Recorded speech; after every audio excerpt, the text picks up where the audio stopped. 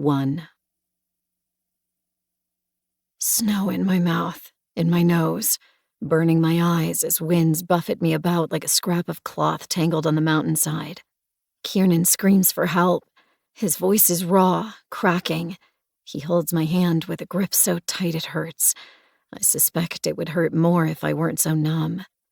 "Stay with me, Krista," he repeats, and his words are dragged away by gale-force winds. "Don't leave me." Snowdrifts rise up to my knees. We're struggling, clawing our way across a landscape we can barely see. I don't know where we're going. I don't think Kiernan knows either, and that thought is terrifying. Nothing around us is familiar.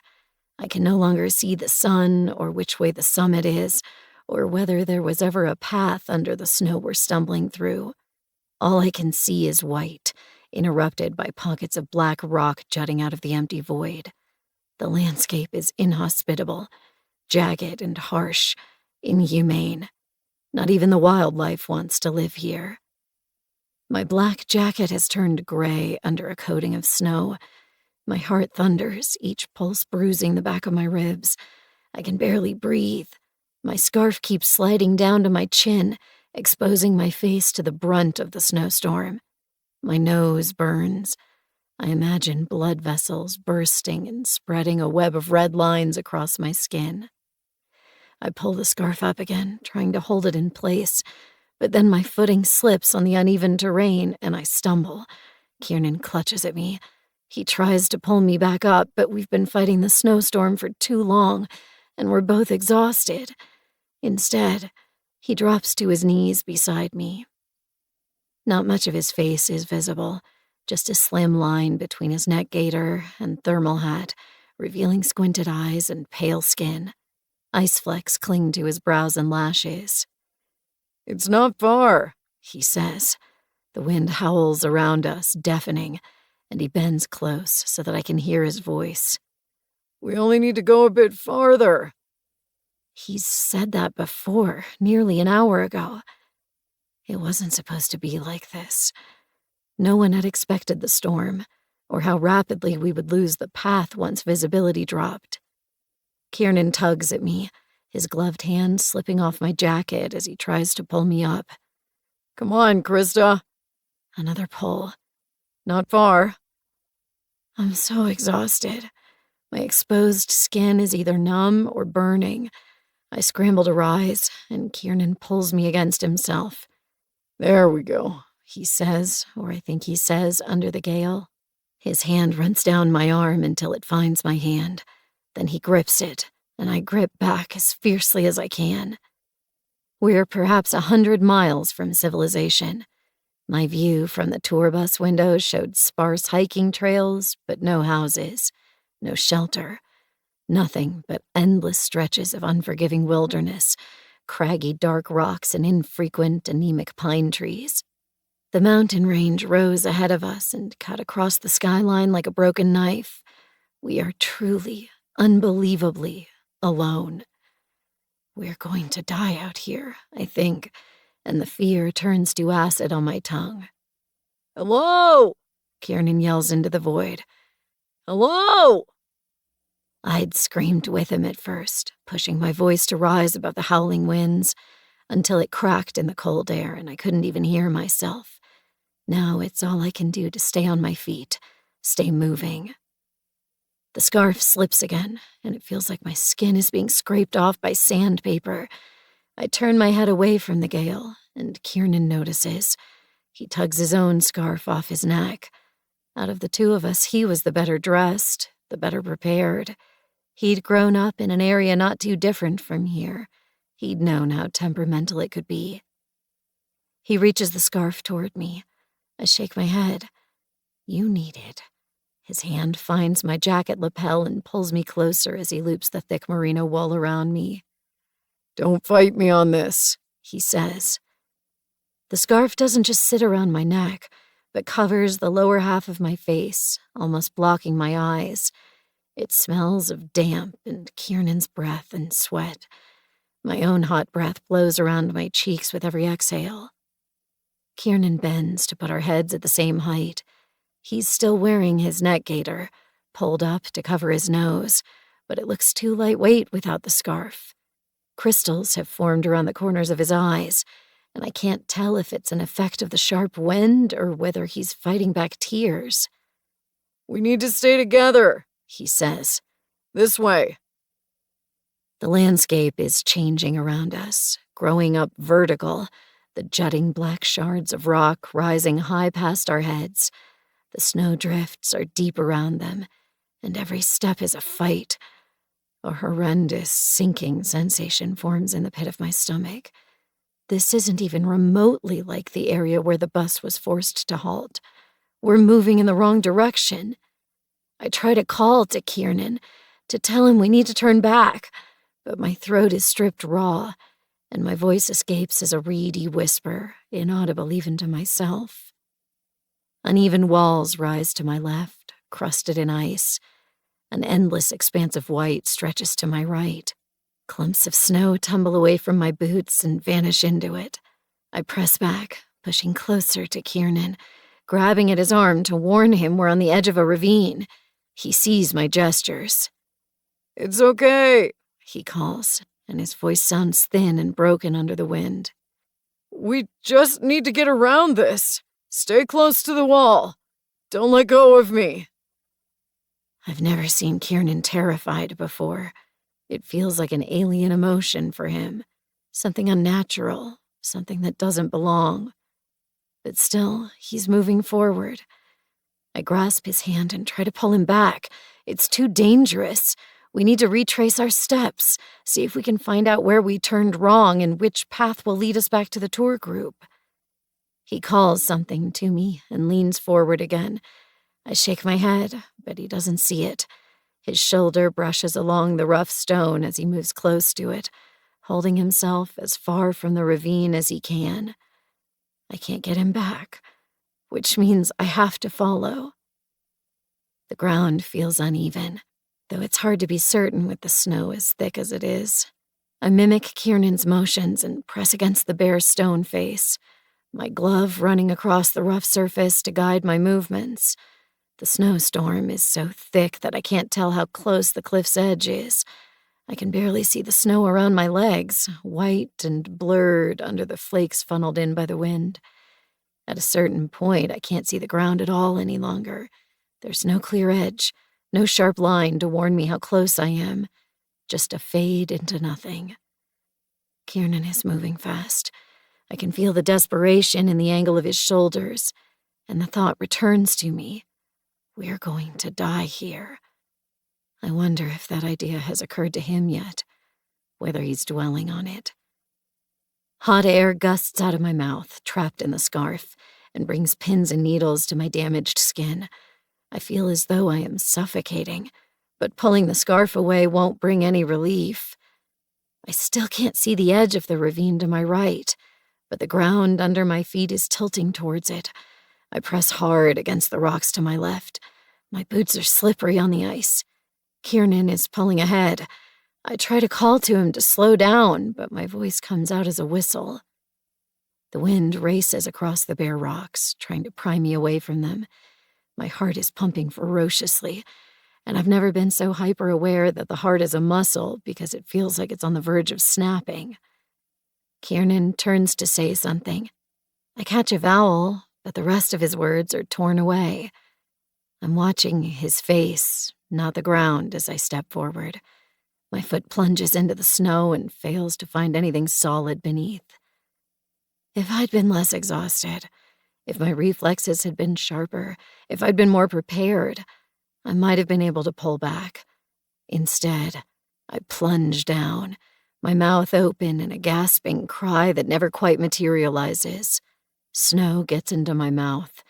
My arms stretch out, fingers reaching for any kind of purchase, but they only find fresh snow, crumbling and delicate. I feel myself sliding away, towards the edge, towards the void. I claw and kick, but it's like grasping at air. A hand catches mine. Kiernan, his eyes huge and wild, clutches at me. It's not enough. Pain arcs up my arm as I slip out of his hold.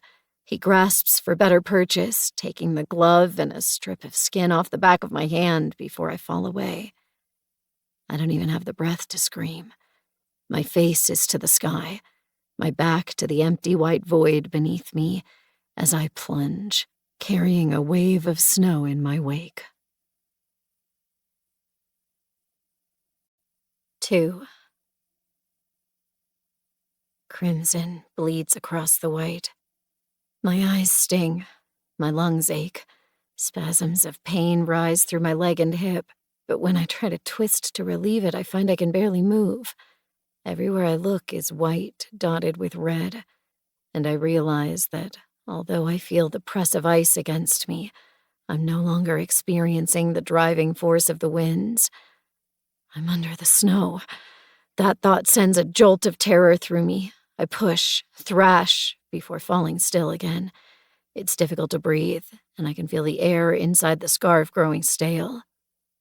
I've heard that skiers who are caught in avalanches often perished because they don't know which way to dig themselves out.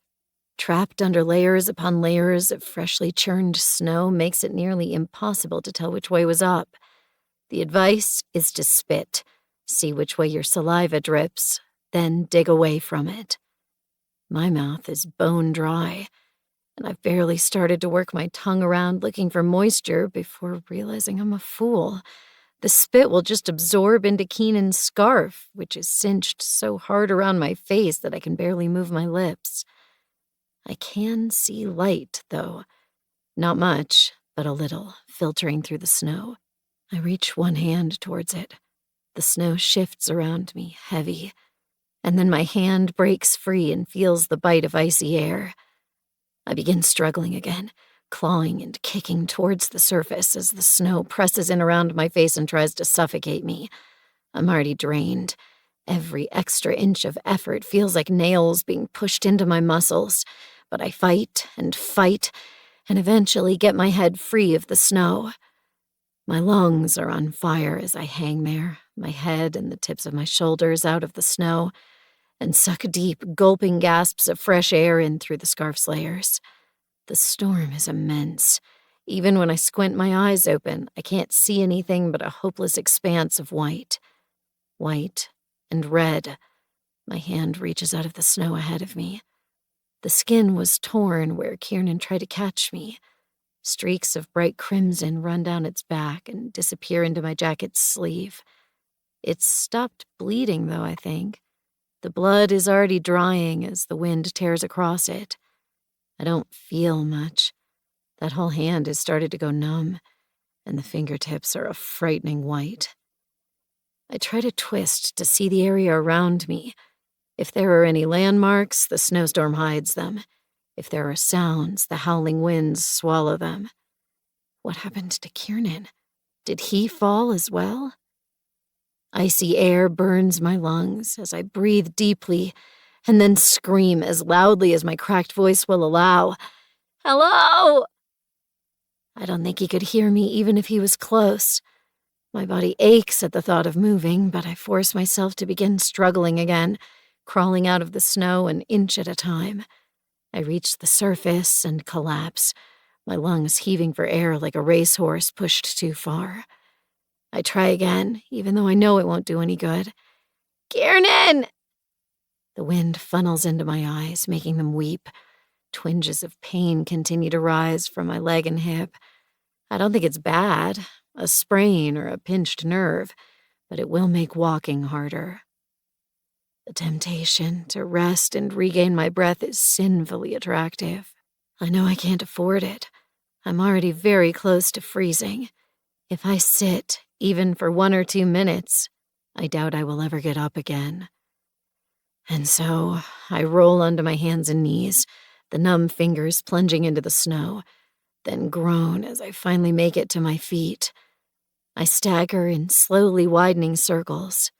The snow is over my knees, and I have to fight to gain each inch of ground, but I can't overlook the chance that Kiernan came down the cliffside with me. The narrow walkway was treacherous, and my own fall dragged clumps of ice free from it. If he fell, he could still be under the snow, struggling but unable to escape. The hole that I surfaced from is still visible, but quickly being filled in by the driving wind. I circle the area until I'm certain there are no other piles of snow where a person could be trapped. Jutting rocks mark the base of the slope I fell down. I can't see the top. I try to scramble up the surface, but the slope increases within a few feet, and I slide back. My teeth are chattering. It's growing harder to feel my arms and legs, and my feet threaten to skid out from under me. I need to get back up there. The brutal cliff face continues to the left and the right. It's impossible to tell how far. I turn left. Strange sounds come through the roar of the gale. They blur in and out until it's impossible to know whether they are man-made, animal, or the whistle of wind passing through narrow gaps in the rocks. Sometimes they sound like screams. Lasting longer than a human's lungs could manage, they shriek and shriek and shriek. My feet stumble with nearly every step. I look back to judge how far I've come, but the tracks I'm leaving fade into the uncanny white within moments. The cliffs are no longer at my side. I don't know when I staggered away from them, but I did. Something dark rises up on my other side. Human-shaped but indistinct, I think I can make out the width of a torso. Energy flows back into me, and I force my way through the rising snowdrifts to reach it. The shape resolves into a tree, its lower branches stripped off by the winds, and I want to scream. I'm going to die out here. The thought is circling me like a vulture. Before, it was a fear. Now it's almost a certainty. I will walk as long as my legs carry me, and it will not be as far as I want them to. Once I collapse, I will have maybe an hour, if I'm lucky, before my body folds under the strain of the cold and drags me into a sleep I won't wake from. The tree fades behind me as I move away from it. A dark ridge teases at the edge of my vision. Without any other markers to keep my path running straight, I aim for it.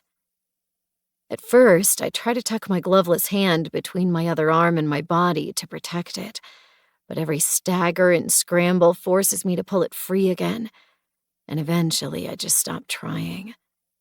The screams rise out the whistling wind again and again, always lasting too long, lingering until they hurt my ears. I don't know how long I've been walking. I can feel my consciousness bleeding in and out, even as I stay upright and continue stumbling forward. I was trying to find Kiernan, but I have no idea which direction he might be in any longer. The landscape rises and collapses in unpredictable patterns.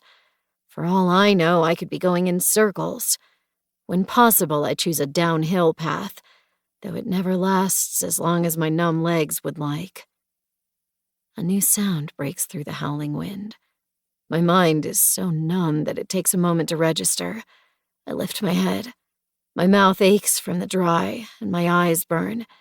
There is nothing to see ahead except the hazy, pale void. I pause, my breathing ragged as I listen. The sound comes again. It's sharper and higher than the wind. Man-made. A whistle. I don't even have to force my legs to move this time.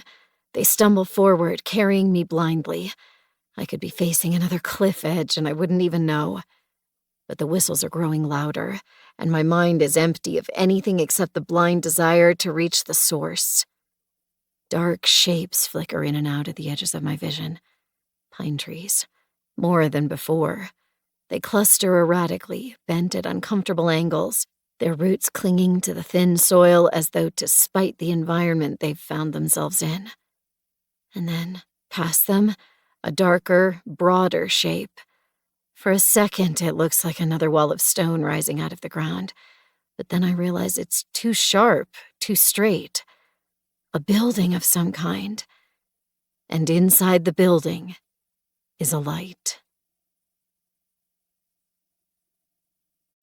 3. 6 hours earlier. Blackstone Alpine Lodge. It's supposed to be closed. The weather this time of year is too inclement, the roads too unreliable to ferry guests in and out. We're going to have the whole place to ourselves. The private tour bus rocks uneasily on the narrow road. I clutch the brochure in my lap. The photo on the front shows a beautiful weathered stone building with wooden trim. It's huge, less of a lodge and more of a manor. During peak season, it could probably house 200 guests. Small text inside describes lake views, skiing opportunities, and the wild deer and goats that roam the region. Those descriptions are punctuated by photos of snow-capped pines and beds with deep red covers. Beside me, Kiernan is trying to hold his energy in check. He's been buzzing since this morning, sorting our bags, holding us to our itinerary, helping the tour guide pack the bus. He must have noticed I was clutching the brochure a little too hard. His hand snakes out, delicate, and brushes the back of mine. I like that he always does that, asking instead of demanding to hold my hand. I spread my own fingers in response and feel some of the anxiety bleed out of me as he threads our hands together. When I first met him, I thought he might be too much for me. He had so much joy, so much enthusiasm for life, all of it bright and fresh and unblemished. I was a mess. I don't know how else to put it. Each day felt like a fight to earn the right to be happy, and they were fights I lost more often than won. The things that energized Kiernan drained me. Cooking breakfast, going shopping, choosing a movie. For Kiernan, even the mundane seemed like a chance to discover something new and good. For me, they were hurdles, scraping my shins every time I failed to clear them. Kiernan's thumb grazes over mine. A reminder, breathe, relax. I try. I haven't trusted anyone in a long time, but against my better judgment, I've started to trust Kiernan. This trip was his design. He'd grown up in one of the small towns below the mountain range and has told me about the years he spent exploring the craggy rocks and windswept patches of trees. The landscape has, in a way, become built into his soul, and he wants to share it with me. Somehow, this feels more important than just a holiday, as though this is some kind of next step for us. 4 months should be way too soon for a proposal. My friends, the few I keep in contact with, would have told me to slow it down. But there was something in the way Kiernan talked about the trip, a hint of nervous excitement in his smile, a flash of intention in his eyes that made me think I might not be wrong. The bus is a charter, with plush, mostly clean seats and large windows. It's not quite half full. Kiernan and I are near the back, which gives me a chance to watch our companions. I count 8, 9 including Brian, the driver and coordinator. Kiernan picked this trip specifically to avoid the crowds. He found a private tour with only a handful of other attendees. We'll have 2 weeks at Blackstone Alpine Lodge with very little stress. At least, that's the goal. We are an eclectic bunch from what I can see. An older couple sit in the row ahead of us, talking softly. To our right, a young blonde woman with pale skin and severe features leans against the bus's side, staring through the window at the ragged landscape flashing past. 2 rows ahead of her is a man with his hair styled into an undercut that's so precise it must have been done professionally. Near the bus's front, 2 men, one old, one perhaps a couple of years younger than I am, sit in silence. Father and son, I suspect. Then, 2 other women on opposite sides of the bus.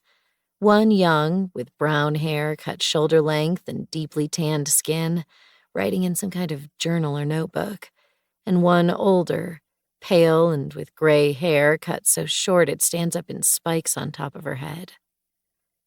As though she can sense me sizing up the bus, the woman in front of me turns around in her seat. Her hair is dyed brown, with hints of gray showing at the roots, and her eyes are shrewd as she glances me over. "Huh," she says. "You've got one of those faces." My voice is a whisper. "I'm sorry?" One of those faces you want to punch? One of those faces you love to hate? She swirls her finger around her own features, which are broad and bold, a large nose and a squared jaw with the earliest hints of jowls. The kind of face that feels familiar. You haven't been to Louisiana in the last few years, have you? I manage a laugh, even though my heart is going a little faster than I would like. No, never. Is that where you're from? Yep, me and the hubs, though he travels plenty. Trucker, you know. On cue, the man next to her turns. Despite the chilling temperatures, he wears a baseball cap. His white beard is cut into a Van Dyke style, a block of hair that rings his lips and vanishes underneath his chin. I've heard that married couples who live together for long enough can sometimes start to look alike, and I can see that theory in action. Their faces have a similar square shape, with fluid-heavy skin under their eyes and hints of rosacea across their noses. Steve, the trucker husband says, and thrusts his hand over the back of his seat. Kiernan dips in quickly and shakes the hand in my stead, something I'm grateful for. My wife's Mary, Steve continues. When we first heard about this trip, I thought I was going to get to do some hunting, take home a 10-pointer, but they wouldn't let me bring my gun. Probably not too many deer in the area at this time of year anyway, Kiernan says. He's friendly, but I know he doesn't like sport hunting. And the lake will be frozen over, so no fishing either. Steve groans, and it says he turns away that I see he's wearing a vest. Embroidered on the back is a design of a large fish leaping out of the water, a hook barbed in its mouth, with the line leaping back towards a distant fisherman. The news about the lake must be an extra blow. You'll find something to do, Mary says, fond but unsympathetic. She gives me a wink. It's our first proper holiday in nearly 10 years. We need to get some spice back into this marriage one way or another. I chuckle, even though I'm left feeling uncomfortable in ways I can't quite explain. Mary and Steve seem friendly, but the hairs on the back of my arms rise. There's a change in the bus's rocking, tilting motion. It slows, its motor rumbling. I crane to see over the backs of the seats. Through the front screen, I can make out a patch of the road. There looks to be something bulky and dark ahead.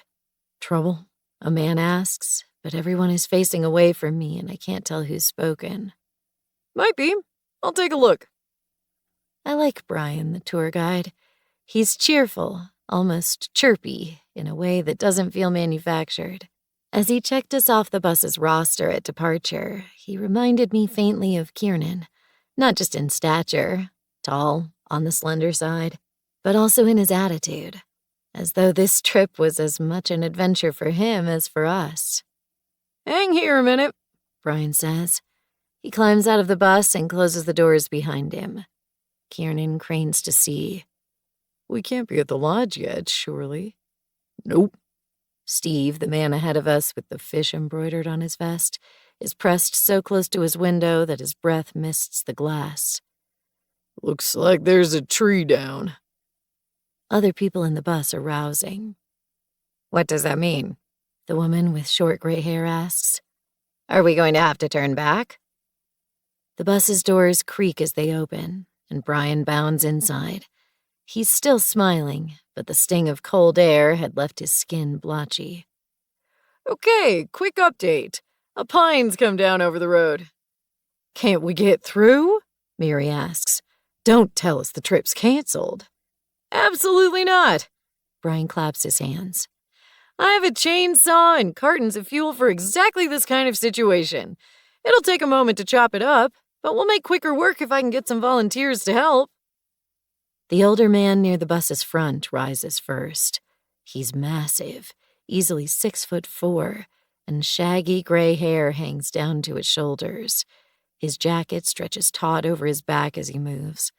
The teenager at his side seems to be trying not to make eye contact, but the older man taps his shoulder, not roughly, but not gently either, and the teen shrugs and stands.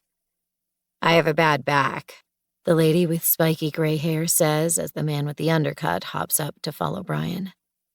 Steve huffs out a breath and pats Miri's leg. Time for the men to get to work. At my side, Kiernan reaches for his jacket. You could stay here, he murmurs to me. Take it easy for a bit. No, I'll come. After a day of sitting, I'm almost looking forward to stretching some muscles. Plus, the bus's insulation isn't designed for the snow. With the motor off, the cold is already beginning to seep in. Kiernan looks happy and waits while I get my own jacket and scarf from the overhead storage. We shuffle out of the bus, and I realize no one is staying behind. Even the gray-haired lady with the bad back didn't want to be left there alone. The icy air flows around me, and I rush to zip up my jacket. Kiernan, following behind me, passes me 2 of the knit gloves I'd packed, and I gratefully pull them on. The sky, which was a relatively crisp blue early that morning, is now a bitter, pitted gray. The mountains are beautiful. The jagged peaks stretch for hundreds of miles in each direction. I can barely see them now as clouds roll like a stormy ocean suspended above our heads, and I glance at Kiernan for reassurance that we're not about to be caught in a storm. He's focused on the roadblock ahead of us, though, and I hunch to pull my jacket higher around my throat as I follow him. Trees grow on either side of the road.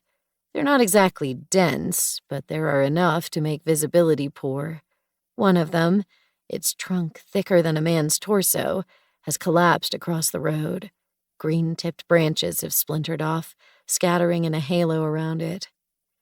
It looks bad now, but we can clear it, no problem, Brian says, walking sideways so he can speak to us over the whistling wind.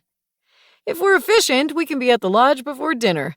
Take care of your back, okay, ma'am? Blake, she says, but her coat has a fur trim that covers her mouth and muffles the word. She's pulled a beanie over her spiky gray hair. She's short and blocky, and shows no intention of approaching the tree. Not far from her, Miri turns aside to shake a packet of cigarettes out of her pocket and lights one. I'll cut the tree into logs, Brian says. With a couple of volunteers, we're looking at about an hour, maybe an hour and a half. Anyone who isn't in the mood to haul wood is welcome to stay in the bus, or you could take the opportunity to enjoy your first day in the mountains and take a look around. Just don't stray far. I have insurance for you all, but I don't want to have to use it. Cold wind snatches at my back. I look behind us. The clouds seemed to have gotten denser and darker in just the couple of minutes we've been outside. Kiernan's not looking at the rocks, but at the slope leading upwards. How are you feeling about a walk? I smile. He was born close to this very ridge of mountains, probably no more than a few 100 miles away. Areas like this must feel like a second home to him. Yeah? I can see a gap in the mountains up there. His excitement is rising. He takes my hand, an eager grin showing his teeth. That means there's probably a good lookout close by. Do you want to try to find it? Some of the other guests are already moving away from the bus. They're mostly following the road, either stepping over the tree to explore farther up the path or wandering off to the side to get a closer look at the plants, their hands in their pockets and their shoulders hunched against the cold. That sounds nice. It's been a long day, and all of it has been spent in the bus with near strangers. The idea of having an hour of quietness, particularly with Kiernan, is too tempting. Brian, Kiernan calls. We're going to see if we can find a view of the mountains. We'll be quick. Sure, no problem. Just don't wander too far. Okay? Kiernan asks me, his hand warm on mine. I say, okay, and try not to shiver as the first snowflake touches my cheek. Kiernan is a fast walker, but stays patient with me as I stumble over tree branches and rocks that have been hidden under the snow. It's hard to tell if we're following a walking path or if we're now into wild terrain. I don't like how far we've walked from the bus. But Kiernan has always had a good sense of direction, and I'm letting him lead the way, even when I begin to lose my orientation. Shouldn't be far, he says, breathing heavily through his smile. Look, clear sky ahead. I can't see any clear sky, just the thickening, darkening clouds growing low and pendulous around us as the snowflakes come faster and thicker. I wish I'd brought a heavier jacket. Even the scarf feels scant as the wind picks up. How long have we been walking? I glance behind myself. The slope is a ragged mess of sharp rocks and trees. It's already growing hard to see the path we took. Brian said the bus would be ready to leave in an hour. If the weather's turning bad, if the bus is at risk of becoming snowbound, how long could they afford to wait for us? Kiernan, I catch myself. He looks back at me, and there's so much fondness in his eyes that it breaks my heart. Are you okay? Can you put up with the cold for just a bit longer? I want to find the perfect spot. I want to show you something beautiful. There's not much I can do except nod. He reaches out and takes my hand, and we step deeper into the endless white together. 4. Now. My mouth tastes bad, sour and gritty with a tang of blood. My hip still aches. There are small pains everywhere. In my feet, in my calves, in my hands, in the muscles in my face. But pain means life. It means I'm out of the numbing snow. The room's blurry. It's not just because my eyes won't focus. The lights are low, leaving it bathed in shadows. Someone crouches beside me. Kiernan? I blink. No, a woman. Her face is very pale. I recognize her. She sat on the seat opposite us on the bus, facing the window, her blonde hair pulled back into a stark ponytail. She looked bitter then, and she looks bitter now, her delicate features pinched as she manipulates my hand. That's frostbite, a voice says, and it sounds muddy to my ears. We should amputate. No, the woman says. And that's all she says. Figures shuffle in and out of my peripheral vision. I strain, fighting through the fog. A pulse of fear runs through me. Did they find him? Is Kiernan here? A familiar form shifts near the room's opposite corner. It's Kiernan. The relief is intense. He's near the back of the group, facing away from me. I don't understand why he's not closer. I want to see him. I need to make sure he's not hurt. He's standing and conscious, at least. That should be comforting. Instead, a small twinge of doubt squirms in my stomach. I try to shift my legs and feel stabbing pains cut through the muscles. The woman working on my hand must have felt me moving, but she doesn't say anything. She doesn't even look up to meet my eyes. The sense of danger, of wrongness, grows worse. A premonition that something bad is coming, like a storm threatening to break. I've learned not to ignore that feeling. The last time I tried was on August 8, and the cost it exacted was extreme. But Kiernan is there, running his hands through his hair. It should be enough. But he still won't look at me. He's almost as far across the room as he can get. I open my mouth to call to him, but my voice is barely a whisper, and it drains the last of my fading energy. I slide back to unconsciousness. My dreams come as ragged, vicious things. Not fantasies, but memories, crowding one over another and biting me as they pass. Kiernan clawing at my hand as I slip over the edge. In reality, it was over in a second, but in the dream, it lasts for minutes, his fingers sinking through my flesh in his desperation to catch me. Then his voice, playful, happy, as we fight our way through a clump of fir trees. We just need to get through this patch. I bet we'll be able to see the entire valley from this high. When his voice came again, the excitement had faded into uncertainty as the gentle dusting of snow thickened into something more insidious and the wind picked up. The road was over here, wasn't it? And then True fear sparked through as what we'd believed was our return path culminated in a dead end. Stay close to me, Krista. We'll get back. Just stay with me. My fingers twitch at the memory.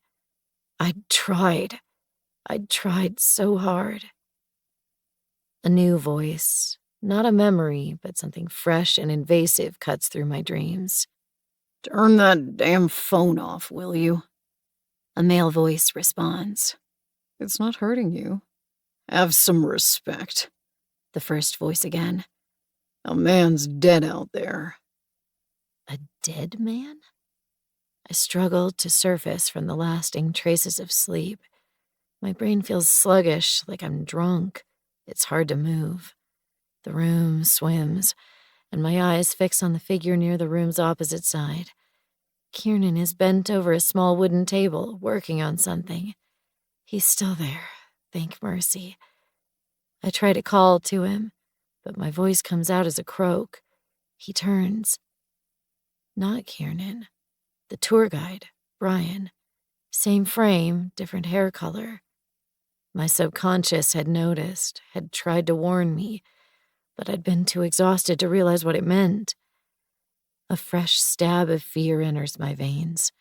It's enough to get me to scramble to sitting. I've been mostly undressed. My clothes are hung to dry on the wall beside me. Only my underwear is left. Kiernan, I manage, and this time the word is barely understandable. I'm struggling to make out the shapes in the room.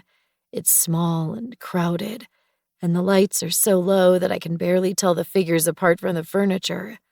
They're all the people from the tour bus, though. I see the young girl with shoulder-length hair clutching her journal to her chest, the older man, tall and shaggy, looking more like a bear than a human, the teenager studiously staring at the wall. They're all there, spaced about, some standing, some sitting on the few chairs that are available, others sitting on the floor. The space, which I took for a bedroom at first, appears to be a cabin. The walls are made of wood.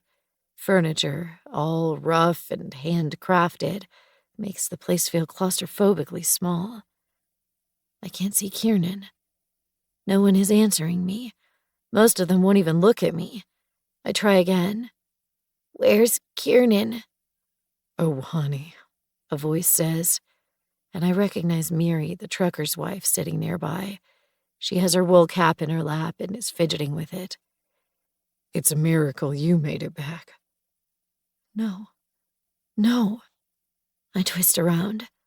My bed is on the floor, made of old blankets and spare coats. There's a window over my head. It's narrow and dull, the glass in need of a clean. I claw onto my knees to see through it. Snow has caked over the glass, leaving only small gaps. My knuckles, the knuckles on my intact hand at least, bulge as they hold on to the windowsill, keeping me upright. The other hand is swaddled in dense bandages. Spots of red bloom through the layers. The bandages run from my wrist and around my fingers, turning that hand into a club. And while I can use it as such, I can't move any of the muscles or joints underneath. Patches of the world outside fade in and out of sight. The storm continues. It batters against the glass, rattling its frame and whistling as it squeezes through gaps. Trees flicker into sight, their branches straining and their trunks bending painfully under the onslaught. And Kiernan is out there somewhere. Miss Bailey? Brian's voice is tentative, as though he thinks I'll crumble under anything louder. Krista? I'm so sorry. Did you find his body? It's the worst question. The sort of thing that in any other situation I might have wrapped in softer, cushioning language. There's no time for delicacy, though. I need the answer. I need it faster than anyone seems to want to give it to me. Brian crouches. He braces his forearms on his knees. His lips work, slightly dry and tacky as he feels out his answer. I repeat myself, louder and harsher, my voice cracking. Did you find his body? No, Brian finally says. I feel as though I am stepping back from a cliff edge. I let go of my grip on the windowsill and instead reach for the clothes hung above my makeshift bed. They're still damp. I struggled to pull them over my gooseflesh skin. Krista, Brian says, and the words are wrapped in that horrible, careful tone that's reserved for funerals and bad news delivered in hospital waiting rooms. We searched for Kiernan for as long as we could. I'm so sorry, but he's out there, I snap, kicking sore legs out as I fight them into the pants. The pale skin is mottled with fresh bruises. Help me look for him. Brian doesn't respond. The others are horribly quiet. Most of them still won't look at me, as though I'm doing something shameful, something they don't want to see. In the gloom, I can make out the gleam of diverted eyes and the shadows around twisted lips, but not much more. I have my pants on. My sweater is crooked, but close enough. I grab the jacket last and stagger up from the makeshift bed. My feet feel as though I'm walking on knives. Stabbing pains travel from them and into my thighs. Krista, you can't go outside. Brian rises with me. I don't listen as I search for the door. It's not easy to find in the gloom, but I locate it just a few feet away. Brian catches my arm before I can open it. Please, stop. It's a small miracle that you're even alive right now. We searched for you and your partner for nearly 8 hours until we were close to hypothermia ourselves. If you go back outside now, you're courting the very real danger of dying. Kiernan's out there! I never yell. I'm very close to it now. His clothes were warmer than mine. He grew up here. He knew how to dress for the cold. He can make it. Brian's own voice rises. He's not angry, though. He's frightened and trying to compensate for it. You've been unconscious for hours. It's night. Visibility is close to nil, and the temperature's dropping with every minute. He pulls in a shuddering breath. Please, trust me. If I thought there was any chance we could find him, I would be trying. More than anything, I want to keep you guys safe. But that includes protecting the people inside this building, too. He sees the look on my face and takes half a step closer, his voice growing still softer. I've sent out an alert to the emergency responders. They'll bring in proper search parties and helicopters as soon as they can. When will that be? I'm not going to back down. Tonight? With this storm? Or tomorrow sometime? You said yourself that it's getting colder with every minute. If he's still alive, we can't just leave him out there. Brian swallows. He breaks eye contact first. My face burns. I thought I was too dehydrated to cry, but tears trail over my cheeks. You can give up on him. I won't. Krista, I'll go with her, someone says. I glance about the room to find the speaker. The man with the undercut nods as he catches my eye, and I could hug him. He's about my age and large, not especially tall, but broad and muscular, with a flexible, expressive face. 2 silver piercings and a stud glitter in his left ear. She's got the right to look for her partner if she wants. I'll help. He gives me a tight smile. I'm Hutch, by the way. Brian sighs. He runs a hand over his face. He looks a decade older than he did when he welcomed us onto the bus that morning. Okay, the 3 of us will go out again. Everyone else, stay here. We'll have to take the lamp, but keep the fire burning so we can see our way back. 2 other figures rise. The severe blonde woman who worked on my hand, as well as the tall, gray-haired man. The woman picks up an old-fashioned lantern from the table, and I expect her to pass it to me. But instead, she zips up her jacket one-handed as she approaches the door. Well, I'm not going, Steve says. He's sharing a couch with Miri, his arms folded and his legs kicked out in a way that fills the limited walking space. It's a suicide mission for a dead man. I suspect Brian would agree, but he just waves Steve off as he wrenches the door open. Snow pelts my face and tugs at my damp clothing, but instead of shying back, I lean into it. He's not dead. Not yet. The 5 of us step out into the raging blizzard. 5. The ice in the air steals my breath away. My throat and eyes begin aching again. I didn't think to bring the scarf, and the clothes I did manage to pull on are still damp and immediately begin to sap energy from me as I lurch away from the cabin. I won't be able to last long out here, I realize. But however much I'm suffering, Kiernan has it worse. The others said I was asleep for hours. I try not to think about what these conditions would do to a man in that time.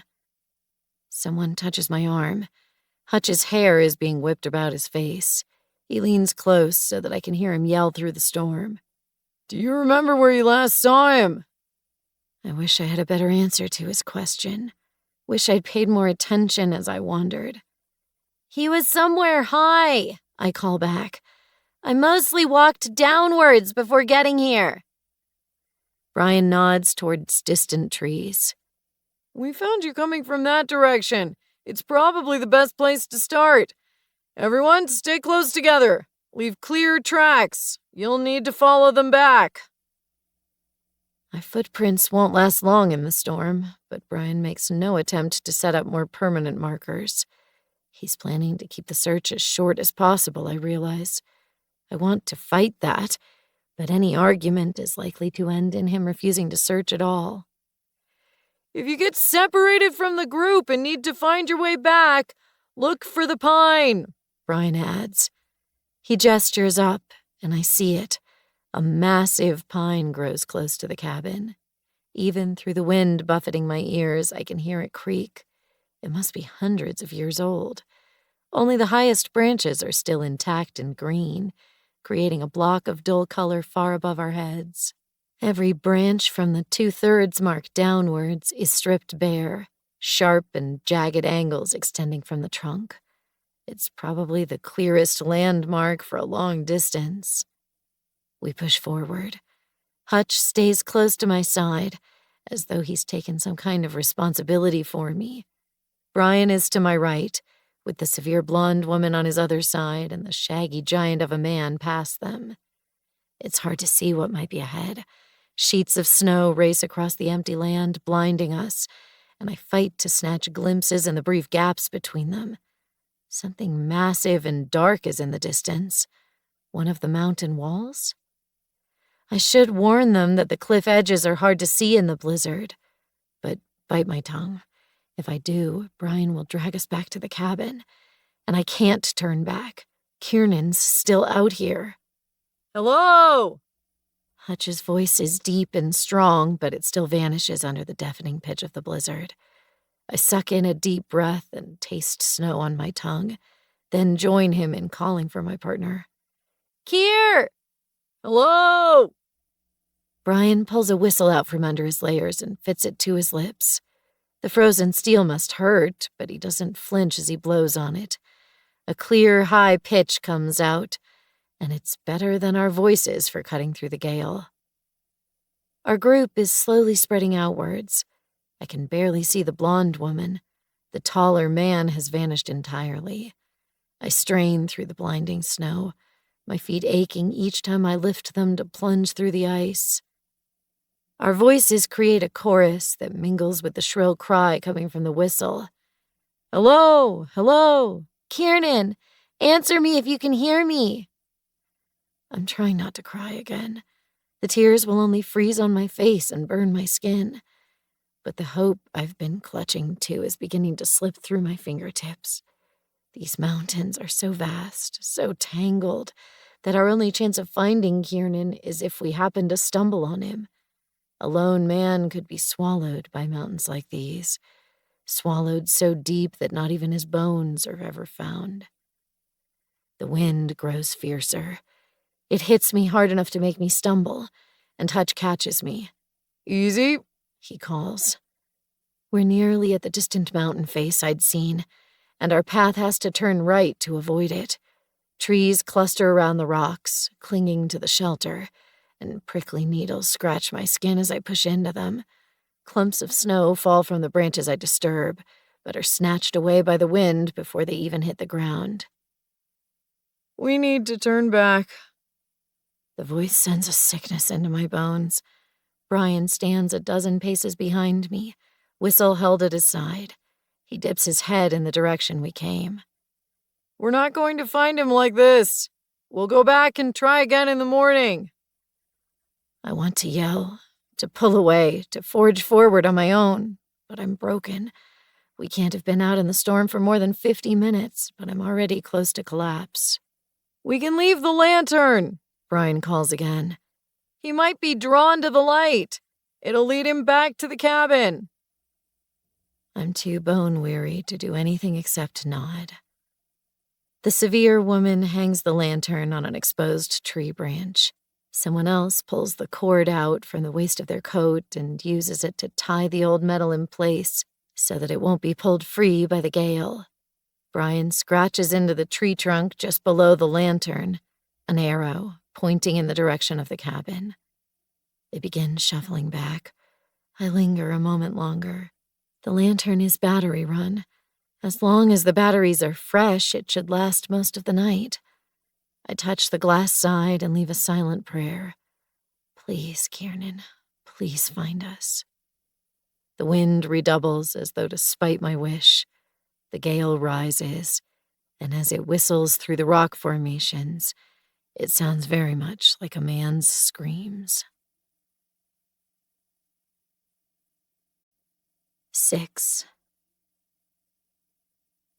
It takes a long time to retrace our tracks in the snow and back to the cabin.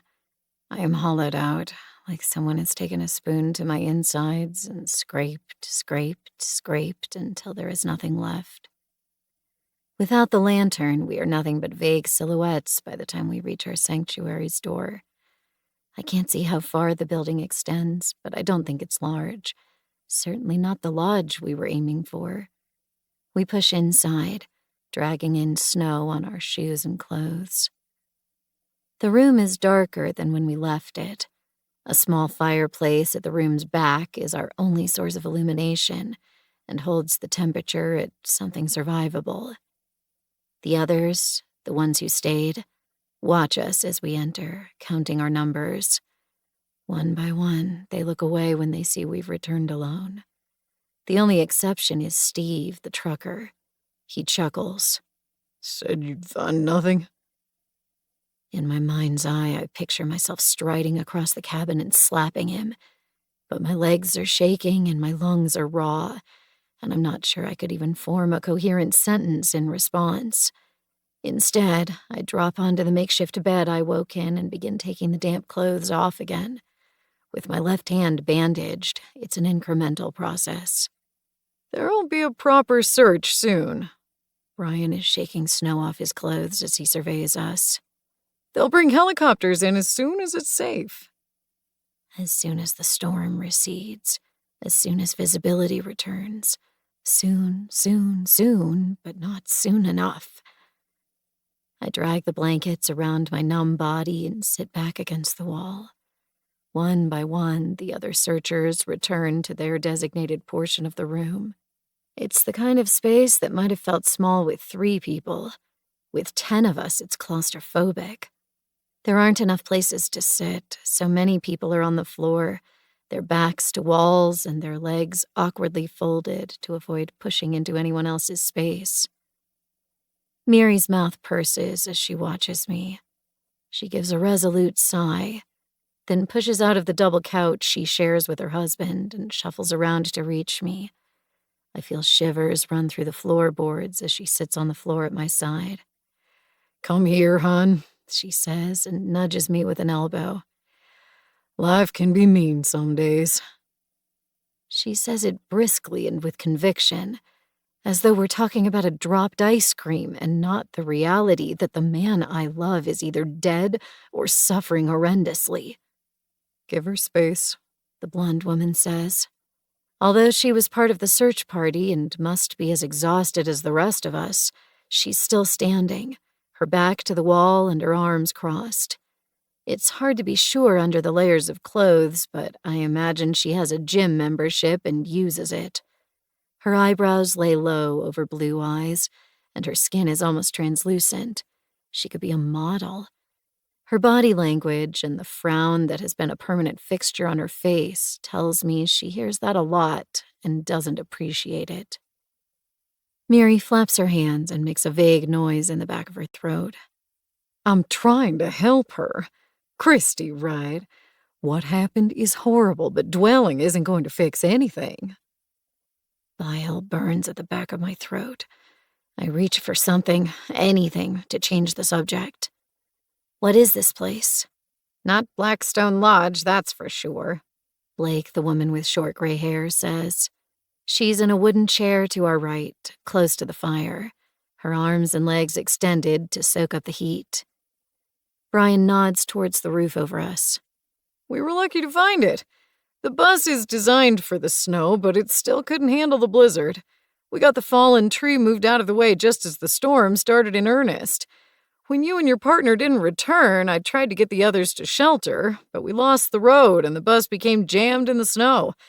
I thought we might be within walking distance of the lodge. I left to try and find a path to it, but instead, he gestures to the walls around us. I found this. It's better than the bus, at least, Mary says. Marginally. This is most likely a hunting cabin that was left empty over winter, Brian says. It'll keep us warm and dry for tonight.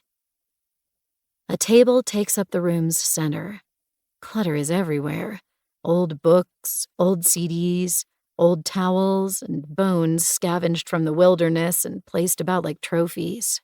Faded paintings hang on the walls, all different sizes, the work of someone still learning the craft. The furniture is handcrafted, even down to the cushions on the couch. Everything feels worn. Whatever this building is, it's been lived in. Are we gonna get in trouble for, breaking and entering? It's the first time I've heard the teenager speak, and his voice is unexpectedly deep. He looks like he doesn't want to be here. Short answer, no, Brian says. People in regions like this tend to keep the law of hospitality. If someone's in a dire situation, you don't deny them shelter or food. We'll make sure we leave this place tidy and put a note on the table for when the owners get back in spring. The door was unlocked, Blake says. Almost like they knew some poor souls would need to shelter here. It's probably not the first time it's happened. Brian moves towards the fireplace. There's a pot sitting just outside the flames, filled with water. He pours some of it into a cup and brings it back for me. Whoever owns this cabin has likely had to rely on someone else's hospitality in turn. The weather can turn on a dime in this region. As we've found. Steve claps his hands on his knees and changes his tone. Since we're going to be stuck in such close quarters, we might as well get properly introduced, eh? I'm Steve Peltz, and I'm here with my wife, Mary. I'm a trucker. Mary raised all 4 of our kids, which is as much of a job as anyone could need. Me and the wife were looking forward to a solid 2 weeks in the wilderness, though this is a bit more than we were expecting. We're adapting, Mary says, and she pats my arm as though she believes she's some kind of role model. There's a brief pause. I hold the mug of warm water awkwardly. No one seems eager to go next. Then Hutch rocks forward, one hand flicking out in an abrupt wave, his piercing shimmer in the low light. I'm Hutch Wang. I'm a DJ and can get you all into the best clubs in SoCal should you ever visit. Steve makes an odd huffing noise. Didn't think you'd be the kind who'd want to visit the mountains. There aren't any parties up here, you know. Hutch shrugs. I'm mixing work and pleasure. At least that was the plan. I was on my way to the lodge to check it out as a venue for a wedding next year. One groom loves skiing and the other loves remote retreats, and they have the budget to indulge both. They wanted to confirm that the venue could handle the lights and sound system before they committed and paid for me to do the recon work. I wouldn't turn down a free trip either, Blake says. She glances at the rest of us. Blake Shorey. I work as a 911 dispatcher. Did, anyway. Retired just a few weeks ago. Figured I should see some of this country while my body can still handle it. Oh, hey, Steve says, his face lighting up. I have some first responders in my family. One of them used to serve in the army. You might know them. Simone Wall, the severe blonde woman cuts in. The attention turns to her, but she gives no further elaboration, no job or reason for the trip, and tilts her head back against the wall to indicate she's done. A small voice pipes up to fill the silence. Alexis Barros. I lean forward. It's the woman with shoulder-length hair. Her fringe, which is lighter than her skin tone, grazes over her eyebrows. 2 moles dot her left cheek. There's something off about her, and I can't quite decide what it is. She's no older than I am, mid-20s at the most, but crease lines border the corners of her mouth. She's the kind of person I could imagine talking eagerly and laughing freely, but she's hunched in the corner of the room, between an old bookcase and the seat the tall, shaggy man occupies, her knees pulled up to her chest. Until she spoke, she had very nearly vanished into the furniture. I'm struck by the idea that that was something she welcomed, that she would be invisible if she could.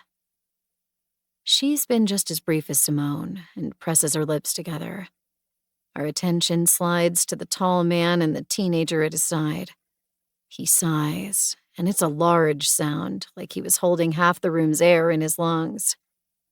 Danny Olsted, he says, blunt and unwelcoming. Mechanic. And my boy, Grayson. Grayson flicks up 2 fingers in a silent acknowledgement.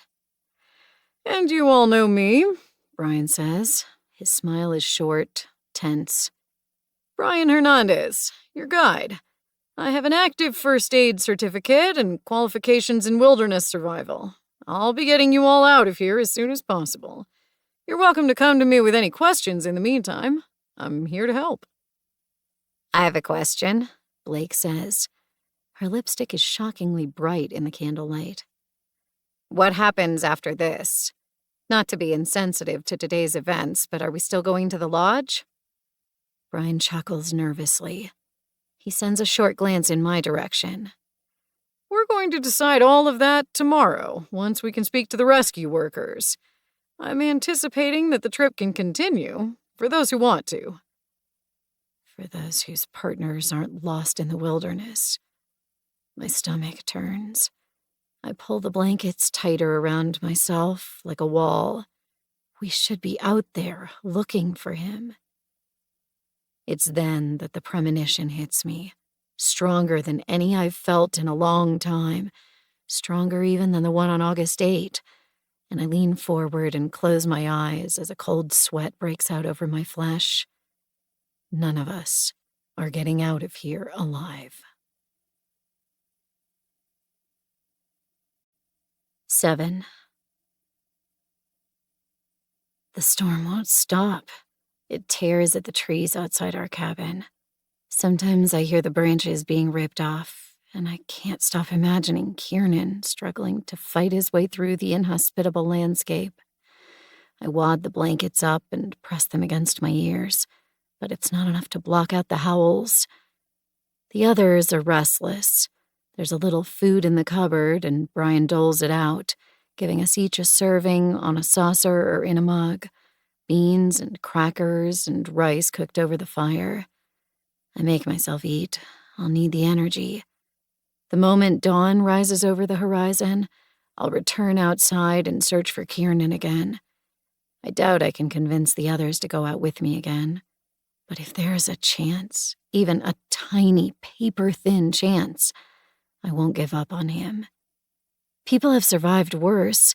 They've dragged themselves across tundras and deserts. They've clung to flotsam in the ocean, sometimes for months. There are even cases of people being revived after being frozen solid. Kiernan is strong, not just physically, but emotionally.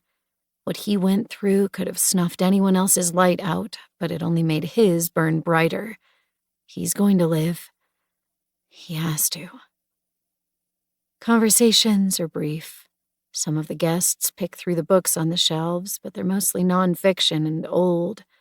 Brian sits forward in his chair, his expression open as he fields questions and gives assurances. Our shelter doesn't have a bathroom. When we need to relieve ourselves, we're supposed to go outside and walk as far from the cabin as we safely can without losing sight of it. People leave, looking embarrassed as they fumble with the door, then come back in squinting and sour. There's a clock on the highest shelf of the bookcase. It's small and bronze and hard to read in the firelight. I watch the hands burrow into the morning's rawest hours. It's nearly 2 when I curl up in the makeshift bed and try to force myself to sleep. The wind screams. The window above my head rattles, and I almost imagine someone is on the other side, frantically beating their open hand against the glass. The others have worked on their own version of beds, divvying up the blankets found in the closet and the couch's cushions for pillows. Those who aren't lucky enough to get the prime pickings do the best they can. Hutch lays on his side, a spare jacket bundled under his head. He has his mobile out, and its screen lights up his face.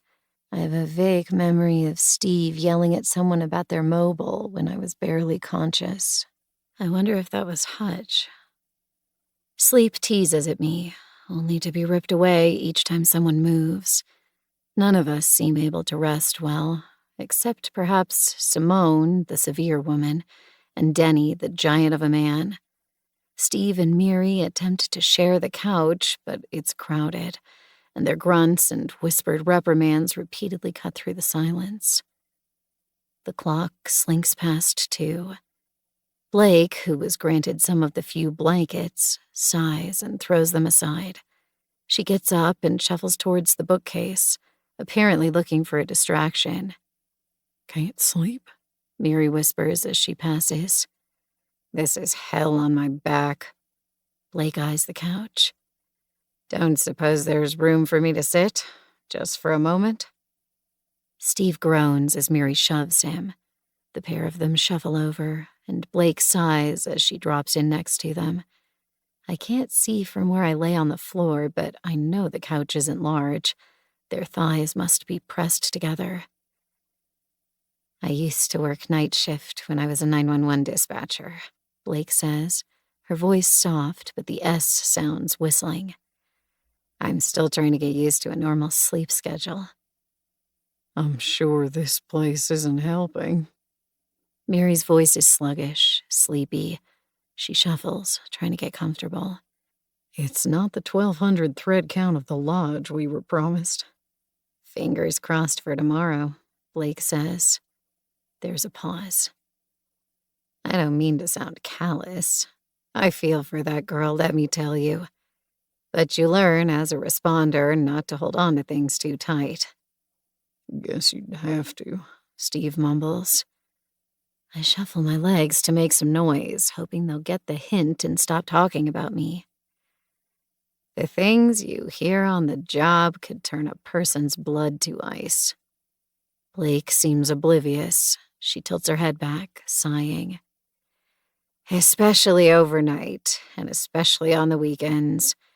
Had one not long before I retired, where a kid's car went off the road.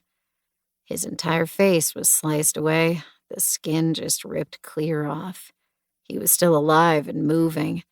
His friend was in the car, and she was the one who called me.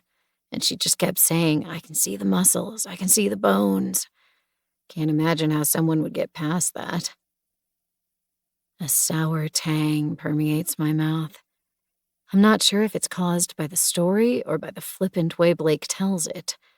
Like it's the kind of memory she calls up occasionally so that she can dwell on it. Like she has an entire mental catalog of them. The skin crawling and the macabre, ready to be reviewed and redigested when she has a quiet moment or two. Someone, Hutch, I think, whisper calls, "Just go to sleep already." And Blake sighs in response before climbing out of the couch. The window rattles above my head. I turn to face the wall, eyes wide and burning. The door creaks open and closed multiple times as people leave to use the bathroom. My mouth is dry. The longer I lay there, the harder it becomes to ignore. So I creep out of bed and cross to the fireplace where the pot of water sits just beside the coals. I dip my mug into it, then cradle it as I stare at my place beneath the window and the view beyond. The wind tears the outside world into constant motion. Torrents of snow flash past the window like static until I can't even see the distant trees. Brian's place by the fire is empty. He must have needed the bathroom. There's a stack of papers face down where he sat. The others are all still and quiet, either asleep or close to. I bend down. The papers don't match anything else in the cabin. They're crisp and white, recent. I turn one over and see Kiernan's signature. 8. My hands shake as I carefully spread the papers out on the floor. The familiar name near the sheet's base is achingly familiar. Kiernan Marshall, followed by his tidy scrawl of a signature. I flip through the pages and see more names. Denny Olsted, Blake Shorey, Simone Wall, and at last, my own.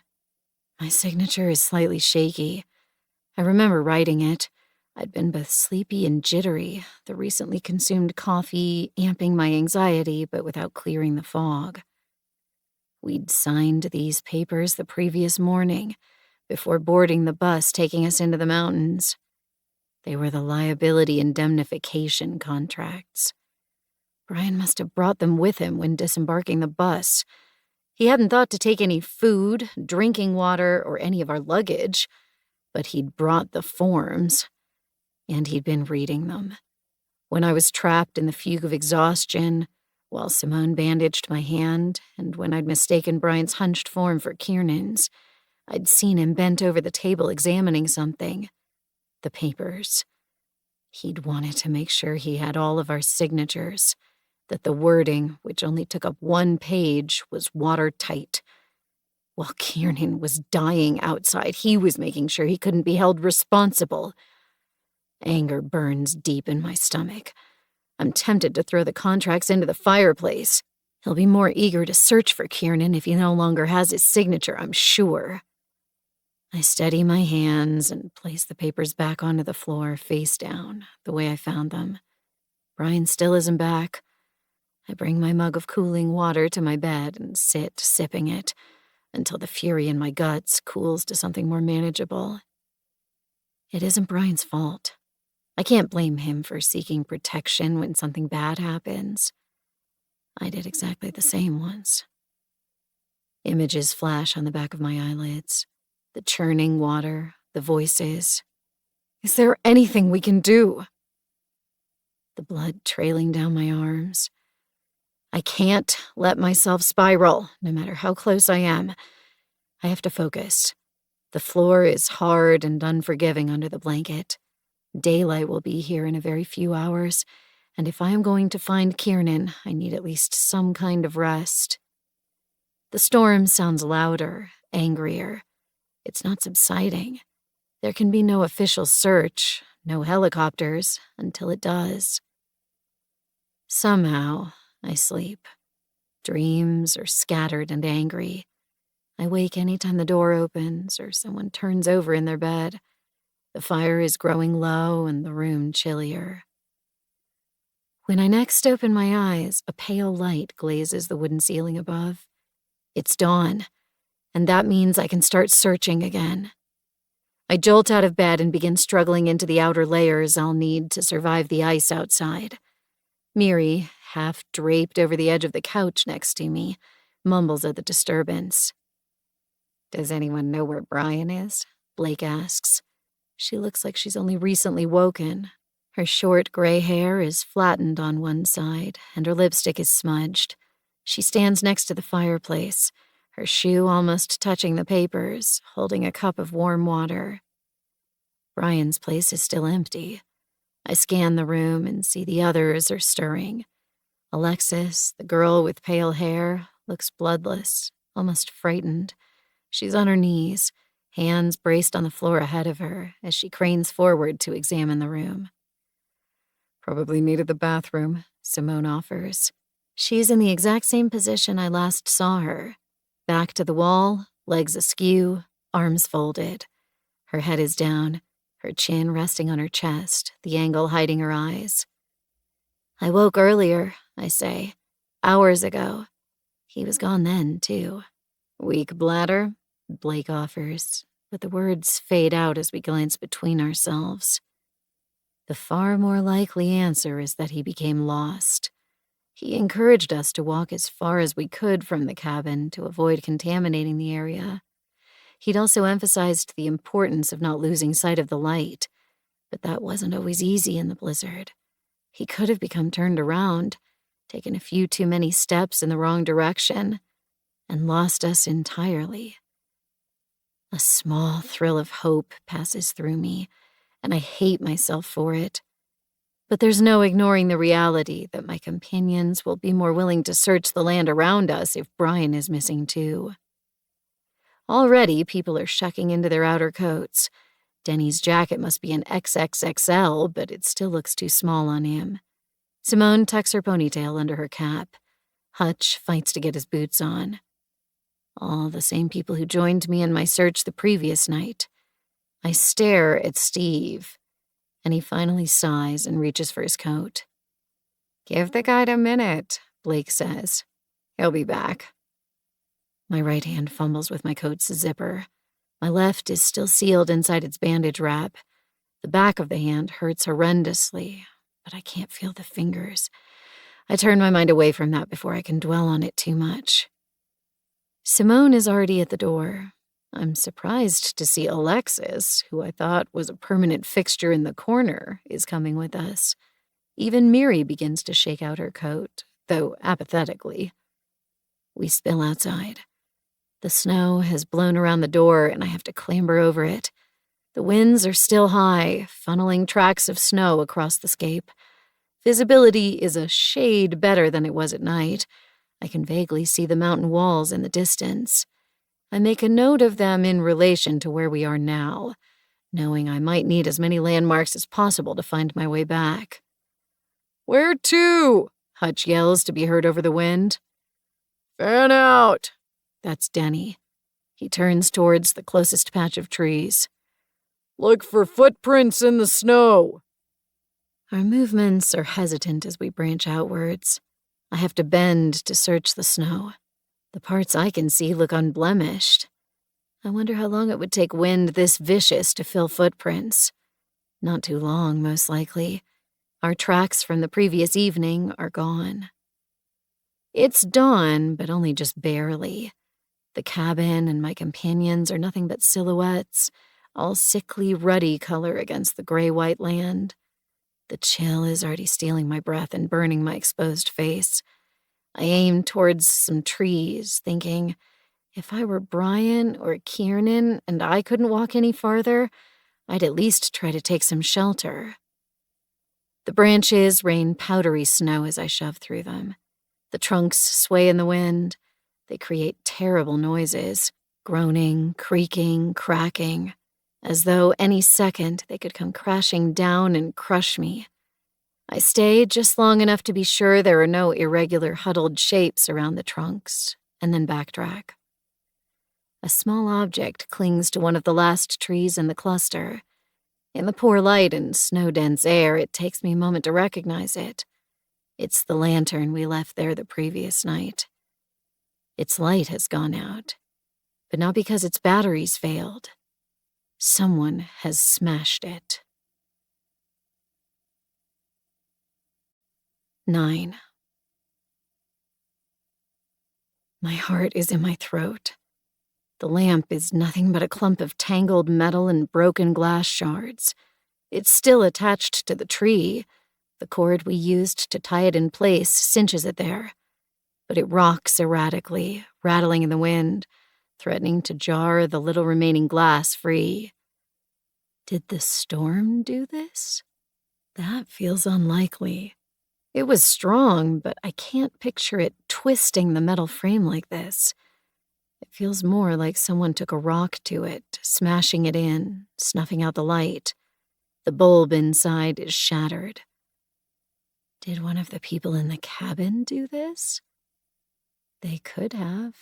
Plenty of them left for the bathroom last night. I didn't pay any attention to the timing. Someone could have easily spent half an hour outside, breaking the lantern in a fit of rage. Why, though? And if not one of the tour group, then who? I back away from the lantern. It feels like a bad omen, like something I shouldn't get too close to. A voice calls loudly. They've found something. Grateful for the distraction, I turn my back on the wrecked lantern and begin jogging. Hutch emerges from the trees near the cabin, clutching his hood in place as he wades through the snow. Denny emerges from a different section of the forest, and Blake, who was staying close to the cabin, joins me to meet him halfway. I found a building, Hutch says, breathless. He points, his thick gloves indicating to the grove he just came from. A shed or something. Blake leans forward. Is Brian in there? I don't know. I don't think so. The door's locked. No, then, Denny says. Keep searching. We part again, Blake retreating to the sheltered area around the cabin, Denny cutting across the field towards the dark cliff walls in the distance, Hutch back in the direction of the trees. I turn to circle the cabin and search around its other side. The ground becomes uneven there, the snow disguising jagged rocks. I climb one of them, getting some height, and crane my neck to see the expanse beyond. The cabin appears to be in some kind of bowl-like valley. That was how I'd stumbled on it before. By following the land downhill, I'd been funneled towards it. I'm grateful I'd wandered into this valley and not any of the hundreds of others that must dot the region. The land on this side of the cabin is too rugged and too dangerous. Gaps between the rocks, invisible beneath the snow, threaten to twist ankles and break bones. I doubt either Brian or Kiernan would willingly trek through it. I turn back. The massive pine near the cabin must be close to 100 feet tall. Standing isolated like that, it's a miracle the wind hasn't felled it by now. The top branches, the only green left on it, whip down and then back under the force of the wind. My eyes trail along its length, tracing the broken and rotting branches leading to its base. There's some color there. I approach slowly, eyes squinted against the blinding snow. A smear of vivid red discolors the field of white. It's already been mostly covered by fresh snow, but the color still bleeds through. It's blood. I try to shut the thought down. It could be many things.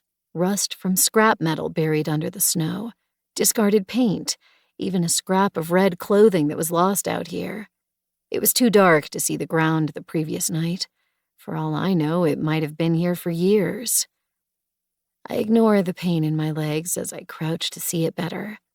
The massive pine casts its shadow across me. The slow, creaking, cracking reverberations from its wood rise out of the whistling wind, and I try not to think about the trunk splintering. Using my gloved hand, I dig into the snow to uncover more of the color. It's definitely some kind of liquid. It's soaked into the snow and frozen into large, sharp crystals. They crumple when I squeeze them in my palm. I raise a handful to smell, but my nose has lost a lot of its sensitivity. There might be a metallic undercurrent. I'm not sure. I drop the crimson-tinted ice and take a few steps back.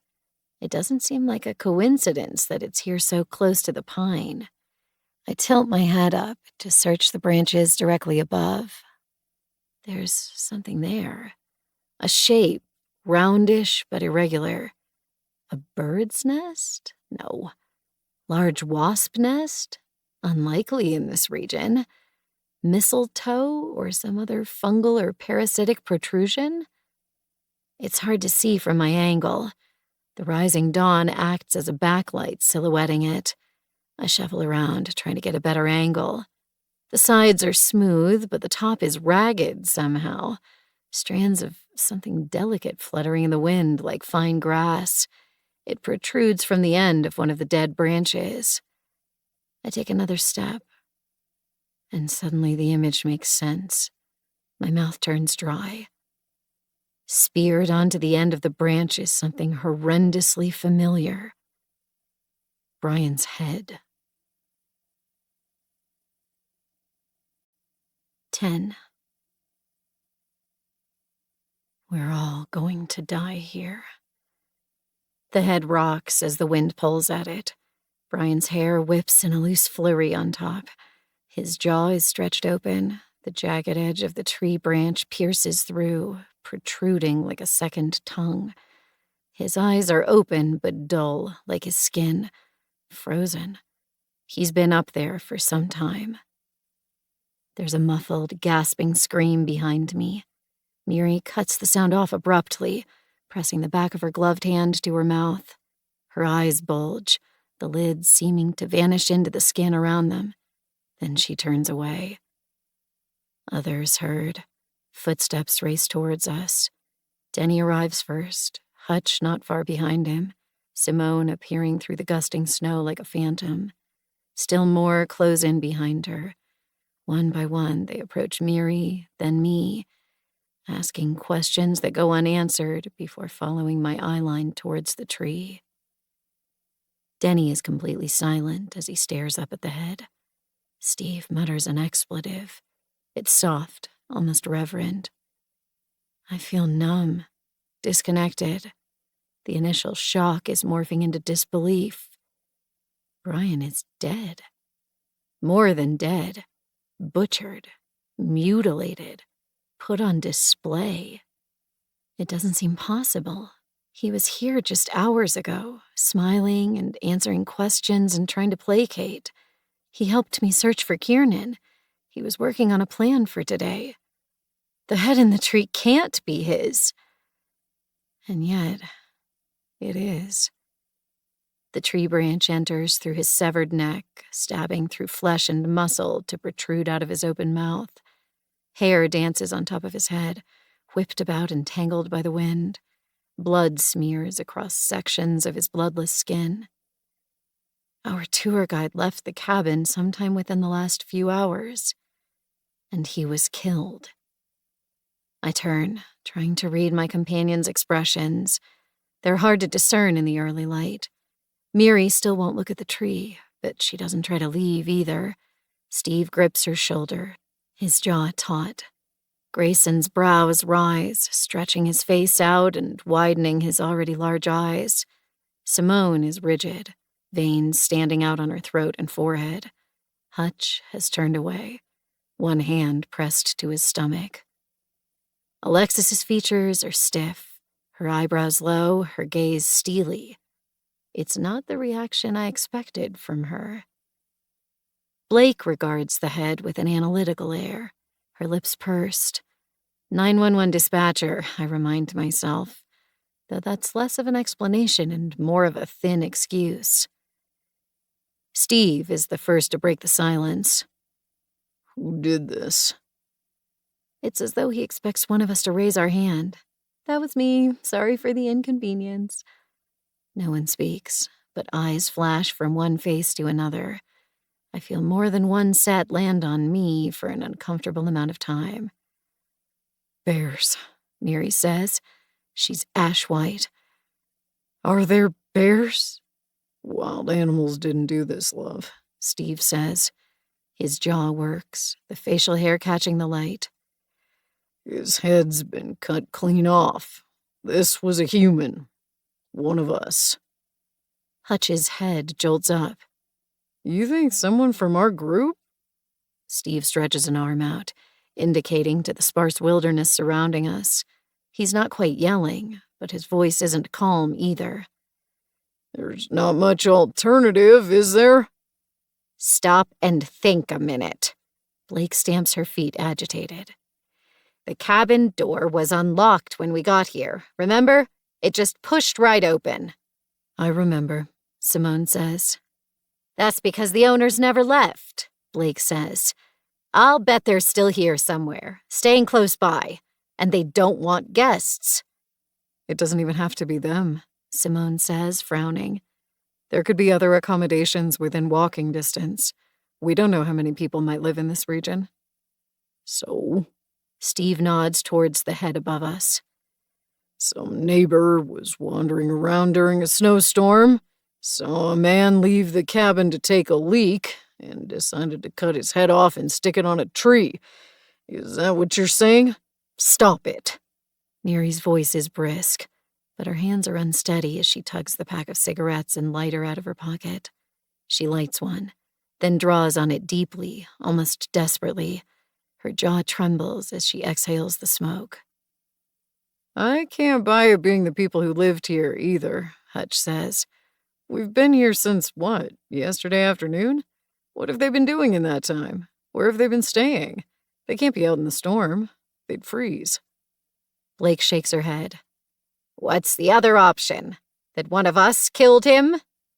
We'd have the opportunity. That's Grayson. The deepness of his voice catches me off guard again. He's managed to shake off the stupor, but keeps glancing towards the head. Most of us were asleep. Someone who wanted to hurt the guide could have waited for him to go outside and followed. You'd still need a motive, Steve says. Blake turns on me, her eyes narrow and cold.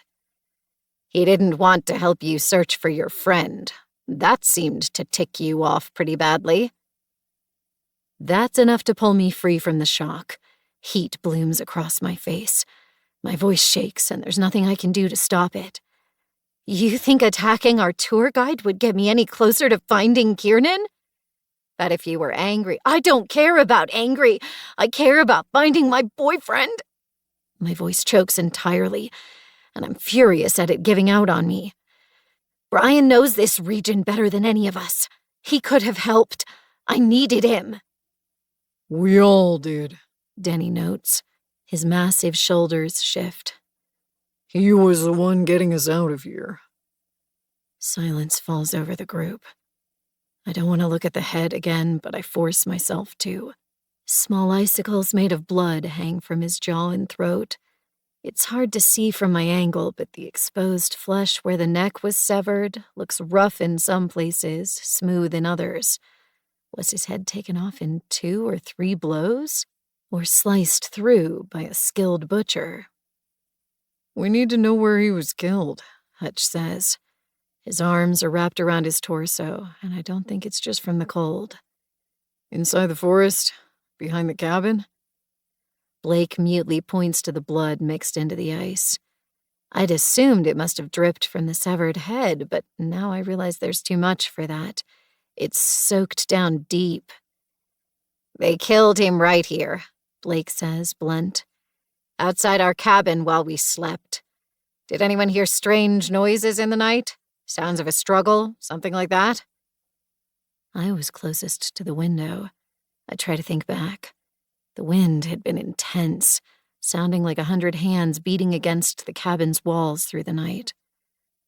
No one could hear anything over the storm, Hutch says. And I don't think he could have been killed here. There's no body. Blake shrugs.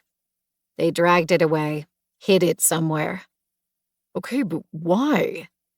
Hutch is growing agitated. Not to hide the murder, because they left the head. People do strange things and for strange reasons, Blake says.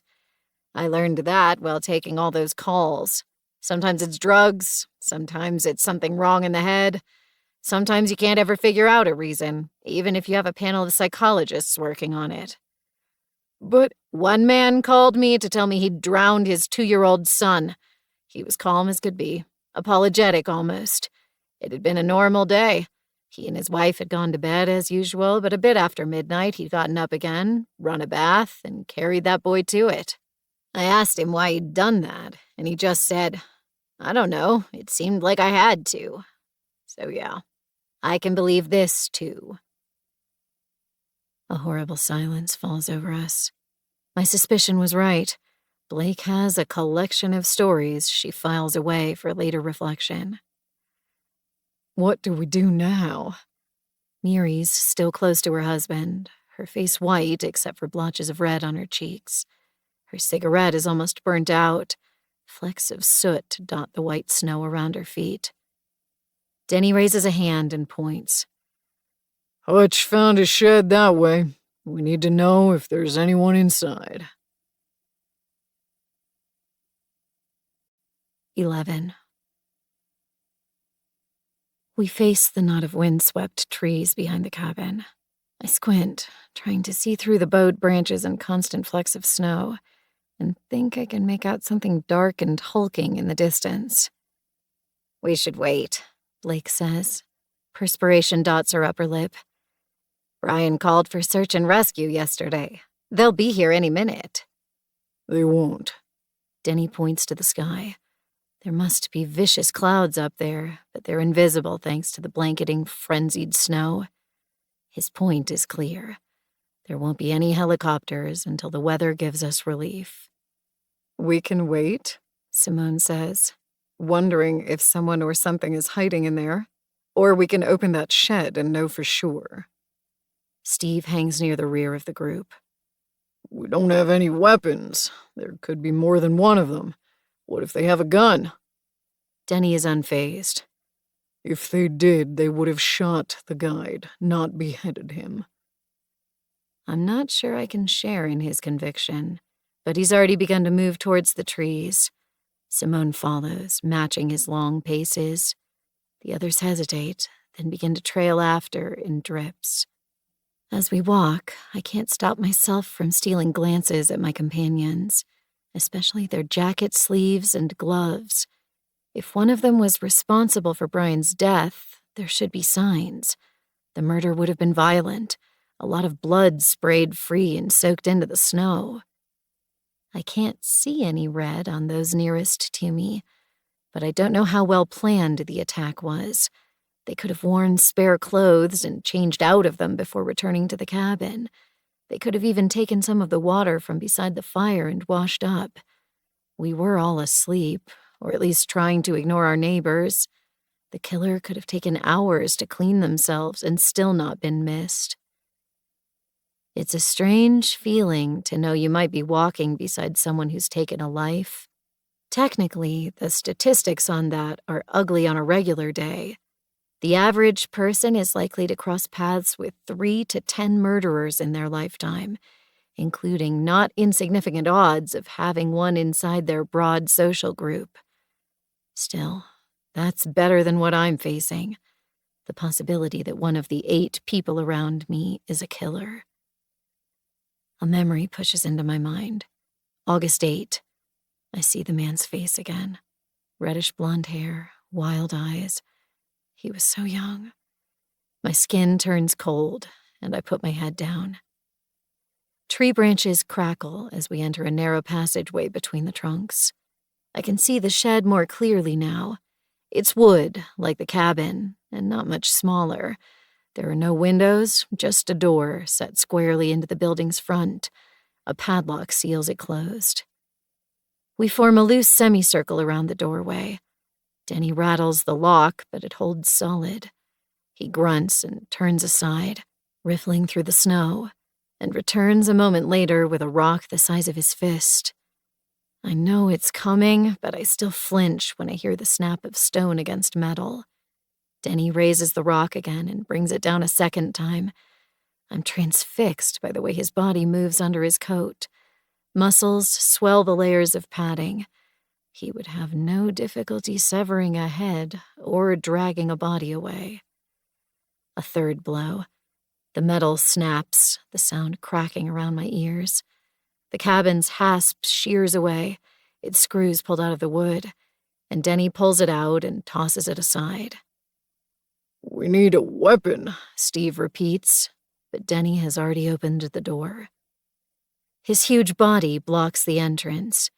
I'm frozen, my hands limp at my sides as I watch with mounting anxiety. I'm afraid his head is about to burst apart, a well-aimed bullet cutting through bone and brain, or that there will be a heavy, meaty slap as an axe gouges into his flesh. He leans forward, hands braced on either side of the doorway, and huffs. Anyone have a light? Here.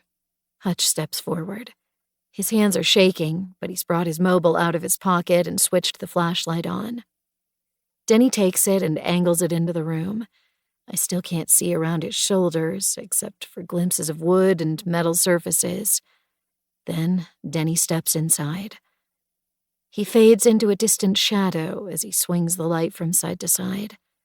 The shed is longer than it is wide, and he presses deeper into the tangle of contents. Simone follows behind him. She pulls the door back and checks behind it, and the movement is so smooth that I wonder if she's had practice. Hutch hesitates, sending a tense glance back at the remaining group, then steps inside as well. Sounds echo. The thump of boots, heavy, panting breaths, a clatter, something metallic being knocked over. I can't stand it any longer. I push past Miri and step up to the doorway. 12. The space is far more cluttered than the cabin. A lifetime accumulation of items fills nearly every available inch. I see gardening tools. The snow must melt enough during summer to allow for it. Wicker chairs, some broken, some discolored, are stacked into a cluster that throws nauseating shadows against the walls. Shelves are stacked about, a meek attempt at categorization. They hold pumps, motors, machines, most so dusty and rusted that I doubt they would work any longer. Near the back of the shed, items have simply been left in piles, like the midway stages of hoarding. Tarpaulins are draped over sections to protect them from dust. Denny has completed a loop of the shed, clambering over one of the piles to make it back to the door. Empty, he confirms. Reactions are mixed. Miri pats her chest to indicate her heart has been racing. Blake nods, a quick perfunctory movement. Grayson scuffs his shoe in a motion that could be interpreted as disappointment. Alexis, who has been clinging to the back of the group, keeps her head down. I can't see her eyes under her fringe. I don't like that. Denny waits until we're all outside, then pushes the door closed again. There's nothing to do about the broken lock. It will have to stay open until the owners return. What now? Miri asks. She glances behind us towards the cabin. I mean, what are we supposed to do next? I don't think any of us knows. There's no handbook for what to do when your companion is killed during a remote holiday. There's no reception out here, Hutch says, pocketing his phone. I already tried last night, and then again just now. 0 bars. Simone speaks. Help's on its way. We're going to stay here until rescue services arrive. I can see Miri's throat bob as she swallows thickly. Can we at least get Brian's head off the tree? It's a horrible question, but one that's been lurking at the back of my mind since I first saw him. I already know the answer, and close my eyes as Simone delivers it. That's a crime scene. We can't touch it. Miri makes a faint, unhappy noise. It's right outside the cabin, though, and if you lay your hands on it, you'll be implicating yourself. Simone's tone brooks no arguments, and Miri drops the question. For a moment we stand there, our shoulders hunched against the icy wind. Then Simone speaks, her voice ringing loud. We don't know what happened to Brian, but this is obviously no longer a safe location. We're returning to the cabin. No one will be allowed to leave until help arrives. Understood? There are weak mutters of assent. One at a time, the others turn to march through the trees to the shack we're staying in. My heart catches in my throat. I jog to catch up to Simone. I have to search for Kiernan. No one's leaving, she repeats, sharp and unforgiving. He's out there. He needs help. I can't abandon him. Blake, just behind me, lets out a barking laugh. Maybe he's the one who killed Brian. Revenge for being left behind. I send her the harshest glare I can. She just laughs more. Stay calm. Focus. Kiernan needs you. Getting into fights won't save him.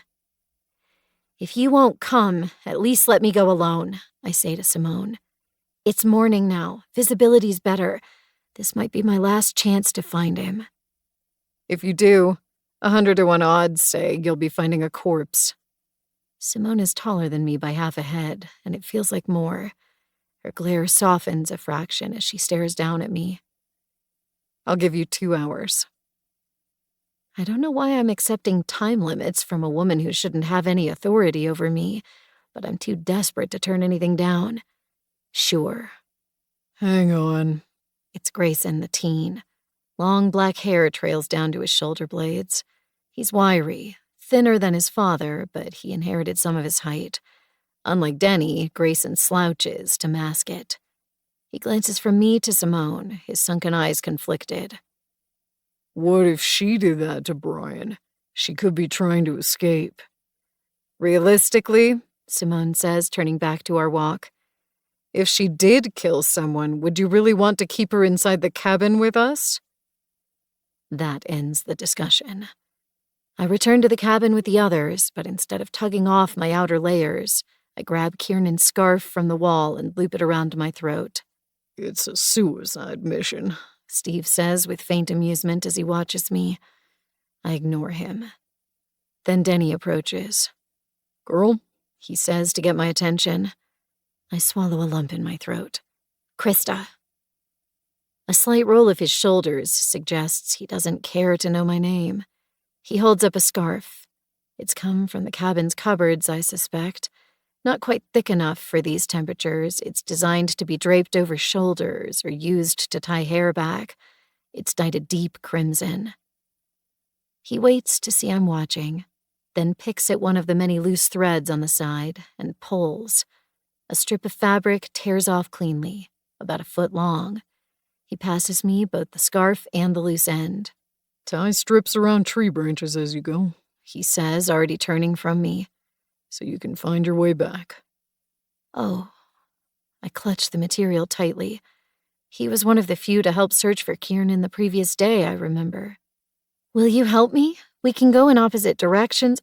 I'll look for someone for as long as there's hope they're alive. That's all he says, but I understand his meaning as he crosses to his chair. As far as he's concerned, Kiernan is dead. They're wrong to give up on him. His odds might be slim and dropping with every passing hour, but Kiernan is a fighter. He's survived worse than this.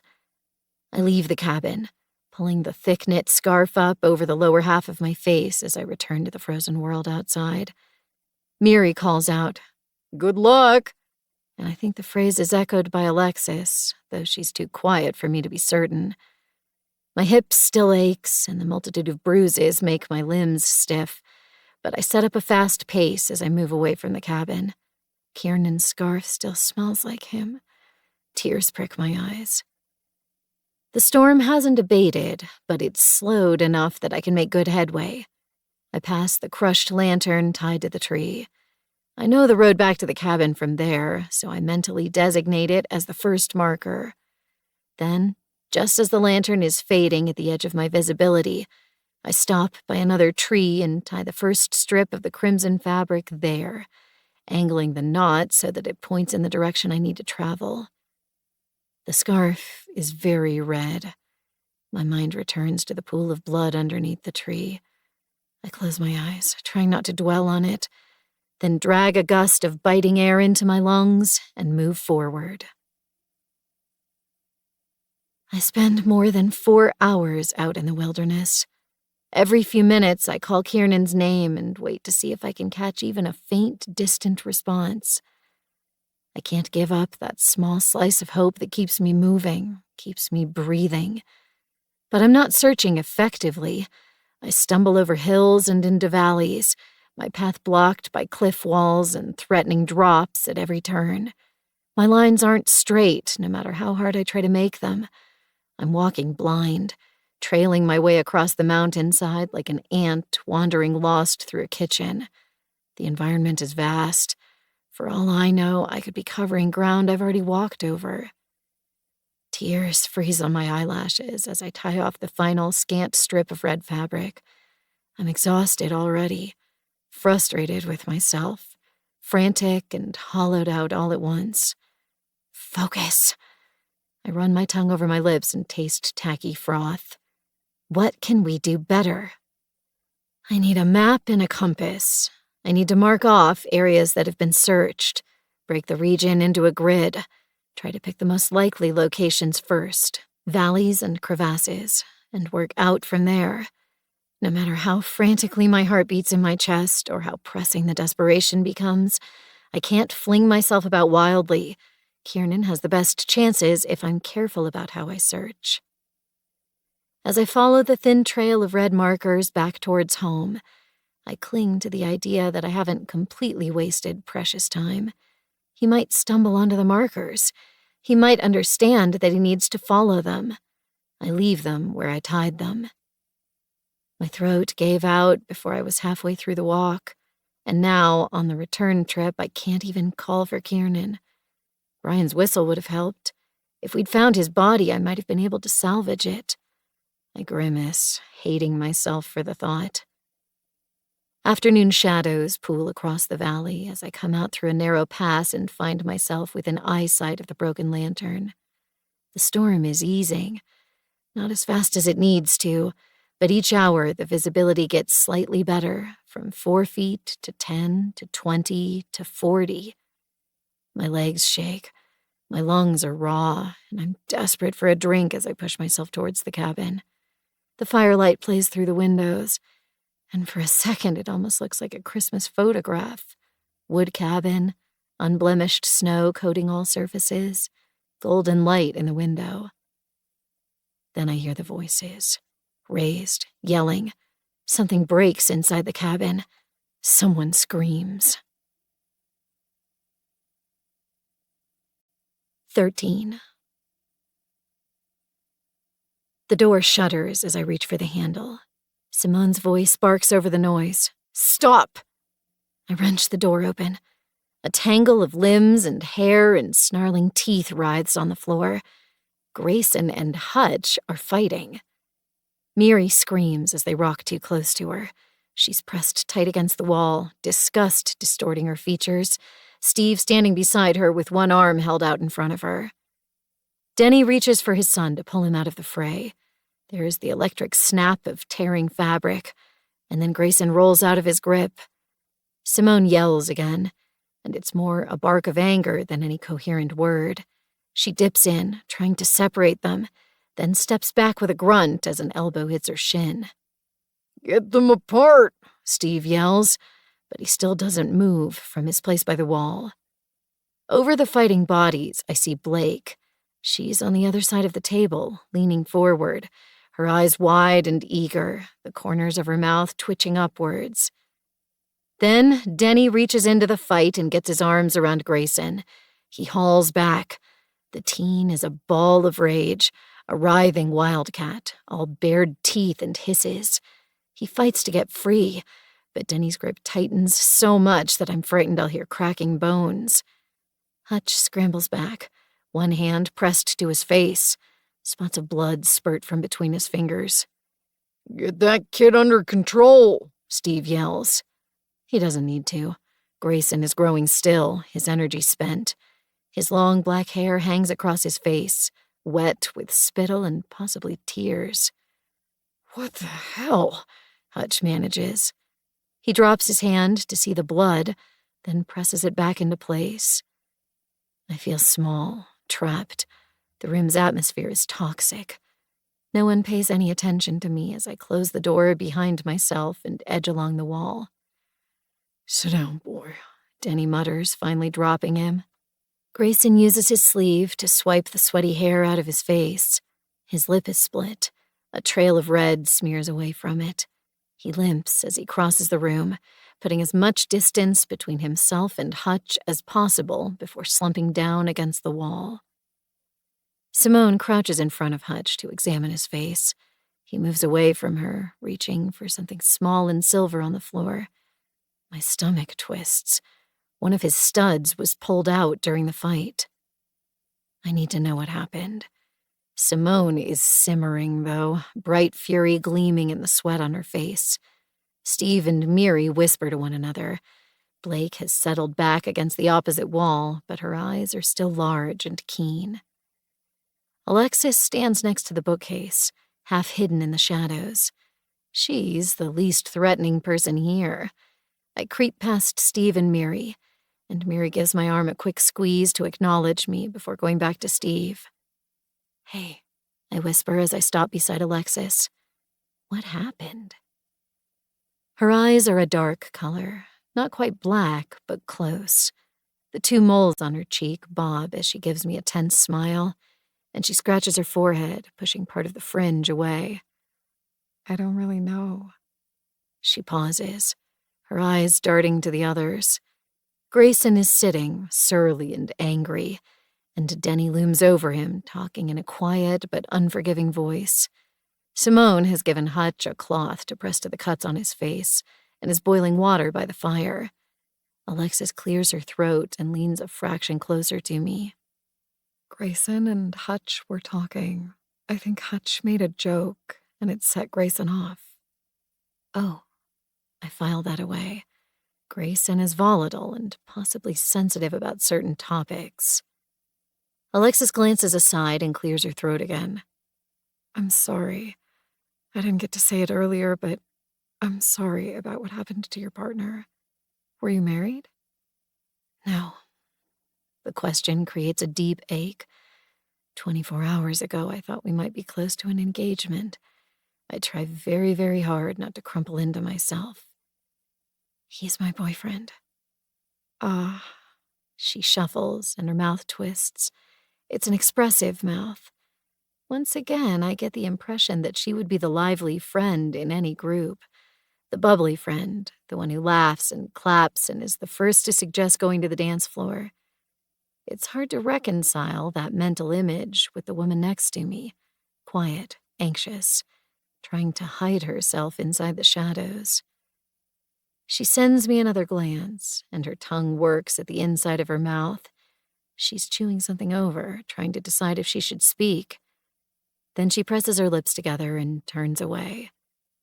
I take the cue and leave her, crossing to the fireplace to get a drink before returning to my space under the window. Someone took my blanket while I was gone. Maybe they didn't expect me back. I sit on the floor, my knees pulled up to my chest. Simone's finished working on Hutch. I wonder why she's the designated first aid person. She tended to my hand the day before, too, even though Brian made a point of bringing up his first aid certificate. I fidget with the edges of the bandages. The red spots have dulled to a rusty brown. I try to flex the fingers underneath and feel a deep soreness in my bones. Hutch is restless. He paces the cabin, picking up objects and then putting them down again. A square bandage is taped to the side of his face, covering the torn skin. Denny sits, perfectly still and silent, but as full of potent fury as a storm, with his son at his side. Grayson is hunched, his arms crossed over his raised knees and his head buried behind them. The atmosphere is as poisonous as it can get. I'll stay just long enough to rehydrate and find a map if possible, and then return to the search. They're all so distracted that they might not notice me leaving. "How much longer till these rescue people get here?" Steve asks. He wasn't involved in the fight, but he's absorbed the room's sour tone. And there's perhaps something else, something that's been simmering there since the previous night and is only growing worse. He wants a drink, I realize. He was banking on a beer or maybe something harder when we got to the lodge, and now he hasn't had anything in more than a day. My stomach turns. I'm glad the cabin doesn't have any alcohol. In a place as big as a lodge, Steve would be easy to avoid, but there's nowhere to hide in our current shelter. "The storm's getting lighter," Simone says. "They should have arrived by now if they're coming by helicopter. Did Brian tell them there was a man missing and possibly dead?" There's an uncomfortable kind of silence. Simone clears her throat. "Did anyone hear him place the call? He didn't on the bus." Miri speaks carefully. I was the last off, and he came down right after me. Alexis pipes up. When he said he placed a call, he pointed to that radio over there. Our attention turns to a small gray plastic box on the table, half lost inside the clutter of dirty plates, discarded books, and jars. Hutch picks it up and turns it over. He fiddles with some dials, then forces the back open with a dull crack. We can call them again, Miri says. Call everyone. Call the news. There are 9 people stranded in the mountains. Some media heat will get people moving. Are we sure Brian pointed to this when he said he'd called the emergency responders? Hutch's face is hidden behind the radio as he examines it. Yes, Alexis says, but she's looking less certain. I remember it too, Simone adds. Okay. And did anyone actually hear him make that call? There's silence. Hutch lowers the radio. His face has grayed out. Because this is broken. 14. Simone crosses the room in quick steps and takes the radio from him. She goes through the same motions, pressing buttons, turning it over, opening its back. She swears. Are you serious? Steve rises from the couch. Simone tosses the radio back onto the table, her delicate features set as hard as granite. There's no way Brian could have thought it was working. Its insides have been gutted. My body turns cold. I start picking at the bandages faster. He thought we would panic. Miri lightly touches her lips with the tips of her fingers, her eyes peeled wide with shock. So he lied. He lied to make us think we were safe, and to buy himself some time to figure out an actual solution. And his time ran out. From my angle, I can't see the head on the tree, but I can picture it. Mouth forced wide to accommodate the branch's tip, eyes wide and unseeing, frozen. Not necessarily. Blake's eyes are growing keen as she hunches in the shadows. One of us could have broken it after he made the call. I pull harder at the bandages, peeling up one edge. She's right. Someone could have pulled the wires out while we were asleep last night, or even used the fight between Grayson and Hutch as cover. For that matter, I can't remember if all 9 of us participated in the search for Brian that morning. I need to be more alert, count our numbers more often, keep track of who leaves and for how long. But it's hard to stay that focused all of the time. I haven't eaten since the previous night's beans and rice. I'm short on sleep. Everything has grown fuzzy around the edges, dulling the instincts I normally rely on. Simone shakes her head. Or it could be that the cabin's owners were pulling it apart to make repairs and left it here when they cleared out. We don't know. But, she gestures toward the window, the sun will be down soon and no one's come for us. Miri moans and slumps down. Her brown hair, without a dryer or brush, is becoming limp and clinging to her skin. What are we going to do? She asks. Steve pats her back twice, then turns on Simone. Well, what's your plan? She sighs and presses the fingertips of one hand to the bridge of her nose. The bus is still out there. The roads won't be friendly. We've had a lot of snow, but we might be able to get somewhere. Alexis is already grappling into her outer coat. The others watch her struggle with it for a second, then begin reaching for their own. We need a map. My voice fades into the rustle of clothes and soft grunts as the others prepare to leave. I lick my lips and try again. We should have a map, unless one of you remembers the roads back. They hear me that time. Hands fall still as they glance one to another. I might. Steve starts but fades away. We should look for a map. Every part of the cabin, from the handcrafted furniture to the amateur paintings of local fauna, speak to owners who have a deep pride in their remote hideaway. I cross to the bookcase. This cabin feels like it belongs to the kind of people who would have one, even if it's just a topographical map. Good call, Simone says. Everyone, look. I don't tell her that I need the map for Kiernan, that I have no intention of accompanying them down the mountain. I'll make sure they have directions to get out, but then I'll return to my search, for as long as it takes. We rifle through the shelves. There are countless travel guides, many worn and dog-eared, for locations like Lagos and Bali and Taiwan. Our hosts had high ambitions for their travels.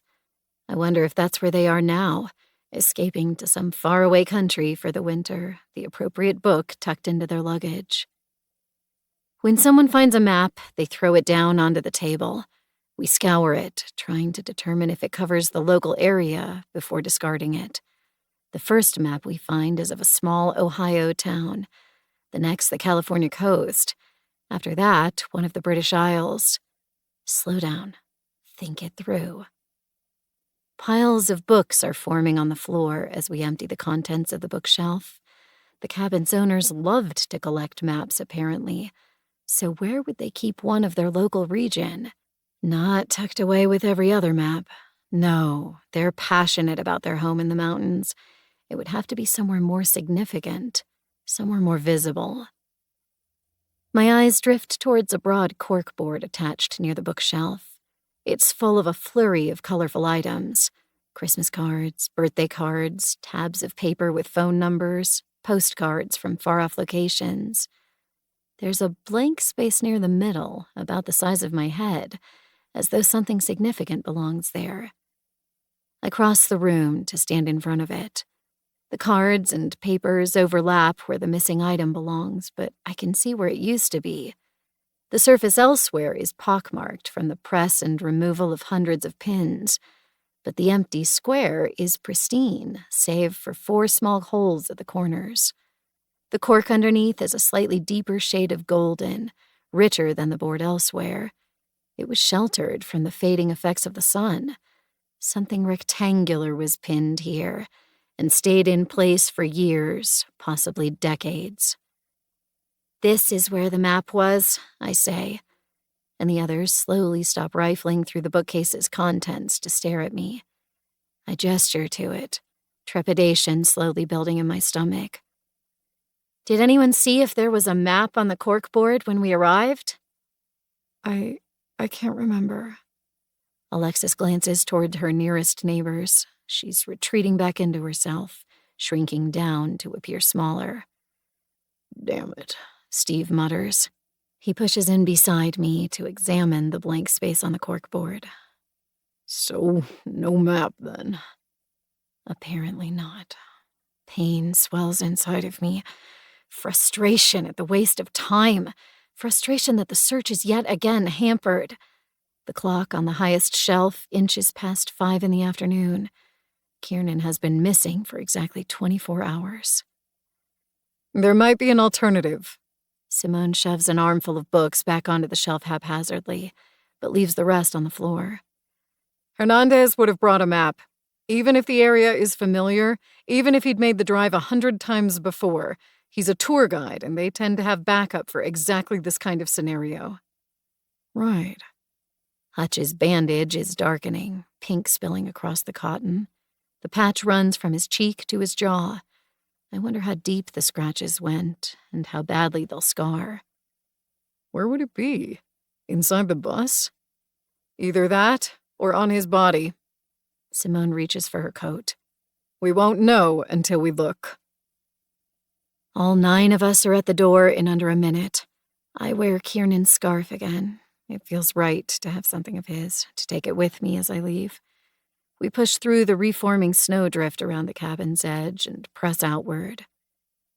I don't know exactly where the bus is. I haven't crossed it on any of the searches I've been on before now. I stay near the back of the group. Simone is at the head, barely visible as she presses into the endless white. The sun is growing low. I try not to fixate on it. No one wants to stay another night in the cabin. But the drive up the mountain took hours. It will be well and truly night before the bus reaches any kind of human habitation, and that's if it can traverse the snow-packed roads. Simone turns past the trees with the broken lantern. I watch for any kind of reaction from the others, but they don't seem to have noticed it. There's a gap in the pines that I haven't seen before, just wide enough for a car, and Simone leads us down it. My feet sink up to my knees in the snow. The wind is still relentless, dragging at us and robbing our balance. The figures ahead fade in and out of sight as flurries drive between us. The walk's longer than I expected it to be. By the time the charter bus emerges through the snow, I'm breathless. Its windows are dark. The company's name is barely visible under the frost caking its sides. It's buried past its wheels in snow. And I realize with a sinking sensation, it will need to be dug out before we can even think about driving it. Then Denny voices a slightly more urgent issue, and we all come to a halt. Keys. I glance from Simone to Hutch. Brian would have had the keys. I didn't see them near the fireplace where he'd left his scant belongings, including the contracts. They must be on his person, inside one of his pockets or in the satchel he wore. Simone presses through the rising snow and grasps the bus's door. She heaves, and the metal groans as it wrenches open an inch at a time, exposing the dark, stark interior beyond. She turns back to us, her teeth bared in a snarling grin. He didn't lock it. Her voice is hoarse, desperate. Get in. 15. Bodies jostle me as they shove past. I catch myself on the bus's threshold, torn. I can't leave Kiernan. But the premonition pushes at the back of my mind, insistent, terrifying. We are all going to die here. The keys aren't in the bus, Simone says, feeling around the driver's console and flipping down the sun visor.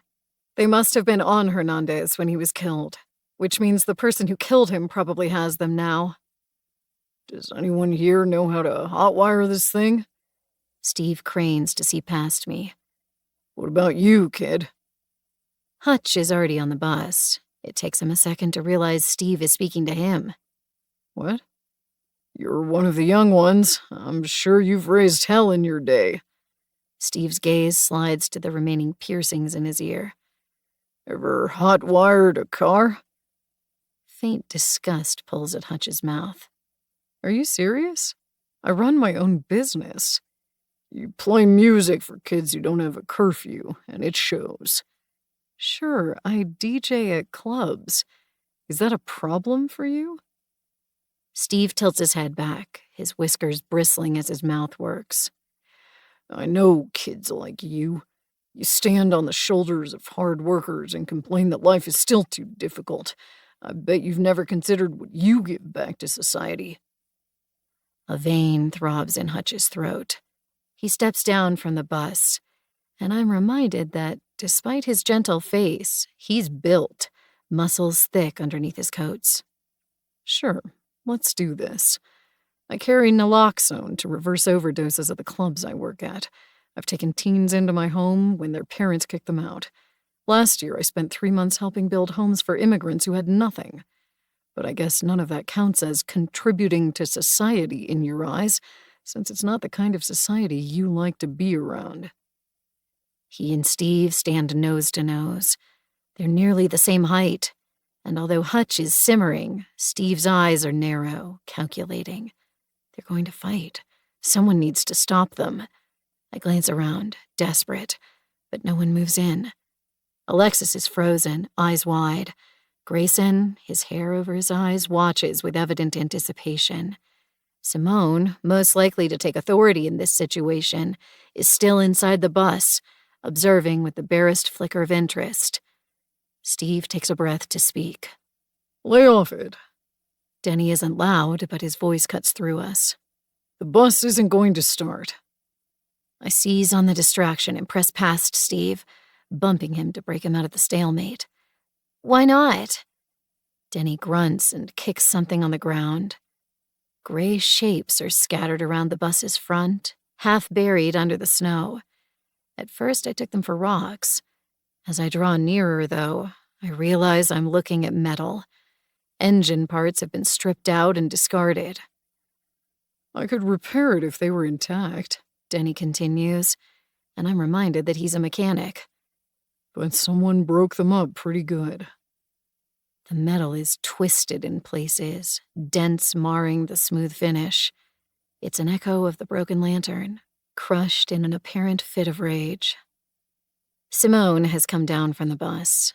She frowns at the half-buried carnage, her delicate lips pressed tightly together. Then we don't have an option. We're going back to the cabin.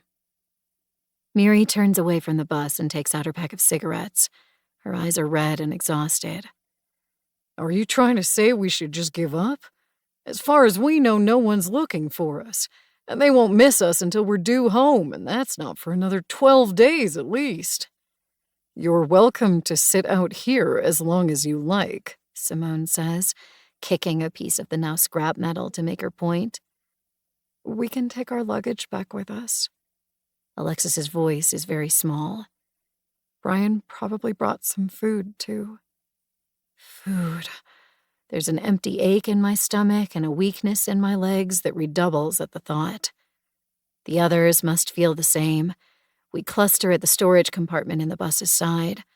Luggage cases come out. Some are already caked with snow. I spot Kiernan's case, purple with black stripes. He joked that they were racing strips and would help him pull it faster. It hurts to turn away from it. I find my own luggage and pull it free from the group, then stand over it like a guard dog. It's not like me to covet my possessions so jealously, but this luggage is the first thing I've had since arrival that's mine beyond the clothes on my back. Sighs of relief break out as boxes of food are discovered behind the luggage. Miri claps. There's not a lot, less than the 11 of us would have needed for the 2 weeks we were scheduled to stay at Blackstone Lodge. This store was probably an emergency backup, I realize. Brian most likely had a separate delivery of fresh foods scheduled. Still, it will fill us, at least for a night or two. We leave the water, frozen inside its plastic jugs, and divvy up the burdens. All of us carry our luggage, and those of us that have extra strength take some of the food as well. Walking through snow is a challenge. It's so much worse with the luggage. The wheels bog, the clamshell cases become stones to drag in our wake. We cling to the path we forged when walking to the bus, taking advantage of the compacted snow. Even so, the trip back takes so long that daylight is fading by the time we see the cottage. My muscles are cramping. I have to hold my portion of the food awkwardly in my bandaged hand. Still, right on the doorstep, Simone stops us. There won't be enough room for the luggage inside, she says. Leave it out here. Faint complaints come up, Miri most prominently. My bag won't take up that much room. Leave it outside. An edge enters Simone's voice, and my stomach turns.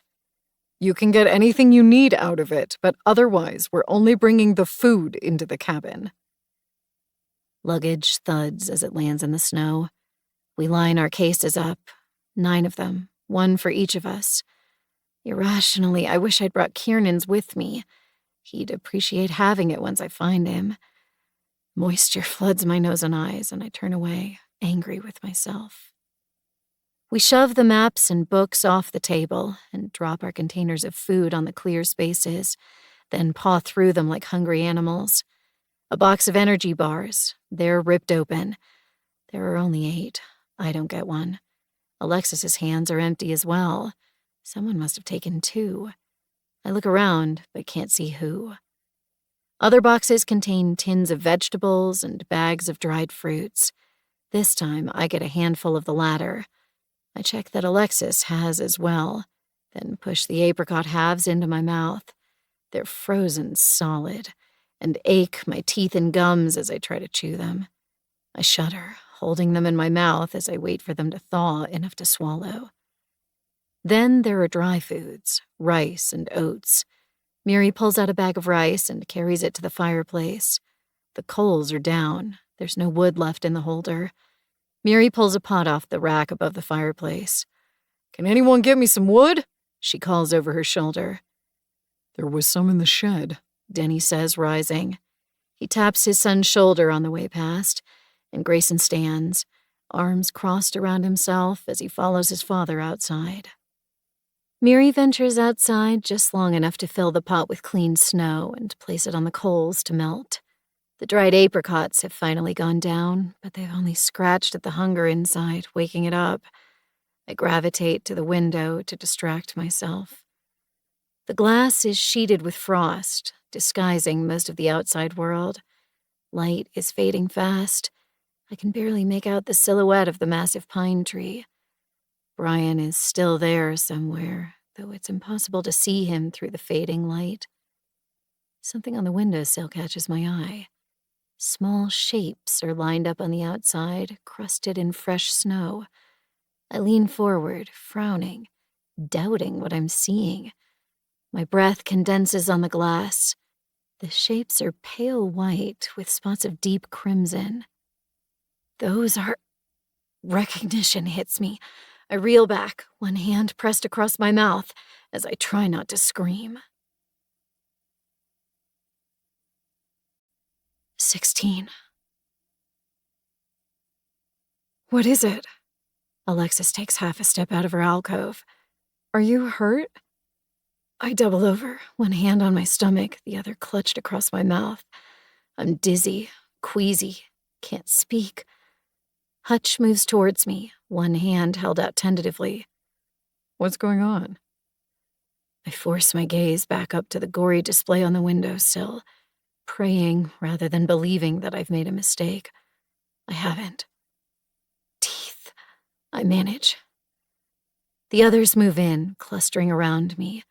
Heat radiates from their bodies, stifling and moist. It's pushing the nausea back up again. I duck between them and cross the cabin's length in a few short paces, then shove through the cabin's door just as Denny and Grayson appear on the other side. I don't answer their querying looks as I stagger past the luggage cases to see the windowsill from the outside. A clearer view doesn't reduce the horror. Someone has left a row of human teeth on the windowsill. They're crusted in frozen blood. Some still have nerve endings attached. I drag shallow breaths in as I take stock of the scene. They were placed in a line, starting at one side of the sill and ending near the other. Their tips jut up in crooked directions like a macabre art display. The hell? A familiar voice whispers. I turn. Steve stands just beside me, scratching under his woolen hat as he squints at the teeth. More bodies cluster in behind him, barely visible in the low light. The group is all there. I count to be sure, and realize I was wrong. We're one short. Miri. Grayson turns from the teeth on the windowsill to stare up at the huge pine tree. Slowly, we all follow him, stepping closer and squinting up at Brian Hernandez's head. His mouth is jutted open. It's hard to see from this far away and with ice crusting his features, but I'm certain I can see his teeth surrounding the jagged wood. I turn back to the windowsill. The little white shapes, pressed firmly into the snow, ringed in frozen red, send my stomach squirming. How many teeth are in a human mouth? Alexis asks. Blake's response is instant. 32. I count them. The display is one short. I count again to be sure. There are 31 teeth on the windowsill. 8 incisors, 4 canines, 7 premolars, 12 molars.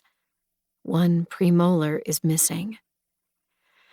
This time I really do lose the contents of my stomach, stumbling along the side of the building and spitting bile. There's a ringing sound in my ears that won't subside. I slap the side of my face, trying to break myself out of the spiral, but it's only getting worse.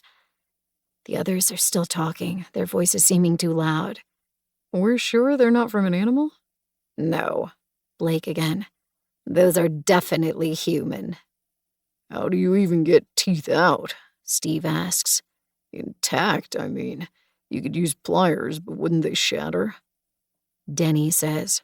Not if you're careful. My stomach heaves again. I dip lower, mouth open, and flecks of snow connect with the thin layer of stomach acid on my tongue. There's nothing left to bring up. Kiernan only had 31 teeth. He was missing a premolar, something that never grew in after his baby teeth came loose. You couldn't tell, not even when he smiled, unless you knew where to look. A deep, furious, howling misery rises inside me. My throat is too tight to voice it. I press my hands to my face, the bandage is rough against my skin. It doesn't have to mean anything. My internal voice is desperate, panicked. They don't have to be his teeth. Hope was already so thin it had been tearing in places. I'd clutched at its edges, fighting to keep it together against every voice of doubt. But now, the emotion I'm clinging to is less hope and more delusion. Something touches my shoulder. I flinch, only to see Hutch crouched next to me.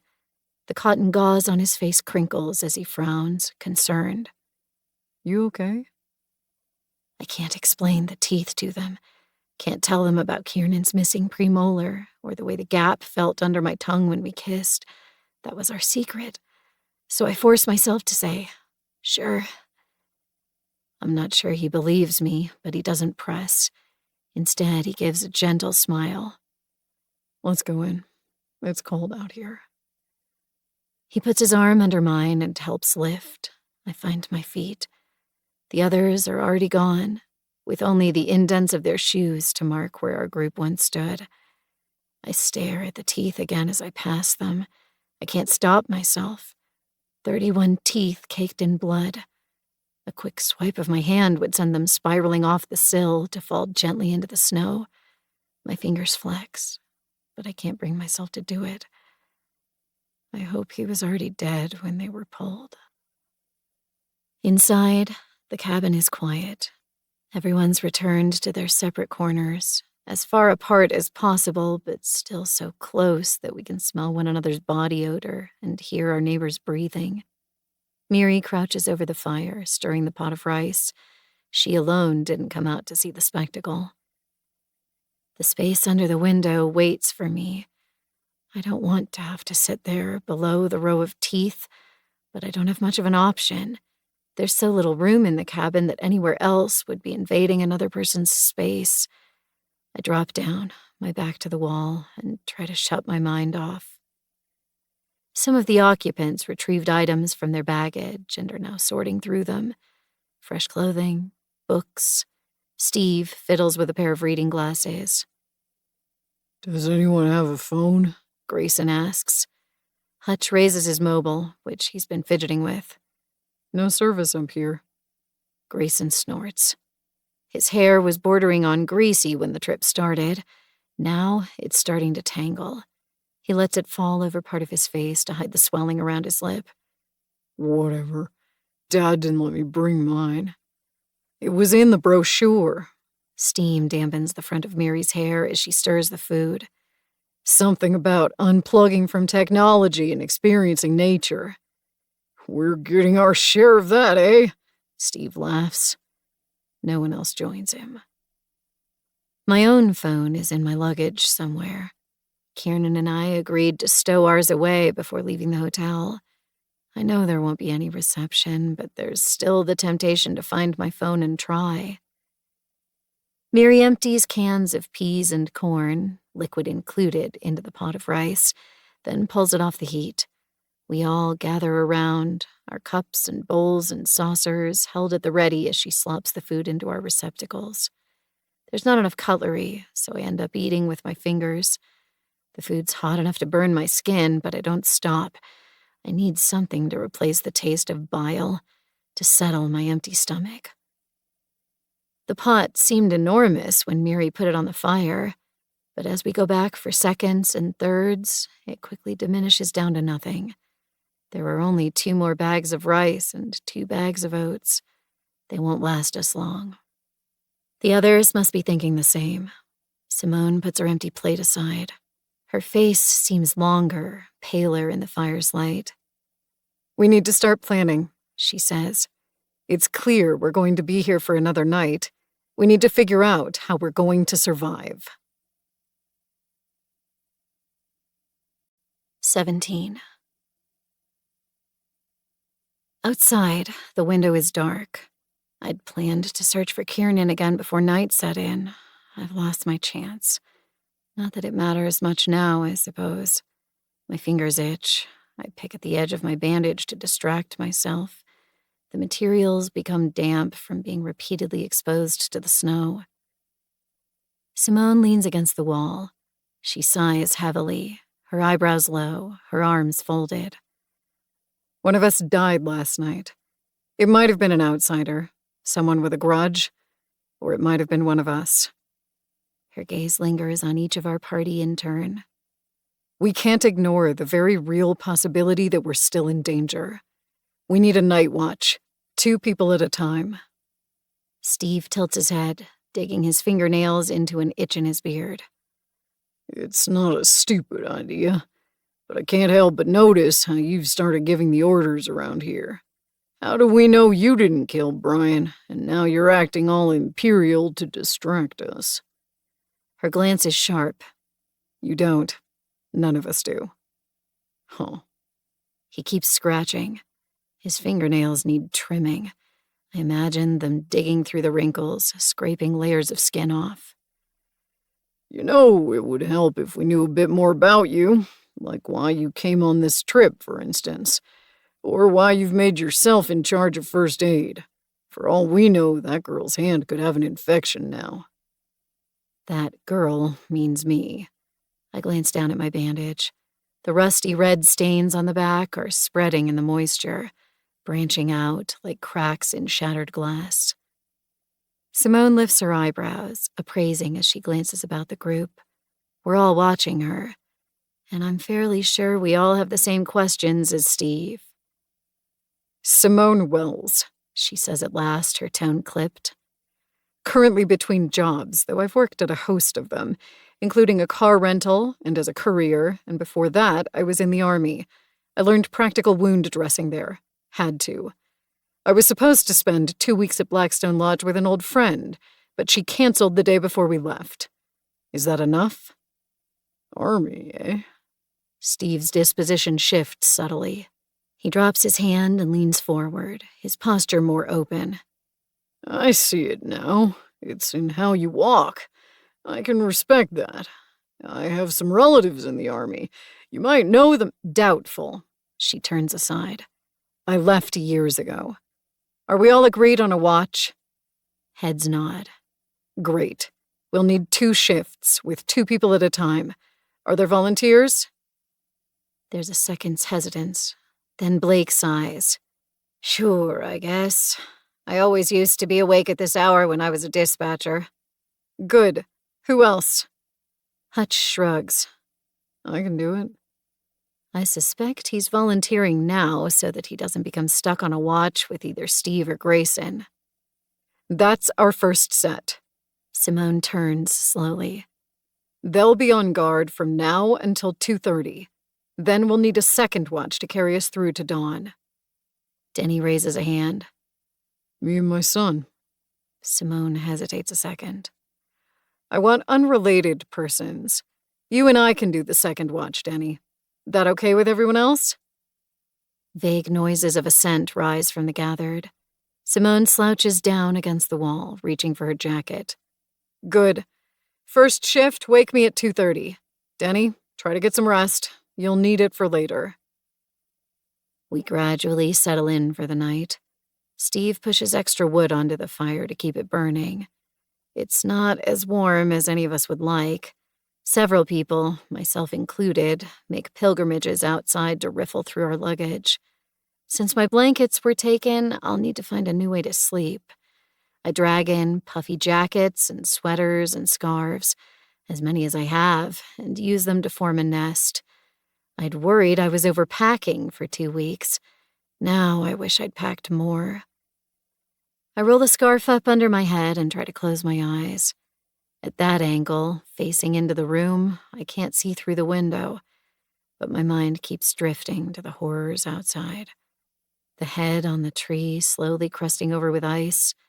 The teeth, Kiernan's teeth. My heart aches. When we first started dating, Just a month after that first awkward encounter where he approached me at the library and asked for help with his university course, I'd feared that I was going to kill our relationship. My anxieties and the crippling doubts and the everyday struggle would wear on him, drag him down, slowly drain the joy he seemed to hold in life. When I looked at our future, all I could see was a toxic end, so I began pulling back, testing the relationship, seeing if I could disentangle us without leaving scars. He must have felt it. But instead of being hurt or trying to cling to me, he instead asked if we could take a trip together, and he took me to visit his mother. Thinking of her brings up the memory of bleach and old furniture and the distant ring of phones. Kiernan led me through a care facility to a woman who sat quietly in front of a television in the common room, watching an old movie with very little recognition in her face. She smiled when she saw Kiernan and repeated my name when I was introduced, but very soon faded back into herself, facing the television, unresponsive. On the drive home, he told me about his life. Not the broad strokes, which I already knew, studying English literature at university, sharing an apartment with an old friend, dreams of writing a novel.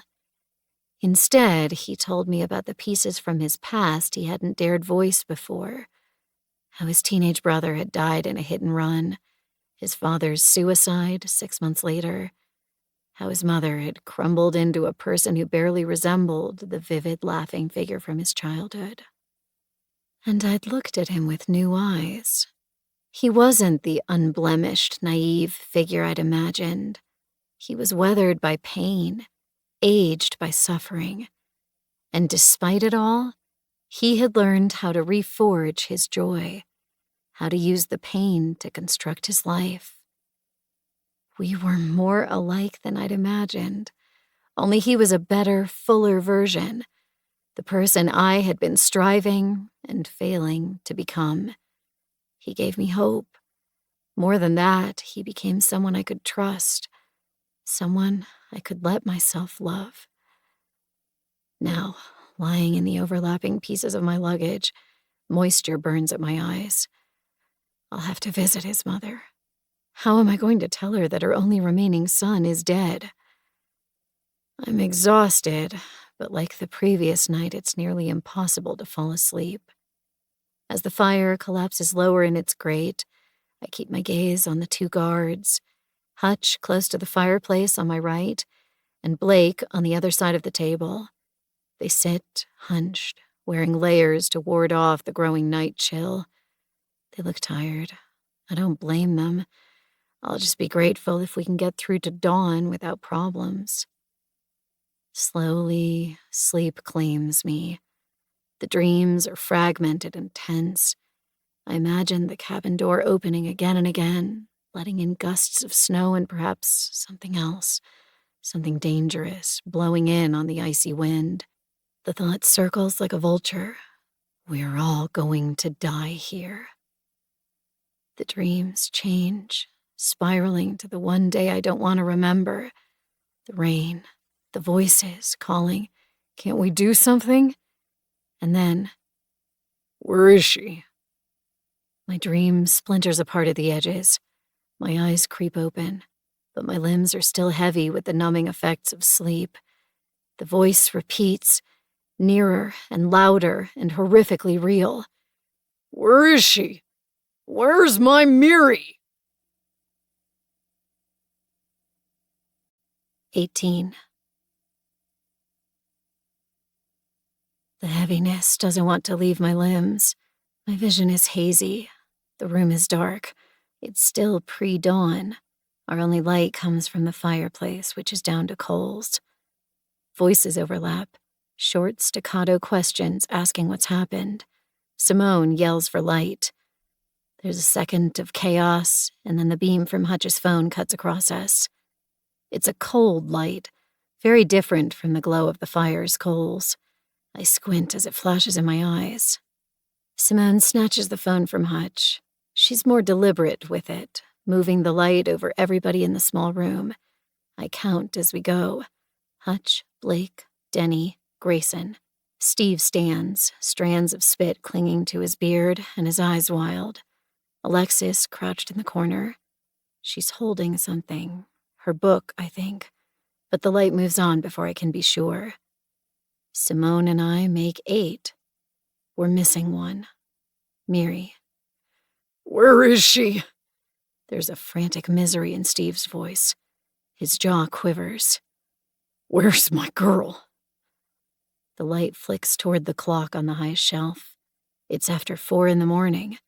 Simone draws a hissing breath in through her teeth. Why didn't you wake me? The phone turns back on Hutch. Perspiration purls on skin that appears grayed out.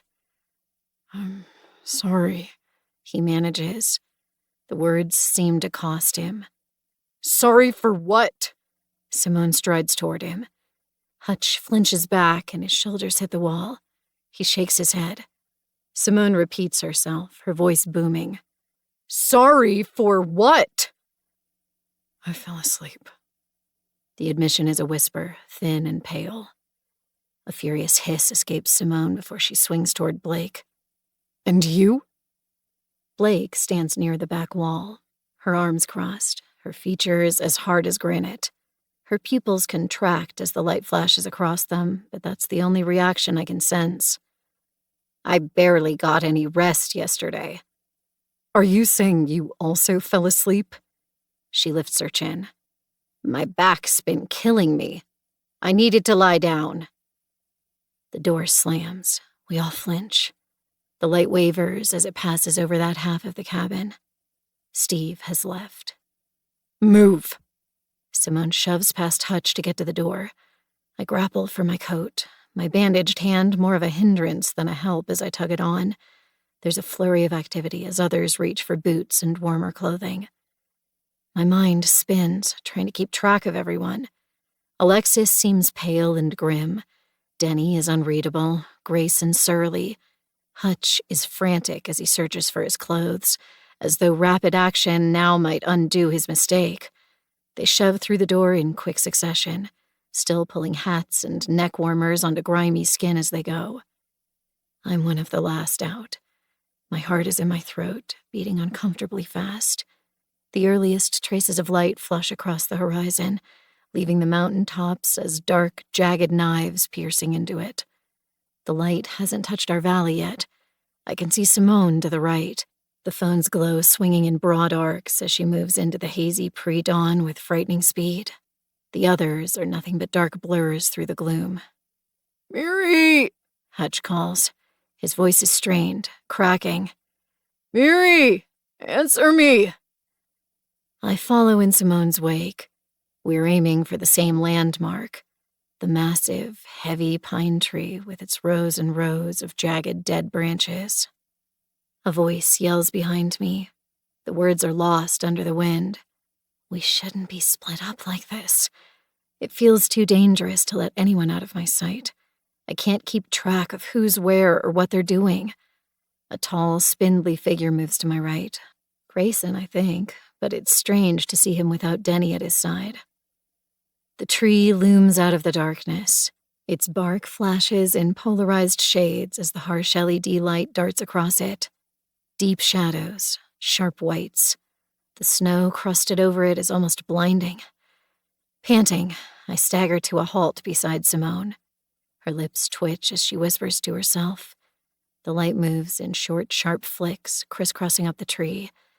There's something dark above us, about the size of a basketball.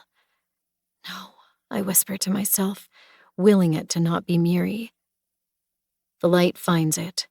The head, severed at the neck, pierced onto the branch, shivers as the icy wind whips at it. The skin is crusted in sparkling white frost, as though someone dipped it into a bowl of jewels. Gray flesh and dark red gore shimmer beneath. My throat is dry. I force myself to swallow. It's not Miri. It's Brian's head, still attached to the tree despite the storm's ferocity. Simone begins to move the light higher, moving from branch to branch, searching each exposed tip. Howling, keening cries rise in the distance. I squint, trying to see through the haze. Simone flicks her light in its direction, but the beam isn't strong enough to pierce more than 20 feet. The cry breaks into a scream. We lurch forward, struggling through the snow. More bodies join our race. We fight our way through the empty land, following our steps back through the snow. The scream chokes out into something lower, harsher. My lungs ache. My muscles hurt. Running through the snow is like trying to run in a nightmare, where every movement is slow, sluggish. My arms reach out and claw against the white powder as I try to drag myself forward. A dim shape emerges through the haze. It's rounded, like a boulder in the snow. It shivers. Simone stops 10 paces from it and extends the phone, the light angled at the form as she slowly circles it. Different aspects are cast into view as the light moves. Creases in fabric, the edges of an arm. Then the head lifts, revealing Steve's face, blotchy and red. Strings of fluid cling to his beard. The distended skin under his eyes is swollen and red. His arms stretch towards the patch of dark snow ahead of him. He moans, a deep, aching sound that comes from low in his stomach. Look what they did to her. 19. Simone angles the light, and the dark shape on the ground begins to take form. I recognize Miri's hands first, gloved fingers cast out to her sides, as though grasping at the snow. She's wearing her thick outer coat. Her legs are askew, one knee pointed inwards, while the foot is tilted in the opposite direction. She's sunken several inches into the snow, until the rise of her chest isn't much higher than the surface. It's not snowing, but the wind works to bury her, driving white flecks across her clothes. I drag my head upwards, towards her head, the space where it should be. It's been cleaved off, just like Brian's. A glut of red blood sinks into the field of white, slowly mixing with it and turning to ice. Steve lurches forward. He's sobbing so deeply that he's almost retching from it. His hands fumble over her body, pulling her arms back in to fold them over her chest. This is a crime scene, Simone says, but none of us try to stop Steve. Slowly, Alexis creeps around our group. She stops at the only clear space, opposite the rest of us, then crouches down and removes a glove. She reaches for Miri's neck and touches a patch of clear skin just underneath the coat's collar, where the blood hasn't dripped. She's probably been gone for a few hours, Alexis says. She pulls her hand back quickly and replaces her glove. Steve, you didn't hear her leave at all? No. He rocks, huge tears dripping onto his wife's coat. I just woke up and saw she was gone. Alexis remains crouched, but shuffles to see the severed neck. Her face contorts as she leans close to it. Then she ducks back again, blinking rapidly towards the sky. I'm queasy at the idea of looking closer, but I have to. I need to understand how this happened, what happened. I crane to see past Miri's collar. The neck is a mess of flesh and muscles and a sliver of white bone, but it's all coated in the oozing, vivid red blood. The edges of her skin appear smooth, like a cut of meat at a butcher's. Does that mean it was done with a sharp knife? Or a single blow from something larger, like a machete? The pool of blood has spread wide and sunk quickly. I look past its edge. Droplets of red mar the snow for at least a foot beyond. I bend low as I walk around them, trying to see them through the fresh snow being blown across the surface. There are a lot of droplets. I don't know much about crime scenes, but it looks to me like her head was removed quickly, while there was still enough blood pressure to cause the liquid to spray. Miri was wearing her outer coat, which meant she left the cabin willingly. Someone could have lured her outside, maybe with the promise of private information that couldn't be shared in our cramped quarters. Or maybe she left to relieve herself and was ambushed. If it was the former, she must have trusted whoever she accompanied. If the latter, it could have been anyone. I gaze about the snow. There are fresh tracks, ours, scattered across the empty field and converging at Miri's body. But I can see older prints as well. Scuffles of them are around Miri's body, then more distinct prints leading away at an angle. They must be from the killer. Unlike our own tracks, which are fresh and jagged around the edges, the older channels have been softened by the beating wind. I can't read any of their details, not the make of the shoe, and not even their size. Within another 6 hours, they'll likely be filled up again. We've disturbed the ground around Miri's body too badly for me to make out any sequence of events. I can only see the one trail leading away and to the right. That could have been the killer arriving, or it could have been the killer leaving. I squint, trying to guess where the tracks go, and see the massive pine's silhouette against early dawn.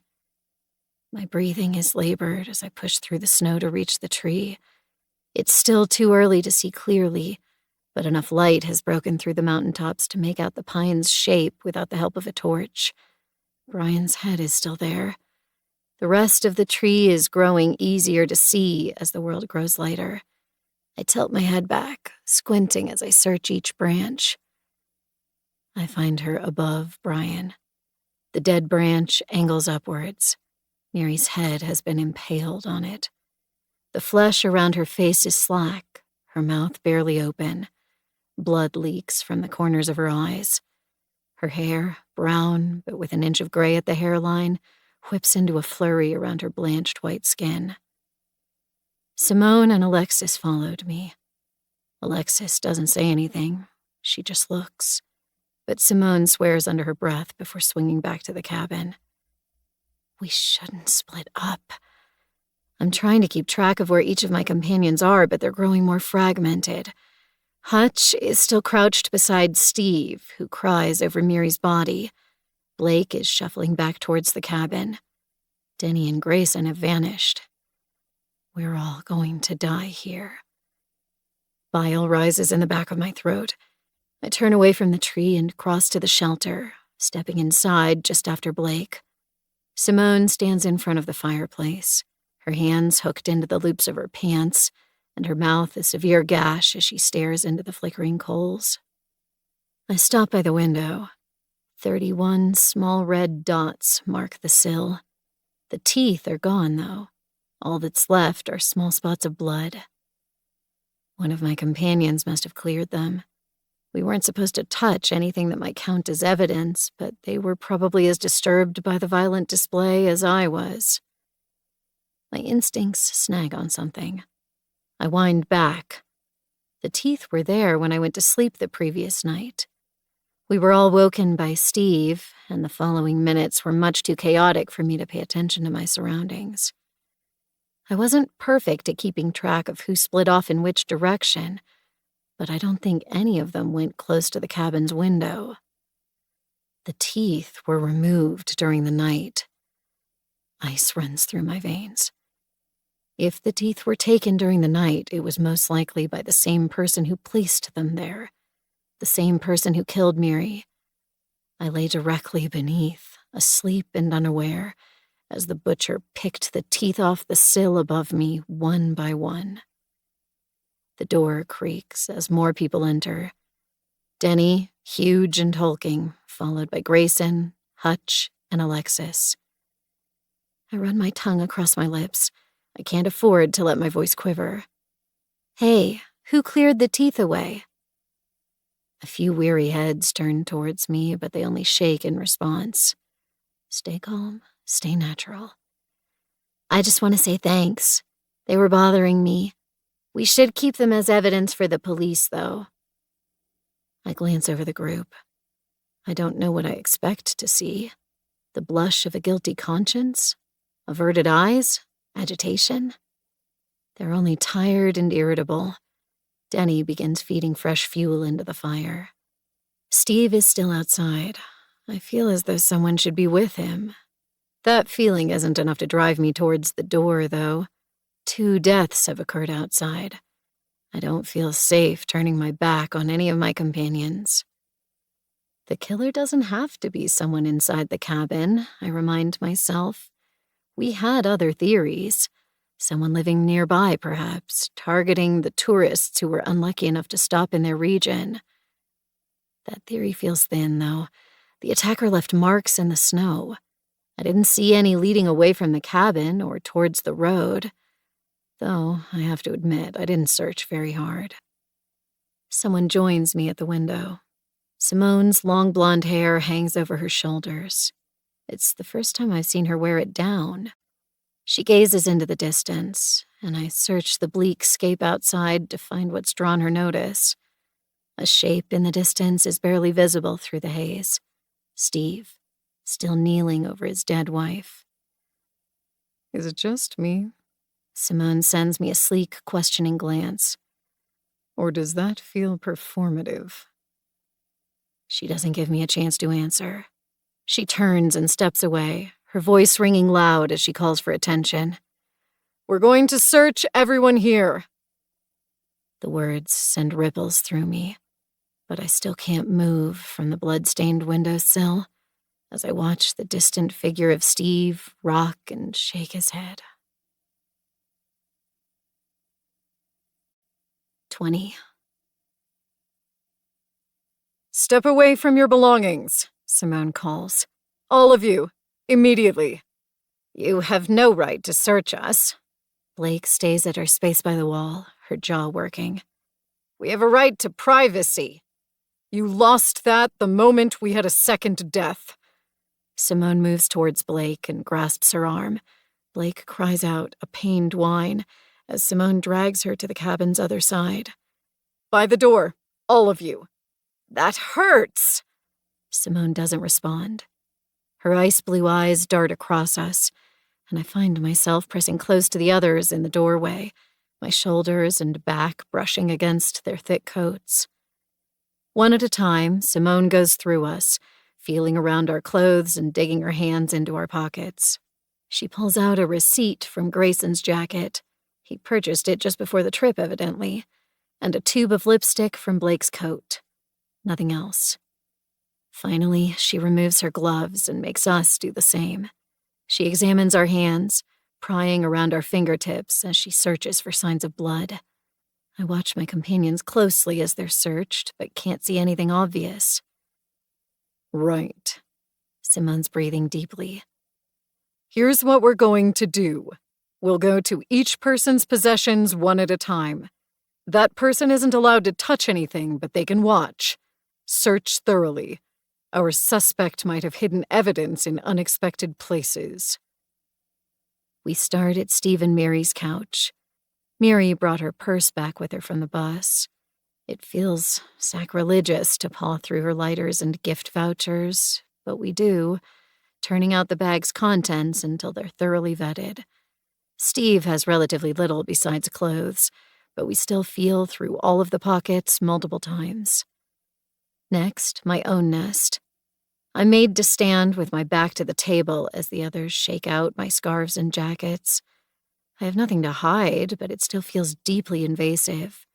They examine every stain and every spot on my clothing, even tugging on Kiernan's scarf as they feel for anything hidden inside the wool. Then, Alexis's space. Hutch flips through the journal while Blake searches her small bag. Weird journal, Hutch says. Alexis's face has turned a heavy red. It's personal. Knife! Blake twists towards us, a furious smile stretching her red lips. She has a knife! Held up in her hand is a small metal shape. She presses a button, and a blade flips out. It's no more than 3 inches long, but it doesn't look cheap either. Alexis's color deepens. That's for my protection. Give it to me. Simone carries the knife to the window and holds it up to the light. She spends time turning it and squinting at the different angles, the knife held just centimeters from her eyes. No sign of blood, she says at last. I've looked in the creases and joints. If she cleaned it, it was a remarkably thorough job. I didn't need to clean it because I've never had to use it. Alexis's voice is almost a whisper. I detect both shame and anger in the quiver. I'm a girl traveling alone. I'd be an idiot not to think about my safety. The idea didn't cross my mind, but only because I was with Kiernan. If I'd been on my own, though, I'm fairly certain I would have brought a pocket knife or a can of pepper spray as well. Simone tosses the pocket knife back into Alexis's bundle of clothing. Hutch gives her a tight-lipped smile and replaces the notebook, too. Next are Denny and Grayson. They move as a unit as they stand back from their belongings. I'm one of the 4 assigned to search them. I peel back flaps on the duffel bag Grayson brought, feeling faintly dirty as I paw through the contents. It's mostly spare clothes. Some are old and tattered around the edges. Others appear unworn. I reach into one of the pockets and feel something soft and damp. It's not uncommon for our clothes to be wet. We drag more than enough snow in with every trip through the door. But a small pang of uncertainty unfolds in me as I pull the wet material out and drop it on the floor. It's a handkerchief, damp with blood. The liquid doesn't quite spread from edge to edge, but it's enough to leave a trace of crimson on my fingertips. Activity around me falls horribly still as the others stare at the material. I was in a fight. Grayson's voice is tight, panicky. My lip got busted open. I glance at him. His hair hangs half over his face. With shaking hands, he pulls it back. His lips still swollen from the struggle with Hutch. So is the space just under his right eye. A blood blister has formed there. Would he have bled enough to fill the handkerchief? My throat is dry as I swallow. Would it still be damp after being in his jacket's pocket overnight? It's a water-resistant polyester design. Draped the right way, it probably could have stopped air from circulating around the material. And I never got a good look at Grayson or how much he was bleeding after the fight. More than anything, I was trying to avoid him. Denny shifts forward. His eyes are as dark as a shark's. I can vouch for my son, he says. That's his blood there. We'll need to keep it, Simone says, holding out a hand. I dutifully place the handkerchief into it, trying not to touch any of the crimson dampness. Forensics will want to test it. I didn't hurt any of them. Grayson is breathing fast. Why would I? I don't even want to be here. We're not leveling any accusations. Simone carefully folds the handkerchief and places it under the broken radio on the table. But there's a good chance one of us is responsible for these killings. We've got to take extra precautions until we know. Simone's own possessions are next. She hangs back, unfazed and aloof, while we explore her belongings. There's nothing of note except a lighter, no cigarettes, and the partially used first aid kit she took from the cabin's stores. Then it's Blake's turn. I find 2 wrappers from the energy bars we were supposed to share the previous night. A part of me wants to make a scene, but I swallow that impulse. It's not worth it. Not when we have 2 heads outside the window. Hutch is last in the procession. Alexis scrolls through his phone while the rest of us search his bed. He must have taken a lot of videos. Short clips of audio blare out of the tinny speakers. Hey fam, guess where I am? The Rocky Mountains, baby! Right now. I took that the afternoon we arrived, he explains. Before things got bad. It was for my socials. I've looked through the recent videos and photos. Alexis addresses this to Simone.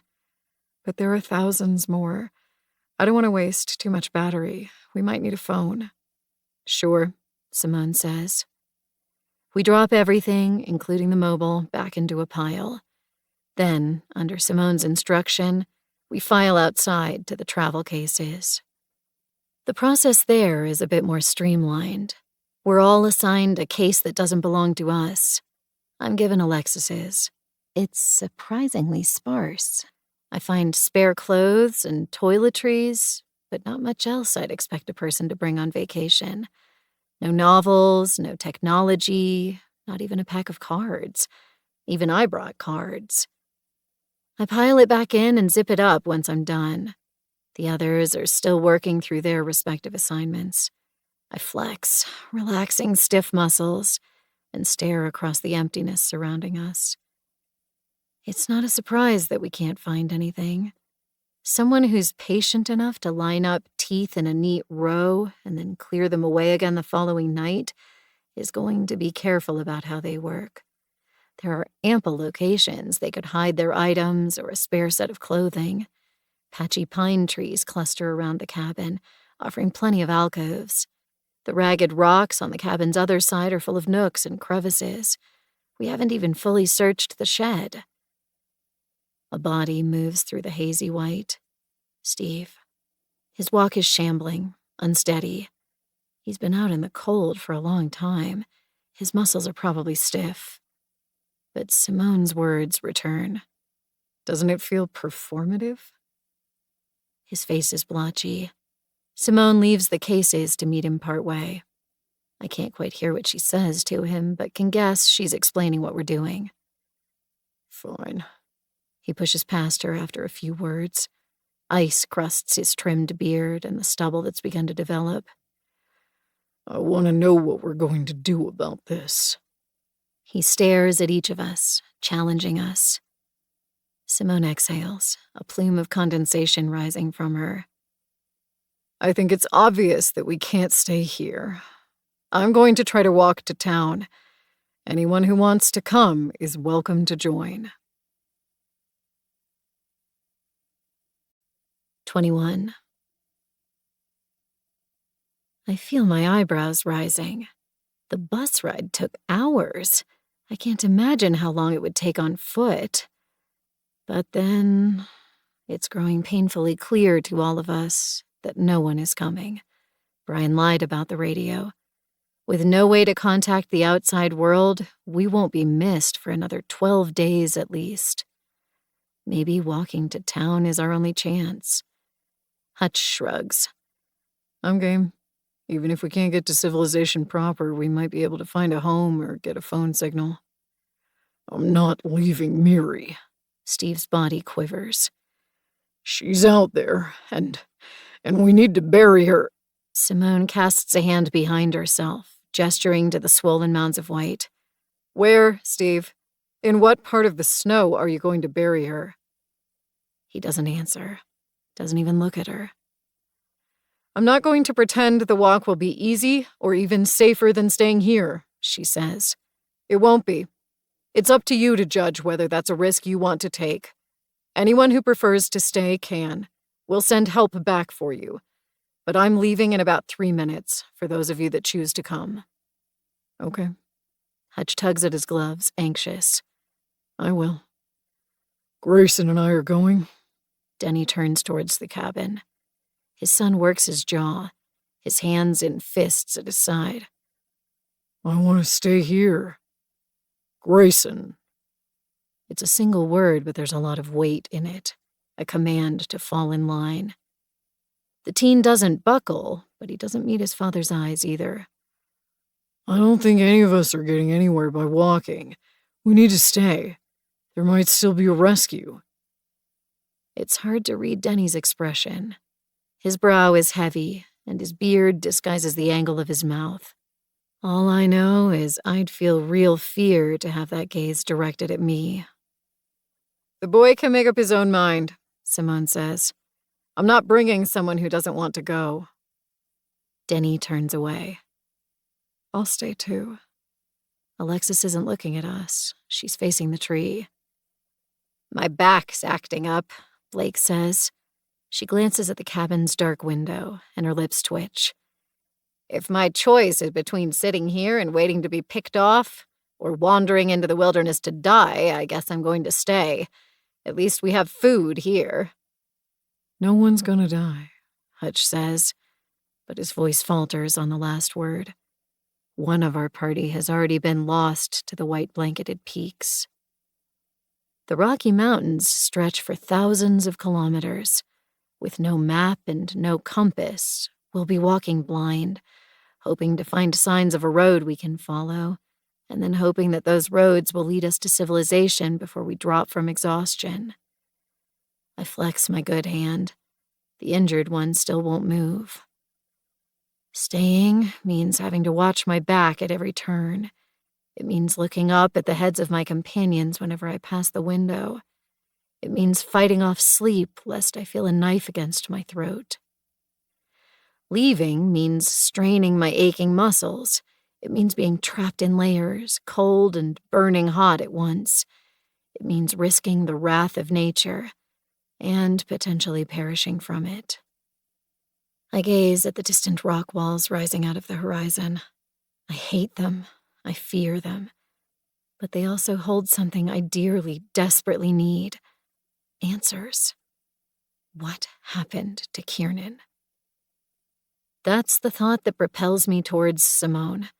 The odds are small that we'll find anything, and the chance that I'll like the answer is even slimmer, but I still can't let him go. I'm in. She gives a short nod. Take some bright clothes from the luggage to mark the path, and bring a water bottle if you have one. Wear it under your clothes. That will stop the water from freezing. I have an empty bottle in my luggage, thankfully. The bag's contents are disorganized after the search, and I have to dig to the base to find it. Even its cap was removed as they looked inside. I try not to feel irritation. It's not like anyone else was treated more lightly. My mobile's in my bag, too. Its battery is 3/4 full. I can't stop myself from checking for service bars, but of course, there are none. Still, I tuck it into a pocket, on the small chance we can find reception farther down the mountain. Hutch is already kneeling by the pot at the fireplace, filling his own water bottle. He gives me a wry smile as he tips the pot to pour some lukewarm water into mine. How do you like our odds of actually finding someone?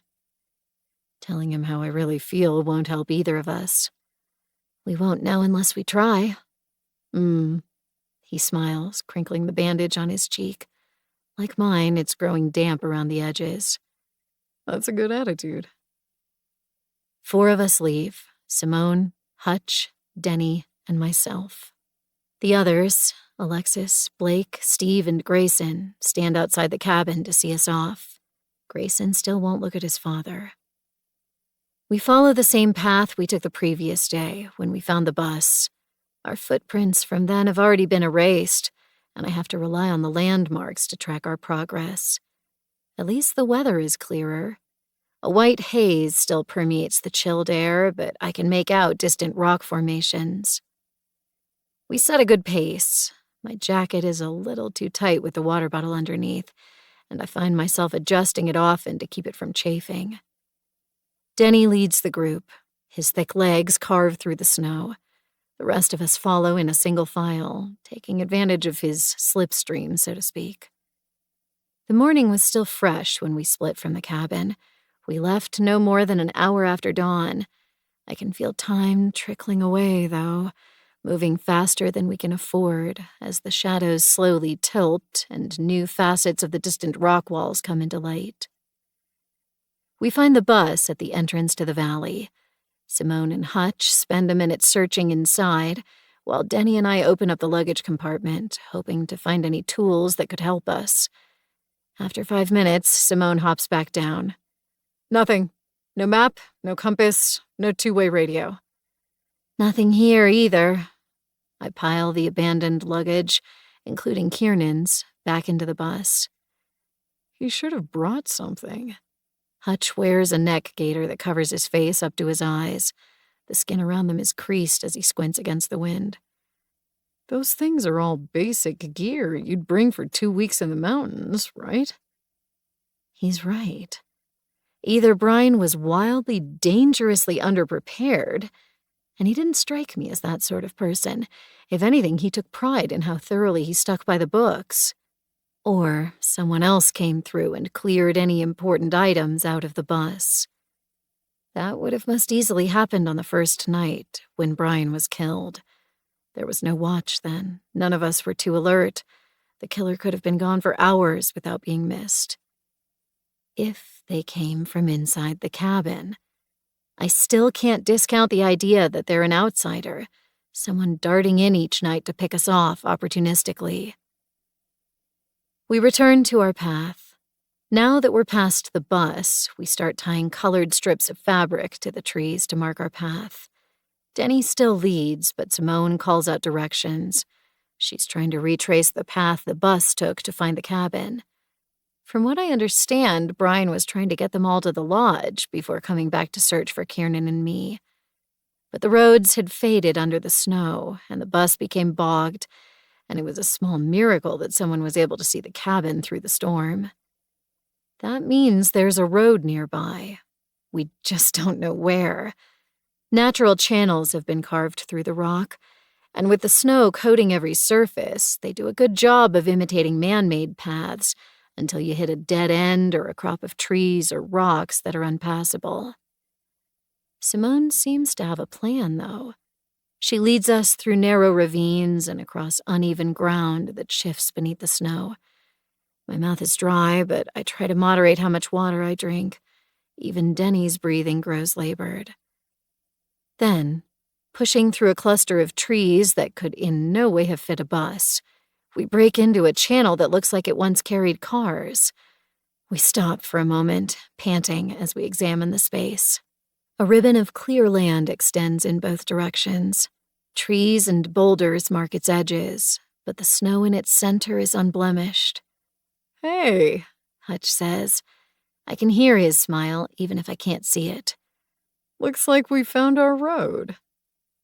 Simone turns left. She only makes it 2 paces before stopping. There's something about the rigid angle of her shoulders that I don't like. I move up behind her, cautious, straining to make out what's disturbed her. And then I see it. There's something dark on the road ahead. It's between the rocks on one side, shielded from the wind. But even though it's partially covered by snow, it's still unmistakably human. Kiernan. 22. My lungs feel empty, like the air has been sucked out of them. My legs, which were steady until now, falter as I stumble towards the form. He lays on his front, half hidden between jagged rocks. One arm is reached overhead, one is cast out to the side, limp. My mouth won't work. I reach for him. My hands touch the familiar thick jacket over his back. I wait, trying to see if I can feel him breathing through the material. There's no sense of warmth underneath, no sense of movement. I press down a fraction and realize he's stiff. Hey, Hutch has come up behind me. His hand shakes as he touches my shoulder. maybe step back a bit. Maybe don't touch him. My eyes follow Kiernan's body up to where his face should be. There are his shoulders, slim but strong under the jacket. But there's no head. Come on. Hutch tries to loop a hand under my arm to pull me away, but I shake him off. Noise whistles in my ears. My eyes aren't focusing like they should. I reach towards where his head belongs, certain I've made a mistake. My fingertips touch the severed ends of his neck. It's cold and solid, like a slab of meat from the freezer. The whistling noise grows louder. I feel as though I'm breaking, imploding. Something has been torn out of me and it's left a gap where it belongs, a hole so deep that it sucks everything into its emptiness, tearing my body into shreds through its sheer intensity. My mouth hangs open, but I can't scream, can't even cry. There's nothing left, just pain, so sudden and overwhelming that it robs me of every other motor function. I knew this was the most likely outcome. The words reverberate, cruel and heavy. I knew that if I was going to find answers, I wouldn't like them. Give her a moment, Hutch. Simone's words are barely audible under the whistling, but she sounds tired. I crumple over Kiernan's body, placing my head on the back of his jacket, and hold him. I'm wearing his scarf. It still smells a little bit like him. Lying there, with his scent in my mouth and his body under my head, I can almost imagine we're back at home, watching a movie, while I feel the rise and fall of his ribcage under my ear. Why did we have to come here? An irrational kind of desperation falls over me. The idea that I might still be able to fix this somehow, unwind the badness, repair the damage, if I can only understand. I pull back from his stiff body. My hands run over him, trying to find the familiar planes underneath the layers of winter gear. My voice shakes, but not as badly as I was expecting. I want to know what happened to him. There's a second of silence. Then Hutch, uncertain. We all do. If we can get the police... I begin pulling at his body. Help me turn him over, I say. Krista, help me! Simone comes up on one side and Hutch on the other. Together, we pull Kiernan out from between the rocks and roll him face up. A small green item that was sheltered under his body falls free. Pangs of recognition zip through me. It's my glove, the one Kiernan pulled off my hand while trying to catch me. He kept it. He'd wanted to return it when he found me, because until his last moments, that was all he'd tried to do, find me again. It's a punch to my stomach, and I double over from the ache. I don't want to look at Kiernan's torn skin, but I force myself anyway, crawling around to see his neck. Like Brian and Miri, the skin has one or two ragged places, but the slices are as smooth as a butcher's. what happened to his hands? Hutch asks. I was so focused with his upper half that I didn't notice the damage to his fingers. He's not wearing the beautiful, thick gloves he owned. The skin is shredded, torn away in strips until the white of the bones are exposed. Nausea rolls through me. I close my eyes as I wait for it to pass. Some kind of carrion animal, Simone says. She stands slightly apart from us, her arms crossed. Maybe a wolf. I remember the last time those hands touched me. On the bus, brushing against mine, asking to hold me. Then, later, as I fell from the precipice, clutching at me, trying to save me. An animal makes the most sense. There's plenty of wildlife in the Rocky Mountains, and animals will take anything during the scarcer months of winter. But there's something not right about the image. I can feel the wrongness deep in my stomach, even if my mind can't pick up on the same clues. I stand, breathing hard. Kiernan's body left a line in the snow where we dragged him. I follow it back to the rocks he was propped between. Then stop. He didn't die here, I say. What? Hutch follows me. I stare at the pristine snow. No blood. Miri and Brian both left a slick of red where they fell. That should have still been visible, even with fresh snow falling on top. I dig my gloved hand into the powdery substance, turning it over, searching for even a drop of red. I can't find any. What does that mean? He was killed somewhere else, then dragged to the road. Why? So someone could find him? Frustration builds in me as I turn to gaze down the road. The person killing us hasn't tried to hide their activities so far. It's as though they want people to see what they've done. Heads displayed on trees like trophies, teeth propped on the windowsill for us to discover the following morning. And somehow, they found Kiernan lost in the wilderness. And it wasn't enough to just kill him. They wanted their victory to be seen, to cause pain. So they dragged him to the road and left him propped between the rocks, where he would be sheltered from the snow but visible to anyone passing by. It's an incredible amount of effort to go through. There's no trace of blood nearby, no drops left around his severed neck. He was dragged far enough that his body bled out long before he'd reached his final resting place. We need to keep moving, Simone says. Our only goal right now should be to reach town before dark. Hutch makes a thin, pained noise. We can give her a few more minutes. No, we really can't. Simone's eyes flick to me. and they're as harsh and unforgiving as the environment around us. Our time is already drastically limited. You can mourn while you walk. Denny turns towards the road. Hutch hesitates, sending me a questioning glance, then also stands. I stare down at the man I loved. It feels wrong to just leave him there, lying on the side of the road as though he's been forgotten, left exposed for the weather to tarnish and the animals to pick at. No. My breath stings in my aching throat. I finally realized what bothered me about his hands. They were torn to shreds, as though a scavenger animal had ravaged them. It made sense. Animals will go for the easier exposed parts of a body first. But then, why was the bare flesh at his neck so pristine?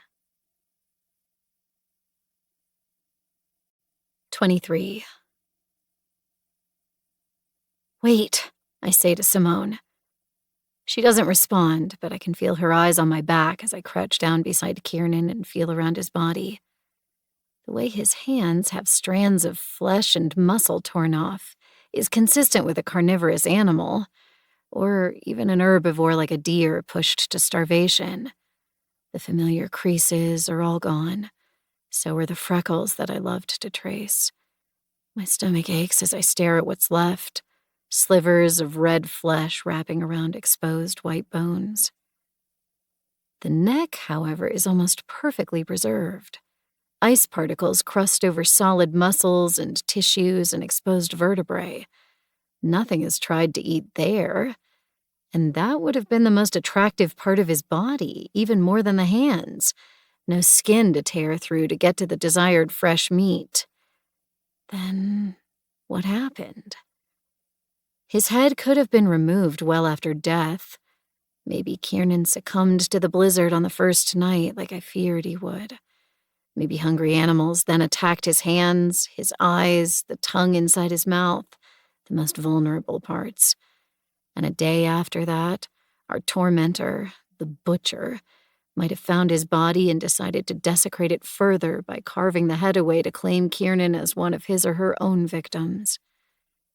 It would make sense that the body was dragged far from its original resting place. There are no scraps of flesh or spots of gore on the pure white snow. Scavenging animals would have left plenty of those.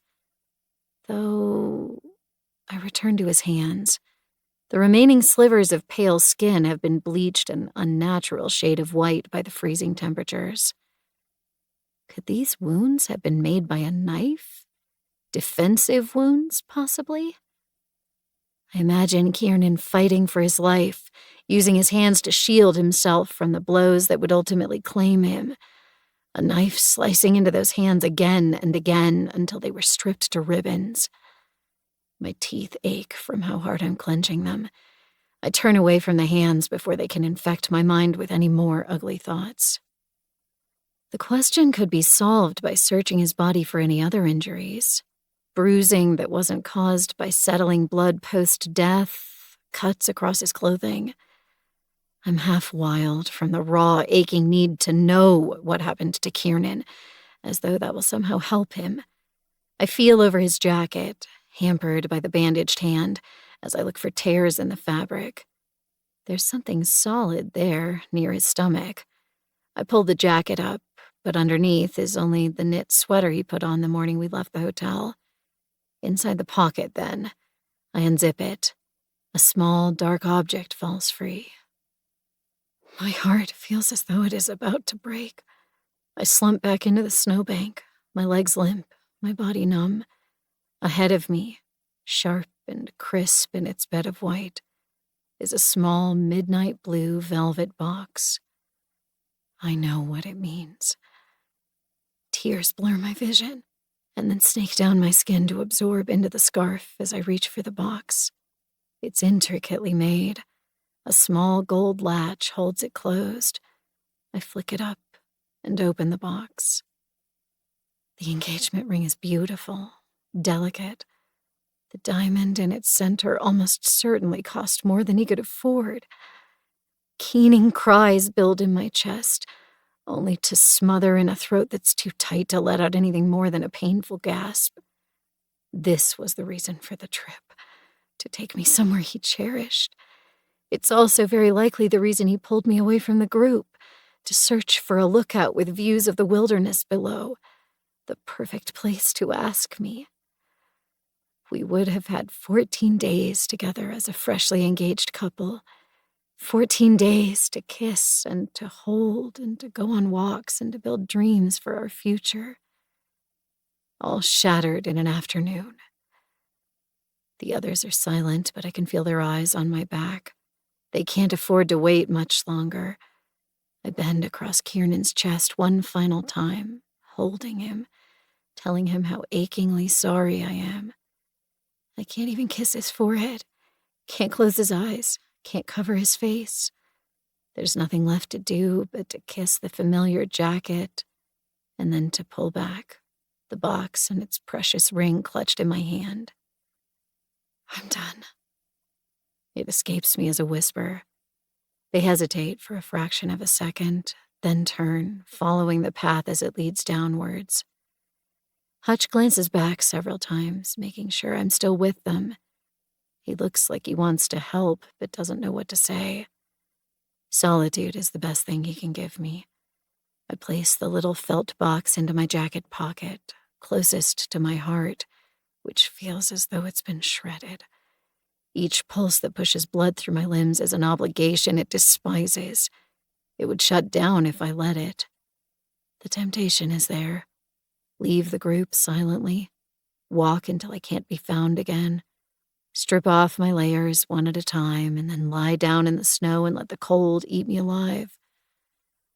I can't, though. Someone hurt Kiernan. They carved his head off, removed his teeth, shredded his hands. He hadn't done a single thing to harm them, and they mutilated him so badly that it's not even possible to have an open casket funeral for his mother's sake. I'll find out who they are, and I'll hurt them like they hurt Kiernan. 24. The others were affected by Kiernan's remains in different ways. Hutch is jittery and uncomfortable.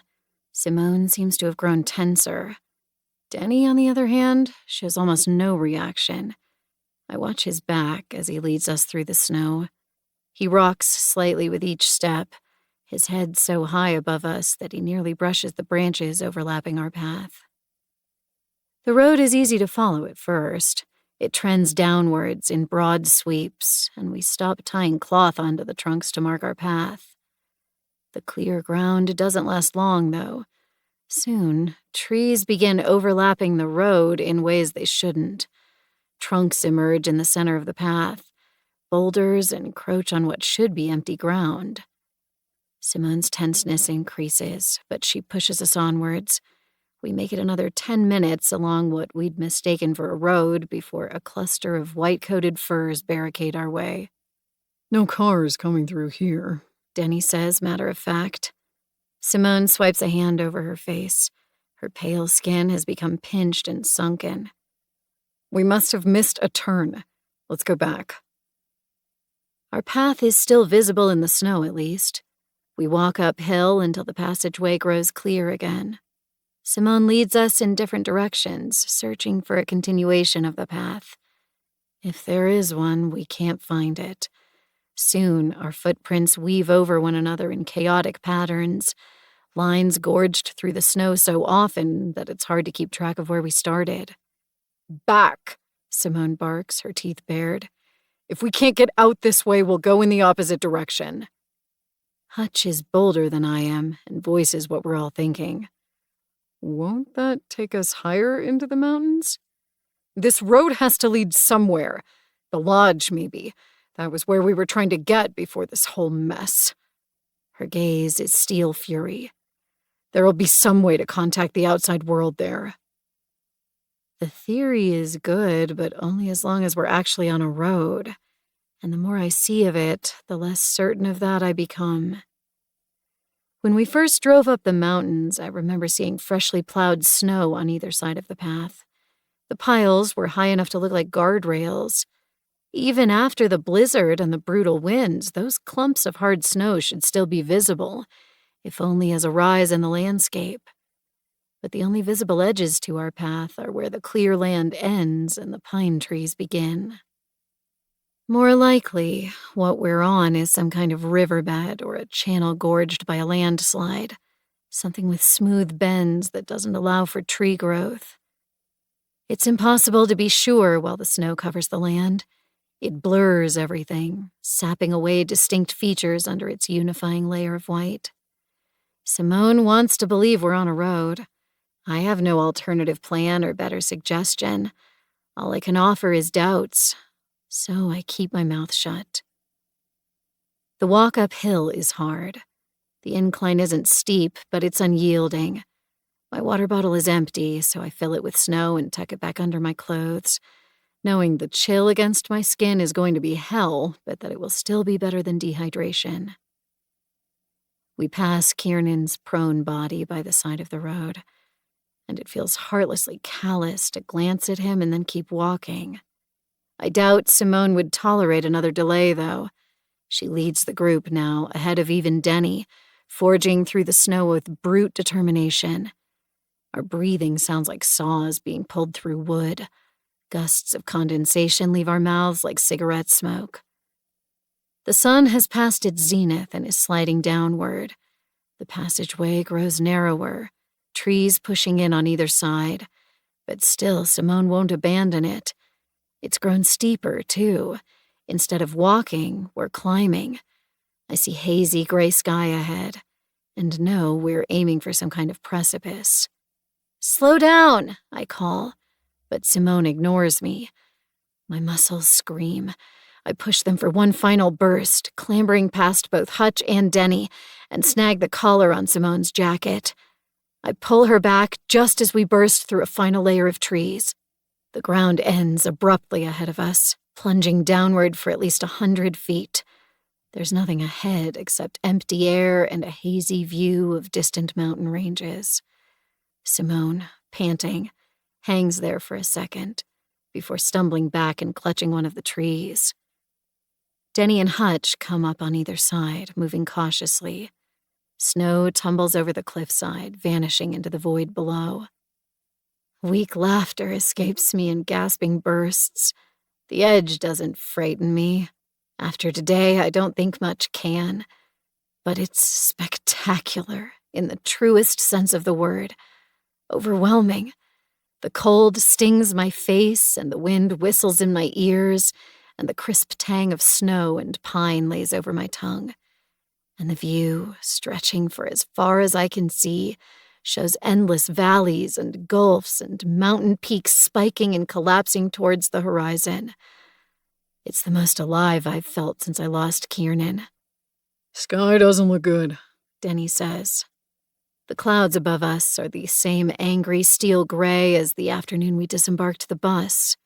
There's no snow on the air yet, but I don't expect that to hold true for more than a few hours. "There's nothing here, is there?" Simone's still gazing at the valley below, not yet willing to give up on the idea that the path was leading us to Blackstone Alpine Lodge. Her mouth twists.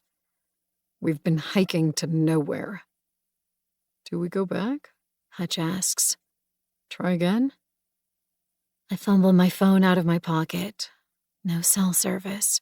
It's nearly 3 in the afternoon. Regaining our lost ground will take us precariously close to sundown. Pushing on farther will almost certainly guarantee a night spent outside. We don't have any kind of shelter beyond the spare coats we all brought. No food either. Even if we get through the night and the impending storm intact, we can't hike indefinitely on empty stomachs. Simone slumps against her tree. One hand is looped around it to hold her steady. She's always been a force of grit and calculated decisions. Now she looks empty, lost. "We'll have to go back," she says. "Maybe we can try again tomorrow, but for now, to have the best odds of survival, we'll return to the cabin. And perhaps to the killer inside." 25. Night has set in by the time we pass the bus. It's a relief to see the broad white shape. I'd started to think we'd lost our way. Twilight robbed us of our depth perception and sapped any color out of the landscape. We hadn't been able to find the last 3 strips of fabric we'd tied up to mark our path. At my back, Hutch groans as he sees the bus. It's a relieved sound, I'm pretty sure. I wasn't the only one afraid of being lost in the mountains at night. We leave the trees and strike across the empty land leading to the cabin, using Hutch and my phones as flashlights. Snow has begun to fall. It's only light, but threatens to get worse. My light catches on a dark mark in the nothingness. Miri, still lying prone, slowly being covered by falling snow. Not the burial Steve would have wanted for her. The massive pine tree rises out of the gloom. I can't stop myself. As I draw near, I trail my light over it.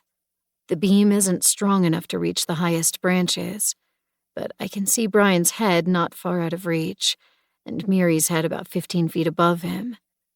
Nothing else, unless it's well hidden. The killer hasn't added Kiernan to the tree. Yet, I don't think I could have survived it if they had. Dull light glows from the cabin window. The fire must be burning low. I hear movement around the building's side and signal to my companions. Slowly, wearily, we follow the sounds.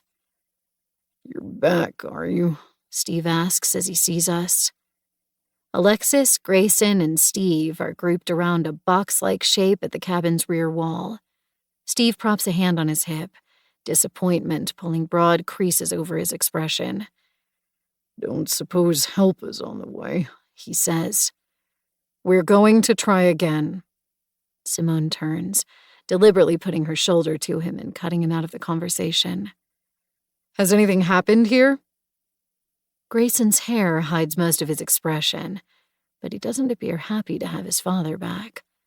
Alexis, for her part, seems relieved as her eyes dart over us. I crane forward and recognize the object they're working over, a generator mounted to the wall. "We found some fuel in the shed," Steve says, forcing his way back into the conversation. "When it became clear you weren't getting us any kind of rescue today, we figured we might try to get some proper lights in the house. Only the damn thing is broken."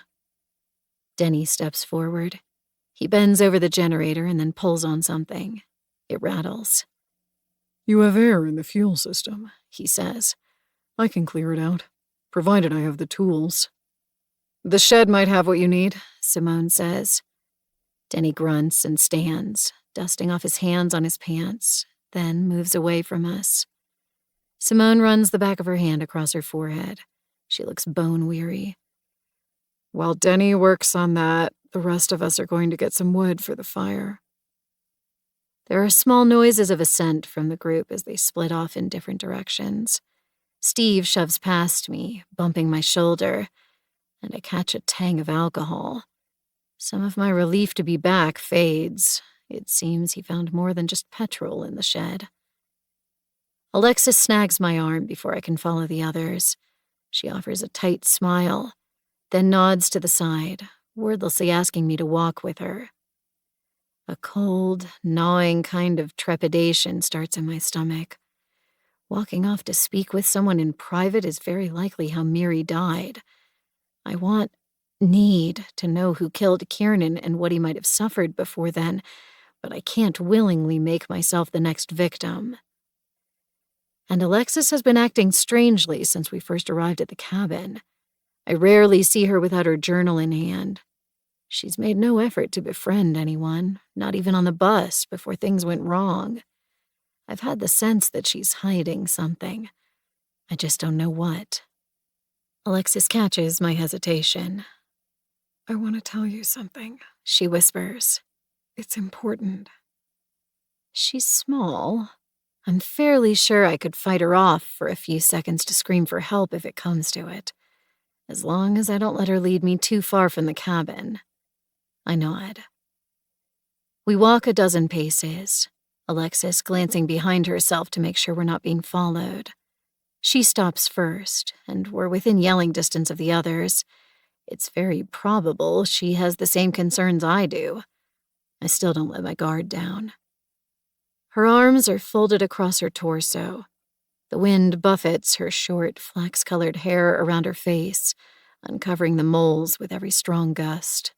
She leans her upper body towards me, and I bend slightly so that our heads are at the same height. I think I can trust you. Her words are breathy and hot in my ear. Which is why I wanted to talk to you alone. There's something you should know. I glance behind us. Silhouettes move in the distance. Our companions, scavenging for firewood. What? I ask. While we were working on the generator, Grayson and I started talking. Alexis shuffles her feet. She's nervous. Her eyes scan the trees nearby, searching for movement between them. I found out why he and Hutch fought. They'd been talking right before, right? Apparently, Hutch made a joke about mothers, and it set Grayson off. Did he say why? Yeah, his mother died recently, only about 6 months ago. Grayson's here with his father. I'd assumed it was some kind of bonding experience for them, learning how to become a man or similar. I don't know Denny well, but what I've seen strikes me as a severe, no-compromise kind of personality. I can't imagine he approves of Grayson's hair, or his slouch, or his attitude. Now I start to see things in a different light. The holiday might have still been planned as a bonding experience, but with a goal to bring what remains of their family together. Denny's not a paternal figure. He's more the sort of person who spends long hours at work and interacts rarely when he's at home. Even though he's kept Grayson at his side for the whole trip, their body language suggests they're nearly strangers. Most likely it was his wife who formed the core of their family. Without her, Denny might have felt his son drifting away, and, realizing Grayson was very close to adulthood, recognized his window to make things right was closing. Grayson, meanwhile, is acting out from grief he has no healthy way to express. His father's stiff demeanor doesn't invite any sort of intimate sharing.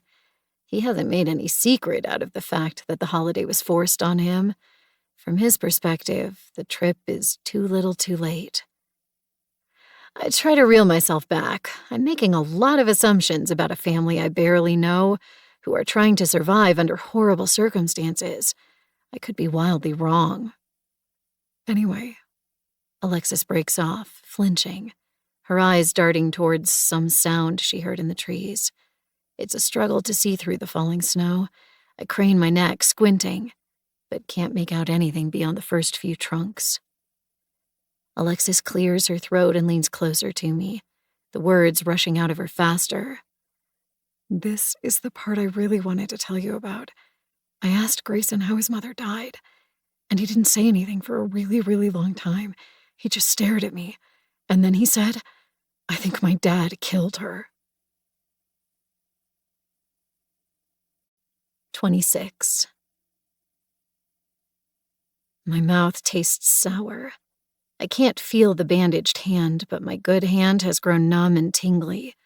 At the edge of my vision, I see Denny bent over the generator, working on it. I lean towards Alexis, my voice low. Did Grayson say what happened? The police ruled it a suicide. She left the house early one afternoon. She ran a red light close to their house and was hit. Okay. I hunch. A drop of moisture clings to the tip of my nose. That doesn't sound like it was murder, though. Yeah. Supposedly the brakes failed. Alexis gives me a significant look. And Denny's a mechanic, I whisper. Exactly. Grayson says he maintained that car meticulously. It was the one he usually drove to work, but that morning he had some convoluted reason for why he couldn't take it. Something about the trunk space. So he took the family car to work that morning and left his wife with a vehicle she didn't know was broken. Huh. Doubt creeps through me in painful increments. And the police didn't find him suspicious? Apparently not. But Grayson said there were a lot of arguments between his parents in the weeks leading up to it. She was talking about leaving and taking Grayson with her. And again, Alexis glances behind us, making sure there's no one who could be listening in. Grayson thinks there might have been another man involved. He thinks she was going to visit him on the day she died. A new image forms. Denny, a man rigid in his life, content with what he has, suddenly threatened by an outside force. The woman he thought was devoted to him says she wants to leave him for someone better. Simmering jealousy, a refusal to let her be happy anywhere except in his home. It's only what Grayson said, Alexis adds. She shrugs, hunched and nervous. I'm not sure if even he's certain about it, but he had enough doubts to share it with me. Anyway, I thought it's something you should know, just in case. I remember the look on her face when our group returned. Relief. She'd been worried not all of us would come back. There's a whirring noise behind us. I turn. Light shines from the cabin's window. It forms a rectangle of illumination on the ground, just barely grazing the base of the butcher's tree. They got the generator working. Alexis gives me a final tight smile, then begins hurrying towards the light. I stand outside for another minute, letting the revelation flow over me like ice water. The tinny whistling noise is back in my ears, setting my nerves on fire. I've spent the day walking beside Dunny. For a lot of the time, I could have reached out a hand and touched his back. Did he kill Kiernan? He's massive, easily 6'4" and built with muscles. He could overpower even a fit man like Kiernan without too much trouble. He could have taken Brian out before the guide even had a chance to draw breath. But why? What motive could he possibly have to purchase a holiday package for himself and his son and then begin murdering the other attendees? Blake's whispered caution reverberates in my ears. Sometimes there's no reason. Sometimes not even a panel of psychologists can explain why a person does something. And if I needed a reason, grief or anger is a powerful motivator. It's not only Grayson who's repressing his emotions. Denny's wife passed very recently, whether by his hands or by accident. And it's likely he hasn't been given a space to talk about what he's feeling on the inside since he was a child, if even then. It's not proof of anything, I remind myself as I turn back to the cabin. No more than the knife in Alexis's bag or the blood-stained handkerchief in Grayson's. But someone has committed atrocities against our companions, and the kills are so efficient and terrifyingly precise that it's hard to believe the butcher has never taken a life before. The cottage is brighter than I expected. The overhead light is on. Alexis has returned to her corner and is scribbling in her journal. She keeps her head down, avoiding both my gaze and the eyes of the room's only other occupant. Denny sits in his seat against the opposite wall, his forearms resting on his knees and his hands limp between. His head is bowed, his shaggy hair limp. The cabin feels almost empty with just the three of us. Where are the others? I ask. Denny just shakes his head. Alexis speaks up, her voice tentative. I think they're out at the shed. The door bangs open behind me. Steve is laughing as he and Hutch drag in 2 heaters. "Look at what we found," he booms. "No more fires, no more smoke." They're large, waist-height, and look at least a few decades old. I eye the rust crusting around their bases as Steve drags one towards the bookcase. As he passes me, I catch another gust of alcohol. He's in a good mood, bordering on manic. He finds a power outlet and plugs the heater in. "Yeah," he crows as the machine rattles to life. "Hell yeah." This one works too. Hutch has set his up at the room's opposite end. It clicks softly as it begins to heat. I can only pray the rust hasn't damaged either of them enough that they start leaking or catch on fire. If we're going to be stuck in hell for another night, we'll do it on our own terms. Steve is speaking a decibel louder than he needs to. When he sees me watching, he sweeps his arms out wide as though to draw me into an embrace. I duck away, pretending to be interested in making my bed instead. We're gonna be warm inside and out, Steve booms. He reaches into his coat and pulls out 2 bottles of whiskey, confirming my fears, and slams them onto the table. One of the bottles is half empty. We'll drown our sorrows and lift our spirits all at once. A drink to Miri, a way to remember her. The word performative rings in my ear again. I don't dare speak as I hunch into my nest of clothes, aching legs pulled up to my chest. Steve's cheerful at the moment, but I've seen how quickly a person's temper can shift with alcohol. My own father would start out jolly. He'd talk about the toys and sugary treats he was going to buy me and my brother, goad us into raucous games. I learned to humor him when he was in that bright phase, and be quick to hide as soon as I sensed that subtle turn an hour in, when he became sour and cruel instead.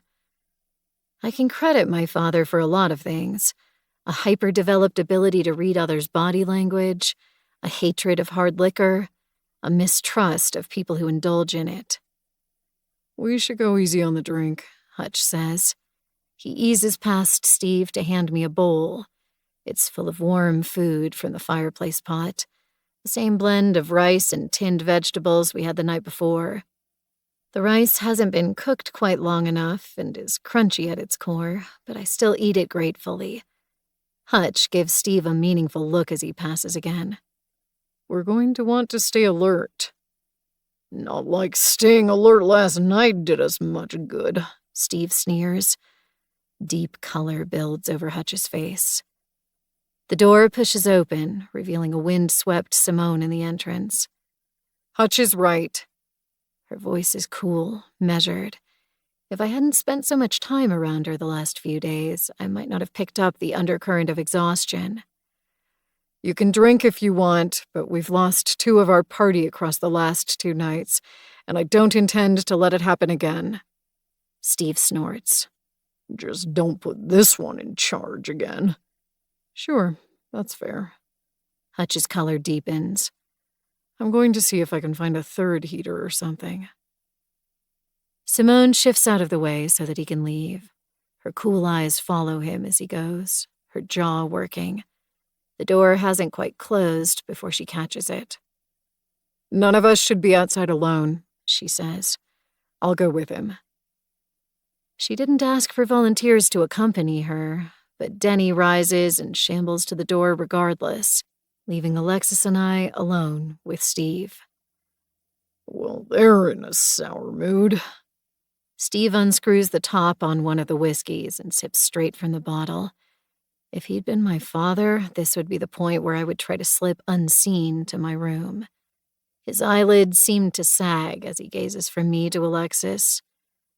You're both young girls. Don't you like to have fun? Alexis puts her book aside. I'm going for a walk, she whispers, crossing the room the long way to keep the table between herself and Steve. She hesitates at the door. Krista, want to come? Yeah. I'm already grabbing for my jacket. I don't even wait to put it on before stepping outside. Alexis shuts the door firmly behind us and releases a long, strained sigh. Standing on the cabin's front porch, struggling to pull the jacket over myself one-handed, I stare through the falling snow. It's grown denser. Even with the light from the cabin, I can only see a sliver of the butcher's tree. The bark looks strange in the distorted light, almost as though it drips with blood.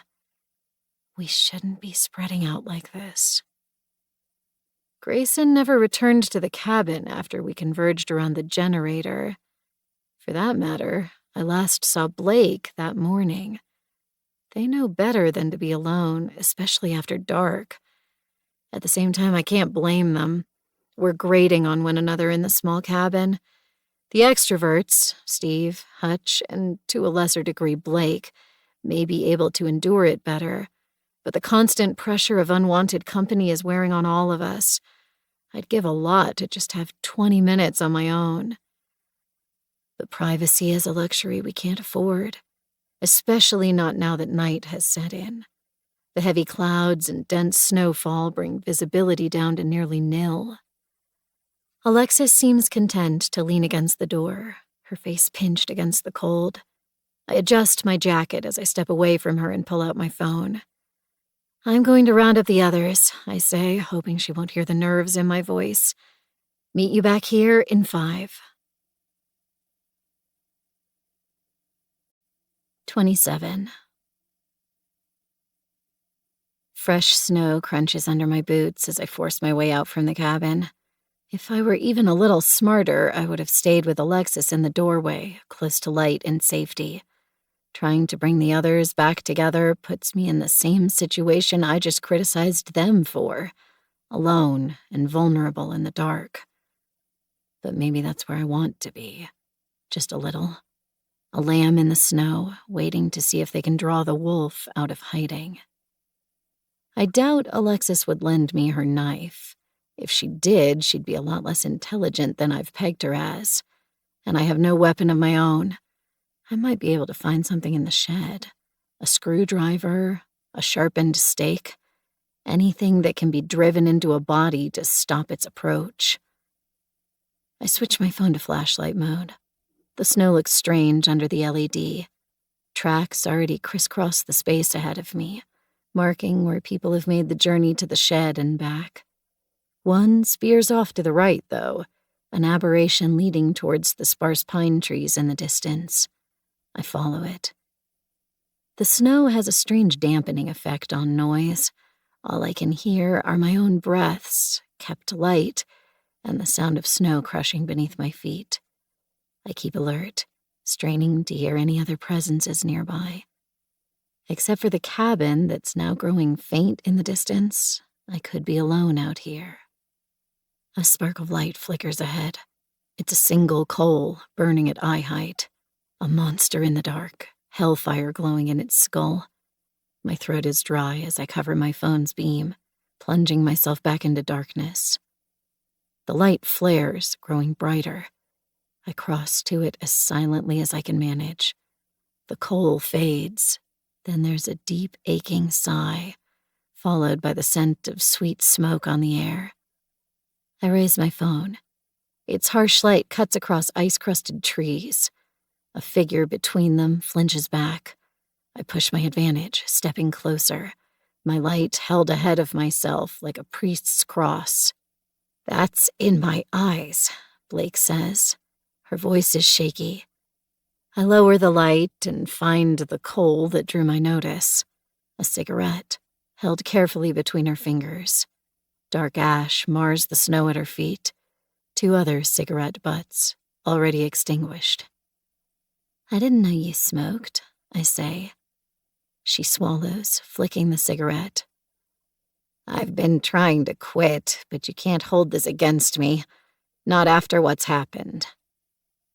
I don't remember seeing any cigarettes when we searched her belongings. The carton and blue lighter clutched in her spare hand are matches for the ones Miri used to carry, though. It's not worth an argument.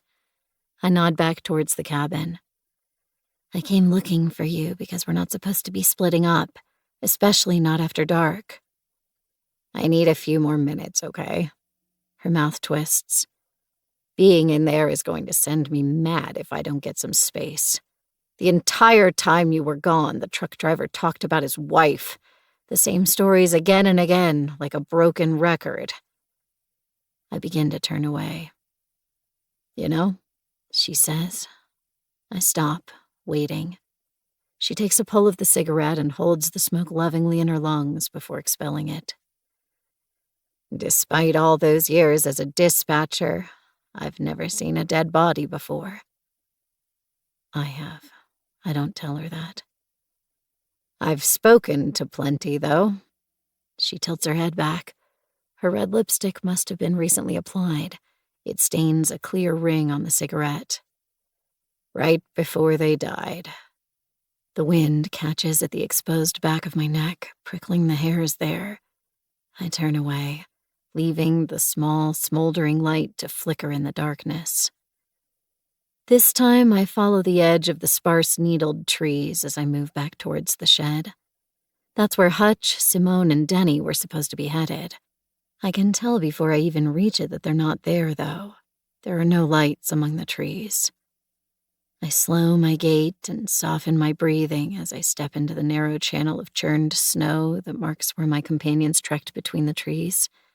My ears catch every creak and shudder as the wind picks up, tugging at the branches.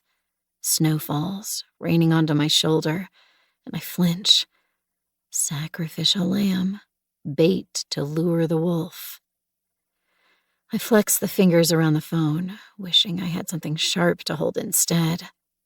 There's a sound behind me that might have been sloughed snow or might have been a footstep. I turn. My light refracts off 1,000 ice particles and endless cracked bark. It's hard to see through the branches. I think I'm alone. Impossible to be sure, though. The shed rises out of the darkness. Its door hangs open, the broken hasp lock loose. I can't hear any sounds coming from inside, but call out just in case. There's no reply. As I creep nearer, my light shines over the broken chairs stacked just inside the shed's entrance. Faces seem to rise out of the gloom beyond. I adjust my hold on the phone, straining to make sense of the overlapping slices of wood and metal.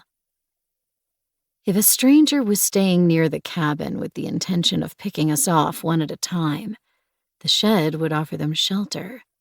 It's close, it's full of tools they might need, gardening implements that are dangerously sharpened, rope and twine, potentially even a sled to make transporting heavy burdens easier. It's where I would stay. I'm at the doorway. The flicker of reflected light is disorienting, as though a dozen eyes gleam back at me through the darkness. It's enough to make me paranoid, convinced that I'm being watched. My shoes scrape over the threshold as I step inside. The wind's low howl fades. My breathing suddenly sounds louder until it's all I can hear. The light shakes as it travels over the space's dense clutter. Something shines at my side. I bend over 2 crates to see it. There, tucked into the room's corner, away from easy view, is an axe. The wooden grip leans against the wall, the heavier metal head propped on the floor. I stretch my phone forward, bringing the surfaces into stark relief. The blade is clean, but traces of color cluster around where the metal joins with the wood. Rust. No. Blood? It's hard to get a good sense of its true shade with the LED washing it out, but the pattern looks like someone may have tried to clean liquid off the axe and failed to get it out of the cracks. Exactly what Simone had been looking for when she examined Alexis's pocket knife. My mouth tastes acidic. My pulse is in my ear, rushing and sick.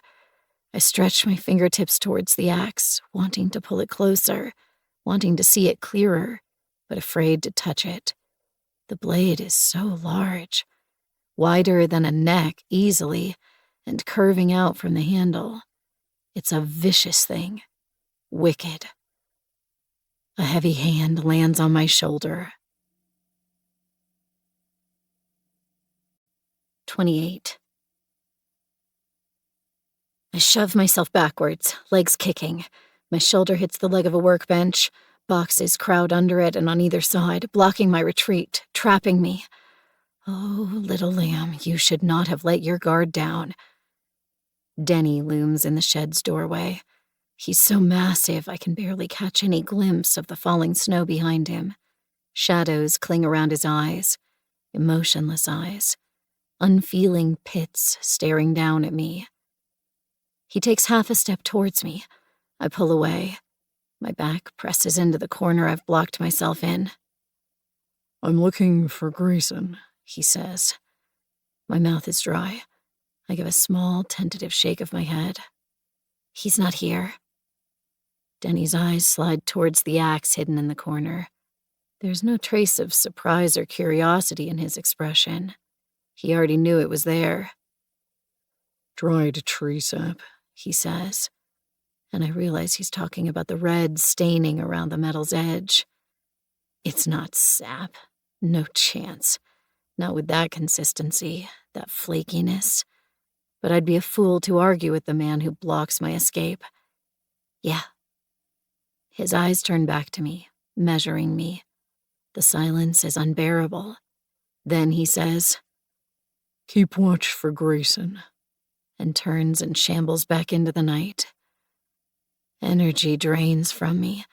I feel like a small animal being dropped from the jaws of a wolf, shocked to be intact, still not quite certain that I'm alive.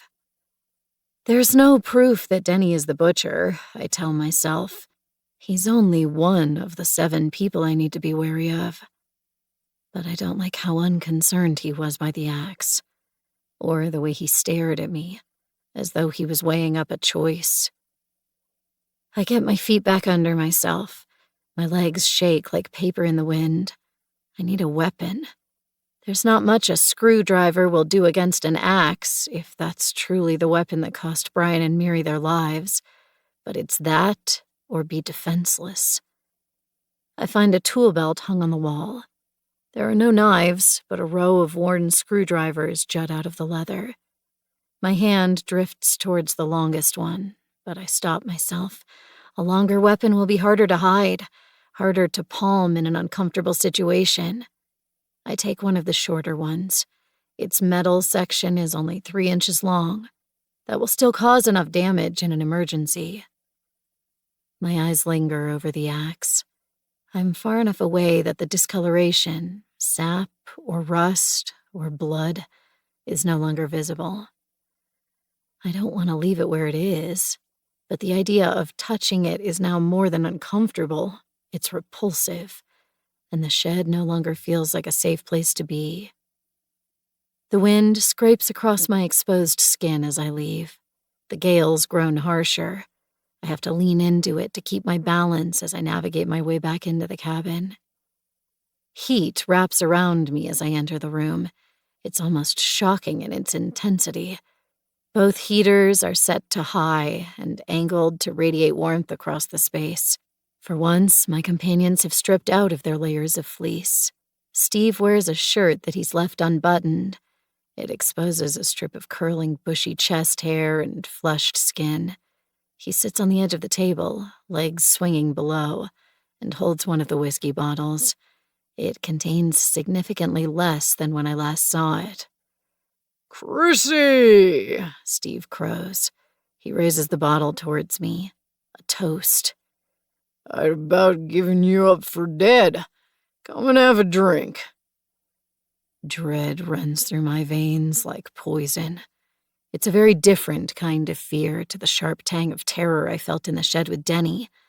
This is slower, slicker, the kind that clouds my head instead of clearing it, numbs instead of energizes.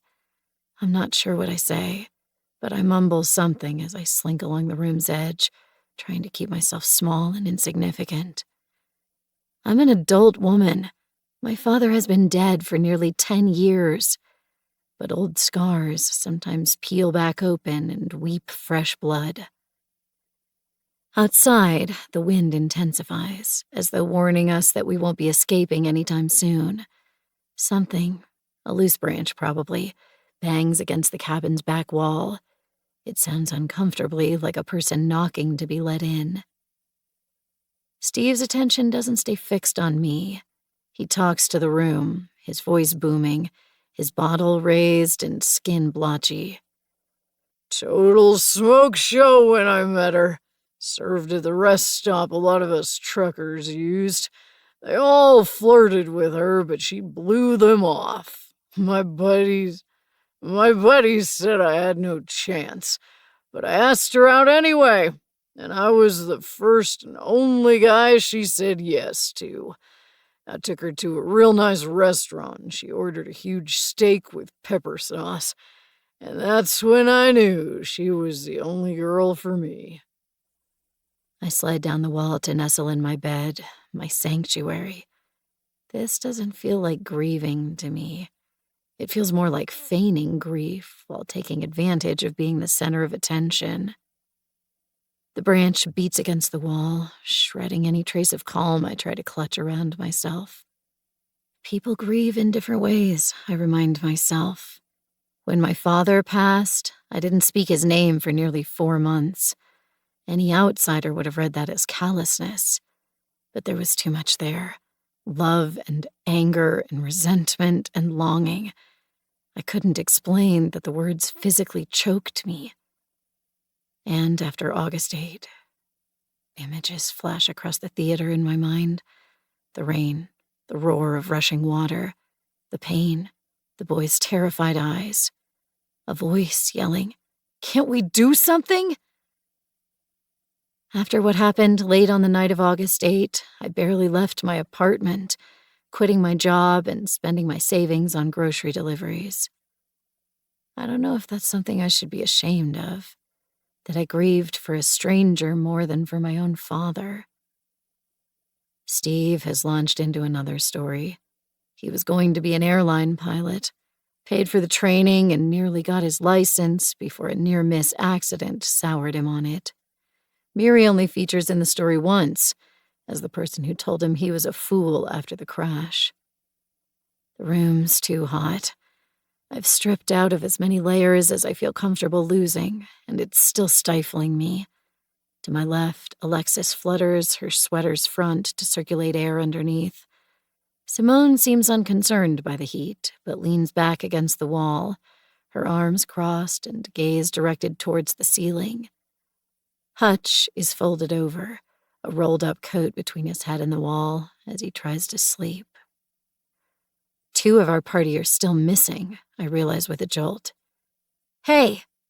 My voice interrupts the start of another story, and Steve raises his eyebrows, the skin across his face going slack.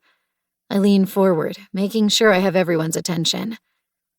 "Blake and Grayson are missing." Simone grimaces. Creases form across her delicate skin, concentrating around her nose. I feel as though she knew, but was willing to ignore it as long as no one spoke up. Okay. When was the last time anyone saw them?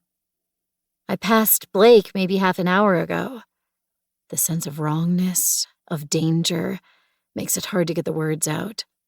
"She was smoking, but she should be back by now. There's a storm." The loose branch thuds against the cabin's wall to punctuate my point. "Grayson goes on walks sometimes," Denny says. He sounds muted, defeated. "Sometimes in the rain, sometimes in the snow. He won't be back for hours." The cabin's support beams creak as the rising storm applies pressure. I lower my voice. We can't just leave them out there. My final words are drowned under a heavy rattling. I flinch, staring at the door. It shudders, then draws inwards. A heavily bundled form shuffles through. Blake flips her hood off her short gray hair and shakes herself out. "See?" Steve, still on the table's edge, has begun to slur, his words dragging out. "She's fine." "Well, you've found a way to make the place a sauna, at least." Blake realizes we're staring, and her eyes narrow. "I wanted to get some fresh air." A sluggish kind of relief enters me. Blake shuffles to the couch Steve and Miri used to share and slumps into it, a heavy sigh escaping her as she begins to untie her shoes. "And Grayson?" I try. "You won't find him if he doesn't want to be found." There's frustration in Denny's tone. I can imagine nights spent cruising the streets looking for his missing son. I don't like it, but I tell myself Denny knows his boy better than the rest of us. I try to relax back against the wall as sweat beads on my skin from the heat. The loose branch hits the wall again, muffled but persistent. "What the hell is that noise?" Blake asks. She kicks her shoes aside. The question leaves us silent. My mouth turns dry. I was so preoccupied by the more pressing threats, Steve, the alcohol, my missing companions, that I let the sound fall into the background, dismissed as a broken branch. But it's not. It's too loud, too heavy. It repeats, banging against the cabin's back wall, not far from where Denny sits.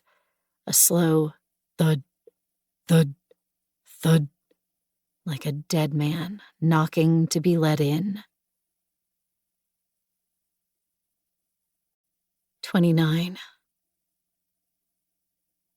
I'm the first up.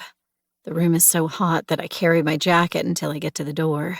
Behind me, Steve calls, the words running together as he grows irritable. What are you doing going out there again? There's movement at my side. Hutch pulls his cap down over his dyed hair and gives me a short nod. I turn my phone's flashlight on. We shove out into the blizzard. The snow's growing deeper. I'm panting within a few paces. Voices mutter behind me. Some of the others have joined us. I try to see them, but they're a blur beneath the driving snow. My gloves scrape frost from the wood walls as I circle the cabin. Pine trees grow close to the building's back, their branches spreading over parts of the roof. Something glitters on one of the nearer trunks. Liquid, a vivid red in my light. I press the tip of my gloved finger into it. It's nearly frozen, but a smear of color comes away under pressure. My heart sinks. I step back, raising my light. The liquid trails across multiple trees in thin ribbons. Drops glitter on the snow around our feet. Someone, Simone, whispers a string of curses behind me. We can't stop now. I feel the bite of the screwdriver against my hip as I step forward. Branches graze my jaw, and my exhaled breaths condense into crystals against their frost-coated tips. The noise repeats, deep, slow thuds. I face towards it, and my light shimmers over an unnatural shape among the harsh lines of bark and branches. I make out the hand first, palm facing towards me, fingers slightly spread. The glove is gone, but I think I see it in my peripheral, half buried in the snow nearby. There are no legs beside the hand. I trail my light up the arm. Grayson's puffy jacket reflects the beam back at me. I find the torso. It's oriented wrong, the split of the shoulders occurring below the narrowing of the hips. The legs stretch high above, clamped together by lashings of rope. He's hanging upside down. My light shimmers down again. The space between his limp arms is empty. As before, the head was taken. All that remains are slick icicles of blood and spinal fluid clinging to the stump of neck. The blizzard gusts around us. Grayson's body moves like a pendulum under its force, his arm and back thudding into the cabin wall with each gust. There's a soft crunch behind me, heavy shoes on the packed snow, pressing it into ice. I step back as Denny moves past. He doesn't make a sound, but there's a drawn emptiness in his slack face that sends pain through me. His massive hands reach out. They touch Denny's chest, unbelieving. Cut him down, he whispers. My light traces over the rope tied around his leg. It rises over the closest pine's high branches before looping back down. The other end is fastened to a trunk less than 10 feet from us. Simone steps forward. Denny, cut him down! Denny's voice booms like a cannon. We all pull back. He swings, his shaggy hair sticking to his forehead, lips peeled back from teeth in a grimace. Girl, Alexis, you have a knife. She's frozen, her limbs locked in place. Her eyes remind me of a deer in headlights as Denny advances on her. Here. Hutch moves forward. He pulls a rusted, serrated knife from his pocket and advances on the rope. He tries to cut it, but the knife jams on the fibers. Denny takes it from him and begins sawing in earnest. Even through the storm, I'm certain I can hear the faint snap of the cords giving out as the rope frays. Grayson's body shudders down an inch, then, all at once, falls. We step back as Denny cradles his boy's body. Neither rigor mortis nor ice have been able to claim him yet, and Denny lays him on his back, his arms folded over his chest and his legs together. Then he kneels beside his son, arranging his clothes, gently tugging the creases out. His hand flutters to where Grayson's head should have been, and I know he wants to brush his hair back. Once he's done with his clothes, Denny stays hunched beside him for several minutes. The temperature is dropping as the blizzard coats the region, but none of us dare interrupt the giant. Denny finally stands. His expression is unreadable, but there's a slackness about his cheeks that I haven't seen before. He doesn't speak to us or even look at us as he walks past, returning to the cabin. I glance at those who are left. Hutch, Simone, and Alexis. Steve and Blake must still be inside. "Where did you get that knife?" Simone asks. Her gaze is distant, her eyes clouded, her voice dangerous. Hutch clears his throat. "In the cabin, in the bottom of one of the drawers. I figured the place's owners must have kept some for cooking, but this was the only one I could find." There's a second hesitation. Then he follows it up with, "I only got it this evening. It's for self-defense." "All right." Simone turns. Her movements seem very measured. "Fine." As she passes a tree, she hurls her fist at it. The crack rings out through the freezing air. Simone keeps walking as though nothing happened, even though I can see flakes of broken bark crumbling from the impact. Hutch's breath comes out shaky. He shoves the knife back into his pocket and avoids our eyes as he follows in Simone's wake. The wind funnels fresh snow across Grayson's body. Alexis's eyes catch my phone's light as she watches me. "Are you coming in?" she asks. "You can go." My throat is tight. "I'll follow in a minute. I want to see if I can figure some stuff out." The body lies ahead of me. My mind is filled with memories of people leaving the cabin and returning. Somewhere in this dark, icy cluster of trees, I'm going to find my answers. The killer has left more evidence with this death than with any before. It has to be enough. Surely. 30. Alexis tilts her head, a soft exhale slipping from her lips. Her eyes dart across the trees around us, searching for movement in the darkness. Then she crosses to Grayson's body and crouches down by the stump neck. "Another clean cut," she says, using her gloved fingertip to scrape away the forming snow and ice crystals. "That means a large blade was used, like a machete or a sword." "Or an axe," I say. "Potentially." Alexis sends me a questioning glance. "He died in these trees. There's too much blood on the bark and on the ground for anything else, which means the attack must have killed him fast, before he could make any noise." Small mercies, I think.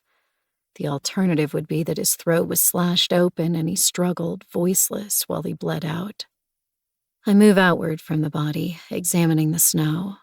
Like I thought, Grayson's missing glove is half buried only a few feet from his body. It's crusted with partially frozen blood. Did it come off in some kind of struggle? Or while his body was being dragged to its final resting place? I move back to his hands. Denny laid them over his chest, and I try not to disturb the arrangement as I search the exposed skin. It's also smeared with blood. I picture Grayson clutching at his neck as blood gushed through his fingers. "Look under the fingernails." Alexis has crept up to my side. Her pale hair clings to her damp skin. I can feel the heat from her small body. I raise Grayson's hand. The nail bed's not clean, but then none of us have had a bath in days. Alexis uses her pinky finger to indicate them. No chips or breaks. No scraps of skin under the nails. No obvious signs of a prolonged struggle. That compounds what I'd already started to believe, that the attack came as a surprise, sharp and sudden, and over before Grayson really knew what was happening. You know a lot about what to look for, I say. Alexis can't quite meet my eyes. I fell down a true crime research spiral recently. This isn't the first time I've felt like she's only giving me part of the story. I could press her on it, but the mystery in front of me is more vital, and I don't want to be outside any longer than necessary. Can you tell how long he's been dead? I ask. Alexis feels his hands, moving the joints experimentally before placing them back on his chest with a frown. Only as much as we already knew. He's still warm, but cooling quickly. He would have died somewhere within the last 2 hours since we last saw him at the generator. I trail my light down his body until it stills over his legs. The rope is still tied there, lashing his ankles together. I shuffle closer and lift the material. It's old and rough and dust flakes free when I twist it. It came from the shed, I'm fairly sure. The killer is using whatever's available to stage their attacks. I train my light towards the branches above. It's not hard to find the one Grayson was strung from. The bark has been rubbed raw where the rope dragged. How heavy do you think Grayson is? I ask. He's tall but very thin, probably not much more than 60 kilos. Still, that's not nothing. The men could probably lift his weight. Simone's strong. I might be able to if I really strained. Alexis is tiny, though, and I can't see Blake having the upper body strength. They could have used a counterweight, Alexis says. Anything heavy that could clip onto rope. I'm sure you could find something like that in the shed. I was on the verge of trusting you, too. She chuckles. That would be a mistake. To believe too much in anyone's innocence, I mean. I hate how much truth there is in that. Finally, I leave the body. My phone's light shimmers over churned snow and flecks of crimson. I pace back, struggling to read the environment. I think I can pinpoint the place where Grayson was attacked, between 2 trees that now bear sprays of red. I crouch and find a pool of blood between the roots. It's not unblemished like the previous 2. It smears, the trail of red thinning as the body drained. The killer began moving the body almost immediately. Time wasn't on their side. I raise my light. There, to our right, the path to the shed is barely visible between the trees. A lot of us went back and forward along that path. Steve and Hutch to collect the heaters, then Simone and Denny. Even I went to the shed in search of a weapon. I can see the scene from the killer's eyes. He would have stood exactly where I am, crouched over his bleeding victim, possibly even working on fully severing the head. Then noise. 1 or more people walking along the track less than 20 feet away. The butcher, so close to discovery, would fall still. As soon as the danger faded, he would grip Grayson's legs and pull, dragging him deeper into the trees and up to the cabin's shelter where he can finish his work. Earlier, I left the cabin with the hope of encountering our tormentor. There's a not unreasonable chance that I was the disturbance, the person who could have looked to the side and glimpsed his bloodied form hunched exactly where I now stand. I could have stopped this. We need to go to the shed, I say. 31.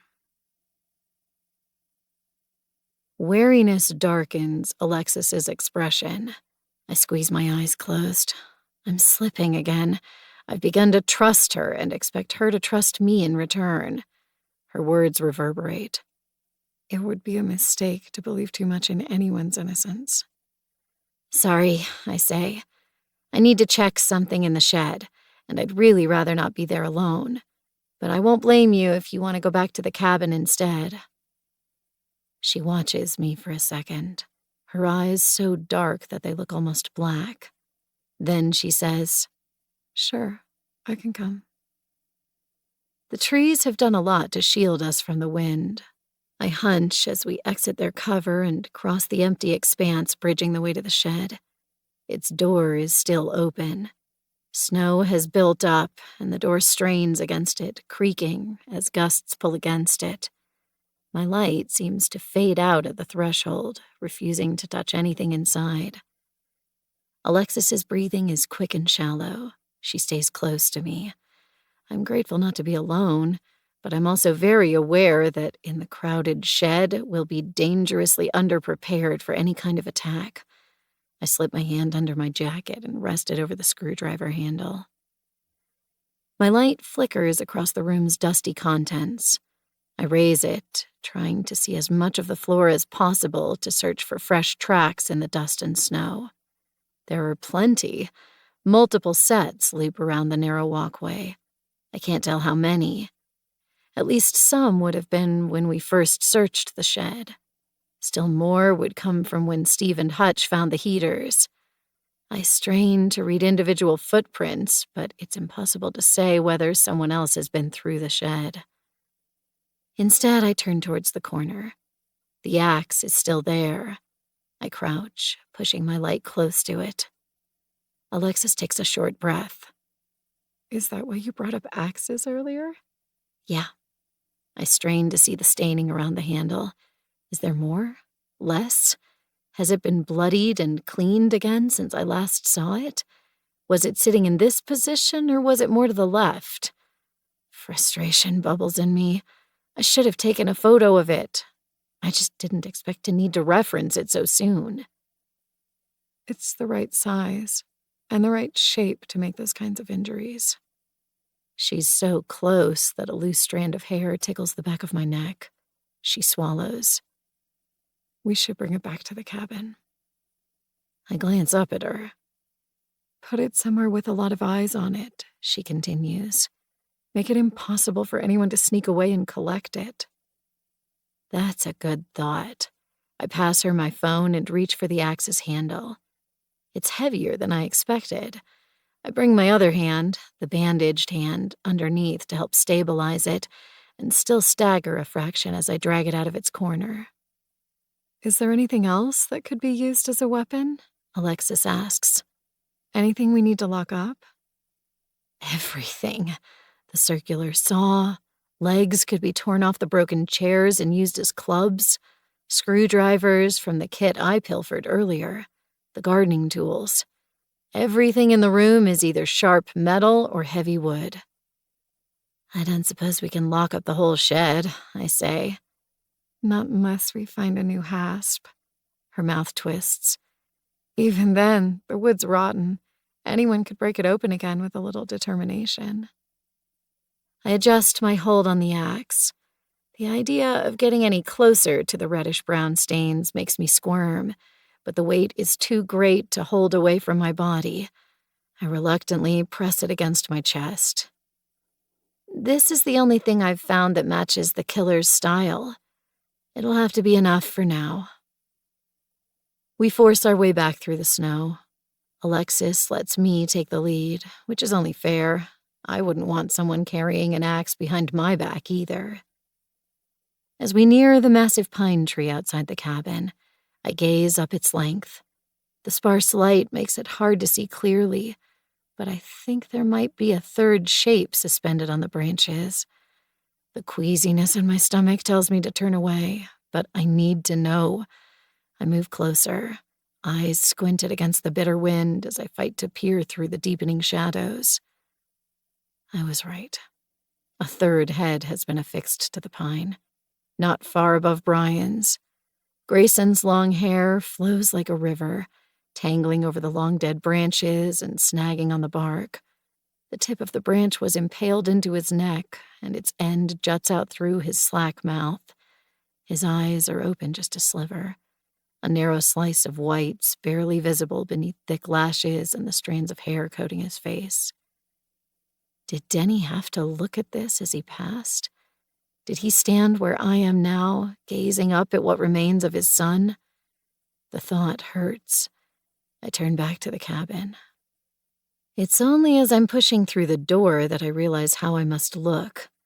"We have an axe," I call, and wish I could have found a way to be more casual about it. "Don't panic." Most of them still rise as I drag the weapon in. I doubt I could swing it properly even if I'd wanted to, at least not without the use of my left hand. I managed to lift it, though, and drop it onto the table's edge, where Steve was sitting the last time I saw him. "Krista found it in the shed," Alexis says as she enters behind me. Her voice is soft. "We thought it would be wiser to keep it somewhere visible." Simone seems to be holding a simmering anger in check. She crosses to me, and the look she gives says she's not happy with this choice. Some of my conviction falters. Instinct tells me to back down and go quiet, but I push forward instead. "It's better than leaving it out there where anyone could take it, isn't it?" She leans close, and her words drop to a whisper that only I can hear. "You have a room full of frightened people, all tired and hungry and pushed to the edge of what they can endure. 2 of them are drunk. You tell me if it sounds like a good idea to bring a weapon into that situation." Too drunk. Steve is on the couch, panting and face slack. He still holds one of the bottles, but the other is missing. I scan the room and find it. On the floor beside Denny. Simone picks up the axe. Unlike my fumbled hold, she grips it easily. She crosses to the closet near the fireplace and wrenches the door open. There's very little inside. We already scavenged the spare blankets and coats, and now only a metal bucket for fire ashes and a walking stick are left. Simone props the axe inside. "Hutch." She turns towards him. "You have a knife too." He swallows. "For self-defense, that's no longer an excuse." Her eyes are deathly cold as they slide over us. "How many of you have armed yourselves?" "We're being picked off like blind sheep," Blake says. She sits beside Steve, her arms crossed. "We'd be fools not to want to protect ourselves." "Pass it over." Simone reaches her hand out towards Hutch. Her fingers are very long and pale. "Now, or I'll take it by force." He seems frozen for a second, then reluctantly passes her the rusty serrated knife. "Alexis?" Her skin is white and her jaw a rigid line. "No." "Your knife, Alexis." "It's my property. You can't take something I legally own." Simone's hand slams onto the table. The sound is like a gunshot. It runs through me, heavy reverberations that shake my bones. "Give it to me." She's whispering now, and it feels far, far worse than yelling.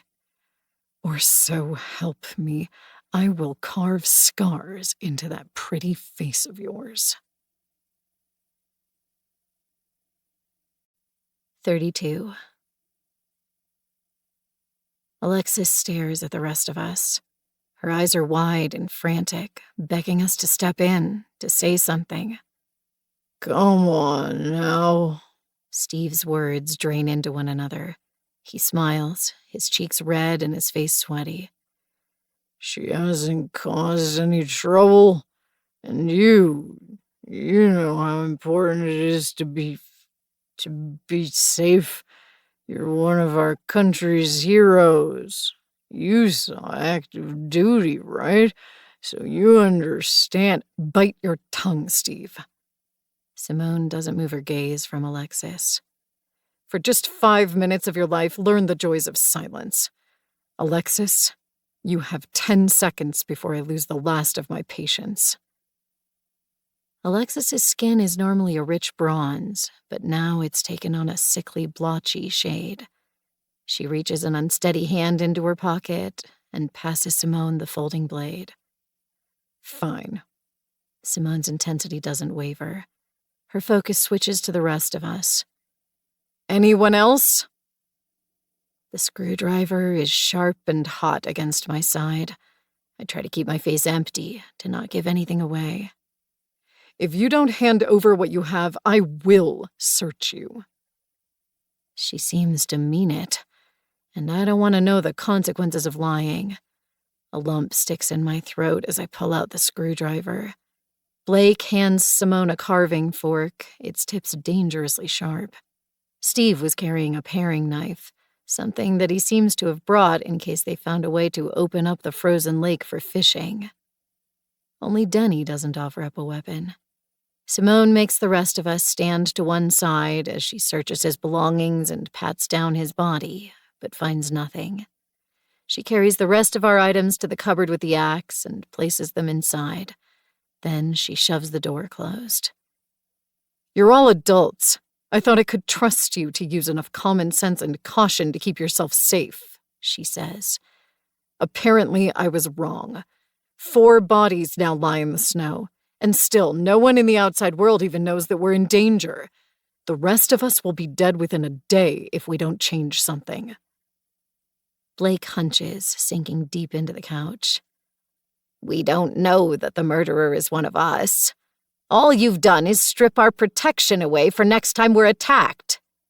You still think the killer isn't sitting in this room right now? Simone casts an arm out, indicating all of us. We're in the middle of nowhere. The chances of another building or settlement being close by are so slim it may as well be rounded down to 0. The chances that those hypothetical settlements hold someone with murderous impulses and who just happened to stumble on us is even smaller. No, one of us is doing this. And I don't know why, but I'm absolutely, unshakably certain that it's a mistake to leave any one of you with a weapon. My companions are all silent. I count them. 7, including myself.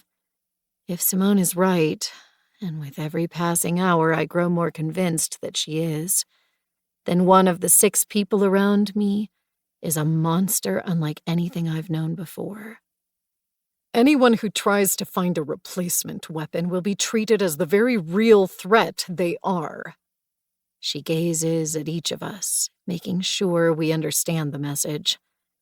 If you leave this cabin for any reason, you'll be searched before you're allowed to re-enter. Are we clear on that? No one speaks. Simone evidently takes that as assent because she slumps down, her back to the cupboard, and drags her jacket over her knees. She must plan to spend the night there, physically blocking anyone from reaching the sharpened metals inside. I expected more from a soldier, Steve says. Did you? Her delicate brows rise up, but her eyes remain distant, detached. Fascinating. You defended this country at one time. His words are still loose around the edges, but he's no longer trying to drink from the bottle he cradles. You know how it feels. The urge to fight or to protect. Simone shuffles her legs out, her shoes scuffing over the wooden floor. I was 18 when I joined the Army. A recruiter came through my high school just before graduation and told us about this opportunity. A chance to learn practical skills, a chance to forge friendships that would last a lifetime. Challenge yourself, he said. Travel to places no one in your town has ever been. Do something that really actually matters. That was the promise, at least. I lean forward, attentive to her words. There's a painful rawness to them that sends discomfort crawling through my skin. Simone has never let herself appear this vulnerable in my presence before. 4 months into my service, one of my closest friends stepped on a landmine. I was so obsessed with trying to stop the bleeding that I didn't hear his final words. After that, I wanted out. She pauses to take a deep breath, and I hear it rattle as it passes through her throat. And that was when I discovered I'd signed a contract that essentially said they owned me. I couldn't leave. In any other job, if your boss asks more than you're willing to give, you can quit. But not there. A crooked smile breaks out across her face. I had to wake up when they decided, go where they wanted, and stay there until they said I was done. And they didn't just control my body. It felt like I'd signed over the rights to my soul. They got to decide my ethics, my limits, what constituted wrong and right. They could tell me to kill another human, a complete stranger, and I'd have to do it. My mental picture of Simone shifts. She'd always struck me as the kind of person who liked to be in control.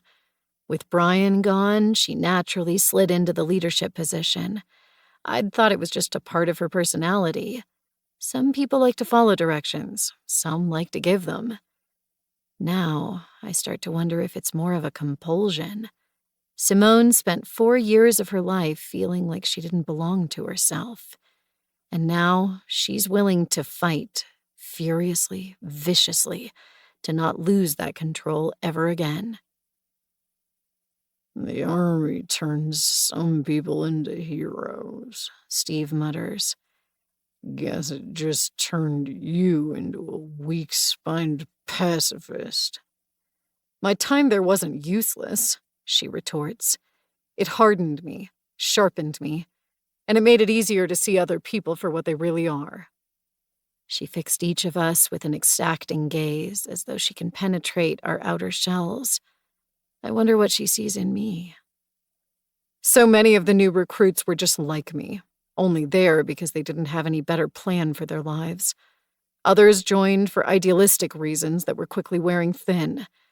And a few, her mouth twists, a few were salivating for active duty, eager for any kind of enemy to fight, taking bets on who would claim their first kill. You get bad eggs in every job, Steve says. You think the army's special? It's not. Last year, one of the truckers I used to know was pulled in for beating his brother until he died. Bad people will find their way into any career. I can't help but glance towards Blake. She's stiff and silent, but there's a brightness about her eyes as she absorbs the words. Steve's right. Insidious figures will worm their way through any kind of profession. That's what's happening to us, Simone says. She stares down at her long fingers. The knuckles stand out, white and straining, thin veins wrapped over them like spider webs. Someone here has that hunger for violence. They came on this trip with a plan, to hunt us, and they don't intend to stop until we're all dead. 33. My mouth is dry. The wind drags across the cabin's walls, whistling along every narrow gap it finds. It rattles the window, a constant brittle noise that aches in my bones. Grayson was cut down, so why are my ears convinced that they can still detect the rhythmic thumping of his body against the wall? The butcher planned this all before we even arrived. It's an ugly thought, but there's some validity to it. One death could be a spur-of-the-moment provocation. 2 might have been eliminating a witness or cleaning up loose ends. But 4, spaced apart, timed carefully, the victims apparently chosen according to who presents the best opportunity. It's more akin to sport hunting. Unbidden, my gaze turns towards Steve. On the bus, he bemoaned the fact that he hadn't been allowed to bring his guns. He'd been eager to hunt, and it wasn't impossible to imagine a man like him might be fascinated by the idea of the world's most exclusive prey, humans. But Miri was a victim, and it's hard to believe Steve would murder a woman he seemed to love very much. Did he love her, though? I turn my head as the question stings me. There's something not entirely authentic about Steve. It's as though some part of his personality compels him to put on a performance, to win our admiration, to win our sympathy. How much could someone hide under that kind of veneer? Could they conceal their disgust for a spouse that society expects them to adore? Could a man who wanted his wife out of his life organize a holiday to stage her murder? He must have known that police are quick to suspect husbands in cases of murder. Would he have thought that slaughtering more of his companions might divert the brunt of the scrutiny from him? It would certainly make the attacks appear random rather than targeted. But then, could he go through with not just the murder of his wife, but also the performance when the time came? I swallow and taste sourness at the back of my throat. Very similar questions linger for Denny. His own son was killed. Would he be capable of that? Perhaps. I've heard stories of people who, when their world crumbles beyond repair, kill their wife and children before leaving to start a fresh life somewhere. A way to purge the past, to clean up unfinished business before starting anew. No matter how twisted that logic is, it makes sense to a certain kind of mind, a black and white form of thinking. Denny drinks deeply from his bottle. The skin around his eyes is slack and heavy, wrinkles draping like loose cloth. The paranoia is eating at me. I need clarity. If I can't narrow down the list of possible suspects, then at least I need to know which of the 6 people around me I can trust. Even just 1 or 2 allies would go a long way to keeping me alive for another night. Kiernan could have been killed by anyone, and at any time. There was a 2-day gap between the last time I saw him and uncovering his body. My mind flashes to the way the flesh was stripped from his hands, and a clammy sickness builds in my stomach.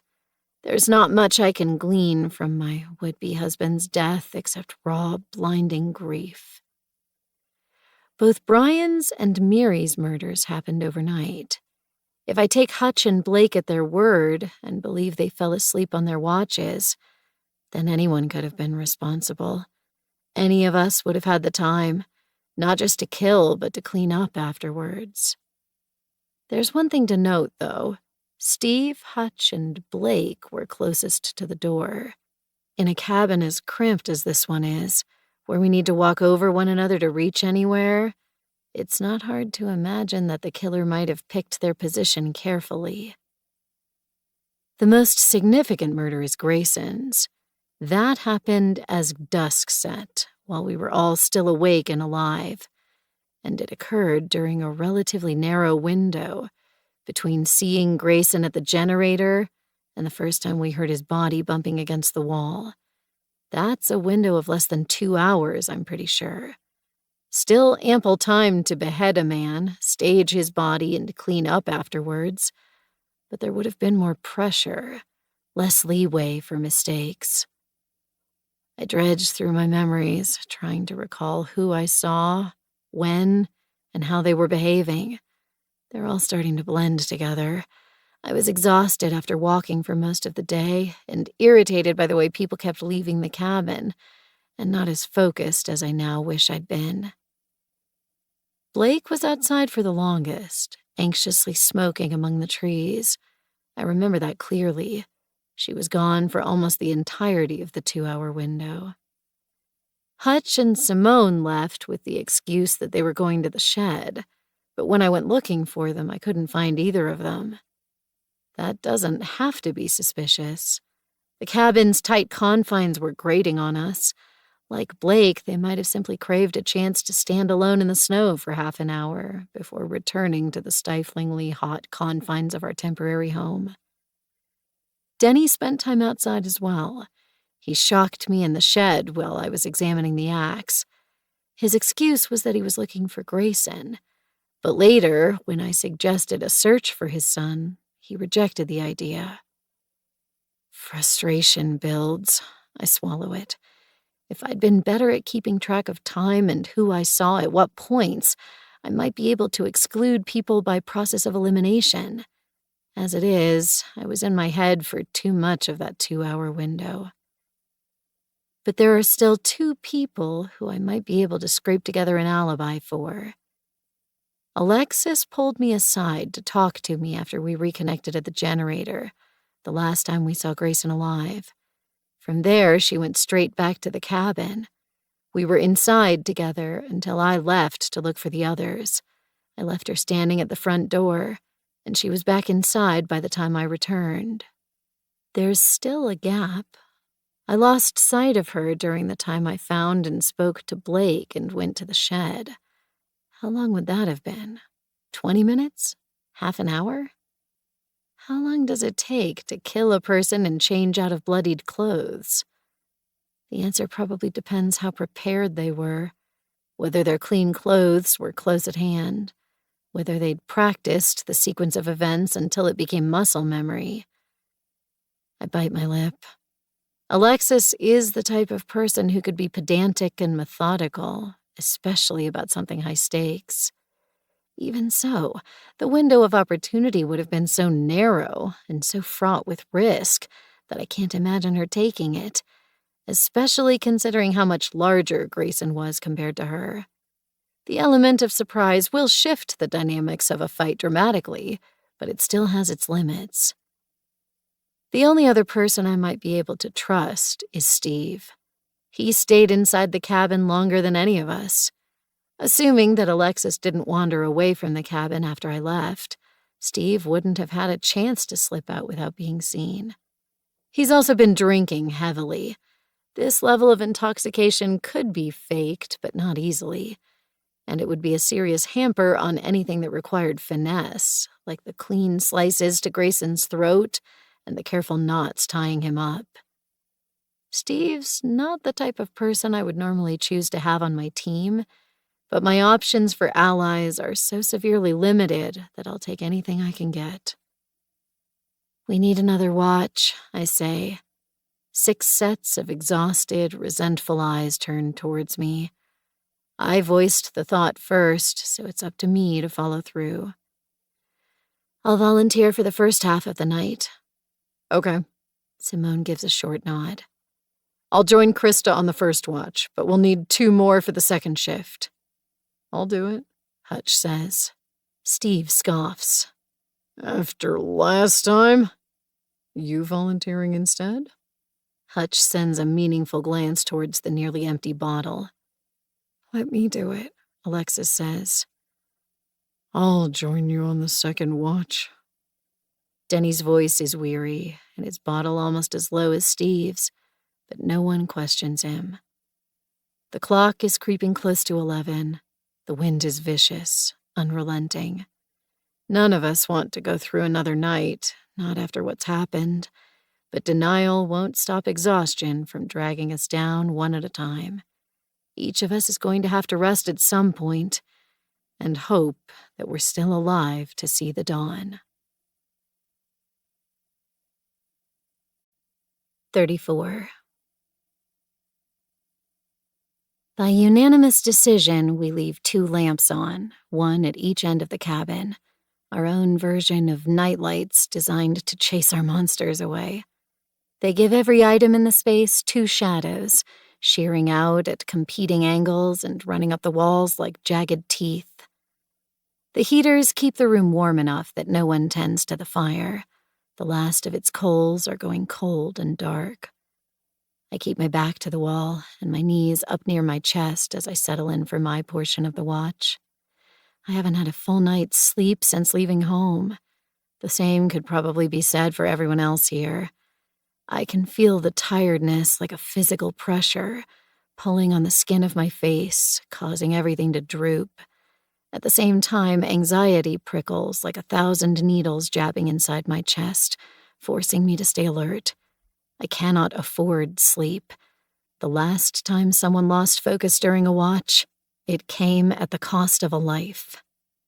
Simone sits across the room from me, partially hidden by the table.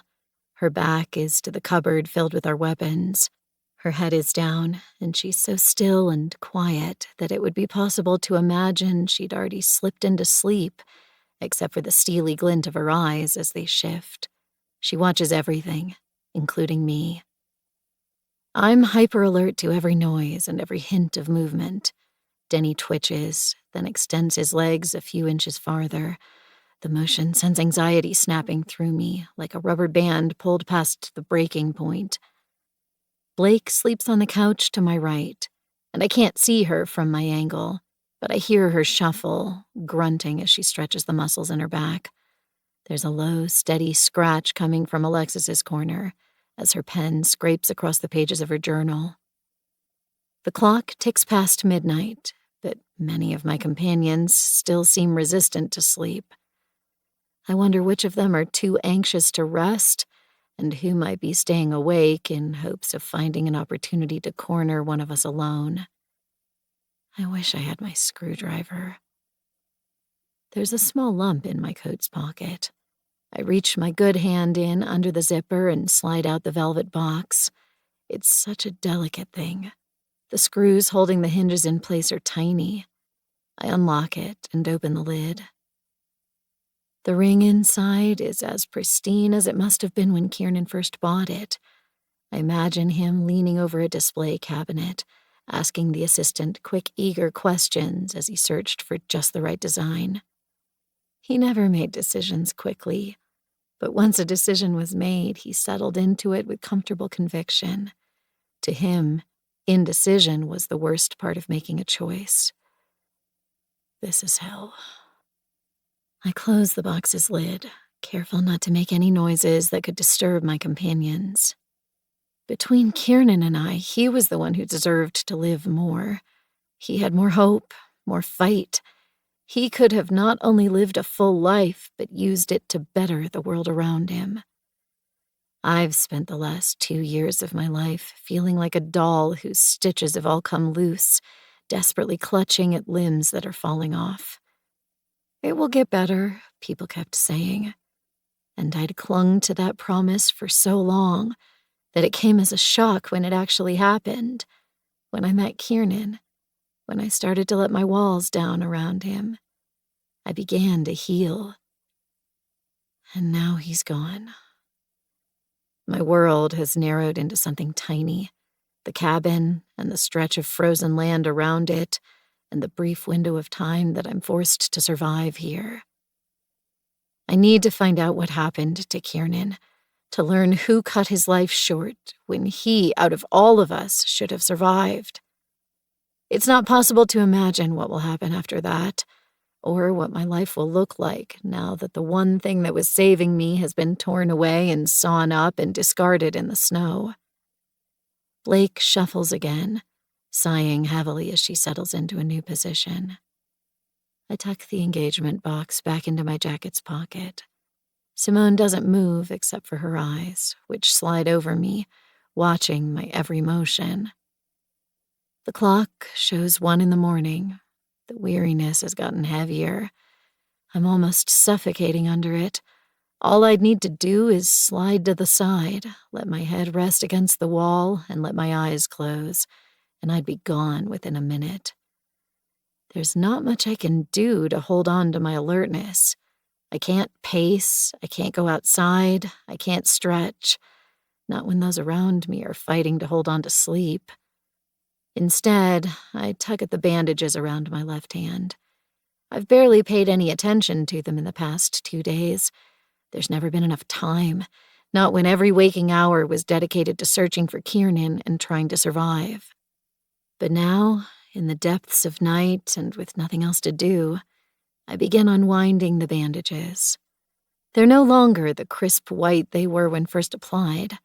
Days of letting them get damp in the snow has left them wrinkled and discolored. The spots of blood that had marred the back have seeped to create a yellowish stain across most of the fabric. The layers stick together as I unwrap them, and they come away in ragged strips. The wrist is uncovered first. The skin there is pale and wrinkly, with creases showing where the bandages pressed in, an effect of being trapped and damp for too long. More of my hand is revealed as I unwind the fabric. 2 dark gashes cut across the back, marking the last time Kiernan touched me. The place where skin belongs has been filled in with old, crusted blood. Flakes of it peel back with the bandages. A dot of fresh red beads when I'm too quick to drag the cloth back. Underneath the outer bandage, each finger was wrapped individually. I uncover them one at a time, and a strange emotion passes over me. I'm overcome by the sense that I'm not looking at my hand any longer. These fingers aren't mine. The nail beds are too exposed. The skin is foreign. Some stranger's hand has been transplanted where mine belongs.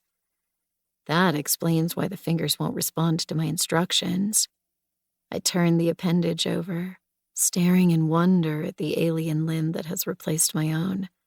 The disconnect is so jarring that I feel dizzy under its weight. A voice resurfaces in the back of my mind from when I first arrived at the cabin. That's frostbite. The fingers from the first joint up are gray. I try to move them, and they twitch but won't bend on command. I've seen photos of frostbite before, when the cold gets so deep into the body that it kills both flesh and muscle. The appendage starts out a fierce white, bloodless, before dulling and turning black over several days. I appear to be partway between those phases. My new, foreign hand barely hurts beyond a vague ache. I lower it to rest on top of my knees. I lost my glove on that first day when Kiernan and I were separated. If I'd been more careful, tucked the hand inside my jacket, wrapped the scarf around it, it might not look like this. But I'd been half delirious as I wandered, and I left the hand exposed for hours to the gale-force winds and achingly cold temperatures. In a strange way, it feels like retribution, the universe meting out overdue justice. I hear the metal screaming, feel the rain on my face, hear the scream again. Can't we do something?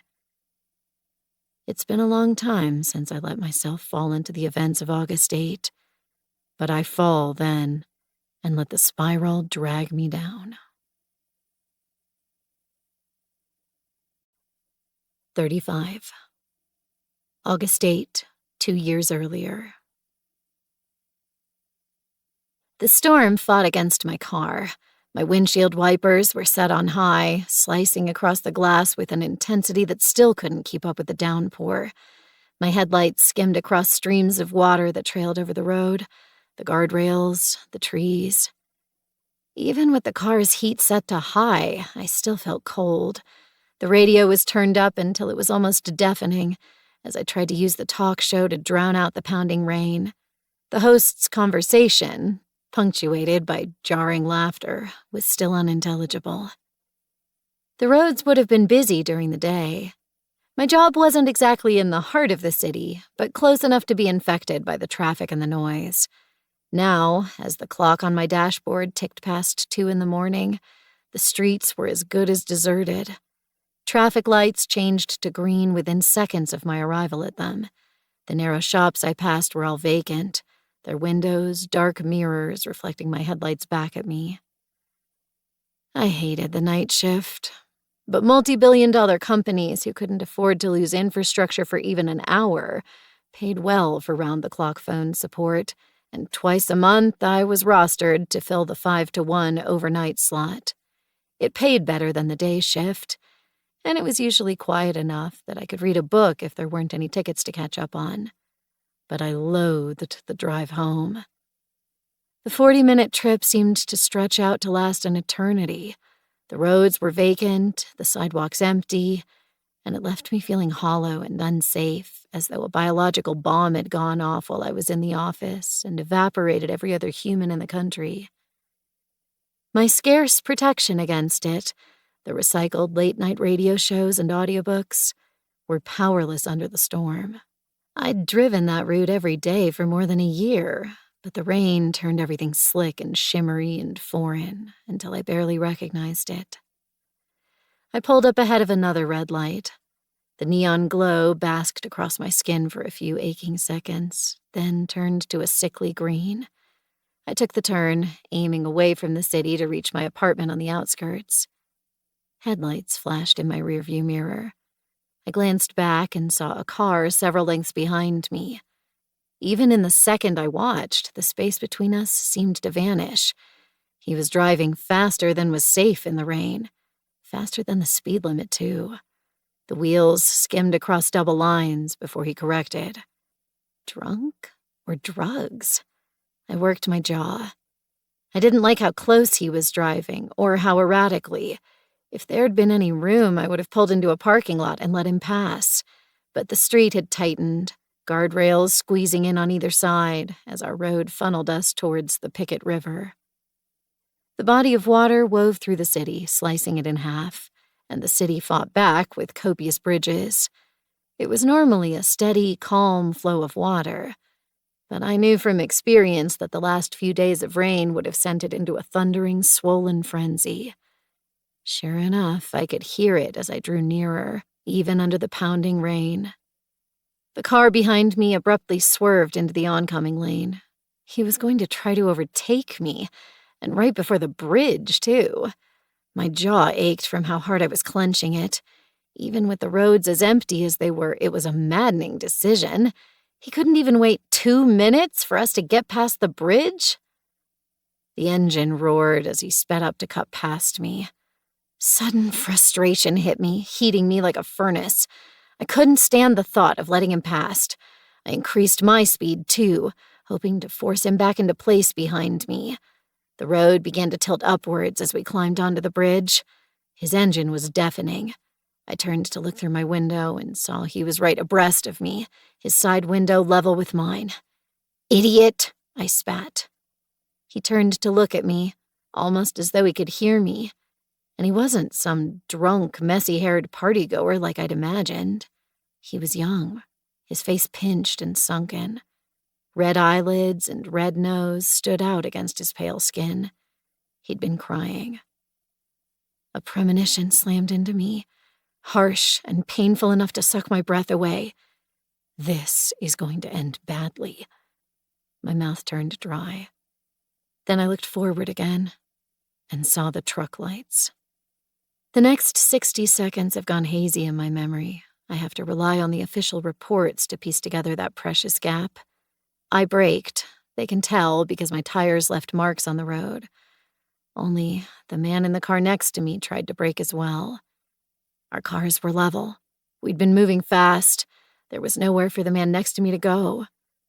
In his statement, the truck driver said he blew his horn. I think I remember that. A deafening, mournful tone rising above the rain and the radio and the power of my own thundering heart. Then the police say the car next to me tried to speed up, to cut ahead of me and slip back into the correct lane. But there wasn't enough space. The truck had seen us too late. The road was slick and slippery. There was nothing to be done. My memories return with burning pain. I was still in my car, but no longer moving. My hands were so tight on the wheel that I wasn't sure I could pry them off. The truck was close by. It was turned at an angle, its cab facing the bridge's guardrail. I couldn't see clearly through its blinding headlights, but I thought I saw movement in the cabin. My hands hurt as they came loose from the wheel. I unbuckled my seatbelt. The truck and my own car were still on the bridge at dangerous angles, blocking both lanes, but I couldn't see the third car. I opened my door and immediately felt the rush of rain across my flushed skin. They drove away, I told myself, but even as that thought flitted through my mind, I found myself staring at the guardrail close to my car, where an immense force had sheared through the metal and left a 2-meter-wide gap. "Are you hurt?" Someone yelled, and I realized the truck driver had come out of his cabin. He took a step towards me, then hesitated and turned towards the guardrail. He swore, then raced back to his truck, hands grasping at the metal as his feet slipped out from under him. A sharp dent marred the otherwise glossy metal bumper. Rain got in my face, sticking my hair across my eyes. I tried to wipe it free. Pain shot through my shoulder. I looked down and saw blood seeping through my work shirt and dripping from my fingertips. Something protruded from my shoulder. I reached my good hand for it, but debilitating pain ran through me when I tried to pull it free. I would later find out it was a scrap of twisted metal from the stranger's car, cleaved off during the accident with enough force to shear it through my windshield and impale me. At that moment, I didn't know what else to do but leave it there. I staggered towards the guardrail. The drop seemed immense. The street lights barely touched the rolling, swollen river below. He's down there. The thought danced through my mind, frantic and unbelieving and strange. He's drowning right now. I was suffering from shock, my therapist would later say. At that time, I felt like I was watching a movie. I could feel the rain on my face, the heat of the blood running down my arm. I could hear the truck driver speaking in a frantic, frightened voice, but none of it felt truly real. Tires screamed, snapping through my daze. Another car had come across the scene. It was bright and flashy, red with some kind of glossy business name emblazoned along the side in a wrap job that must have cost thousands. A man leapt out of the driver's seat. I couldn't see his face through the dark, only that he was large and that his shirt collar popped out around his neck like tiny wings. "I thought I saw a car go over," he yelled to be heard over the storm. I didn't answer. The world still felt detached, unreal. It was a movie. I was powerless to affect it. All I could do was sit back and watch the story unwind. "Can't we do something?" the man yelled. Things go hazy again. I never spoke to either person after that, not the truck driver and not the flashy businessman. The police statement says I wandered off the bridge and sat on the sidewalk near the river, which is where they later found me. The truck driver called the police. The businessman tried to climb down the embankment to reach the river, but realized the futility and gave up partway. I was taken to the hospital to have the metal removed and stayed there for 2 days. The boy's body was eventually retrieved later that day, well after the sun had risen. He'd survived the plunge over the edge and had tried to open the car door and swim out. He was found washed downstream, trapped in a snarl of weeds and garbage that had collected in a quiet corner. Liam, they said his name was. 19. He'd had a fight with his girlfriend shortly before leaving her apartment. There was some uncertainty in the official report about whether the crash had truly been an accident or whether he had been driving recklessly with the intent to cause harm to himself. That didn't matter quite as much as the other questions in my mind. If I hadn't been irritable with him, if I hadn't tried to speed up to block him from overtaking me, would he still be alive? Yes, I'm fairly sure. Yes. No charges were ever brought against me. He'd been in the wrong lane after all. But I know the truth. On the 8th of August, I stole a boy's life. 36. This is hell. Using my good hand, I gently touch the grayed-out fingers. They register no sensation. The skin feels strange, unnatural, too tight and missing the familiar pliability. This is my punishment. I've been waiting for it ever since the night of August the 8th. Fate coming to seek payment for my crimes. The slow, grinding gears of the universe calling things back into balance. I caused great suffering, and now I must suffer in return. For months after the accident, I struggled to even leave my apartment. I still can't drive at night. It was like my life was suspended, waiting for the consequences due to me. But time passed and very little happened. My savings ran out, and I found a new job, a quiet occupation, working phone support at a small company that requires less travel. I met Kiernan. I let myself trust him. Nearly 2 years have passed. I thought I could begin to breathe freely, live again. But the judge has finally come knocking. And now everything, Kiernan, the butcher, my fingers, are all part of the cost being exacted. I'm terrified to think of how much more the universe will take before it's satisfied. There's movement in the dark. My head snaps up, hunting through the long shadows thrown from the lamps. Alexis has left her nest. She creeps towards me on hands and knees, each movement slow and careful to avoid creating noise. Her fringe hangs past her low eyebrows and partially covers her eyes, disguising her expression. As soon as she's close enough, she whispers, "Can I talk to you?" "Sure," I say, hoping she won't hear the unsteadiness in my voice. "I wouldn't mind some company. Can't you sleep?" She turns and puts her back to the wall. Her shoulder is so close that it nudges mine when she leans her head towards me. "Not really. I haven't been able to sleep properly since we got here." Dark half-circles have grown underneath her eyes. She's still alert, though, her gaze darting across the covered forms around us, watching to see who might be awake. Simone is. I can feel her gaze fixed on us. She's motionless but intense. "I need to tell you something." Alexis's whisper is lower still. I can barely hear it, my ears straining against the rattling wind and the low, steady snores coming from Steve. Alexis presses against me, her lips at my cheek, and I can smell her breath, stale and sweet, as she admits, "I knew one of us was a murderer before I even arrived here." Those words are like ice through my body. I feel myself going stiff as I prepare for what, I'm not sure. A knife into my side, just below my ribs, a hand clamped over my mouth to stifle my scream. Alexis stays still at my side. Her body is almost uncomfortably warm. She's so close that her features blur. But I realize she's still not looking at me. Her eyes continue to dance across the bodies around us, watching for motion. "This wasn't ever a holiday for me." Her voice falls past my ear in delicate wisps. It's complicated. I need to tell you about my sister." I don't dare speak in return, but I give a very small nod. Alexis pulls something out from underneath her sweater.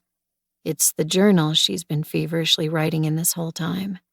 She carefully opens the front and slides out a small image. It's a yearbook photo. A student, posed in front of a blurred background, well-lit and smiling for the camera. "Janet," Alexis says. "She was 2 years younger than me, and my best friend."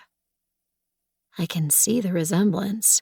The deep bronze skin and paler hair. Eyes so dark that they're almost black. She looks kind and warm. The type of person I could see myself being friends with, too. "She died last year." The photo is tucked back into the book.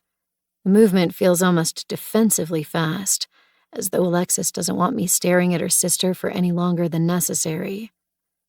"Hung in her student accommodation living room. I found her. She wrote a goodbye note. She'd been through a bad breakup and wasn't meeting her grades for her college. And the police took it at face value, that she killed herself." The couch creaks as Blake adjusts her position again. My eyes trail towards the clock. It's nearly 2 a.m. "I think they were wrong." Alexis's tongue darts out to wet her lips. Her words are still quiet, muffled, but she's speaking faster. "There's so much they were missing from the picture. Her grades were bad, but she was working with a tutor to improve them. She'd just started talking to a boy she liked in her class, and we were going to go to a movie that afternoon. That's why I found her. I was there to pick her up. She would never do that to me." She stops, breathing quickly to make up for the lack of pauses in her story. I wait, and in a moment she continues. "I started digging. I looked at everything I could, searching for discrepancies, and I found a lot. The goodbye note was written on a sheet of paper that didn't match anything else in the building. I read the coroner's report and it said there was some bruising on her wrist and shoulder. I tried replicating it, and it's hard to do to yourself. And she left part of a sandwich on the table. People don't just leave meals half-finished unless they're interrupted. You think someone killed her? I ask. I don't just suspect it. It's a fact. She glances at me, then looks away again. I'm guessing they'd been watching her for a while and knew she'd be alone that afternoon. They also convinced her to let them inside and then forced her to write the note. It might have been someone she knew from college or someone from her work, or it could have been a random attack. Maybe a serial killer's active in that area and she caught his attention. I still don't know, but I know she didn't want to die. The building seems to shiver around us as the wind tears at it. I don't know what to say, so I give a small nod to show that I'm paying attention. The police wouldn't listen, so I started a website, Alexis says. I compiled everything I'd discovered and added to it when I found something new, and people started paying attention. At first, only people from Janet's college, but soon true crime bloggers were writing about it, and it led to a breakthrough. One of the residents in that building block came forward to say they saw someone knocking on Janet's door that afternoon. They think it was a man, but they couldn't be sure because their face was blocked by a large winter hat. We're pressed so tightly together that I can feel the ridged cabling in her sweater even through my own coat. In the distance, the wind howls so ferociously that it sounds like a scream. It was enough to make the police reopen the case. They didn't do much except interview the people I'd already talked to, though. But I kept updating the website, reminding people about what had happened, making sure Janet wasn't forgotten. And I got involved in the true crime communities, learning as much as I could, trying to add even 1 or 2 extra pieces to the puzzle. I think back to how analytical she was about both Miri and Grayson, examining the bodies, testing how warm they were, analyzing the wounds. For a lot of people, true crime is a fascination. She's become consumed by it. Alexis's voice is still level, but there's a quiver at its edges. I thought if I could just push hard enough, if I could just keep it active in people's minds, eventually someone would come forward. Maybe the killer said the wrong thing to the wrong person. Maybe someone else's relative was killed in the same way, and there's a connection waiting to be drawn. And Blake moves again, creaking the couch's supports. Alexis goes still and quiet. Her eyes dart, reading each body in the room. She's wound tight.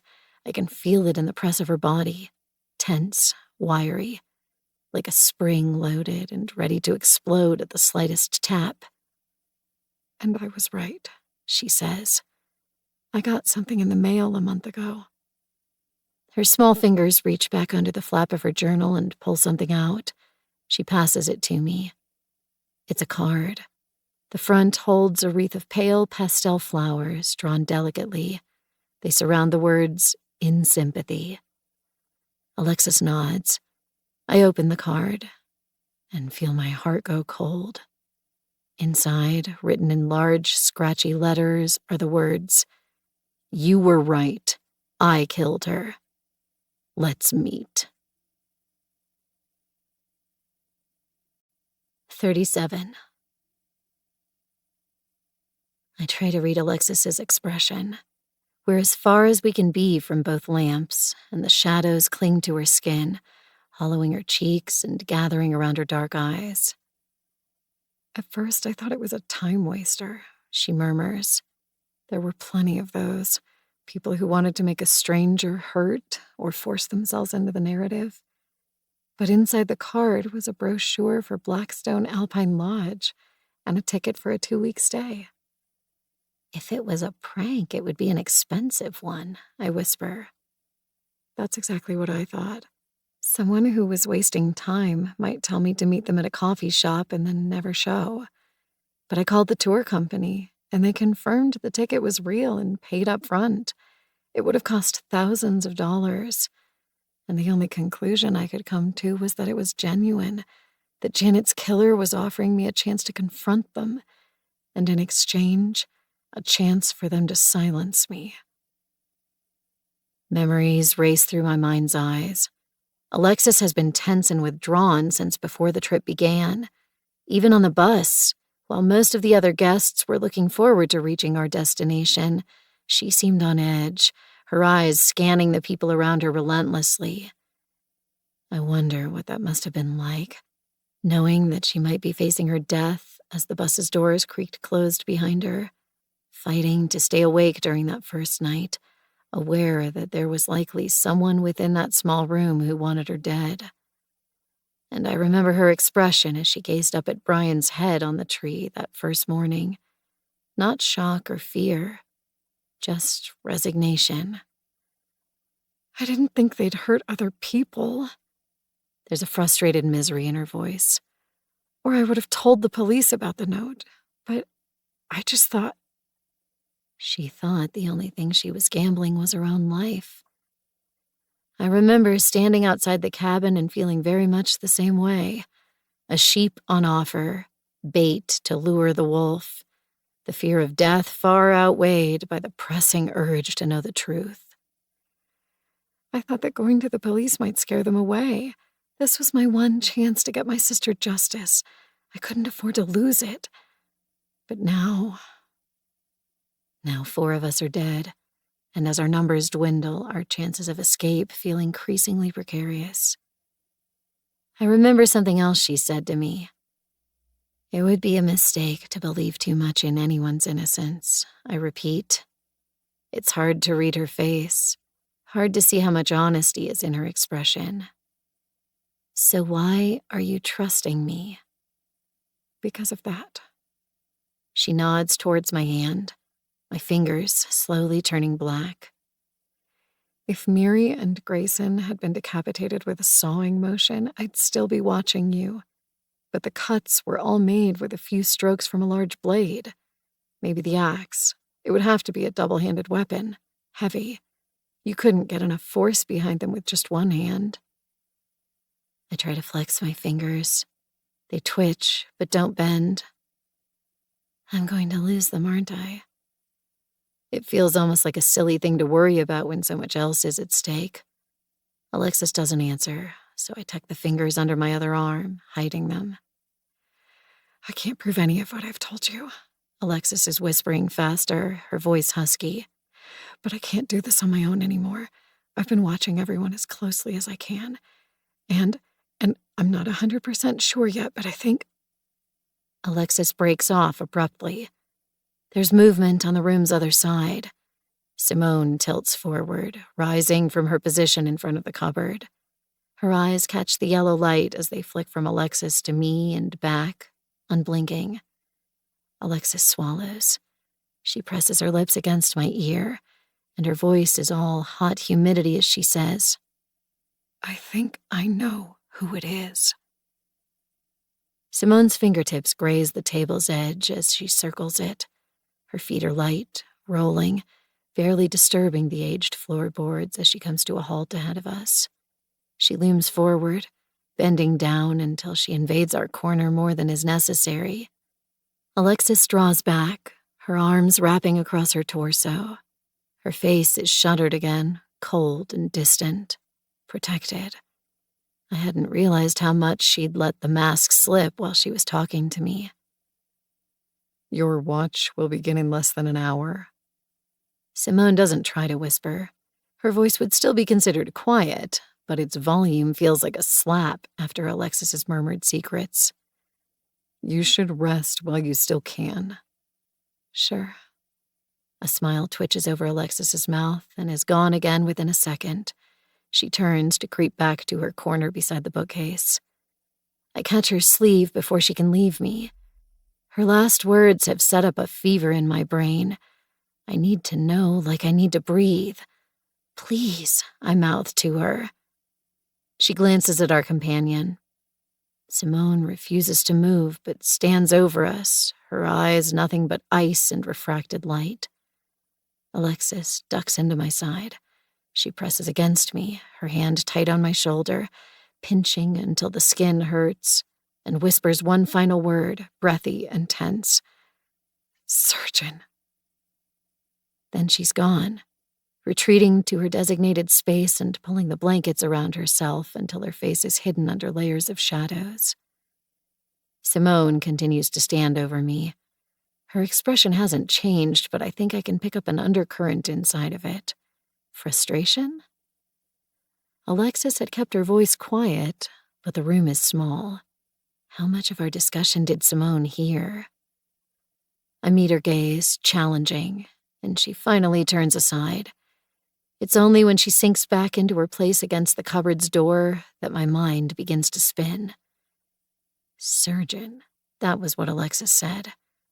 But no one inside the room listed surgeon as their occupation. Steve drives trucks, Blake was a dispatcher, Denny a mechanic, Simone between jobs, Hutch a DJ. My gaze falls on Hutch. He sleeps on his side, and the white cotton pad on his cheek stands out sharply against his deeper complexion. Simone applied that bandage, just like she treated my hand. Is that what Alexis meant? It's not exactly surgery, but then a river of cold runs through me. That's frostbite. We should amputate. I remember hearing those words as I lay barely conscious. Someone wanted to saw my fingers off. Would have if Simone, who was treating me, hadn't refused. A self-designated surgeon. That has to be what Alexis means. A code that only she and I would recognize. The memory of that night, my first night in the cabin, before I'd even realized I'd lost Kiernan, is distorted. I didn't see who was speaking. I only heard their words. And now, as I try to play through that scene in my mind, the voice seems vague and unreal, like a recording played too many times until the audio corrupts. Was it a man? I'm pretty sure the voice was deep, clipped and efficient. Denny, then? That doesn't feel right. It doesn't match the way Hutch speaks. Steve? It couldn't have been Simone. She was the one crouched over my hand, the one who shut down the suggestion before it could sink in. There are only 7 of us left. It must be one of us. But Blake rolls over on the couch. A soft moan rises from her as she drags the blankets back over her shoulders. I can't see her from where I sit, but that small noise sparks something in my brain. It was Blake. I know it with a desperate, uncomfortable certainty. She stared down at me while I was collapsed and unresponsive and suggested removing my fingers. My mouth is dry. Does Alexis truly believe Blake is the butcher? The older woman is stocky but short, and she's not fit like some of the other people in the cabin. And she hasn't tried to hide the issues with her back. It's hard to imagine someone who struggles to sleep on a couch would be capable of hauling Grayson's weight or swinging an axe with enough force to cleave a head from its shoulders. Though, if someone wanted to divert suspicion, repeatedly reminding their companions about a bad back would be a simple way to create an alibi. I glance at Alexis. She lies on her side, the blankets pulled around her head until I can barely see her eyes. She's still awake and staring blankly into the room. She must be exhausted, but it's hard to rest when danger feels so close. The clock ticks past 2:20. The wind screams across the jagged summits surrounding us. I sense that something's going to happen before it actually does. A prickle of unease across my flesh, raising hairs, a pressure at the back of my skull, the premonition growing heavier. We're all going to die here. The 2 lamps on either side of the room, our security, our protection, suddenly flash bright and then die. The small cabin room vanishes into darkness. 38. Shivers rush through me like electricity. My eyes are wide open, but there's nothing for them to see. We let the coals in the fireplace turn cold. The storm is so dense that no traces of moonlight can reach through the window. We're blind. Sounds rise out of the empty world around me, scratching fingers across rough wood, ragged breathing, a heavy thump to my right. Blake, she's right there, on the couch, less than an arm's reach away. My body reacts before the thought can properly sink in. I scramble away, my back dragging across the wall before I hit something solid. Everyone, keep still. Simone's voice is sharp and terrified. What's happening? Hutch sounds sluggish with sleep. Then suddenly, his words quicken as he yells. Who is that? Who touched me? I said, don't move. A chair scrapes. My head swivels as I try to keep track of the sounds, trying to place each of the bodies around me. Something brushes my shoulder. Fear floods my veins as I flinch back. I need light. Where's my phone? I stretch my fingers out, desperately feeling across the floor. It was in my jacket, but where's that now? Get back! Simone's voice is so close to a scream that I almost don't recognize it. My fingers close around rough fabric. My jacket. I scramble with it, trying to get my phone out. Something bangs against the wall, hard. There are frantic noises. A second of sickening silence. Then someone screams, They have a knife! Hell, they have a knife! Pure panic breaks out. Bodies slam together, feet scraping on the floor for purchase. Something hits the wall behind me so hard that I can feel the reverberations travel through my bones. I clutch my jacket to my chest as I crawl, trying to find shelter. Get off! Get off! A grunt, a scream of pain. Feet pound across the floor, achingly loud. We're like frightened birds trapped in a box with a predator, fluttering and beating ourselves senseless against the walls. Something hard and bony hits my side. I grunt, dropping over. A body lands on top of me. The weight is enough to drive the air out of my lungs. I push against it, trying to get free, and a hand crawls its way across my throat and up over my mouth. No. No! Fingers press into my face. The skin is hot and damp with sweat. It's over my nose, smothering me. The pressure peels my lips back from my teeth. I scramble against the body, fists beating against a thick jacket. The cabin's door bangs open as someone escapes into the storm outside. Still others are moving, yelling, hands clawing against the walls, the window. Someone trips over my outstretched legs. Dull pain blooms where I was hit. They can't see what's happening to me, and I have no breath to scream. I open my jaw and let the flesh of the stranger's palm sink between my teeth. Then I bite down. The skin is sour and tough. My teeth ache from the pressure. There's a gasping, voiceless cry. Then the hand tears away from my face. The pressure across me vanishes. I suck in air, gagging, and crawl. My sense of the space has been eradicated. I can't tell where I'm facing or how far I can go before I hit a wall. But I don't stop moving, putting as much space as I can between myself and the person whose hand I bit. I still have my grip on the jacket, but there's no chance to stop and search it. The storm feels wildly loud.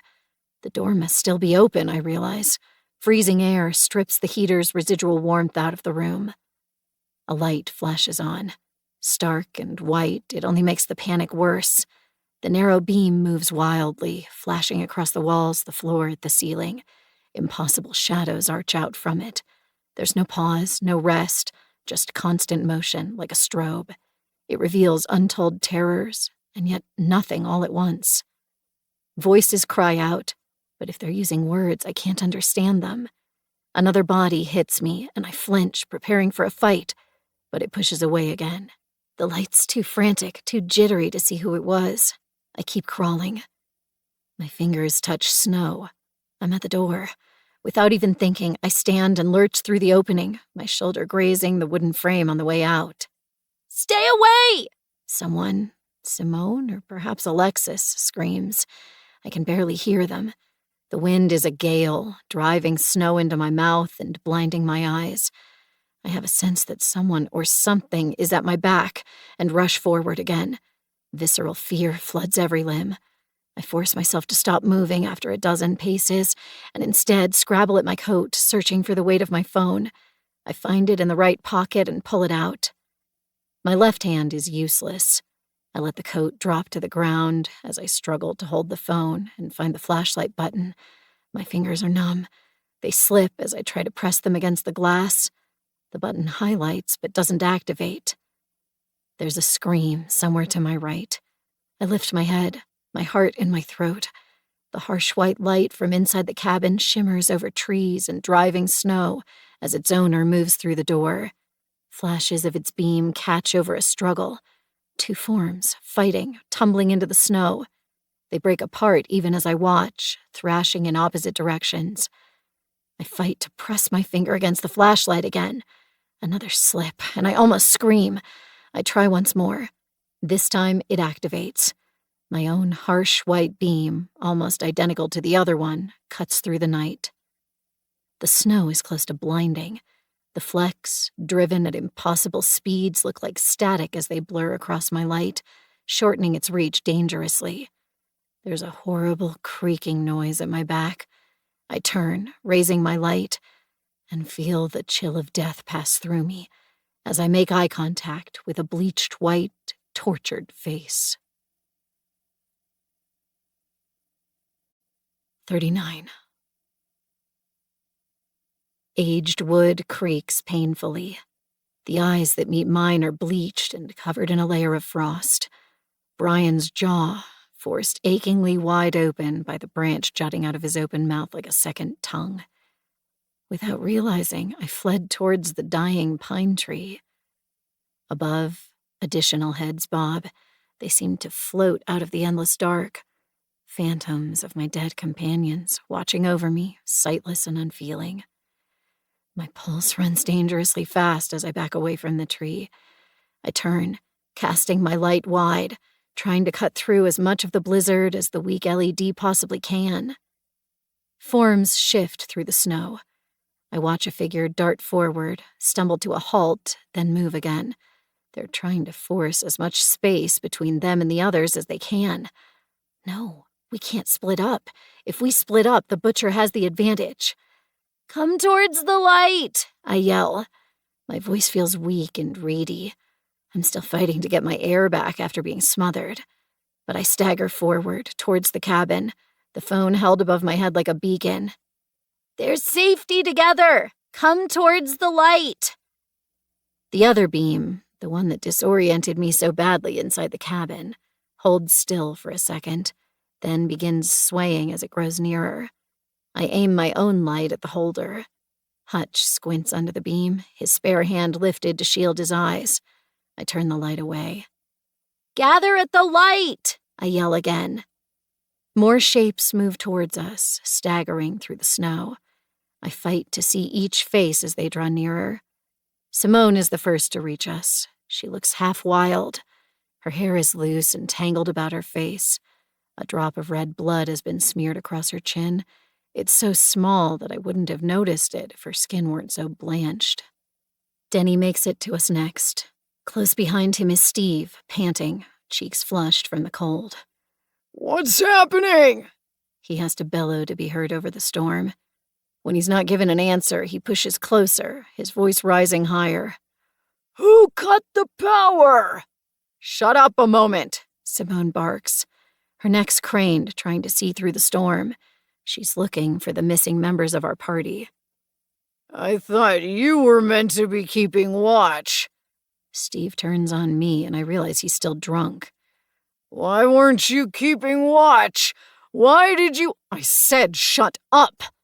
Simone's hand shoots out, fingers curved into claws. Her nails very nearly rake across Steve's face. He flinches back at the last second, and his features scrunch into something between shock and disgust. Hey, the hell's wrong with you? The rest of you saw that, right? She went for me." "Stop," I say, but my voice vanishes under the rising war between Steve and Simone. We're still missing Blake and Alexis, and every second they're lost in the perfect darkness of this storm carries us closer to disaster. Hutch shoves between Simone and Steve, arms pressed to their chests as he tries to push them apart. They're yelling, their voices indistinguishable noise, pale white fury against blotchy red anger as they grapple at each other, and I feel as though my head is on the edge of exploding. Quiet! Denny's voice booms. He grasps Steve's collar and hauls him back with enough force that he collapses into the knee-height snow. Hutch stays next to Simone, his outstretched arm still pressed across her torso, but she's no longer fighting him. Instead, she sucks air through her bared teeth, her fingers clenching and unclenching at her sides. I swallow and taste the residue from the hand I bit inside the cabin. "We're missing Blake and Alexis," I say, and hate the way my voice catches on the last word. "We have to find them, and fast." "We're not going to find anyone in this storm." Steve has regained his feet. A string of mucus runs from his nose and clings to his stubble. He hunches, arms wrapped around himself.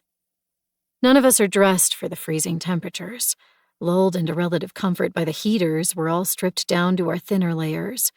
Cardigans and cotton shirts that are more appropriate for a brisk morning than a snowstorm. He's probably right. I can barely see 10 feet, even with my light. But I can't abandon Alexis. Not after what she told me. Not when Blake is unaccounted for as well. I stride forward, phone held as far ahead as I can. The others can follow or not, but I have the light, which means I have control. Hutch moves first. He comes up alongside me, his own phone extended into the howling winds. He's shivering, but his expression is resolute. We're not going to make it even 10 minutes out here. "Alexis!" I scream into the gale. From my right, Steve's voice. "Blake!" I glance over my shoulder and count 3 bodies moving in the darkness behind us. Even though the cabin was close by, no one stayed behind. The tree is to our left. I turn away, leading us around the cabin's side, towards the irregular rocks pockmarking the blanketing white. A hand grabs my forearm. Simone's pale face looms at my side, her eyes wide and intent as she stares forward. "Do you see that?" she asks. I follow her direction, straining to see through the endless blur of snow and suspended ice particles. The dark rocks fade in and out of sight. Something moves among them, fluttering. Fabric, caught in the wind, spinning like a flag in the dull light. No, I stagger towards it, my body's turning numb. There's not just fabric I see, but hair. Shoulder length and pale, it creates a tangled mat across the stark white. My light isn't strong enough. I push closer, straining my phone higher, until the form resolves. Alexis, lying prone on the snow. One of her arms is stretched out ahead as though reaching for something. The rocks, perhaps. The other is trapped under her body. Her legs trail behind her, limp and overlapping, already being buried beneath the snow. A burst of red spins out from her head like a halo. The color sticks in her hair, darkening it. There's not as much as with the other bodies. The killer didn't have enough time to fully decapitate her. But it's still too much.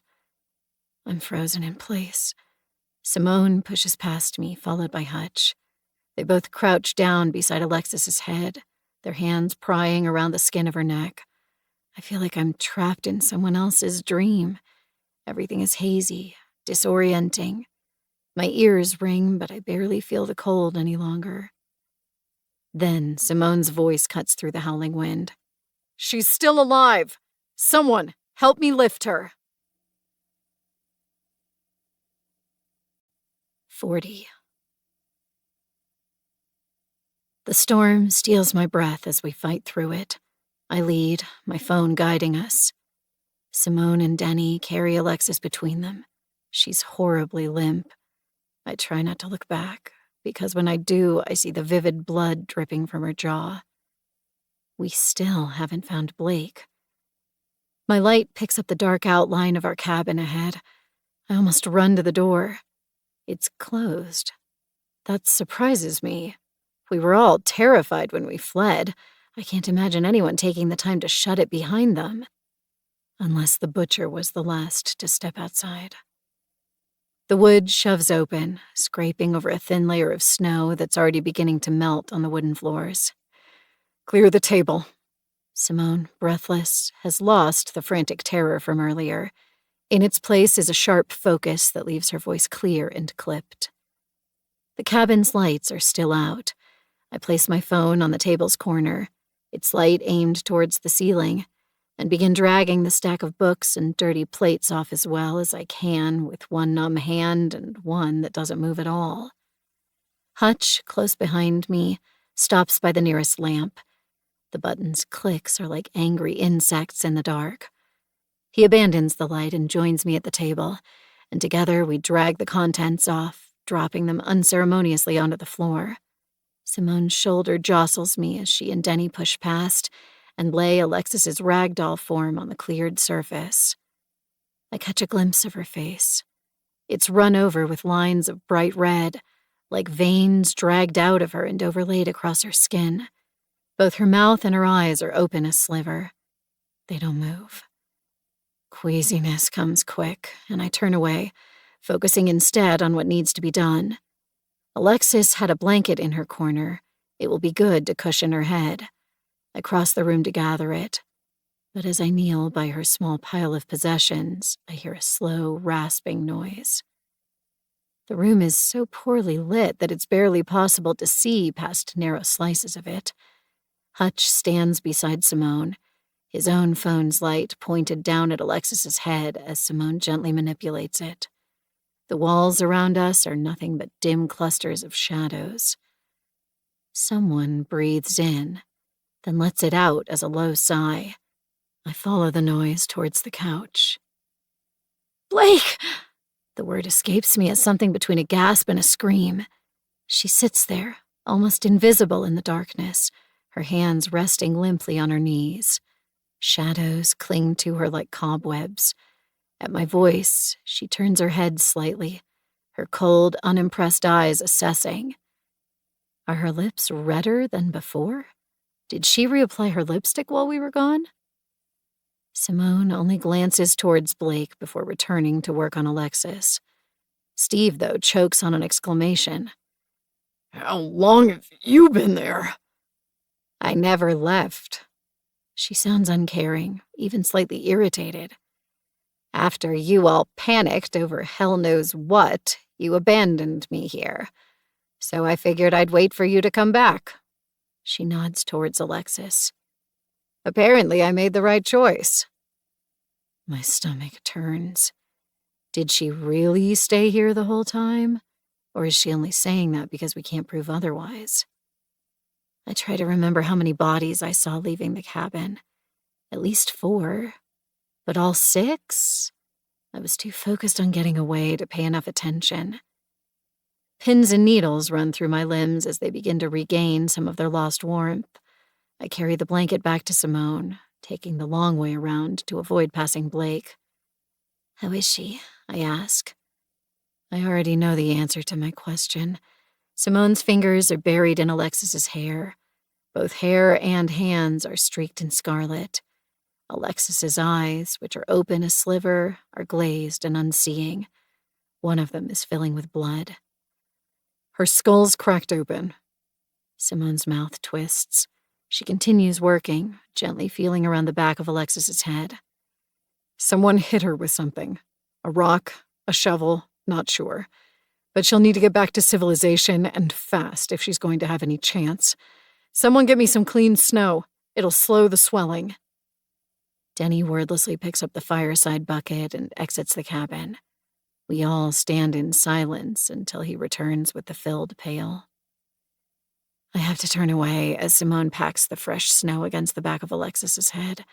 It must be agonizingly painful, if she can even feel anything. There's no response to any kind of stimuli, no twitch of her fingers, no flicker of eyelids. We may as well be pushing snow into a corpse's head. Is this even the right thing to do? Wouldn't the snow carry contaminants that shouldn't be forced into an open wound? I swallow and feel a thick lump stick in my throat. Simone is taking charge because none of the rest of us know what to do. But does she? A tiny spot of red on her jaw catches my eye again. The words tumble out of me before I can even judge whether they're wise. There's blood on your chin. Her eyes flick up to meet mine before she mutely raises her hands. The fingertips are turning off-white from the cold. Melting snow and diluted blood streak across the flesh. Her point is clear. There's blood everywhere. No. My voice is hoarse. My skin prickles as though 1,000 insects are crawling over me. It was there earlier. I saw it before we even started looking for Alexis. She uses the back of her wrist, one of the few clean parts, to swipe the speck of red off her jaw. It's mostly dried and flakes away under the pressure. Someone grabbed me as I was leaving the cabin. It must have happened then. I saw something like that. 2 bodies fighting in the snow just outside the door. They broke apart after a second, tearing in opposite directions, both eager to be away from the other. Someone had a knife, Steve says. He hangs back near one of the heaters and what residual warmth it still exudes. I felt it press against me. I thought I was a goner. Oh, Hutch says. He's been quiet, mostly focused on holding his light steady for Simone, but now he lifts his jaw to nod towards the corner behind us. It's the corner Simone was sleeping in before the lights went out. She'd been keeping the unlocked cupboard closed with her back. Now the door hangs open. The small array of trinkets inside glitter under my light as I step closer. Alexis's pocket knife is near the front. I wonder, if she'd been allowed to keep it, would she have been safe? Would the killer be sporting a gash across their face instead? It's an unpleasant thought. Hutch tilts his light. Behind the pocket knife is my screwdriver, the carving fork, paring knife, and rusty kitchen blade. But that's all. The axe is missing. 41. I can't see with this light, Simone snarls. Right, Hutch mutters, adjusting his hold on his phone. My heart runs painfully fast as I turn away from the cupboard. One of us took the axe, and in the precious few minutes of darkness, they found somewhere to hide it. Where? I try not to seem obvious as I glance about the small room. It's full of clutter and hard to see with the limited light. But then the axe is neither small nor discreet. I don't think it's stored inside. There's plenty of space outside, among the trees, near the shed, that it could have been tucked away. I have a horrible sense that I won't see it again unless it's coming towards my throat. Simone swears. I can barely see. We need to get the lights back. Steve pulls his jacket over his arms in slow increments, apparently sore. Maybe the generator ran out of fuel. Then go take a look at it. Simone's bloodied fingers leave marks all over the first aid kit as she opens it and searches the dwindling contents. I'll help, Denny says. Well, I'm not going.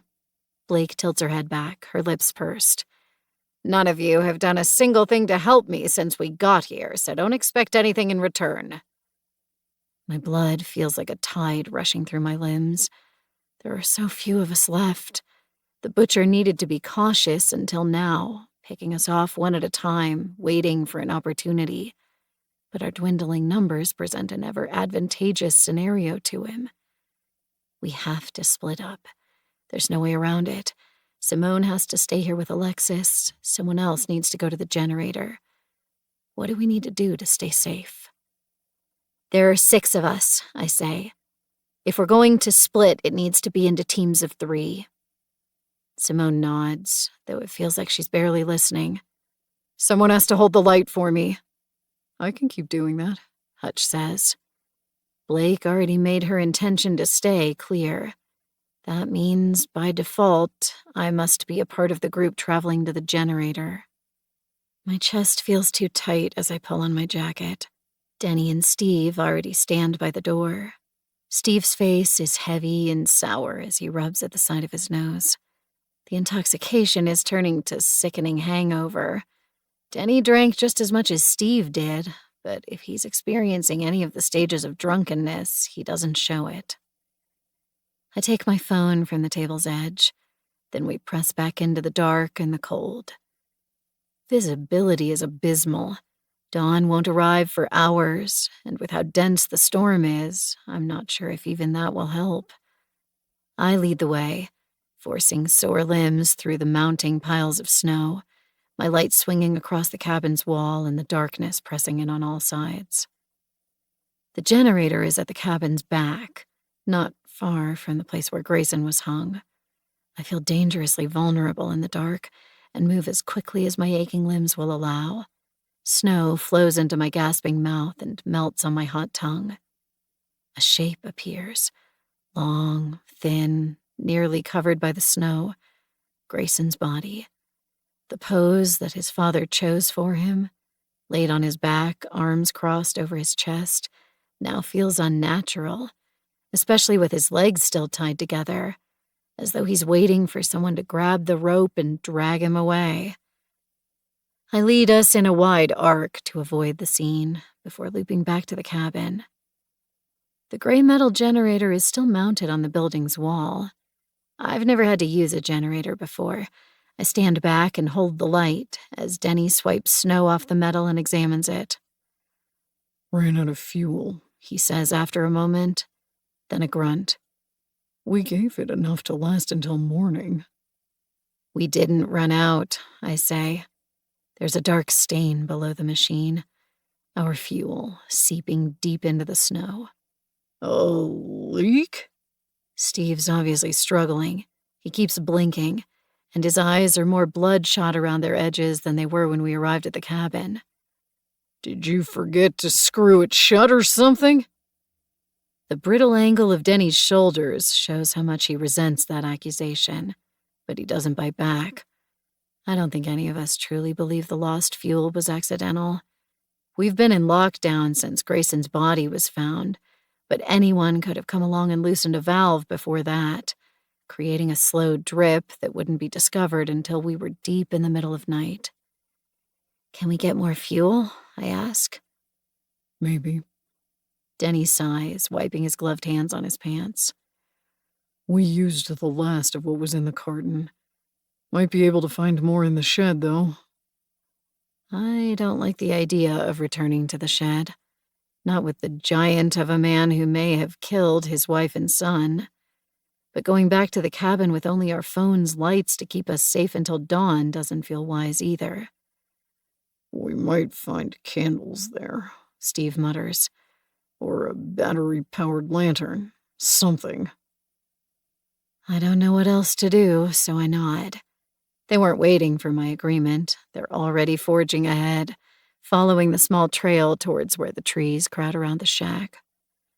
The driving ice burns my face as I fight to keep pace with my companions. I know my light can't be growing dimmer, but it feels as though it is. I've existed in this small valley for days now, walking this very path multiple times, but the environment feels so unutterably, viciously foreign. And it's not just alien, but aggressive, as though there are wolves flanking us, just out of sight, bared teeth at our backs, as though the ground itself is preparing to crumble away, plunging us into voids that close over our screaming faces. I shiver, my teeth clenched. We hear the shed before my light can even touch it. The wooden structure groans under the gale's pressure. The door shudders, jammed in place by the snow banked up on either side. We stop at the entrance. I reach my phone forward, fighting to see into the cluttered, crowded space. Steve leans against the doorframe. Each panting breath escapes him as a burst of condensation that's immediately snatched away. Denny hesitates for only a second, then lurches forward, the first to enter the storage room. Steve's eyes flick towards me, and in the poor light, they look beady and calculating. Just days ago, we sat a row apart on the bus, talking as though we might be on the verge of striking up a friendship. Now, neither of us is willing to turn our back to the other. Every scrap of warmth and camaraderie has been stripped away into naked desperation. He rubs his glove across his red nose and finally steps forward. I wait until his broad coat begins to fade into the gloom. Then I follow, breathing in short, panicked gasps as I enter the claustrophobic shack. 42. The screaming wind fades a notch.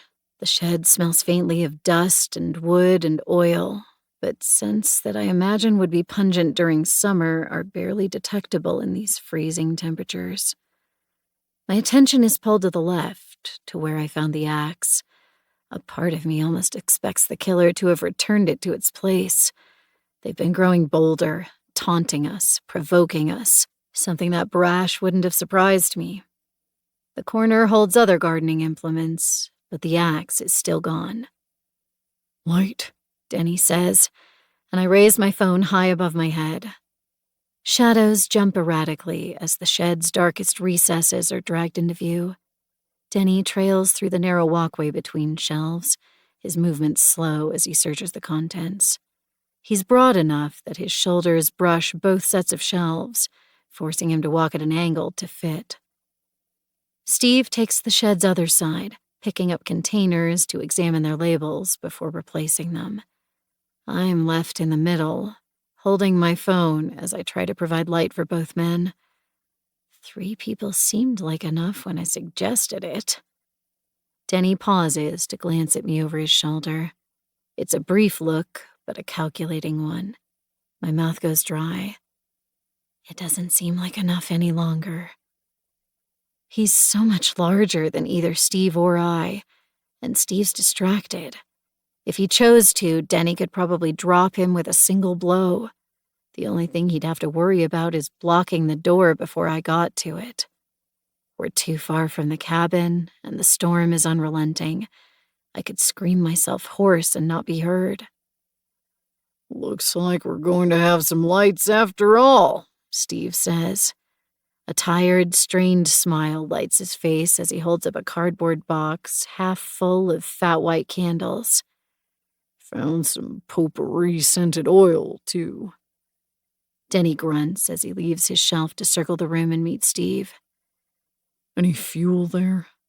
"Haven't found any yet, but this place is a junkyard." You could hide anything here. My eyes trail towards the shed's back wall. In between a stack of boxes and an old workbench, a tarpaulin has been draped over something with a strange shape. It's mundane enough and tucked far enough back into the recess that my eyes would have passed over without even noticing it, except for the way my phone's light reflects off the shiny blue material. For half a second, it almost looked as though the shape underneath had moved. "Look for red or black containers," Denny says. He bends to see into the lower shelves. "No one brings just 1 can of fuel to somewhere as remote as this." No, they wouldn't have. But that doesn't mean they're still here.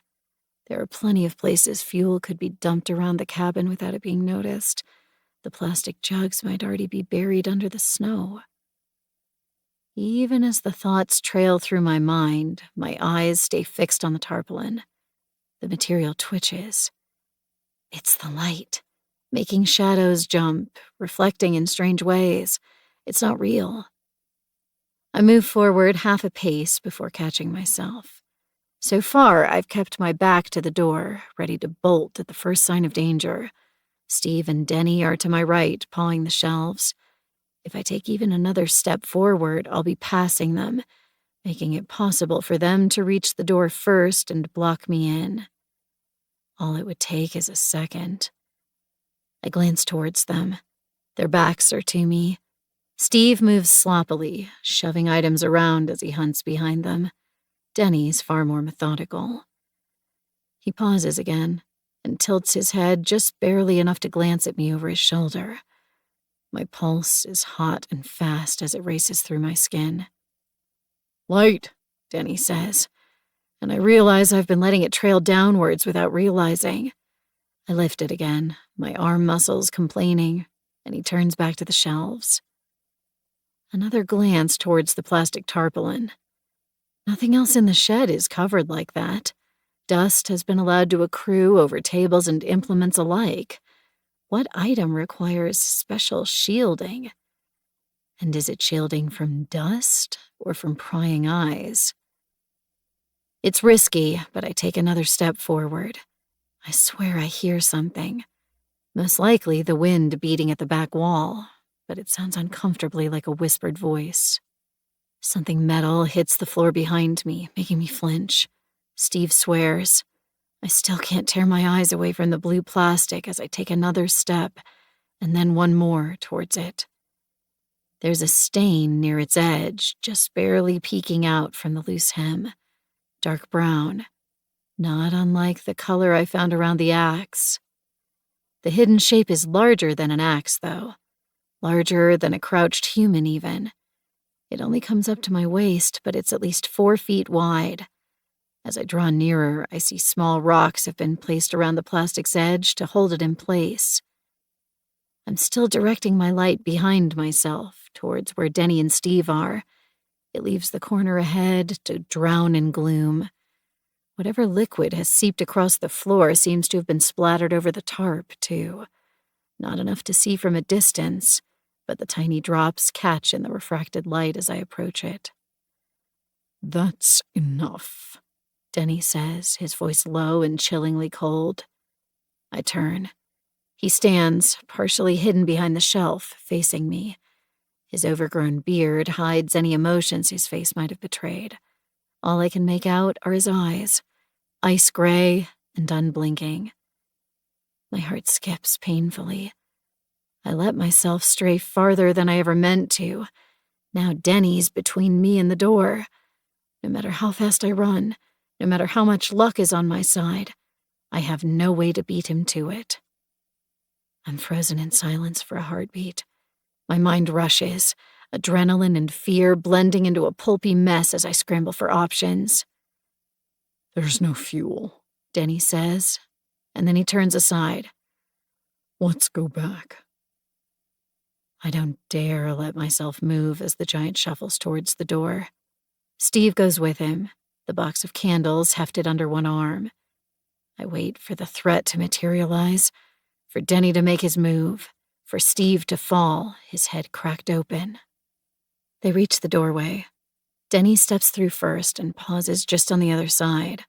Steve stops and turns, frowning, irritation and tiredness written in lines across his face. "Are you coming?" Steve calls. "We need that light." Yeah.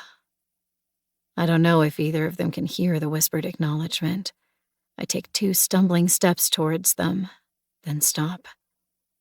As I turn my light back towards the tarpaulin, I'm certain I see it move again, just a fraction. It's only a distortion from the light, I promise myself, but the words don't ring quite true. I have to be certain. I cross to the hunched, covered shape in 3 long steps. The liquid seeping out from under the material looks ruddier and sicklier with my light directly aimed at it. I crouch, using the hand holding the phone to lightly touch the stain. It's dry, but recent. There's no dust gathered over it, not like everything else in the room. It was made within the last month. "Girl, Chrissy!" Steve's voice cracks around the edges. "What have you got there?" His voice drowns out something that might have been the wind dragging across the roof, or might have been a whispered word. I've come too far to turn back. I grip the edges of the tarpaulin, and I pull. 43. My blood is like a heavy drum. Boom, boom, boom, pounding through my head. It's all I can hear, all I can feel. The tightness of my veins, the pressure, the endless, unstoppable beat. Footsteps crunch on the dirty floor behind me. Steve's voice comes again. "You found something?" My mouth opens a fraction, but no sound comes out. Hair, I want to say, but that's not really it. Bones? flesh, but twisted. Boom, boom, boom. The tarpaulin hangs limp from my hand, trailing across the ground. Its top bears a few drops of blood, but its underside is absolutely drenched. It wasn't just used to hide the shapes I now stare at, but to drag them here. Rope, strips of skin draped loose like fabric, cartilage and marrow and intestines. A sharp cry escapes Steve as he finally comes close enough to see. I'm too thoroughly rooted into place to react. Heavier footsteps trail towards us as Denny catches up. What? He starts, but the word dies into nothing. All I can do is stare at the two bodies jammed into the narrow gap between the boxes and the table. Their faces are unrecognizable. They've been almost entirely cleaved away, exposing nasal cavities and chipped skulls. Both of their jawbones are missing. Hair hangs down, bloodied and matted, but mostly disguising the damage underneath. Gray and collar length for the man, streaky and light brown for the woman. With so much else missing, the hair is the first thing you can really properly identify. Their arms have been hacked into.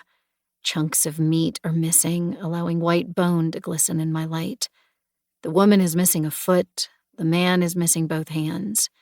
Their throats were cut deep enough, sawed through, leaving mangled muscle and sinew hanging free, to expose segments of their spines. They've been propped up back to back and tied into place with lashings of rope. Their knees are up to their chests. It's enough to disguise the worst of the damage at first glance, but as my hand shakes, the light brings the unpleasant reality into clearer view. Their chests have been broken open. The sternums have either been caved in or removed entirely. Sharp, spiky rib shards protrude around their knees.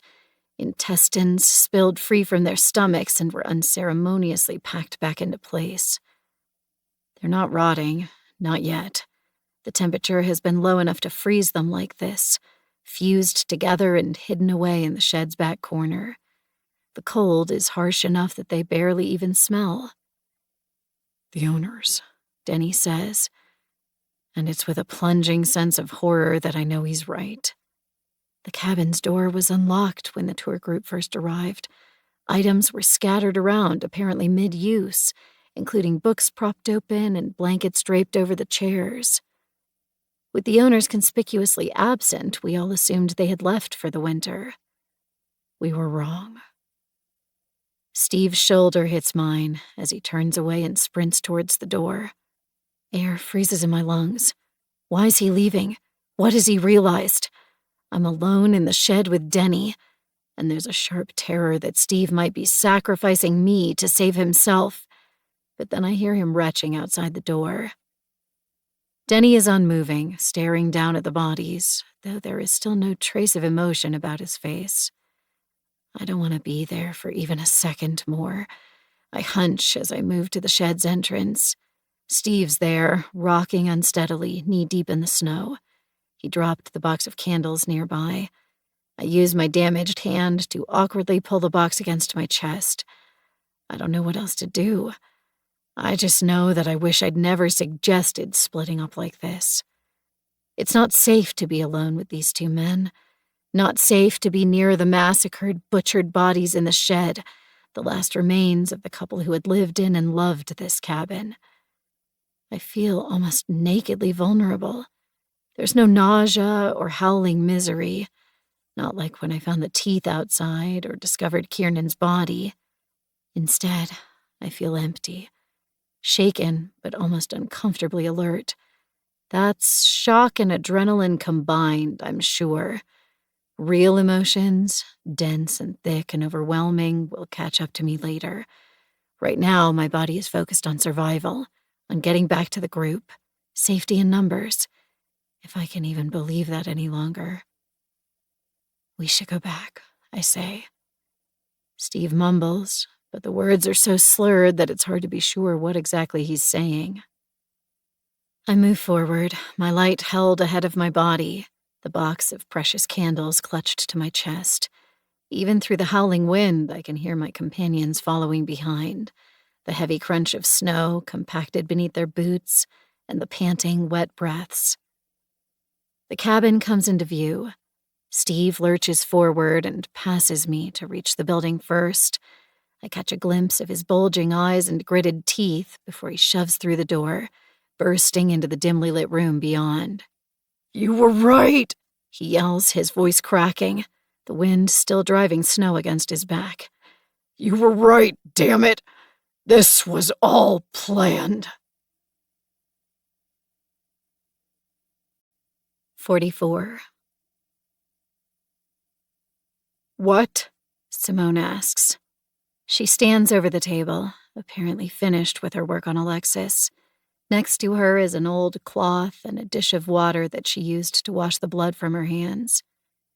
Blake is still on the couch, reclined back, barely visible in the shadows. Hutch is by the fireplace, trying to light a fresh fire. The small flames sputter as he forces kindling into them. "Whoever's doing this came here ahead of time and chopped up the cabin's owners," Steve's yelling, even though I don't think he realizes it. "That's why this place was empty when we arrived.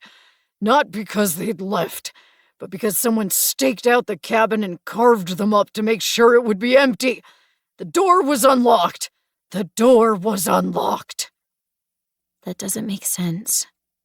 My voice is too low for any of them to hear. I swallow and taste the burn of bile. We didn't know we'd have to stop here. The plan was to go to Blackstone Lodge. The only reason we're here is because of the tree across the road and because of the snowstorm. That was out of any normal human's control. Wasn't it? My mind races. Someone could have felled the tree deliberately. We spent the night before the trip in a hotel in the closest town. Someone could have rented a car and left in the middle of the night to cut down the tree that blocked our path. They wouldn't have been able to predict the snowstorm, but maybe they were banking on being able to delay us long enough to funnel us to the cabin. I flick my head to break free from the grip of fantasy. It's too much of a reach. The killer's presence has me twitching at shadows. Their behavior, the spectacle they've crafted, is all designed to invoke terror. The heads in the tree outside our home, the teeth cutting the lights during the night, the mutilations. And I've begun doing exactly what I'm sure they want. I've begun to view them as something more than human, something preternatural that can predict our moves before we even make them, something inescapable. They're not. They're human, like me, fallible. They would have relied on planning and practice, and, I'm sure, luck. Cutting down the tree would have taken all night with travel factored in, and they had no way to be certain it would be enough to divert us to the cabin. If the storm hadn't descended so suddenly and viciously, we would have reached the lodge as intended. What does that mean, then? Have we been wrong all this time? Is the killer not among our number, but an outsider like we originally feared? Someone who lived within the region, possibly, who had a feud with the cabin owners, who killed them. And then I chew my lip as I rock. Did we stumble into the scene of a murder and not realize it? Is the killer hiding somewhere nearby, picking us off to eliminate potential witnesses? None of it makes any sense. The cabin owners must have been killed within the last month, while the temperatures were low enough to freeze their bodies before they decayed. And they were hidden. Not especially well, but enough that an entire bus of people could spend days in their house without realizing its owners were dead. The tarpaulin draped over their bodies, and the way they had been shoved into the back of the shed, suggested they were supposed to be found eventually, but just not quickly. If those murders were unrelated to us, why did the killer go to the effort of hiding them? They can't have known we would arrive. Why not leave the bodies in the middle of the cabin or on the front doorstep? They likely wouldn't have been found until the couple were called in as missing persons, and that might not have been for months. Except for our unexpected arrival. The lack of sleep feels like a rough stone sliding across the inside of my skull, scraping layers off my brain. I can't focus on anything properly, can't piece things together like I should be able to. I feel as though I have all the answers just within my grasp, but I'm ineffectively banging them together like an overwrought child. Can you get off that phone for 1 damn minute? Steve yells. He's at the couch, searching in between the cushions for the bottle of brandy, and it takes me a second to catch that he's not yelling at me. Hutch stands near the fireplace, supposedly tending to the young flames, but his face is lit by his phone screen. He doesn't acknowledge Steve's words. His thumb flicks over the screen as he stares into the display. I used to make jokes about kids being addicted to technology. Didn't realize it was so damn true. Steve finds the bottle and wrenches its cap off.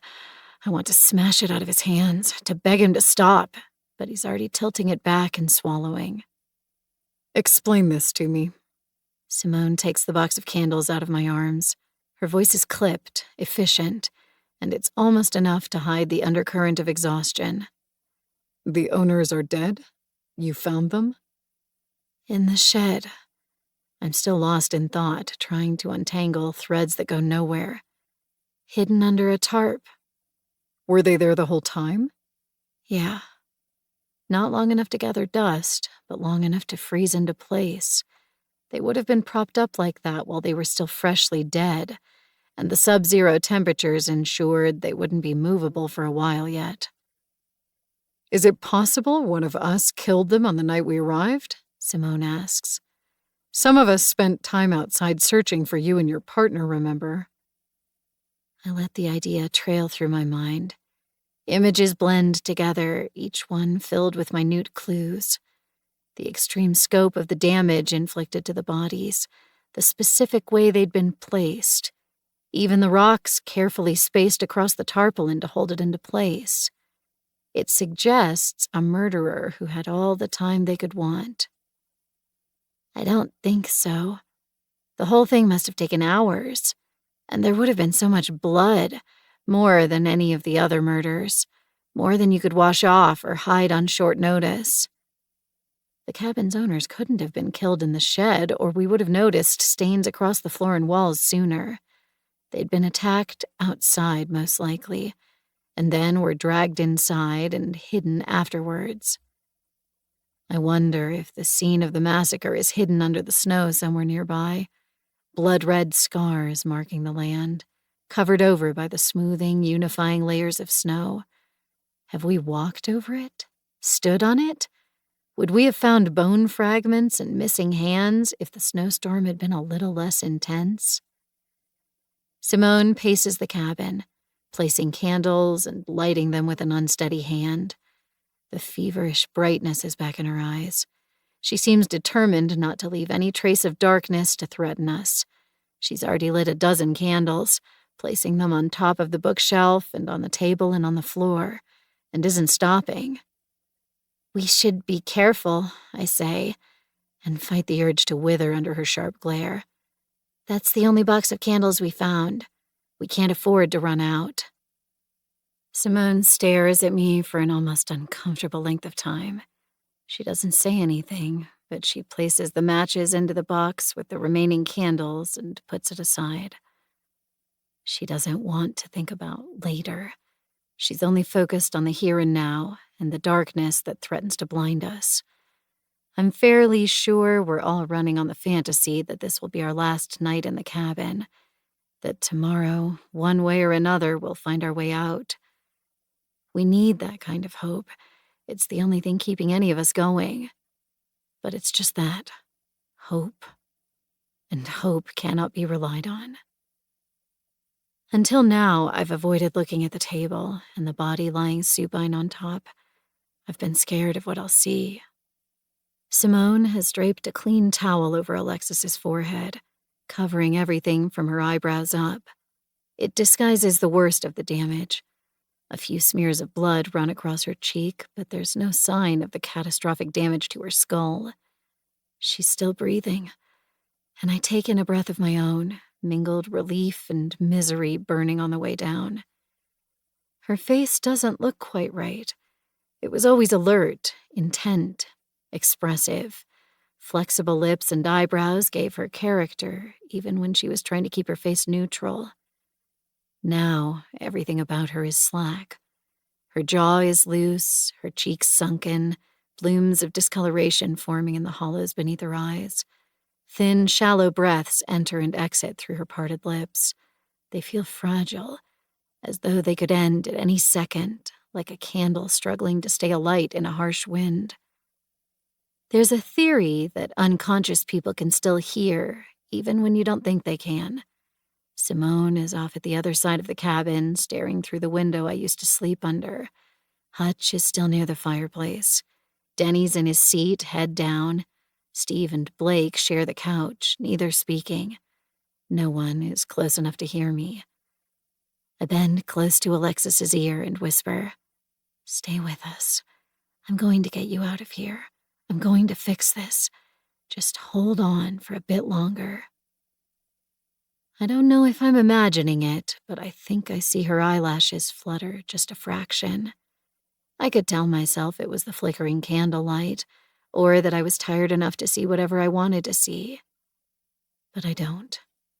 Hope cannot be relied on, but sometimes we still need it to survive. "Hey," Hutch says. He's still by the fire, but he's been neglecting it. The young flames are withering without enough fuel to keep them going. He doesn't seem to notice. Even as he speaks to us, his eyes are fixed to his phone. The bandage on his cheek billows slightly as he works his tongue inside his mouth. "I think I have something." 45. I take a step closer to Hutch. His face is intense, his eyebrows lowered. One finger taps on the phone, adjusting something. "You have a signal?" Steve shoots up from the couch, then rocks unsteadily. "Ow." No signal. Hutch's eyes still don't leave the screen. "This is about earlier, when the lights were cut. I could barely think. I'd only just woken up, people were yelling, and I couldn't see anything, and, well, I couldn't think except for one thing. If I'm going to die tonight, I'm going to leave behind some evidence." "And?" I prompt. I turned on my phone's video camera. I cross to him and press against his side to see the screen. He's musky. Days' worth of oil and body odor and unwashed hair fill my nostrils. Our jackets crinkle as we push together. Another body moves in behind me, a large hand pressing into my shoulder to hold me still. Denny, craning to see over me. I want to shrink away from him, but I need to see this video. Simone and Steve are on Hutch's other side. Even Blake is drawn in, morbid curiosity playing over her features as she stretches her neck. The phone is open to something blurry and distorted, a still frame from a video. I can't quite make out what it's showing me. Instead, my attention is pulled to the screen's upper right corner. A single red line fills the battery symbol. "Battery's low," Simone says. "I know. I just got the 10% warning." Hutch deftly taps the screen and scrolls the video back. "But look." The video begins playing. I recognize flashes of the cabin ceiling's exposed wooden beams.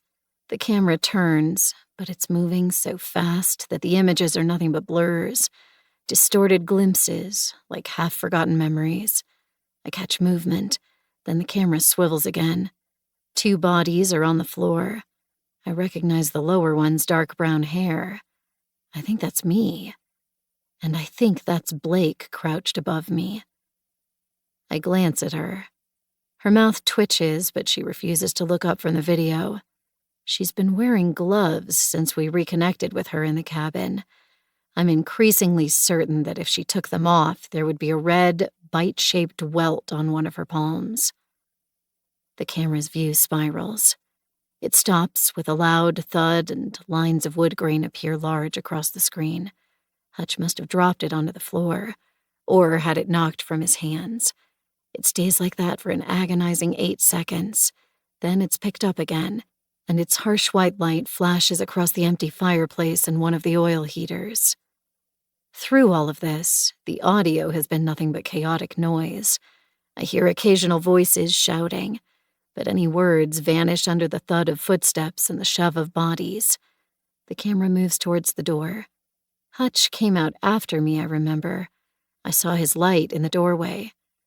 The scene doesn't stop moving. It's almost nauseating how quickly the blurred scenes blend together. I can't actually see the doorway as he goes through it, but I can tell when he makes it outside because the lighting changes. There are no more wood tones, only pixelated darkness and the brushing blur of snowflakes. The camera catches flashes of the ground, full of our trampling footprints, Hutch's jacket, a brief glimpse of the cabin's exterior wall, more darkness, more snow. Figures move in the distance as we all try to get away from one another. The noises grow fainter as we spread apart, until I can only make out the heavy panting coming from Hutch himself and the sound of his boots digging into compacted snow. A distant, strained voice calls out, "Come towards the light!" He pauses the video. That's when Krista called us back together. I didn't stop recording for another couple of minutes, but there's nothing noteworthy in that part. We're clustered so tightly together that our body heat is almost smothering. Denny's hand is still on my shoulder, heavy and hard and uncomfortable. "What are you showing us?" Simone asks. "Just wait." He rewinds the video, but this time begins playing at the moment he leaves the cabin. He taps several settings, and the video slows down, playing at quarter speed. It doesn't help fix any of the blurriness. Instead, each frame stretches out longer, all distorted confusion. Hutch holds his finger over the settings button, and as his camera peels away from the cabin's wall and turns towards the darkness, he switches it to an even slower speed. Now the frames are clearly separate, each one staying on the screen just long enough to read them. I see bodies moving away in the distance, racing to escape the cabin. Snow funnels past, sometimes obscuring the view, sometimes blocking the camera entirely. Hutch pauses the video. "You see it?" He asks. I frown at the screen. 2 figures are visible in the distance, but they're no more than silhouettes. Part of the cabin's corner can be seen to the right. It's only visible as a dark line cutting through the snow. What is it? "Look at that coat. He points to one of the figures, the one that's farthest away. See the collar? That's Alexis." I take a quick breath.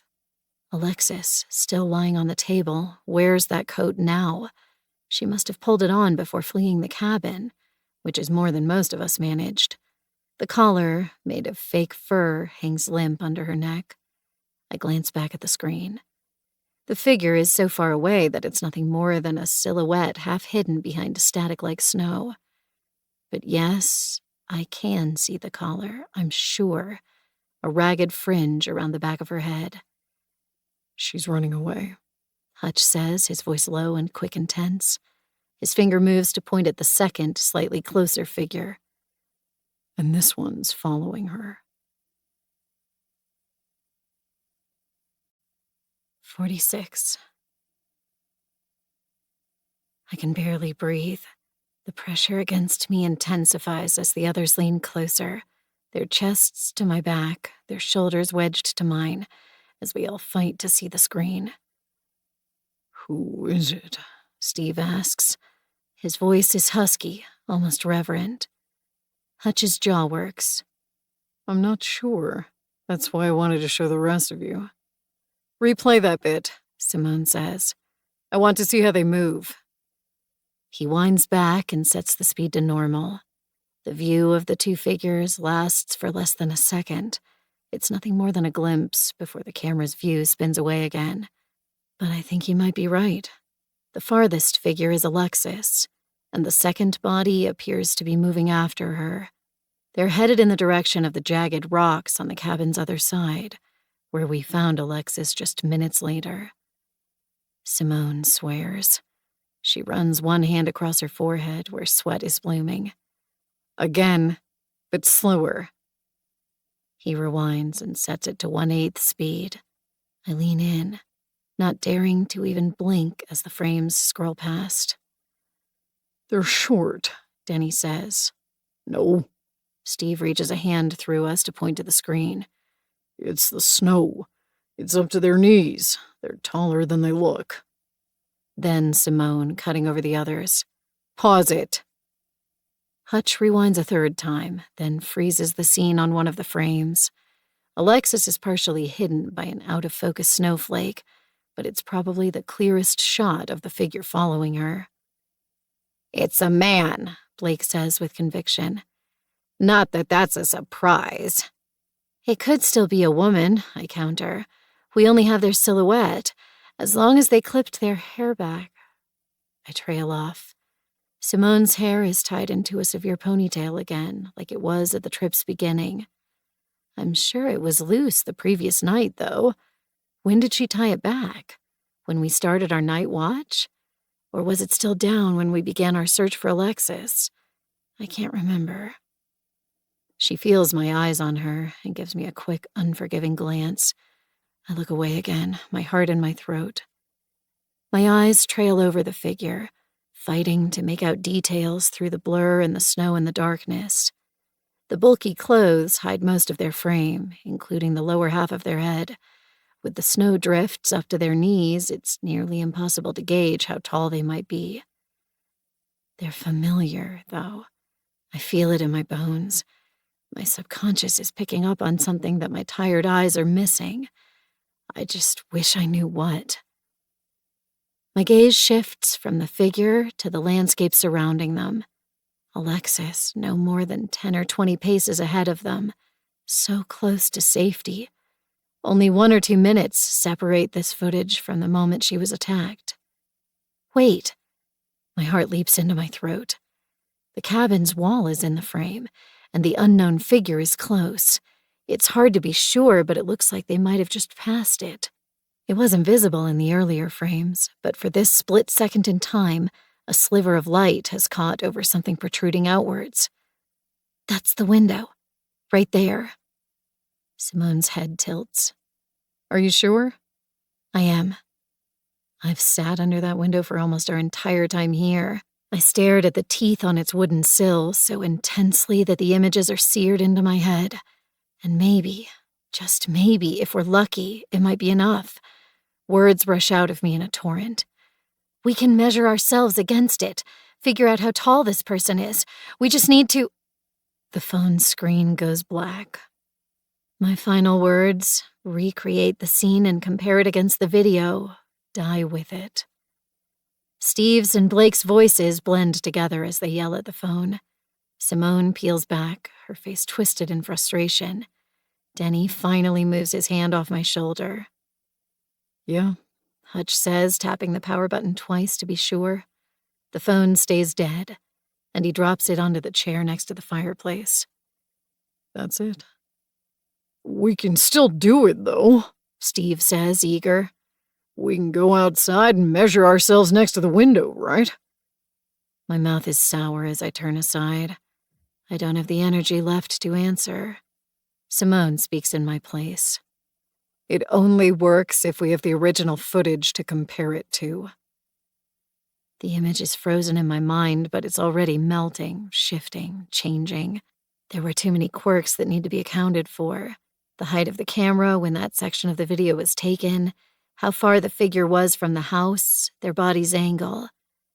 We might have been able to recreate the scene with trial and error and a rigid focus on accuracy, but without the original for reference, we have nothing. I find myself at the table's head, staring down at Alexis. Her chest rises and falls in frighteningly small increments as she struggles to breathe. I want to cry, want to sit in a corner and howl until I lose my voice. Can't afford to do any of it. A power bank, I say, and swing back to face the others. Does anyone have a power bank? Or anything else that can transfer its charge to Hutch's phone?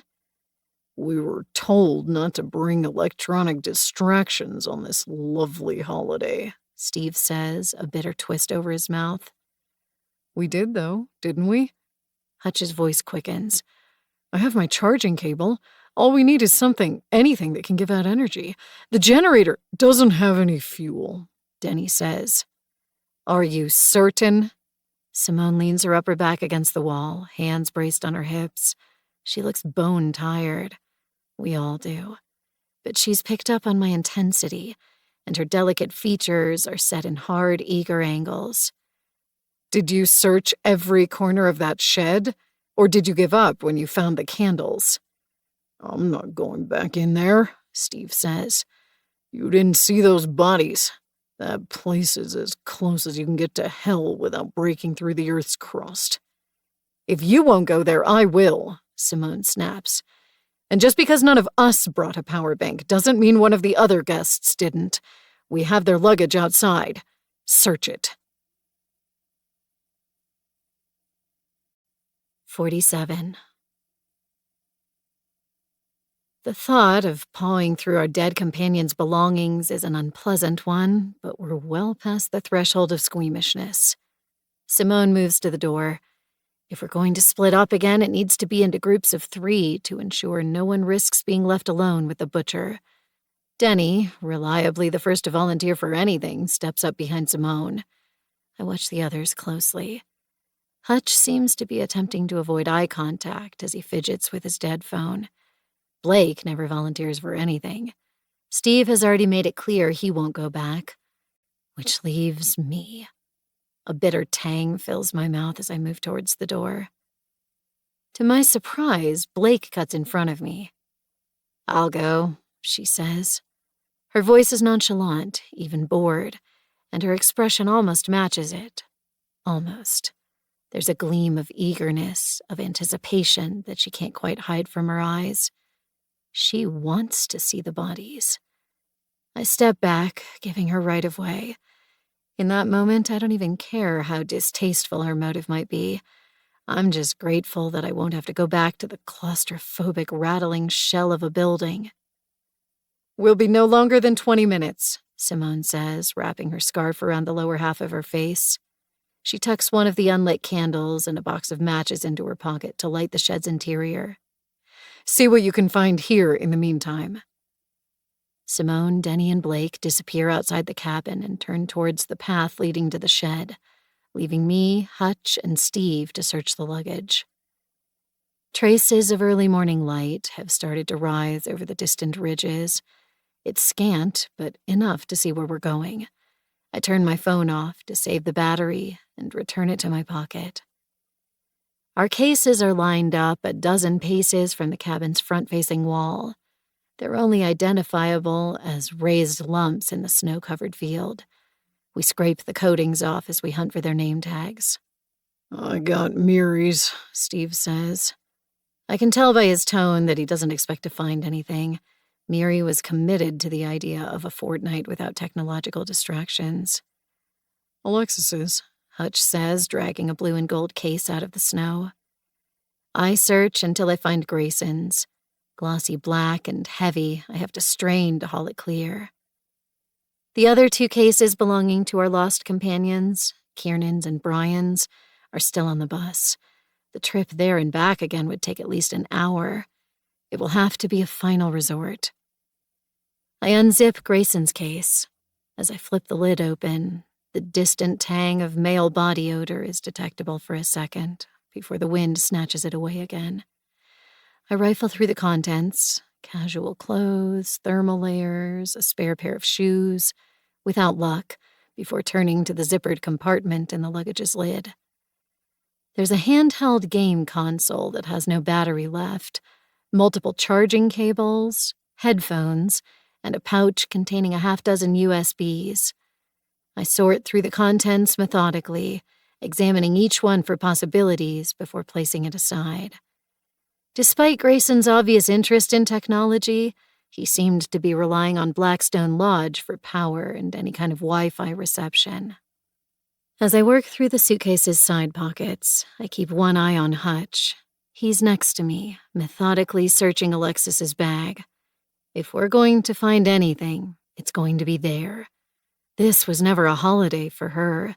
She would have come on this trip with the knowledge she was facing her own death, and she had been fighting tooth and nail to prevent it.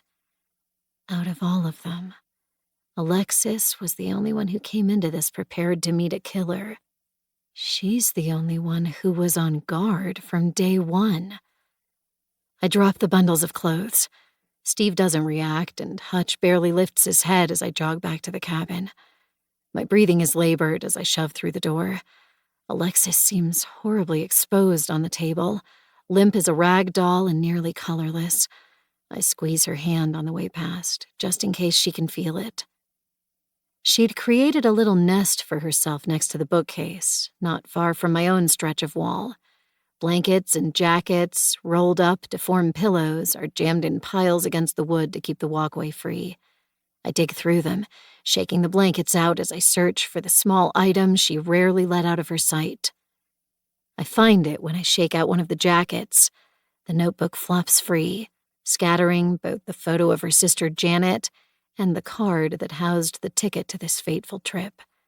I take up the items carefully, almost reverently, and cradle the notebook in my damaged hand as I use my teeth to tear the glove off my good fingers.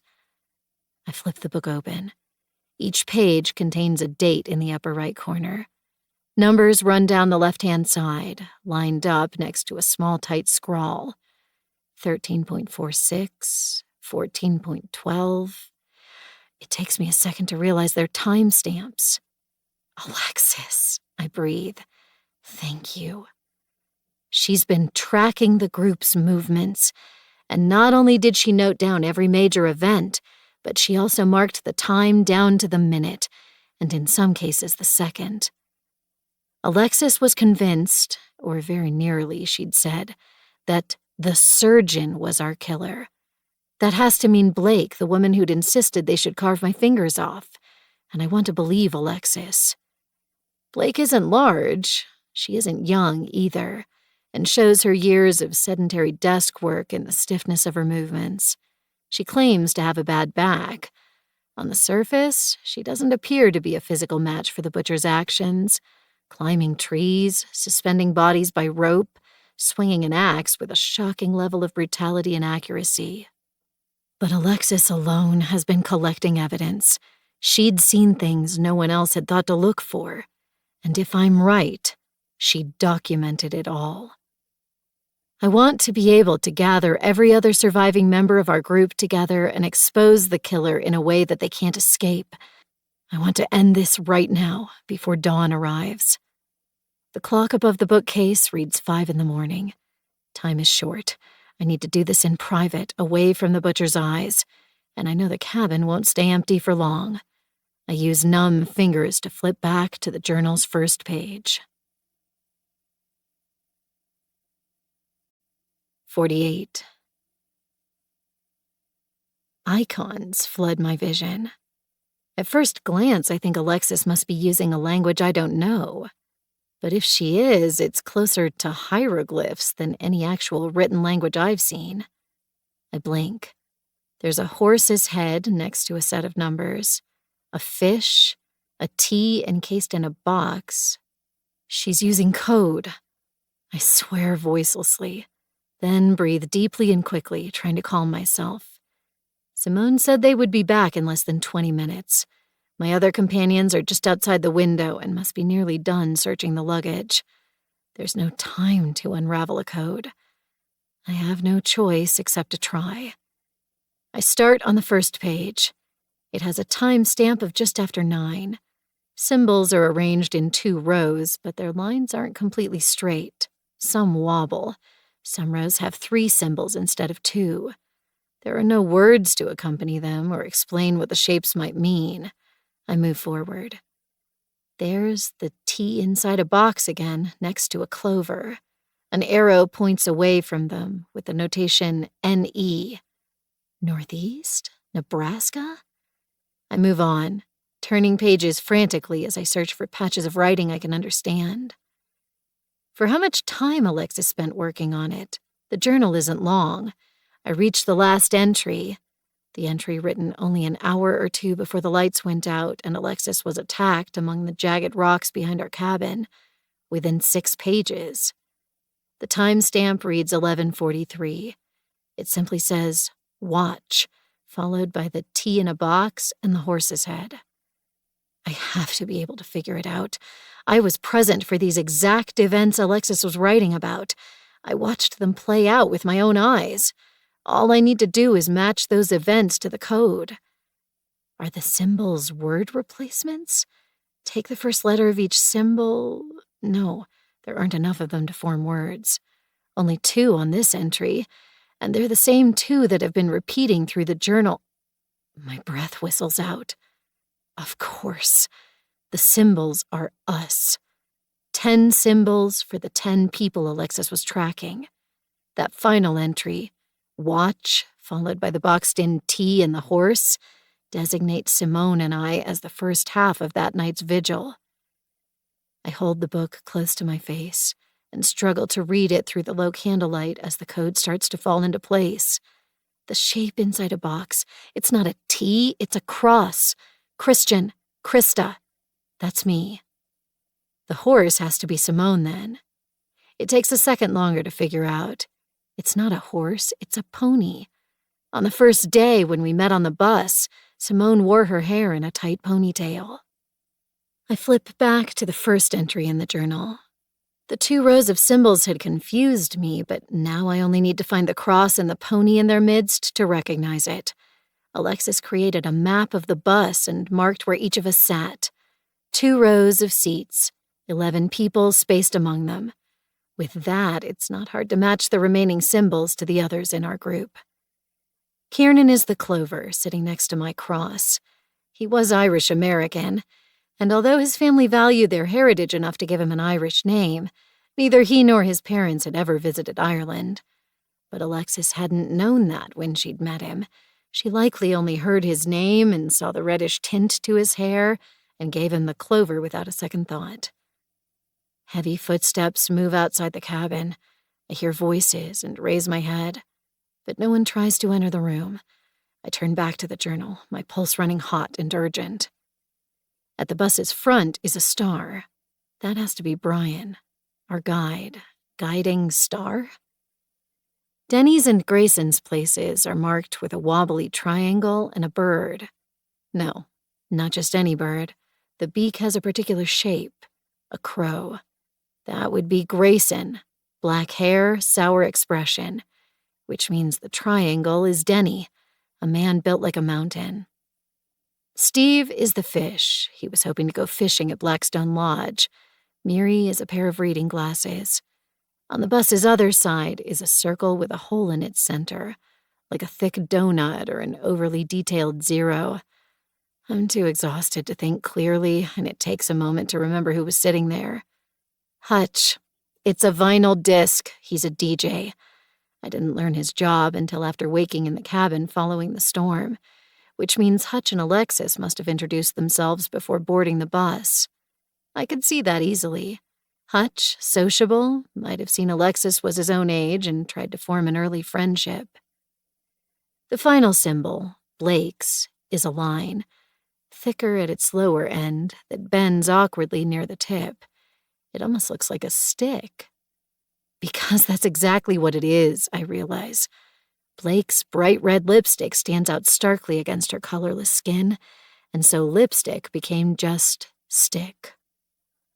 I glanced down to the entry I struggled with before, the cross and the clover with an arrow pointing away accompanied by NE. That's when Kiernan and I left the bus. We must have been traveling northeast. At the time, I didn't think to pay attention to the direction we were going, but Alexis did. Because she had to. I thought we were on our first day of a holiday. She was preparing to fight for her life. It's not a complex code, now that I know what it means, but Alexis wasn't trying to make it impenetrable. She was just trying to create something that couldn't be immediately understood if the butcher stole a glance at her journal or managed to flip it open while she was distracted. I remember the day we had to search each other's possessions. Hutch flipped open Alexis's notebook. "Weird journal," he'd said. I remember the color rising over Alexis's face before Hutch discarded the book again. The candles, scattered about the room, flutter. Shallow, aching gasps rise from the table as Alexis fights to breathe. I feverishly flip back through the pages. I can feel my time running out, like sand spiraling out of an hourglass. The answers are here, though. The reason Alexis believes Blake is our butcher. The missing piece of the puzzle. I just need to find it. Blake's symbol is the stick. My eyes hunt for it as they dance across the small, cramped writing. I find the time Blake left to smoke cigarettes at the wood's edge, the time she told Steve and Miri about her work as an emergency call center worker, how she fell asleep during our first night watch. Alexis has recorded everything, and yet I can't see what raised her alarm. My eyes are blurring and aching as though small needles are being driven into them. I rub the heel of my hand into one, fighting for relief. Alexis's breath wheezes like a rusty gate. Come on, Alexis figured it out. That means you can as well. I turn to the journal's end and scan the timestamps, running backwards from the final entry, which came just moments before Alexis revealed her secret to me. It has to be here. It has to... The door slams open. I shove the journal underneath my top, bitter fear sparking across my tongue. Simone pushes in first, carting in clumps of snow on her shoes and her coat. Her arms are full of cables and some kind of electronics I don't recognize. All of you get inside, she says, and her bared teeth are somewhere between a desperate smile and a vicious, violent snarl. We've found something. 49. Bodies push in behind Simone. Blake first, slouching over to the couch. Her expression is flat, inflexible. I can't tell if the bodies in the shed left any lasting impressions on her. Steve, Denny, and Hutch follow. Their faces are mottled from the cold. Denny carries an orange plastic fuel carton that he leaves beside the door, then stomps as he crosses to the fire and begins working at the kindling we let die out. I watch for reactions, but none of them pay much attention to me or ask why I'm crouched in Alexis's corner. I may as well be invisible to them. We're all going through the same mental calculations, I'm sure, ranking one another according to possible threat, using every casual comment and unnatural expression as points for and against as we adjust the odds in the virtual theater of our minds. And they must all be ranking me low, probably for the same reason Alexis did, my blackening, inflexible fingers. I cross back to my area while the attention is elsewhere and slip the journal underneath the bedding so that it can't be seen. We found exactly nothing in those suitcases, Steve says. He glances at the couch, and his expression turns sour. He'd planned to sit there. Blake's taken it over and spreads herself across the space, making it clear that she doesn't want company. Simone ignores Steve. She's untangling the armful of cables she brought in with her. The cords are coiled up, the bundle cinched by a length of old, discolored string, but the cables are long enough that loops are spilling free and pooling on the floor. I move closer, trying to identify the three shapes wrapped inside of them. They're an off-white. They must have looked sleek and modern when they were first released, but now their sizes and shapes make me believe they must be at least a decade old. Two of the objects are rectangular, and one looks strangely like a microphone. What is it? Hutch is at my side, head tilted as he tries to decipher what he's seeing. His eyebrows shoot up. Hang on. Is that a cell booster? Simone says. She lowers herself to her knees and begins spacing the items apart on the small amount of clear floor. We used them in the military when reception was bad. A booster. Hope and doubt run like dual currents in my veins, churning as they try to overwhelm one another. A booster could pick up a cell signal that not even our phones can reach and amplify it. It might be enough. We don't need much, just barely enough to connect with the outside world and send out our coordinates, and someone will come for us. The cabin's owners must have bought it for the same reason we now need it, in case of emergencies. though I don't like the way dust has been allowed to gather over the system. It looks like it's been sitting forgotten in the shed for years. Did it ever work? Or did it disappoint the cabin's original owners, too? We found some fuel, Simone continues, in a carton behind the shed. The owners probably threw it out because they thought it was empty, but there's a tiny bit left. Not much, just enough that we might be able to get the generator running for a couple of minutes. I glance at the orange container by the door. It looked uncomfortably light when Denny brought it in. We're going to have to be quick with this, Simone says. Quick and careful. If we mess it up, there's no getting it back. I lower myself to my knees, moving carefully so that I don't disturb the tangled cables. What do we need to do? This part, she points to one of the rectangles, connects to the phone. This part, the second rectangle, is the booster. It amplifies the signal. It has to be kept inside an enclosed space so that it can form what's essentially an echo chamber. This cabin will be perfect. And that all connects to this. She indicates the part that looks like a microphone. It's what picks up the signal to begin with. It has to be outside, as high and as clear as we can get it. I look at the cables. They're long, but still limited. Not enough to hike to the bus or climb any of the ridges around us. The cabin's roof, I suggest. Simone nods. That was my plan. Someone climbs up there and holds it as high as they can. Then we close up the cabin so that the booster has the best shot possible and turn on the generator. If it works, we'll be able to connect to any networks that have even a whisper of signal out here. If we're turning the generator on, I can get some charge into my phone, too, Hutch says. Simone works her mouth. We don't have much fuel, only scraps. We can't afford to waste it. Just turning the generator on will burn through plenty, Denny says. Charging a phone at the same time won't make much difference. Okay then, plug your phone into one of the outlets, but turn everything else off. The lamps, the heaters. We can't afford any additional drains. Hutch, Steve, and I move about the cabin. There are only 2 power outlets, one on each side of the building, and it's quick work to unplug the equipment around them. We spend an extra minute searching behind the furniture in case we missed anything. But once we're done, I'm pretty certain the booster and Hutch's mobile will be the only active electronics. Denny, you'll be running the generator, Simone says. She has nearly all of the cables untangled, and her eyes are quick and sharp as they dart over us. Don't turn it on until you're given the signal. I'll work with the equipment in here. Krista, your phone still has some battery, doesn't it? I pull it out of my pocket and tap the power button. Days in the cabin have whittled it down, but I'm still hovering around 15%. Yeah? Then that's what we'll use to make the call. She holds out her hand. I don't like giving up my possessions, but we can't afford to lose this chance. I pass the phone over. Right, Simone says as she places the mobile next to the booster on the floor. Hutch, you're good with technology, aren't you? I'm an unpaid IT expert as far as my 4 grandparents are concerned, so sure, if that counts. He chuckles, but Simone's too engrossed in her planning to even force a smile. Then you'll stay with me.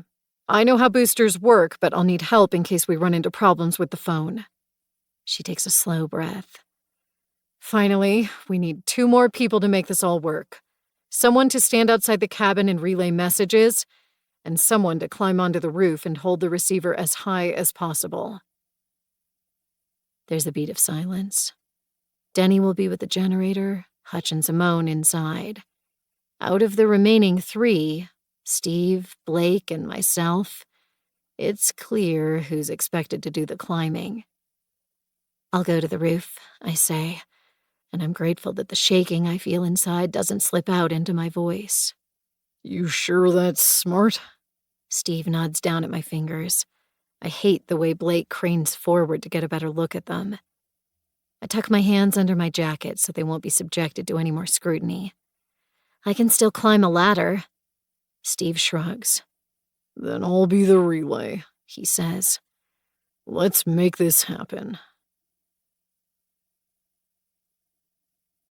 50.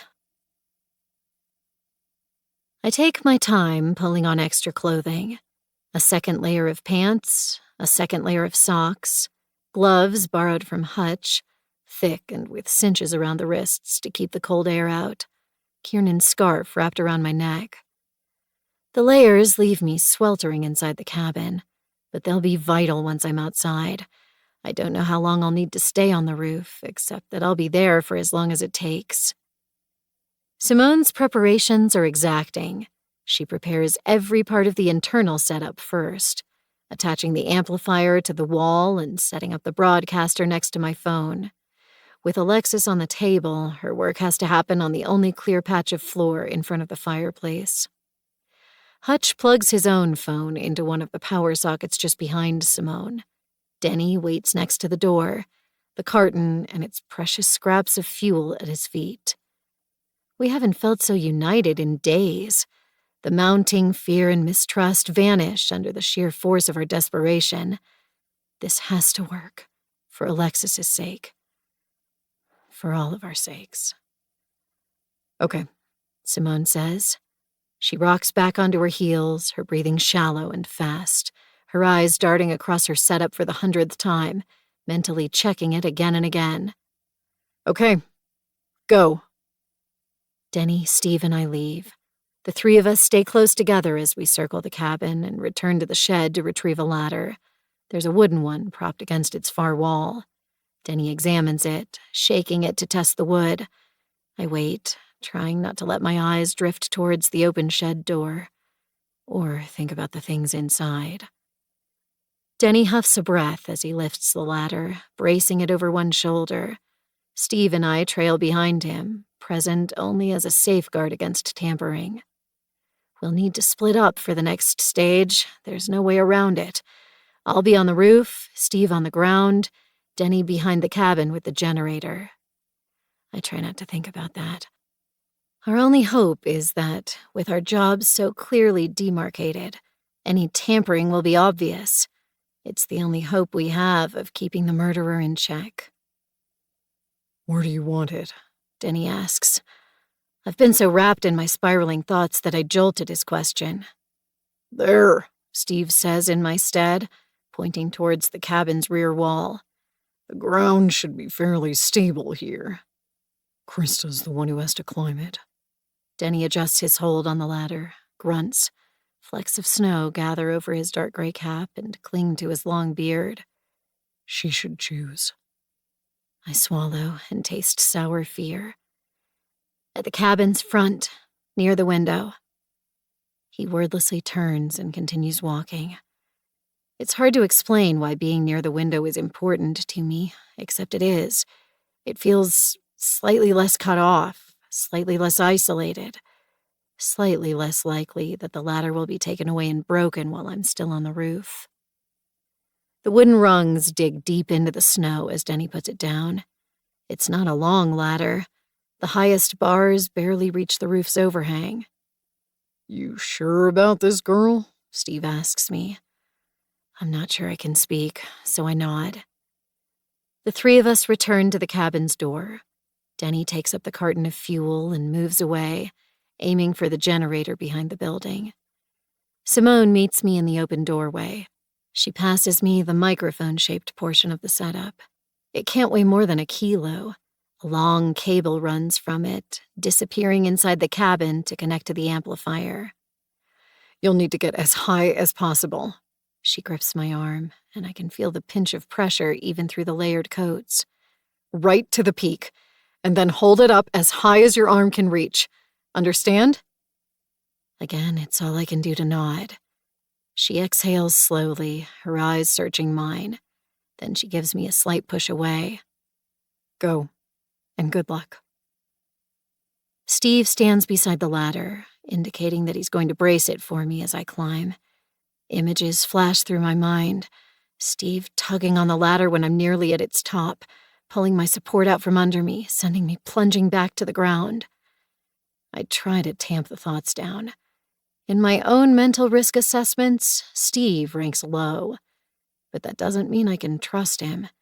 Not when the consequences of even a small slip in judgment could be disastrous. I think Simone wants you at the door, I say. His eyes narrow a fraction. He's guessed that I'm using an excuse to get him away from the ladder, but he doesn't try to argue as he moves past me. I cradle the receiver to my chest. It's not heavy, but it comes with a metaphorical weight that I'm not sure I can bear. I'm carrying our lifeline, and I just hope that it's not dead before we even begin. The ladder shudders as the wind pulls at it, its rungs rattling against the roof. The early morning air is painfully bitter against my skin, but the atmosphere is also clearer than it's been in days. I can see streaks of color across the horizon as the sun rises. Reds, oranges, thin bands of gold. After being surrounded by nothing but empty white and the dark pitted blacks of the tree trunks and rocks, the sight of color fills my chest with a painful ache. Kiernan would have loved it. The ladder is right ahead of me. I tuck the receiver inside my jacket to free up both of my hands. Its cable trails behind me, and I feel like an astronaut tethered to their spaceship by a lone cord. My good fingers flex. The bad ones barely twitch. I'm glad they're hidden under Hutch's glove. I don't want the reminder of how damaged I really am. I clasp the nearest rungs and lean my body weight into them as I begin to climb. 51. The wind is in my ears, screaming, whirring. Flecks of ice hit my exposed skin and leave pits of stinging heat in their wake. I reach up with my damaged hand. It can't grip, but I sling it over one of the rungs, bending my wrist to act as a hook to hold myself in place. The ladder shudders. I'm only 4 steps off the ground, but it feels a lot higher. The instability is terrifying. I fix my gaze upwards, towards the ladder's end and the cabin's roof, and force my leg to shift up another rung. Wood creaks. Like everything else the deceased owners stored at the shed, the ladder's old. I try not to think about the years or decades it's been sitting there, exposed to the snow and the rain, slowly decaying. Another rung, and then another. The cabin's roof is just outside my reach. I tell myself not to look down. The ladder shifts a fraction, sliding against its precarious ledge, threatening to unbalance and tip back, plunging me down with it. I move faster. My breathing is ragged and painful. I'm getting reckless, but I can't stop myself. My bad arm latches around the ladder, holding my body tightly against it as my good hand reaches up to clutch at the cabin's roof. There's nothing to grip. The peaked roof, white with its frosted cap, is made of logs designed to funnel snow and rain off. My hand fixes around one of them but begins to slide back. My teeth ache from how tightly I've been clenching them. I blindly pull my foot out from its rung and climb higher. The ladder tips again. I grip the roof harder, trying to pin myself to it through sheer force of will. I'm afraid to breathe too deeply in case it tips me back. Another step up. Then a final one, and my torso is over the ladder's top, both gloved hands clawing through the snow to clear room for my body. There's still no purchase, and I can't even grip the ladder any longer.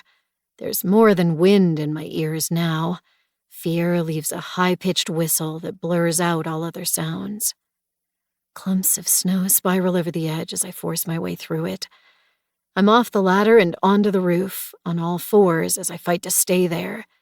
The angle is steep. I can feel my body weight working to drag me down, drag me off. My damaged hand misses a hold and I slide. Terror floods me. I drop onto my stomach and press my body into the wood. Crusted snow icy against my face, the antenna an unforgiving pinch against my ribs. Words travel through the whistling. They're blurred and fragmented. I have no room in my mind except to focus on how steep the slope is and how slippery the ice is and how close I am to the edge. The words come again, louder this time.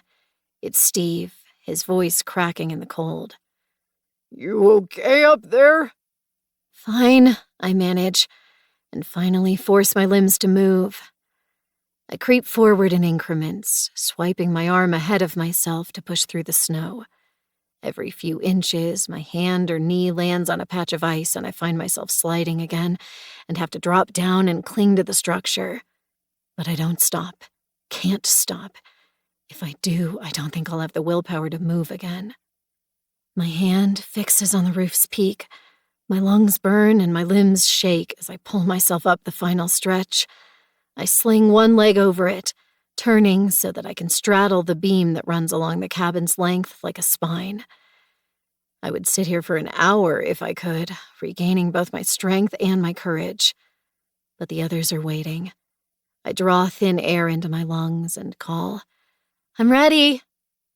Heard. I think I can hear the cabin door open a crack as Steve speaks to Simone. Then he calls up to me again. "You'll only need a minute."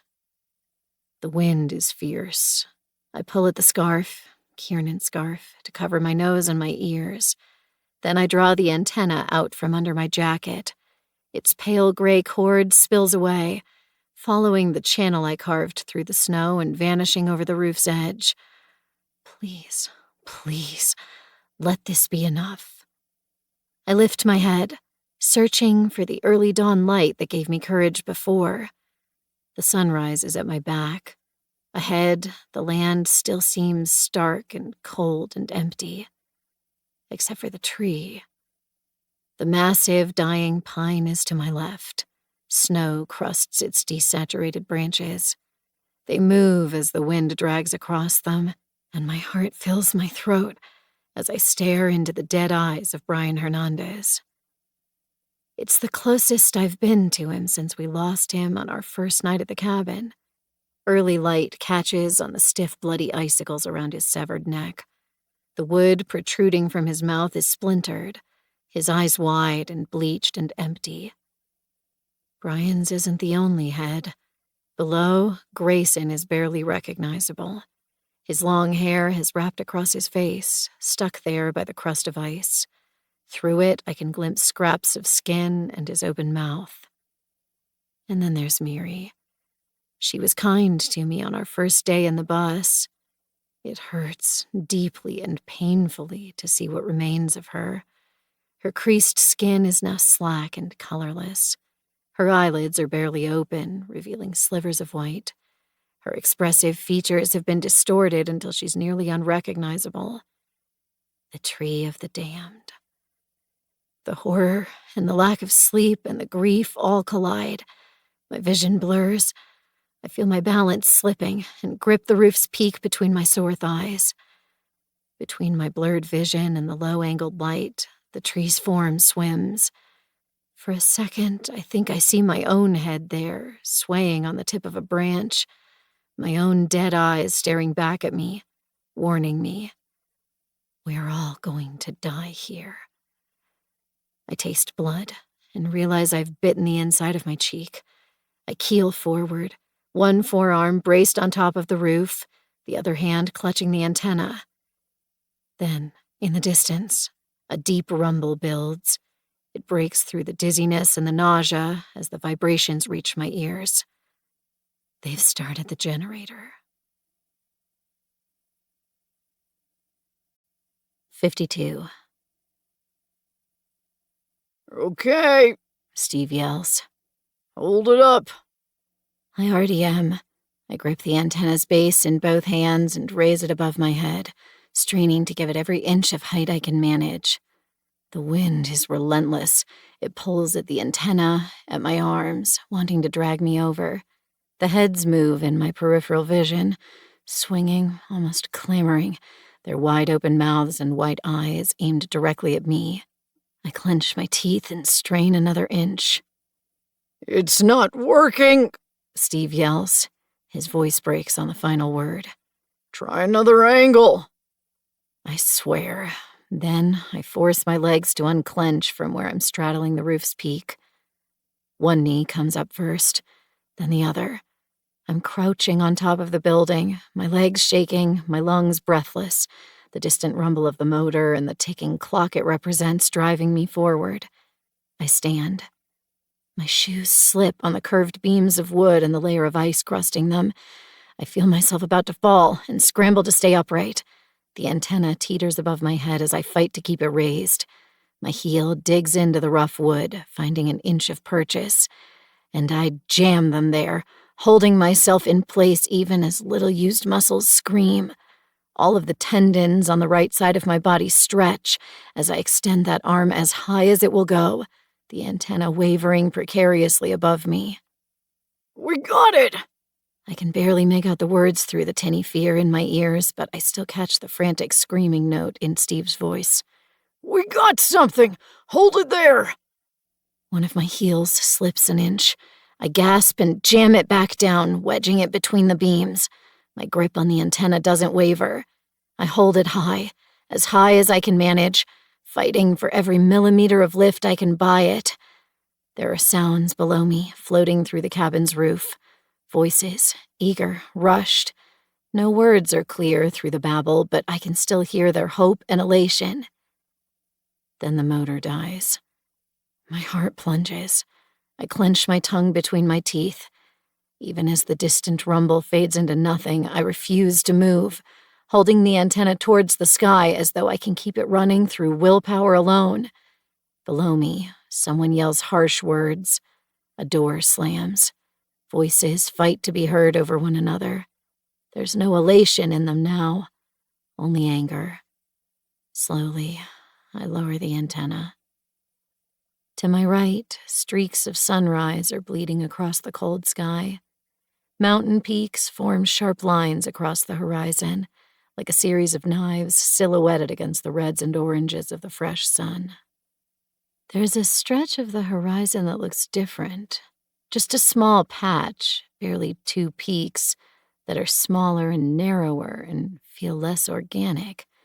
I squint at them, my legs trembling, my heart missing beats as the rising sun backlights them. Simone calls to me, her voice booming to be heard over the wind. "Come down, Krista!" I lower myself back onto the roof's peak, straddling it once again. My body shakes so badly that I can't trust it to the ladder yet. I release the antenna, letting it slide down the cabin's roof and tumble over the edge, then lean forward, focusing on moderating my breathing as I wait for the shivers and the palpitations to stop. When I finally lift my leg back over the roof, I find there's almost no way to stop my slide towards the ladder. I lay my body flat, breathing hard as I press myself into the wood, and manage to slow it to a creep. My foot finds the ladder first. I move gingerly, afraid that I'll accidentally kick it away, as I lower myself until I can contort enough to get my boot through one of the rungs. I didn't need to be so careful, I discover as I get my body onto the ladder firmly enough to look down. Hutch stands below me, his face gray and pinched as he holds the ladder in place. I climb down at a reckless pace, eager to get onto the ground. Neither Hutch nor I speak, but give each other weary smiles as we return to the cabin. Simone sits on the floor, the array of equipment, my phone, the booster's box, and the cables strewn ahead of her legs. She has her back to the wall and her arms folded across her chest. I feel like she might yell at me if I ask, but she anticipates my question anyway. "I don't know if it worked." "You mean..." She rolls her shoulders in a shrug without unfolding her arms. "We got through. An emergency operator answered. I did my best to tell them where we were, but the power died. I don't know how much they actually heard." "We're in the Rocky Mountains," Hutch says, and I realize he's repeating Simone's words. "Near Blackstone Lodge. People are dead." It cut out sometime in that last sentence. We're silent for a second as we absorb that, running through the phrasing in our minds. "It might be enough," Steve says. His nose and cheeks are red from the cold. "That's the last fuel in this place," Simone says. "We won't get another chance to call out. It needs to be enough." I glance across the room's other occupants. Blake's on the couch. Denny has already returned to his place near the opposite wall. Steve is by the door. Hutch is near the fire, feeding fresh pieces of wood into it. He's more withdrawn than normal. He was next to Simone to make the call. I suspect he would have taken the full force of her anger when the engine died. As part of their preparations to make the call, Simone and the others moved the table Alexis is on. It's now pressed against the back wall where she used to sit. It puts her directly ahead of my own nest. Part of me wants to shrivel away from the thought of having a dying woman beside me. But it's quickly followed by a sense that this is right. I can look out for her this way, watch over her, protect her as much as I'm able. Simone is still simmering. One of her boots jostles as she tries to work out her frustrations. Maybe if we hadn't plugged the other phone in, the motor would have lasted longer. No. Denny doesn't even look up from his place by the wall. It was a negligible load. Wouldn't have made a difference. I'd almost forgotten about Hutch's phone. I glanced towards where I last saw it, beside the fireplace. That section of the floor is now empty. Where is it? Hutch finally looks up from the fire. His face darkens as he searches the same part of the floor I looked towards. Then he forces his way behind the chair to reach the power outlet. As he lifts his arm back, I see he's found the phone's charging cable. He pulls on it, reeling it in like fishing line, until the phone itself comes into view. The screen is broken. A spiderweb of cracks runs across the glass. Part of the metal frame has popped free, twisting uncomfortably. My mind flashes back to the lantern we left for Kiernan, how the glass and metal had been broken, as though someone had taken a rock to it, bludgeoning it to extinguish the light. This is more than accidental. More than the phone being mistakenly trodden on. The damage is deliberate and extensive. Hutch presses the power button, but there's no response from his phone. His voice escapes as a whisper. Did anyone see who did this? Steve shakes his head mutely, his eyebrows high. Blake glowers at the phone as though it's a snake prepared to strike at any second. Denny shows no reaction. The quiet fury exuding from Simone seems to redouble until it fills our cabin like a miasma. If anyone saw who did this, she says, her voice a deadly whisper, speak now. There's a moment of horrible silence. Eyes dart as we each take in our companion's reactions. I was outside, Denny says. So was I, Steve adds. Hutch shakes his head. Not the whole time. You all came charging in once the generator died. People were moving all over the place, demanding answers. Any of you could have stomped on it and kicked it out of sight while we were distracted. I feel sick as I sink down onto the floor next to the table and Alexis's barely breathing form. This has confirmed one thing at least. The butcher must be one of us.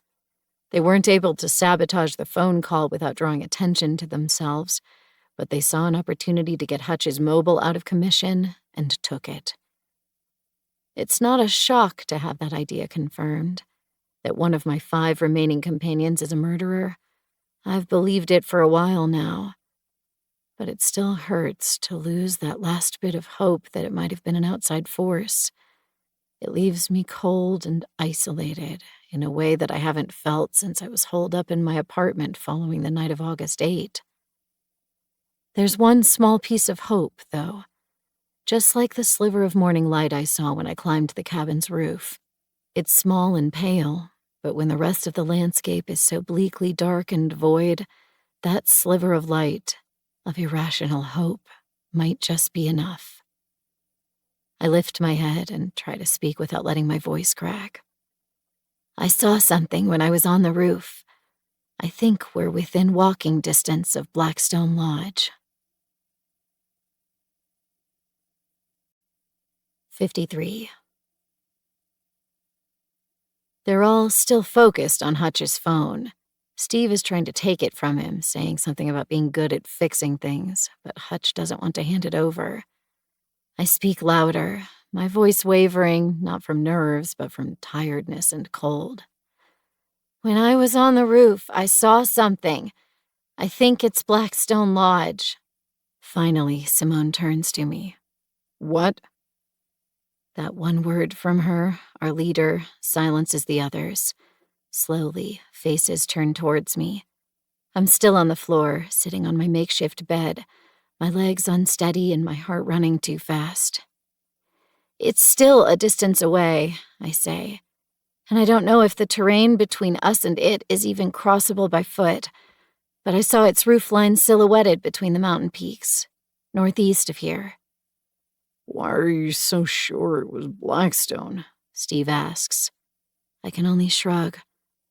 Brian was trying to reach it when the storm blocked the roads. That means it has to be close by, and I don't think there can be many other buildings in this area.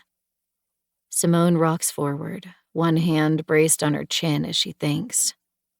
Even if it's not Blackstone Lodge, as long as it's some kind of habitation, it should give us a way to contact outsiders. We already placed a call. Steve shakes his head. The worst thing we can possibly do is wander off into the wilderness when someone might be coming to rescue us this very minute. Except we have no idea how much of our message they heard or how seriously they're going to take it, Hutch says. We're in the Rocky Mountains isn't enough for anyone to pinpoint our location. Even if someone is now looking for us, it might take days for them to reach us. How far away was it? Simone asks me. I run my tongue across my chapped lips. That's a question I've been asking myself. I'm not sure. The sun was behind it, and it was barely visible between other peaks. Maybe a few hours? Maybe half a day? I can't walk that far with my back, Blake says. There could be ravines in the way, Denny notes, or rock walls that can't be climbed. Simone's eyes grow darker. I don't like admitting it, but he's right. All it takes is one major obstacle, and a half-a-day walk turns into becoming lost outdoors at night. We need to at least try, though, don't we? Hutch asks. Sure, maybe the call went through, or maybe no one is coming and we're sealing our fate if we just sit and wait. You're going to leave her here? Blake jerks her head towards the table and Alexis. I hate thinking about that.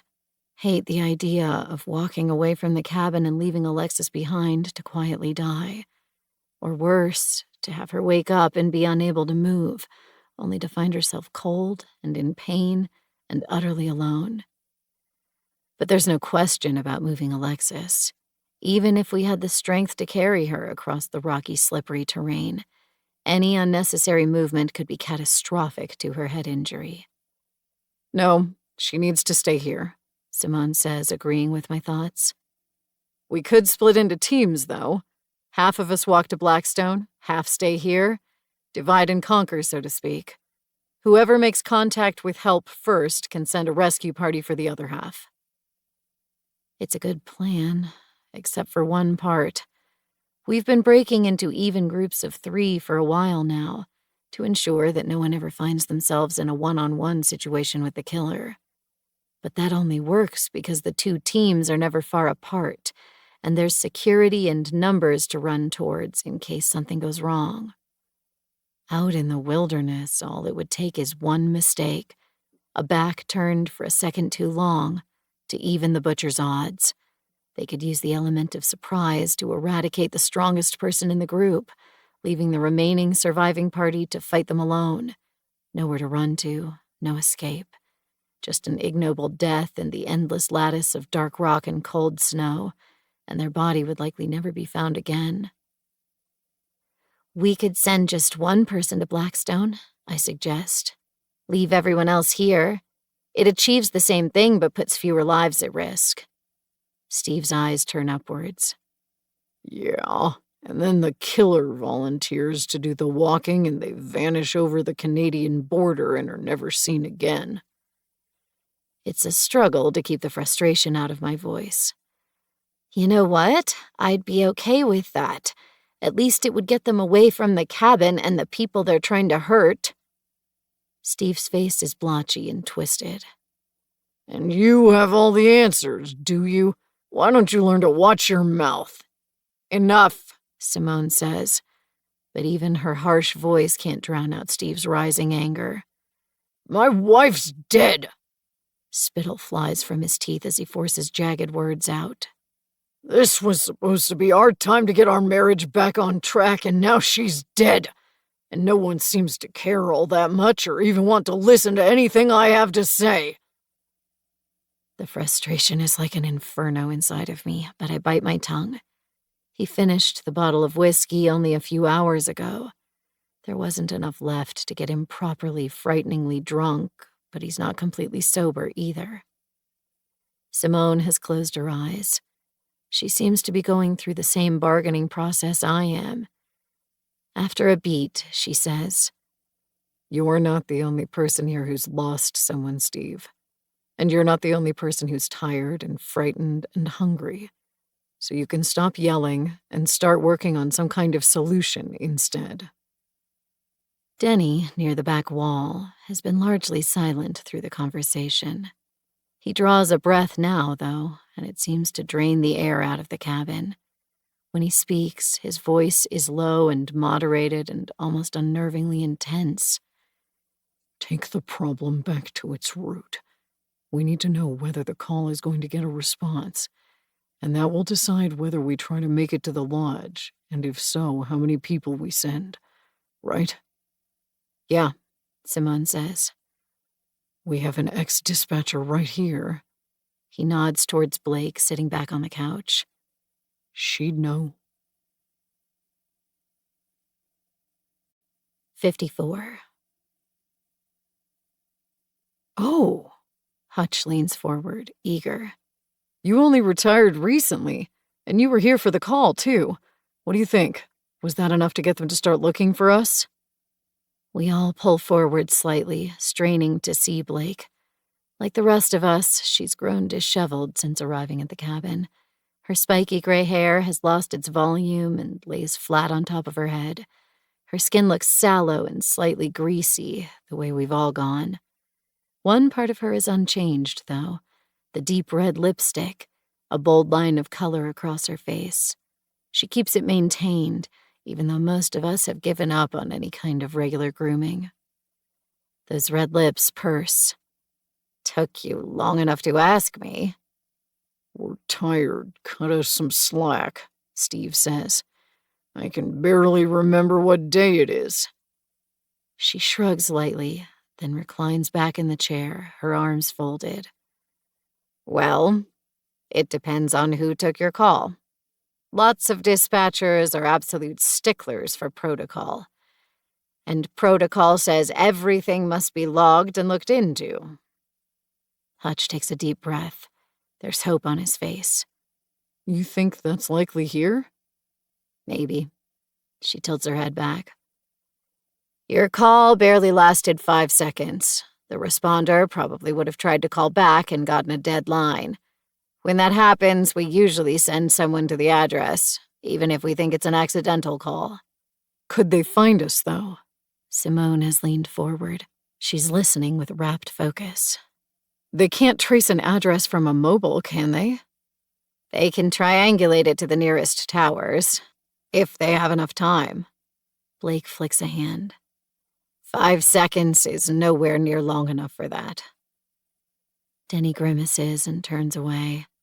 Hutch runs a hand over his face, crinkling the tape holding his bandage in place. "We did give them a location, though. We told them we were near Blackstone Lodge. That should be enough for them to start searching the area around it, right?" "Sure." Blake takes a slow breath. "Maybe. If they follow protocol." I don't like the way that sounds. What are the odds that they don't? She looks at me, and there's a depth to her gaze that is both magnetic and horrifying. I wouldn't have. Hutch looks incredulous. "That's your job, though. You're an emergency dispatcher. People calling you are going to have emergencies." "Sure, that and a mix of everything else. Butt dials, there's a constant stream of those. Toddlers playing with their parents' mobile, or a kid who just learned how 911 works. Drunks asking for a ride home. The mentally unwell. or even just average people who want to complain about their neighbor or tell us about the raccoon they saw in the garbage or ask what to do after cutting their finger with a paring knife. Some nights you get everything but real emergencies. So, what? Hutch's voice cracks. You just ignored any calls you didn't like? Hoped the problem went away? Sometimes, she retorts. And you know what? Most of the time it didn't matter, and I got to free up the line for actual problems.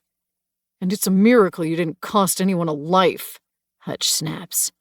He turns away, pressing both hands into his face. He's breathing fast, trying to calm himself. Blake adjusts her position on the couch, sighing slightly as she tries to take pressure off her back. She seems largely unfazed by his words.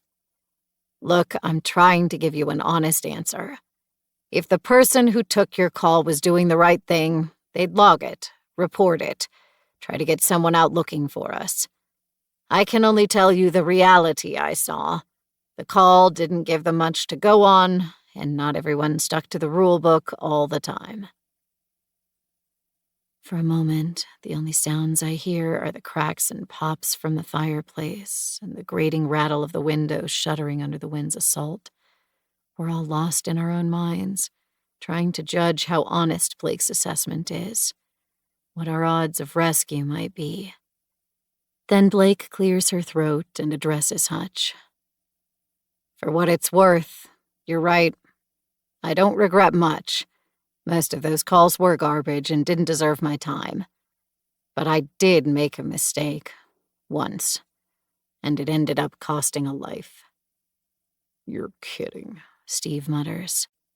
Blake's lip curls. It's a part of the job. Can't save everyone, no matter how good you think you are. Huh. Steve scratches at where stubble is formed on his cheeks. What happened? A kid called me when his car went off the road. He said he was in a river. I thought it was a joke, or he was drunk. She draws a slow, deep breath. It rattles on the way down. It was after midnight, and I could barely understand him.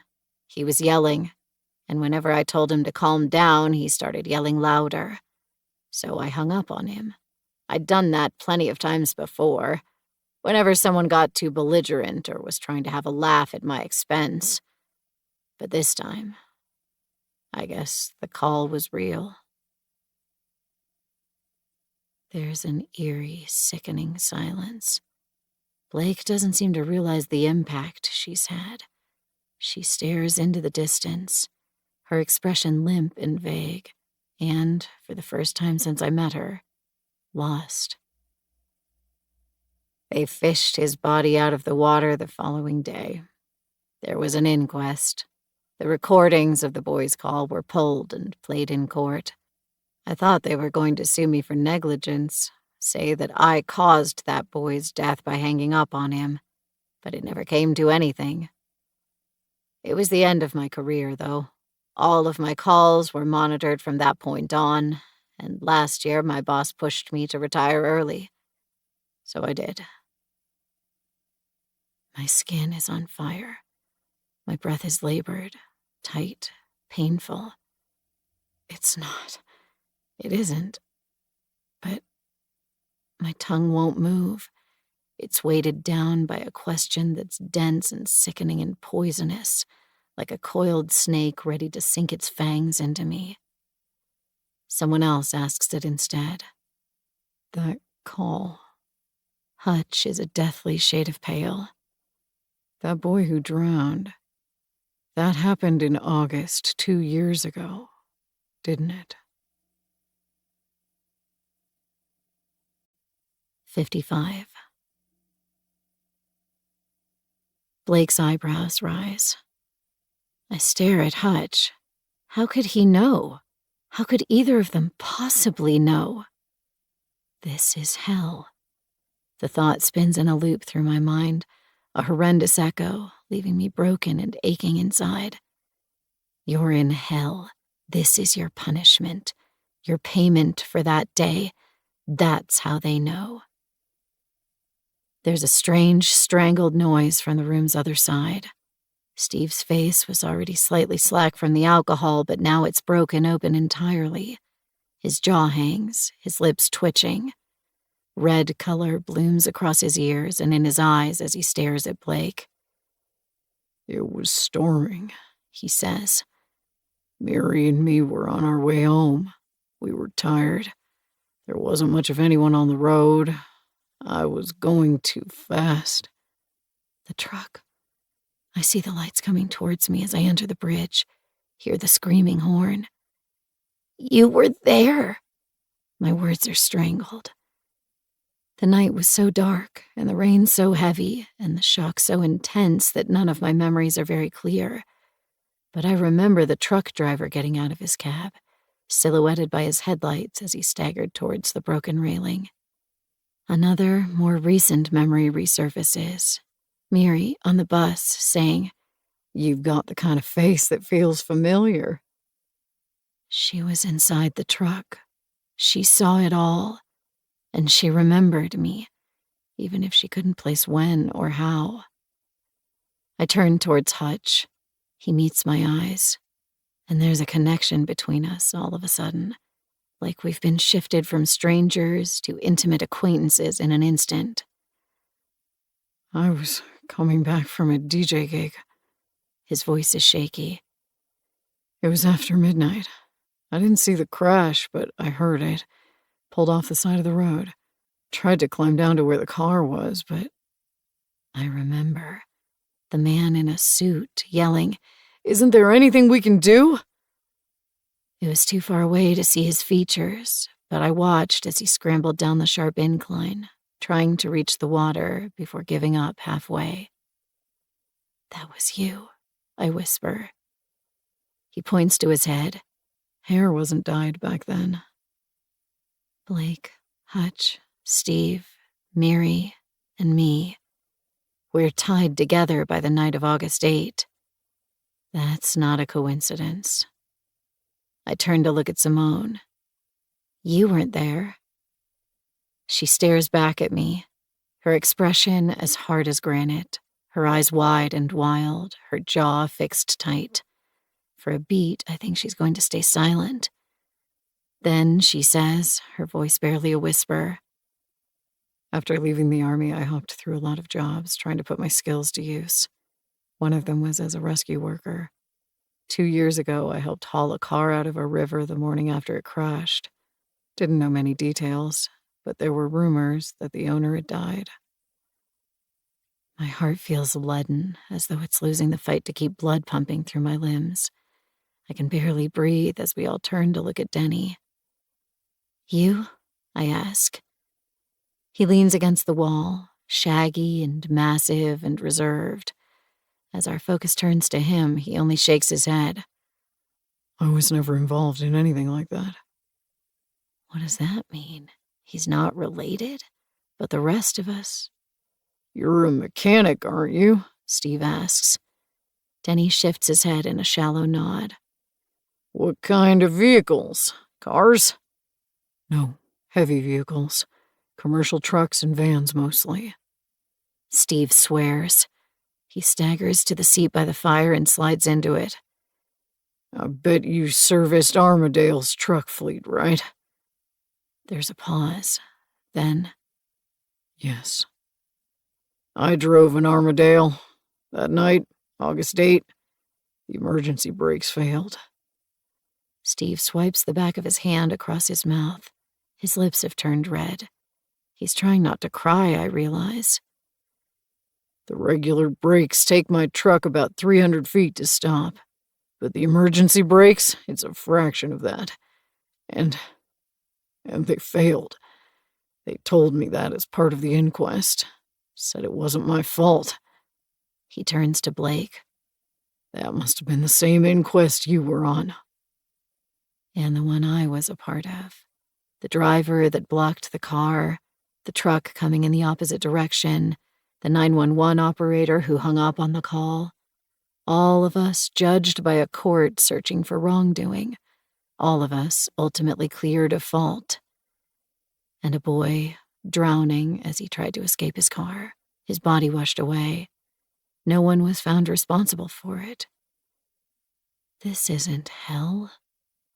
I lift my head, staring at the survivors around me. This is revenge. 56. I pace alongside Alexis's table, my exhausted mind struggling to piece it all together. Someone brought us here. Someone connected to that night, that accident. I think back through the others we've already lost. Miri, she was a passenger in Steve's truck on that night. Grayson, he was Denny's son, if that is enough of a connection. What about Brian, the tour guide, though? Kiernan? They might have some connection to the accident as well. Or they might have just been collateral damage. I wouldn't have come on this trip without Kiernan. Maybe if not for me, he would still be alive right now. That thought hurts so badly that I can barely breathe. I turn. Alexis lies on the table at my side, pale, slack, her breathing shallow, spots of red showing through the cloth draped over her forehead. Alexis is here because she thinks someone murdered her sister, I say. There's got to be a connection there. She was sent a ticket to the retreat in the mail, with a note from the killer inviting her to meet them. Blake exhales sharply through her teeth. I got my ticket as a gift, too. It came with a card signed, "As thanks for your many years of service." I thought it was maybe from one of the other dispatchers trying to show that they'd miss me. We got our tickets through a raffle, Steve says. His eyes are wide and unseeing as they fix on the floor. Got a call about it one day. Neither Miri or I remembered entering a raffle recently. Thought it was weird at the time, but who's going to turn down a free trip? My friend had the tickets, Simone says. I don't know where or how she got them, but she had to drop out at the last minute. Stomach flu. I figured I should still go. I needed a break. She chokes on ragged laughter. Guess the joke's on me. Denny simply says, Envelope under the door. Thought it was a neighbor trying to do something nice for me and my boy after my wife passed. I was meant to be scoping out Blackstone Lodge for a wedding. Hutch looks quietly stunned. One of the grooms paid for this whole trip just so I could figure out the lighting and music system. Did you meet either of them? I press. A video call? A phone call? One phone call. He sounded friendly and professional, but I never saw his face, no. A weak smile forms, then immediately fades. I guess the wedding story was just an excuse to get me out here. This was all planned, I say. My legs feel close to collapsing, but I still can't stop pacing. Someone related to the night of the accident. This was never a retreat. We were being invited to march into our graves because of what happened on August 8. Does anyone know who that boy was? Blake asks. It's been so long I can't remember his name. Liam. His death became such a core part of my life that I don't think I could ever forget it. They never told me a surname. Does the name Liam mean something else to anyone here? Simone asks. Her question is met with silence. Wind rushes around the cabin, rattling the window and door. I'm ice cold even under my layers. Hutch. I turn to face him. That man you spoke to on the phone, was it definitely a man? And would you recognize his voice if you heard it again? I mean, he frowns. It was a guy, sure, but I don't know if I'd recognize the voice. I can't remember him having an accent or any very distinctive way of speaking. But then the line was fuzzy. I nod as I turn away again. Hutch probably would have recognized the speaker if it had been Denny. The man's voice is deep and gravelly and not easy to forget. But then I'm jumping to conclusions. The butcher planned this trip so methodically and so perfectly that they probably didn't leave much to chance. They might have asked a friend to make the call, or even hired someone to do it. If that's the case, the butcher could still be anyone, even one of the women. They're related to the crash, though. How? One of Liam's parents? A partner? A very close friend? His death must have wounded them so deeply and so irreversibly that they spent literal years planning this retribution. And they were willing to stake everything on it, risking a lifetime in jail or even their own death. They must have known when this week started that there was a chance they wouldn't come out the other side. And it was still worth it to them. I rub at the back of my neck. The muscles ache almost as badly as my tired eyes sting. All of the people inside the cabin claim to have had some hand in the crash that night, either an unwilling participant, like myself, or a bystander. Any of them could be lying about that, though, claiming a connection to diffuse suspicion. There are 2 people I can account for at least. Steve stepping out of his truck to gape at the hole in the railing, and Hutch scrambling down the steep incline as he tried to help. Neither of them could have known Liam before that night, which means they're unlikely to be the butcher. Though, can I truly trust what they've said? The rain was dense and the night dark. I couldn't see either Steve or Hutch clearly enough to let me recognize them when I met them on the bus, which means I can't be completely certain that either of the 2 men I'm speaking to now are the same ones I saw that night. The butcher could very easily step in to adopt someone else's identity. All they'd need is to be a similar height and body size to one of the bystanders, and they could essentially assume their role in this pantomime, pretending to be a target of revenge like the rest of us. It would give them a powerful alibi. Stop it. This is paranoia. But then, maybe paranoia is called for in a situation like this. The butcher has had months to plan. It's not unreasonable to think they would have given themselves an airtight cover story. An aching groan escapes me. My mind is in knots. None of the others are faring well. Steve, sitting near the fire, has his head in his hands. Soft, almost inaudible sobs escape him. Blake stares resolutely at the ceiling, her lips pressed into a thin line. What was it that Denny said? Reduce the problem back to its basics? We need to get out of here. We need to survive. That's all it comes down to. Blackstone Lodge, I say, and finally stop pacing. I'm going to try to walk to it. I'll go alone. The rest of you should wait here in case there are searchers looking for us. That's not a good idea, Simone says. She sits on the floor, long legs askew ahead of herself, her expression blank. It almost looks as though something inside of her has broken. Her voice was so soft and mild that I'm not sure I even understood her words. Sorry? Look. She flicks her gaze towards the window. I turn and feel my heart sink. It can't have been more than an hour since I returned from the rooftop, but in that time the rising sun has been lost under thickening clouds. I step close to the glass, my breath misting in the chilly air, and stare helplessly as flecks of snow are snatched up and funneled across my view. This morning we had clear air and visible skies. I thought we were through the worst of it. But fresh bad weather is sweeping in faster than I'd imagined it could. Stay here a few hours, Hutch says. He's come up to my side to stare through the window with me. It'll fade again. Just give it time. Time is something we don't have. The more I grow to understand the butcher's plan for us, the more I realize how intricately, how deliberately this trap has been laid. They won't be willing to leave things to chance. If we have any opportunity out of this, any at all, we have to seize it. You haven't slept in upwards of a day, Simone says. She's still lounged against the cabin's opposite wall, hands limp in her lap, her face heavy.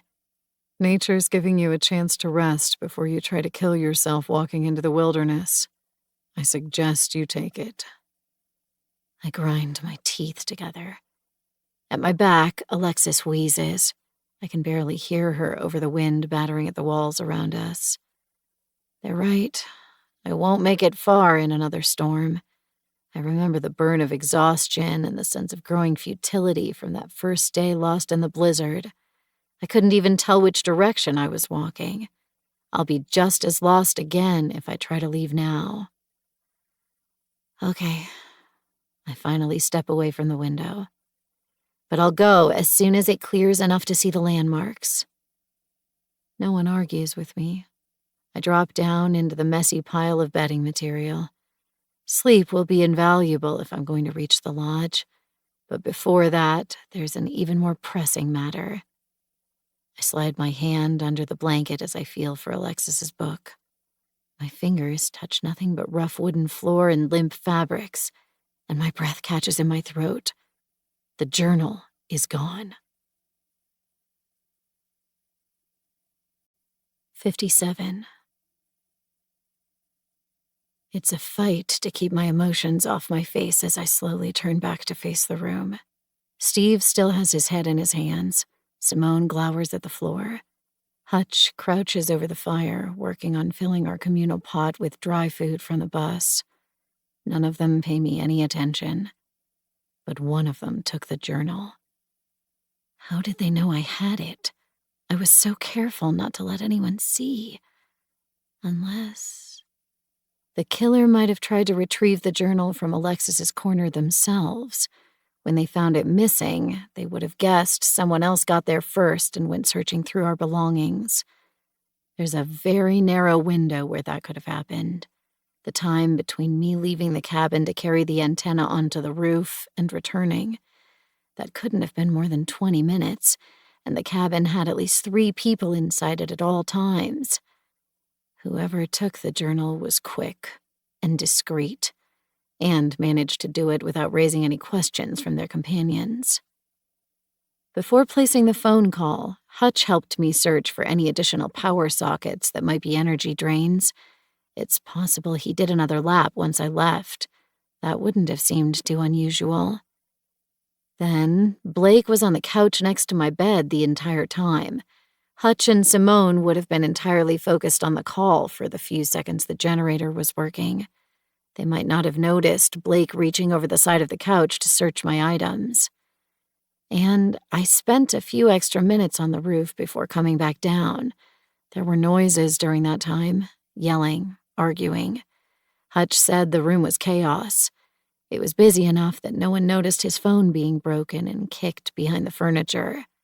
They might not have noticed the journal being taken either. I could make a fuss, announce that the missing notebook contained clues about the butcher's identity and that the killer now has it in their possession. It might be enough to force another search of our possessions. But then, I doubt the killer would be foolish enough to keep it on their person for exactly that reason. They'd have found somewhere else to stash it, a corner, a cupboard, in among the stacks of books moved off the shelving. Instead, I sit with my back against the wall and force my expression to stay neutral. More clues can be gained by waiting, by watching. If the butcher has even a little bit of curiosity, they'll want to know what's written in the journal, to know how much Alexis might have pieced together. They'll look for an opportunity to be alone, maybe leaving for a bathroom break that lasts a little too long, or maybe finding some excuse to search the shed for tools. I just need to stay alert for the signs. Here. Hutch passes out food in whatever containers are available. I get mine in a small saucepan. A spoon has been stuck in what looks like oatmeal. Hutch gives me a grim smile. This is the last of it. I repress a grimace. This will be our final meal until we're rescued, and it's nowhere near enough to be filling. Still, I eat gratefully, lingering and savoring as much as possible and scraping the last dregs out of the saucepan. Outside, the storm sweeps across us. I lie down on my bed, facing the room, with Kiernan's scarf under my head as a pillow. It's approaching noon, and a cold, muffled light comes through the window. It gives the guise of safety. and no one tries to establish a watch, even though others lie down to rest. Simone, usually the most alert, lies on the floor with her back to the room and a heavy coat over her body. I'm so used to seeing her leaning against the wall as her glinting eyes rove across us that it's uncomfortable to have her turned away. She values control above all else, but these last few days have stripped even the illusion of power away. No matter how many watches and how many plans she's established, we continue to die. This might be her new tactic to regain control, to stop caring.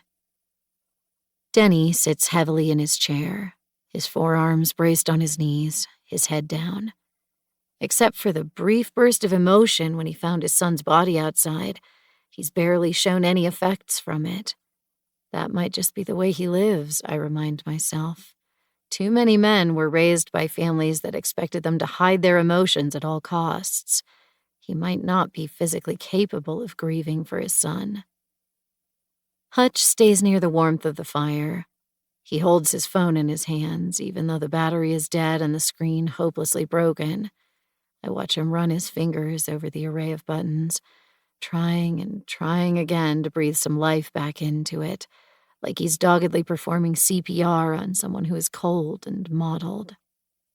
Blake rises from the couch and crosses to the stacks of books. My whole body tenses as she passes my resting place, but she barely glances at me as she picks through the cabin's offerings. Whatever she was looking for, she doesn't find, and sighs heavily as she goes back to the couch. Steve is on the edge of sleep. He sits in the corner, his arms folded over his chest. Every time his head falls forward, it blocks his breathing and he jerks awake.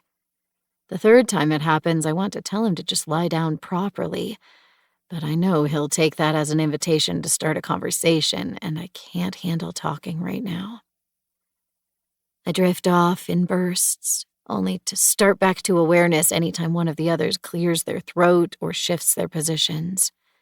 My body is desperate for proper deep sleep, but I can't afford it. I keep my nerves tight and my awareness close to the surface, listening, watching, snapping awake at the slightest movement. It's agonizing, but it's necessary. Sometimes people leave to use the bathroom. I keep track of when they go and how quickly they come back. No one stands out as suspicious, but as hours trickle by, the names and times start blurring together. Not that long ago, Simone had threatened to search anyone who left and re-entered the cabin. She's apparently given up on that.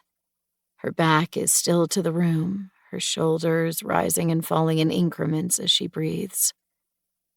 Steve finally wakes from his broken rest against the wall. He mutters something under his breath and shambles to the door. A flood of chilled wind and snow gusts in as he forces his way outside. Sleep is pulling me back down again when another body moves. Simone rises from her place against the wall. I watch her through half-cracked lids. Her movements are smooth but rapid as she crosses to the door and exits. Dreams and reality blur together as my half-unconscious mind reacts. It's not safe for two people to be outside at the same time. No one else has noticed, though. They're all lost in their own worlds. My mind is sluggish as it spins uneasy thoughts through the dreamlike haze it's trapped in. Something's not right. Not right. Not right. We're all going to die. Before I realize what's happening, I'm on my feet, my breathing ragged and my head swimming.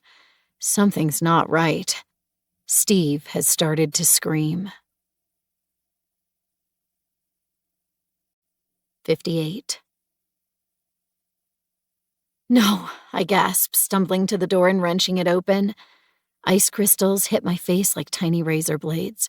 I flinch against them, putting my head down and lurching forward. The snow drifts are up to my mid-thighs. Moving through them is like wading through mud. I stumble and stagger, panic forcing my limbs into motion even before my mind can identify where that energy should be focused. I tried to stay alert. I tried. It can't be happening again. The sub-freezing air burns my lungs and scorches my throat as I gasp it in. I can't see anything. Not the old pine tree in its macabre display, not the mountains around us. I raise a hand to shield my eyes as I force my half-asleep mind to work. I heard Steve scream. I'm almost certain of it. The sound was distant and muffled and gone before I could reach the door, but I don't think it was a dream. Now, though, there's nothing on the air except the howling wind and my own drum-like heartbeat. Footprints. They'll have left footprints. Follow them. I put my head down, searching the ground around me. It only takes a second to find what I'm looking for. A channel has been carved through the snow. 2 sets of feet shuffling through the same blanket of white, leading to my right. There are voices at my back. Denny and Hutch, I think. They're asking questions, wanting to know what I heard. I don't have the energy to answer. I push forward instead, following the tracks. It's easier to walk in the valley they create. I break into a staggering run. The field of broken, jagged rocks rises out of the emptiness. Dread coils in my stomach as I see it. I wish we could go anywhere else. The trees, the shed. But I'm trapped following the trail left for me, and it unerringly carries me towards the treacherous, pockmarked landscape. I try to call out. There's no answer. My eyes sting under the storm's onslaught as I search the land ahead. I can't see much. Sharp rock peaks rise out of the white, only to vanish as bursts of snow funnel across my field of vision. There's movement, though, just a flash of it, half hidden behind one of the rock formations. I force myself forward, my breathing coming out as gasps, my pulse a flood of raw heat in my head. I see blood first, just a drop of it, marring the snow in front of me. Then more drops. Then a spatter, arcing across one of the rough stone faces. I round the formation, my voice dying in my throat. Steve lies on his back. His arms are spread out at his sides, palms upward, as though he lay down there to rest for a moment. Simone straddles his chest. She grips a rock between her hands. It's nearly as large as her head and covered in sharp, jagged edges. She lifts it high, her teeth bared in a primal snarl, then brings it down. My voice breaks as I launch myself towards her. I'm too late to stop the impact. The rock drives home, vanishing into Steve's face. What's left of it? This isn't the first time the rock has come down on him. I collapse, my knees sinking deep into the snow as I become aware of the carnage around us. Flecks of blood and bone and brain matter spread out in a halo around where Steve's head once was. As Simone lifts the rock again, I see it's plastered in red. Streaks of blood drip down her forearms and stick to her face.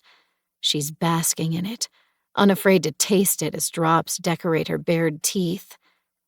There's nothing left of Steve's head.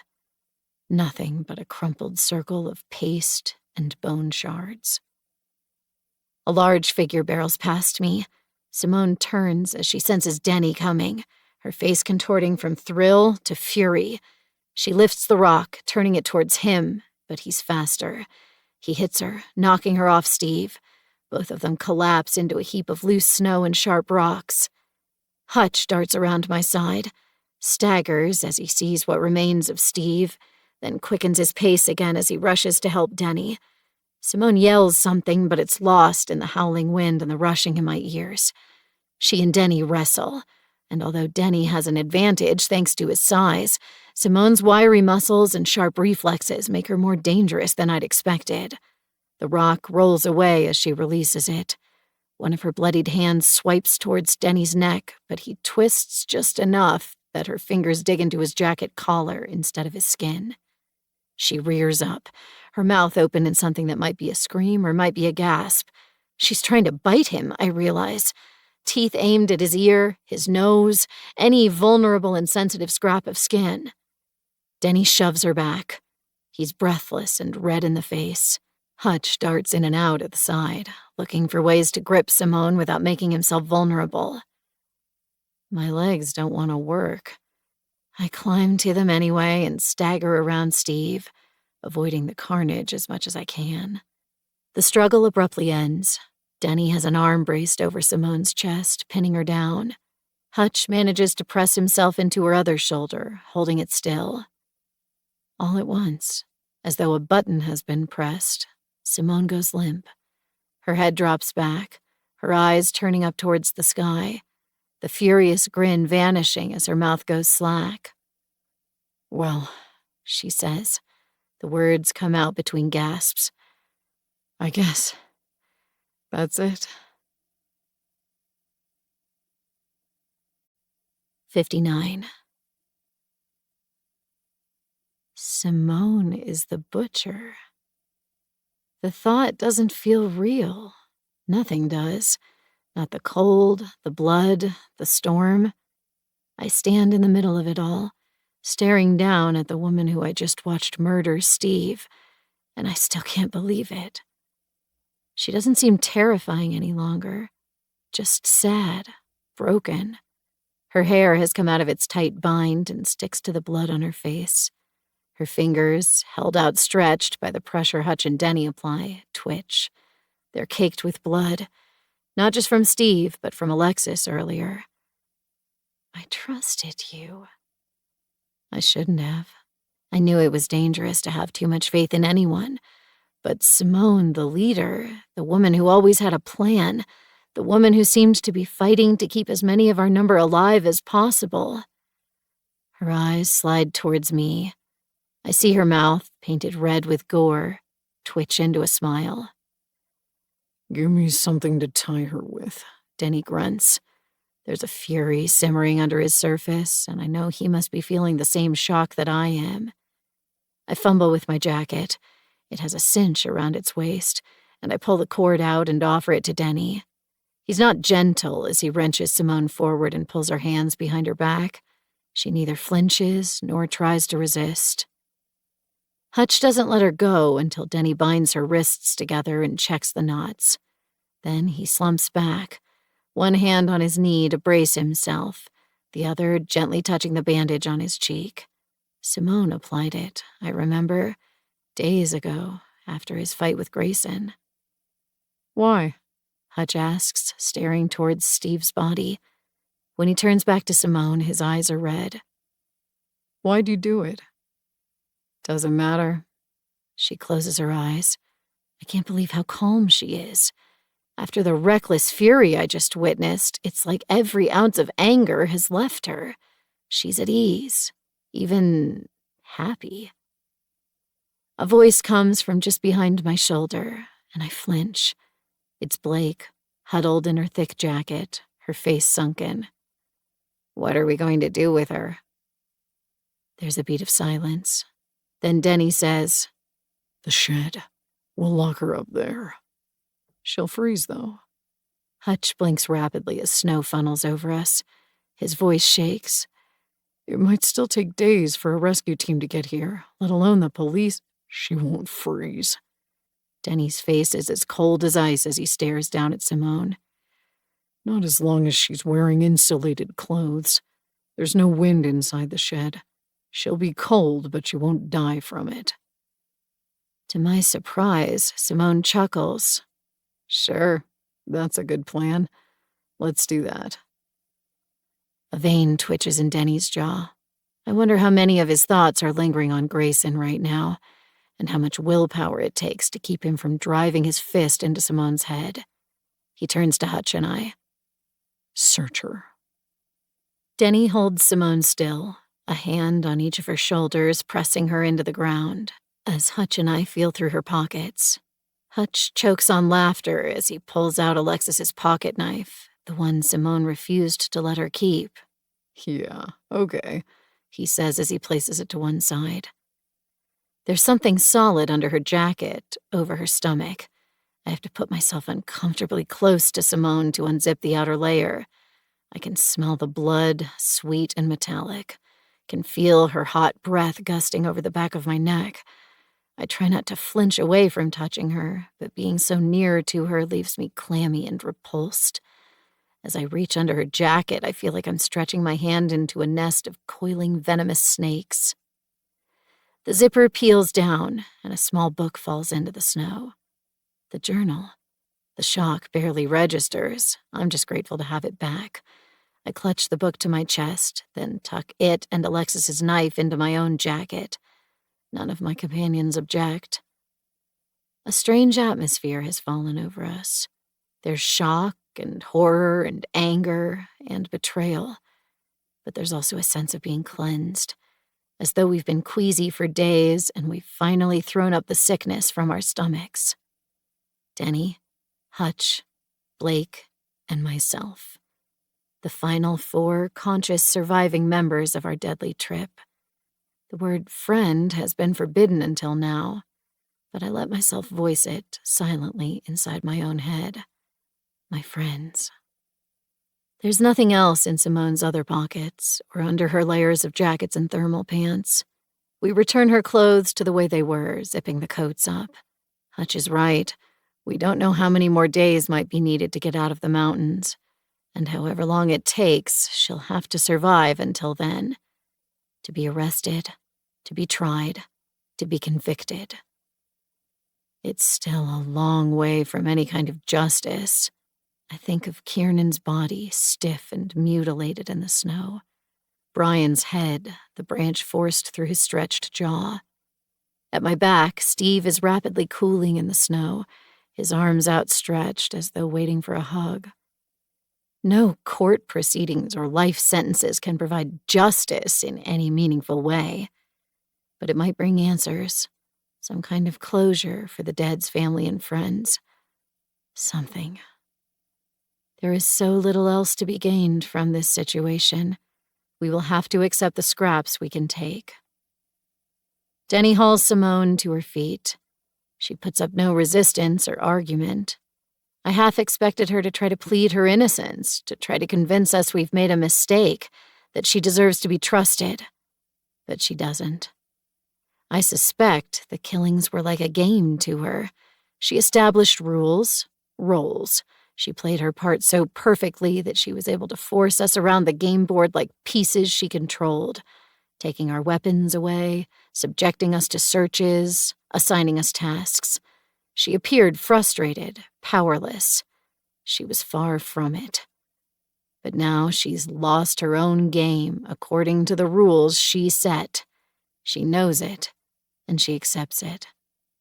She's not the kind of person to beg or cry or try to weasel out of it. Emotional manipulation of any kind must be repulsive to her. And so, instead, she holds her head high as Denny forces her through the storm and towards the shed. I follow, my hands numb and my head spinning. This is it. We won. We lived. I should be glad, or if nothing else, relieved. All I feel is sick, thick dread. Somehow, I know this isn't over. 60. The storm is so thick that we can barely find our way around the back of the cabin. All previous trails have been erased. It's frightening how quickly and readily the storm will wipe our existence out of sight. I'm only certain we're going the right way when we pass the frost-mottled scraps of rope hanging from the tree that was used to suspend Grayson. We move in single file, Simone at our head with Denny pressed close behind her. He keeps one hand on her shoulder and another on her bound hands at the small of her back, prepared in case she tries to break away. She doesn't. She accepts her fate calmly and resolutely, even as the shed finally comes into sight. The howling, screaming wind fades as we enter the shed. Its presence is replaced by the low creak of the loose door, the sudden dimness of our surroundings, and the musty, damp smell that I now realize must be at least partially created by the bodies pressed against the back wall. Did Simone kill them, too? She must have. That would mean traveling out here and taking a car into the mountains in the weeks ahead of the formal trip, ambushing both owners, killing them, and then dragging their bodies back into the shed to hide them. It feels like something Simone would and could do. She's detail-oriented, relying on deep planning and preparation instead of impulsive actions. This level of forethought, preparing the cabin, ensuring it was empty for our arrival, is something she would have relished. But that's the one part I still can't understand. How she was able to waylay us from Blackstone Lodge and force us into the cabin in the first place. It's possible she could have driven up the mountainside and felled the tree the night before, while we were all supposed to be resting in the hotel at the nearest town. But she couldn't have predicted the storm, or that Kiernan and I would become lost, or the difficulty Brian had removing the fallen tree. All of that feels more chaotic and reactionary than anything Simone would be comfortable with. There are chairs in among the shed's cluttered storage. Denny leaves Simone with Hutch and I while he drags out the heaviest, sturdiest chair and sets it squarely on the floor. Simone takes her seat without even being told. Her eyes are hazy and distant. Her hair hangs across her face in limp clumps. She doesn't seem concerned by anything, as Denny retrieves additional ropes from the shelves and uses them to lash Simone in place. He takes no chances. Knots go around her ankles, binding them together. Then he fixes those to the chair's legs. More connect her already tied hands to the chair's back, and then still more around her waist and chest. As a final measure, he ties the chair in place between two of the shelves, ensuring she won't even be able to tip it over. "Overkill," Simone says, startling us all. As her lips move, I see her teeth are still stained red from Steve's blood. Denny only grunts and ties the ropes tighter. "We'll check in frequently," he says, as much as a warning to her as it is planning for us. "Every few hours. If I see signs that you've tried to get out, you'll get more rope, and a lot less blood flow to your limbs. Understood?" "I'm not going anywhere," she says, and closes her eyes as she tilts her head back. Denny exhales a breath through his nose, then turns and leaves the shed. Blake follows closely behind him, and Hutch lingers only a moment more, staring into Simone's face with something between repulsion and morbid curiosity, before he too vanishes outside. As their footsteps fade into the storm, I'm left alone with Simone, with the butcher. "Tell me." My mouth is dry and my skin too hot despite the bitter temperatures. I move to stand directly ahead of her. Not quite within reaching distance, but close enough to see strands of Steve's hair stuck to her gore-drenched clothes. Close enough to see the tiny wrinkles around her mouth and eyes. "Tell you what." There's a lazy drawl to her voice. She's not at all intimidated by me, and I don't believe there's anything within my power to change that. "Why did you do it? For what purpose? How did you know Liam, the boy who died? And how deeply must you have cared for him to massacre so many people in cold blood?" Those are all questions fighting for dominance, but one slides to the front. The most pressing, the most painful. "Tell me what happened with Kiernan." One corner of her mouth quirks up. Slow, lazy chuckles escape her. We could almost be having a friendly late-night talk, if not for the violence still on display across her clothes and skin. "What makes you think I'm going to give you closure, little lamb?" Little lamb, begging for answers from the wolf. Frustration builds in me like bubbling lava. I fold my arms so that she won't see the way my limbs shake from stress and cold and exhaustion. "At least tell me this. Was he always intended to be one of your victims? Or did he only die because I was here?" Her smile fades. Her eyes open. She gives me a slow, appraising look, then says, "I don't think anyone's going to answer that call we placed. You wanted to walk to Blackstone Lodge. That's a good plan. You should do that." Begging feels inhuman, debasing, but this might be my last chance to know. Please. She closes her eyes and tilts her head back again, refusing to even speak. I turn and leave before she can see the tears spilling out of me. Both my body and my mind are numb, as though the life has been sucked out of me. I did what I'd promised Kiernan. I found his killer. I stopped her. There's no gratification, just a hollow emptiness, a loss of purpose, of hope. Warm air stings my skin as I push through the cabin's door. It's still daylight outside, but pale, and someone's lit the candles to bring extra light into the space.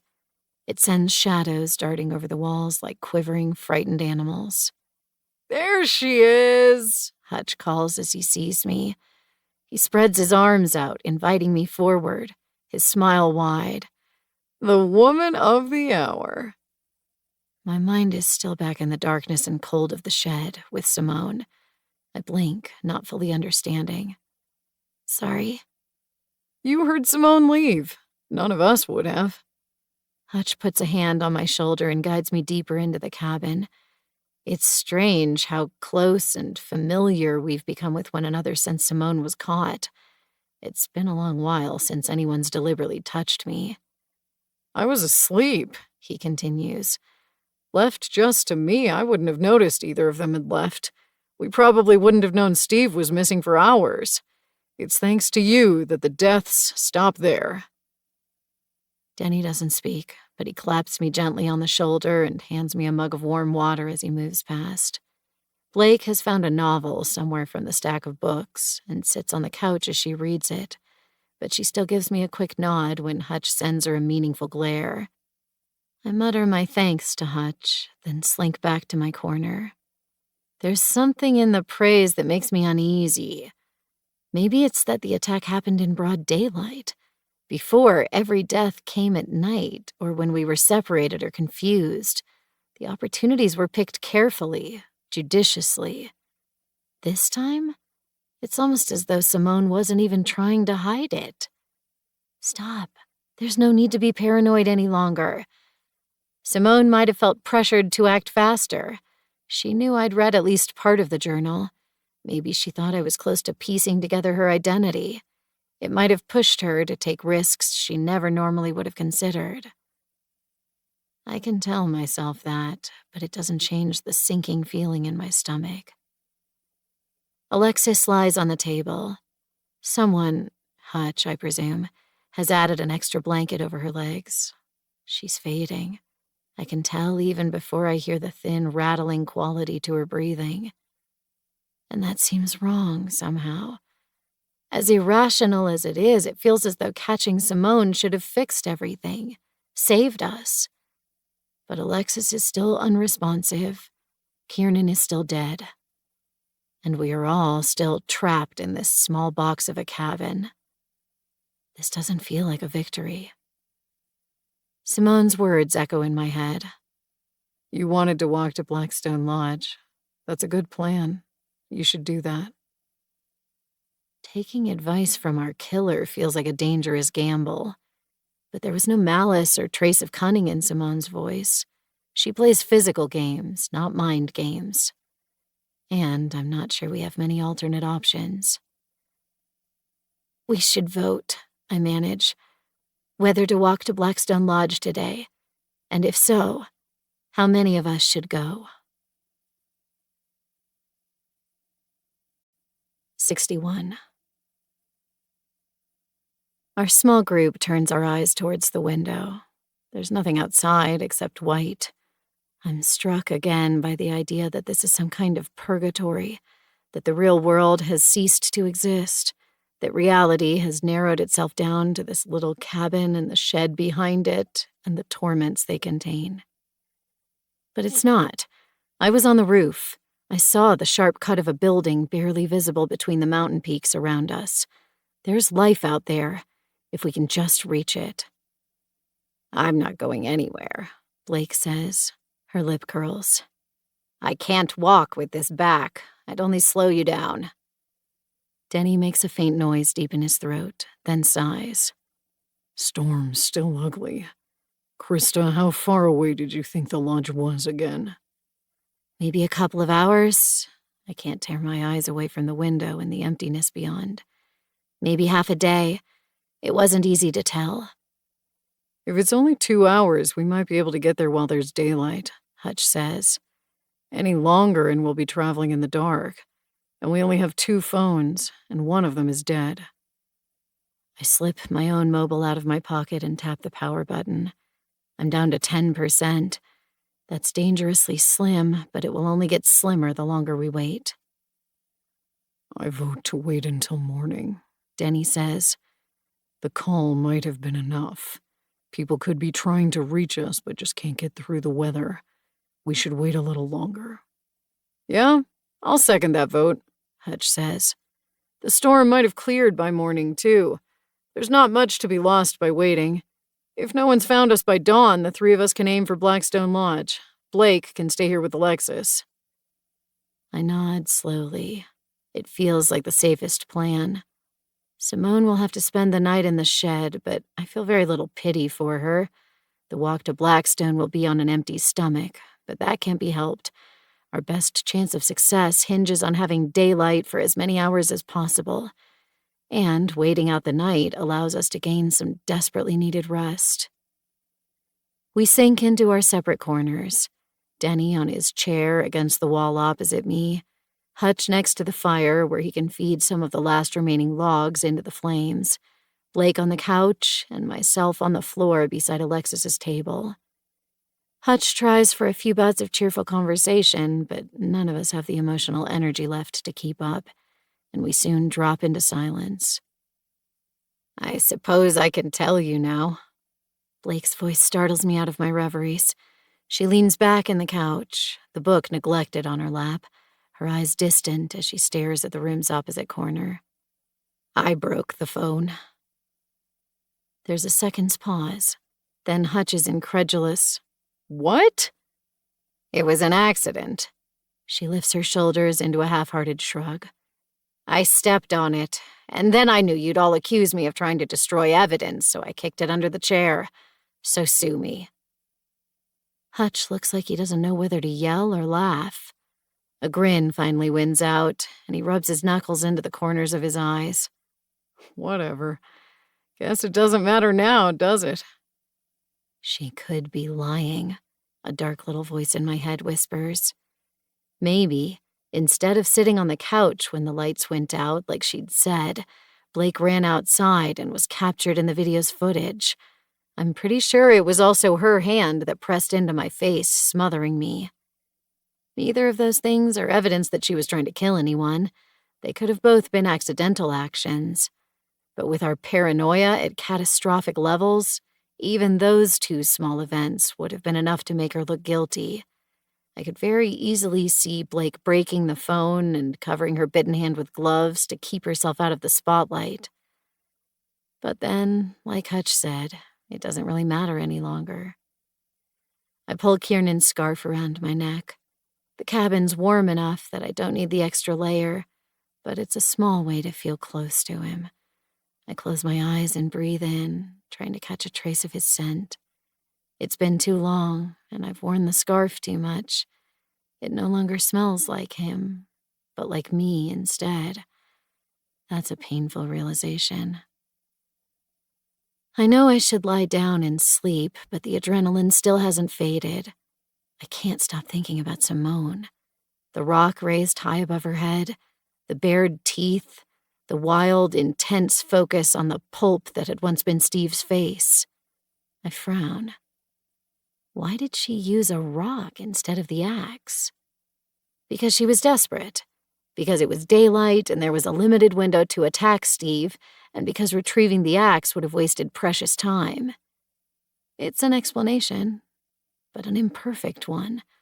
The rock was vicious, bloodier. She was sprayed with gore by the time Denny tackled her. There would have been no quick way to clean that off and return to the cabin. An axe could result in blood splatter too, but not in the same way the rock did. It's more controlled, more contained. The killing can be done at arm's length. With care, there might not be any cleaning up required. And compared to the almost surgical precision with which the other heads were removed, the rock feels almost barbaric. The butcher thrived on the spectacle. The heads poised in the tree staring down at us, the perfectly cleaved necks, the posing of the bodies, the teeth on the windowsill. Everything prepared and displayed with an almost artistic eye for the shock it would create. There was very little left of Steve's head by the time Simone was done with him. Nothing to pose, nothing to display. Almost a betrayal of everything that had come before. I need something to stop these thoughts, to confirm that we have our killer, that we weren't somehow mistaken. A lump presses into my stomach just below my ribs. I reach under my jacket and retrieve Alexis's journal. Simone was one of the 3 people inside the cabin when I climbed onto the roof. Not only that, but she'd been setting up the 2 internal components, mounting the booster onto the walls and running cables across the room. She could have very easily stolen a few seconds to search first Alexis's and then my own belongings under the guise of checking her setup. I flipped the pages open. Before, I was convinced that Blake was the surgeon.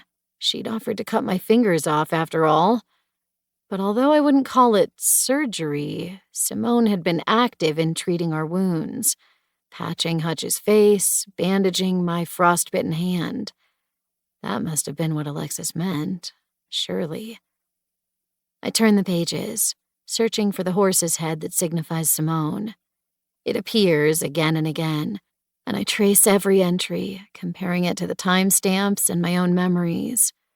I reach the journal's end, then wind back through the scant few pages, reading those same entries a second time, and then a third.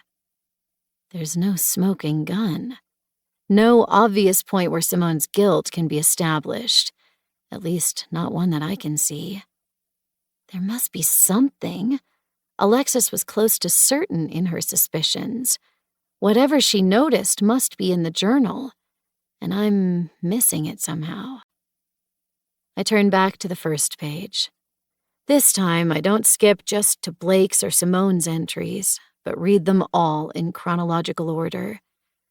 It's a strange feeling to see my own activities logged down to the minute. The time I spoke to Alexis about Grayson's suspicions, the time I went searching for the others outside, my participation in the failed attempt to walk out of the mountains. And then I find it. The smoking gun. The piece of evidence that fixed Alexis's focus onto a single suspect. My blood turns to ice. 62. On the afternoon Grayson was killed, there was a very narrow band of time for the butcher to strike. The hiking team had just arrived back. We'd all seen Grayson alive near the generator. Alexis had taken me aside to share what Grayson had told her and his suspicions about his father being connected to his mother's death. Then we'd gone back into the cabin. Steve had found the bottles of whiskey. He was drinking, the atmosphere was bad, people left.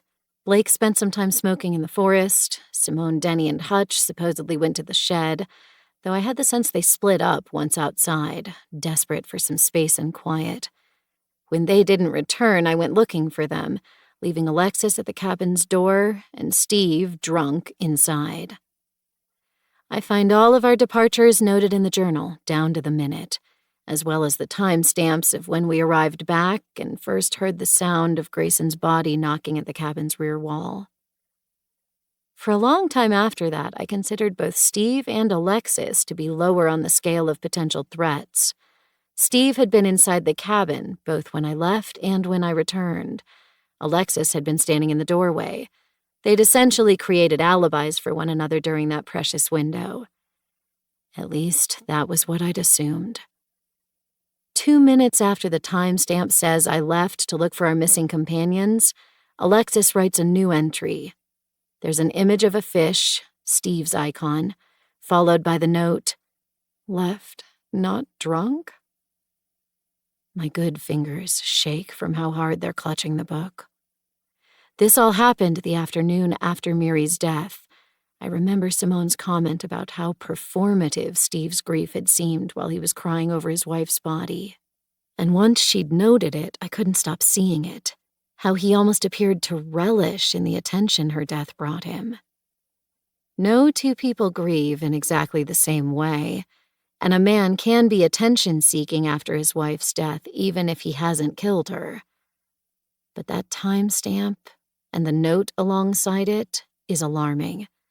Steve left after I did, and something about his behavior made Alexis believe he wasn't as drunk as he was pretending to be. His return timestamp says he arrived back 36 minutes later, and unlike the rest of our notes, there's no reason given for the departure. What was he doing outside during those 36 minutes? Why did none of the rest of us see him during that time? Steve, more than anyone in the cabin, was social. He wasn't likely to want a minute alone to himself like Blake or Simone. He wasn't trying to escape a toxic environment like Hutch. If he was going to leave for any reason, it would be because the cabin was too quiet and he wanted company.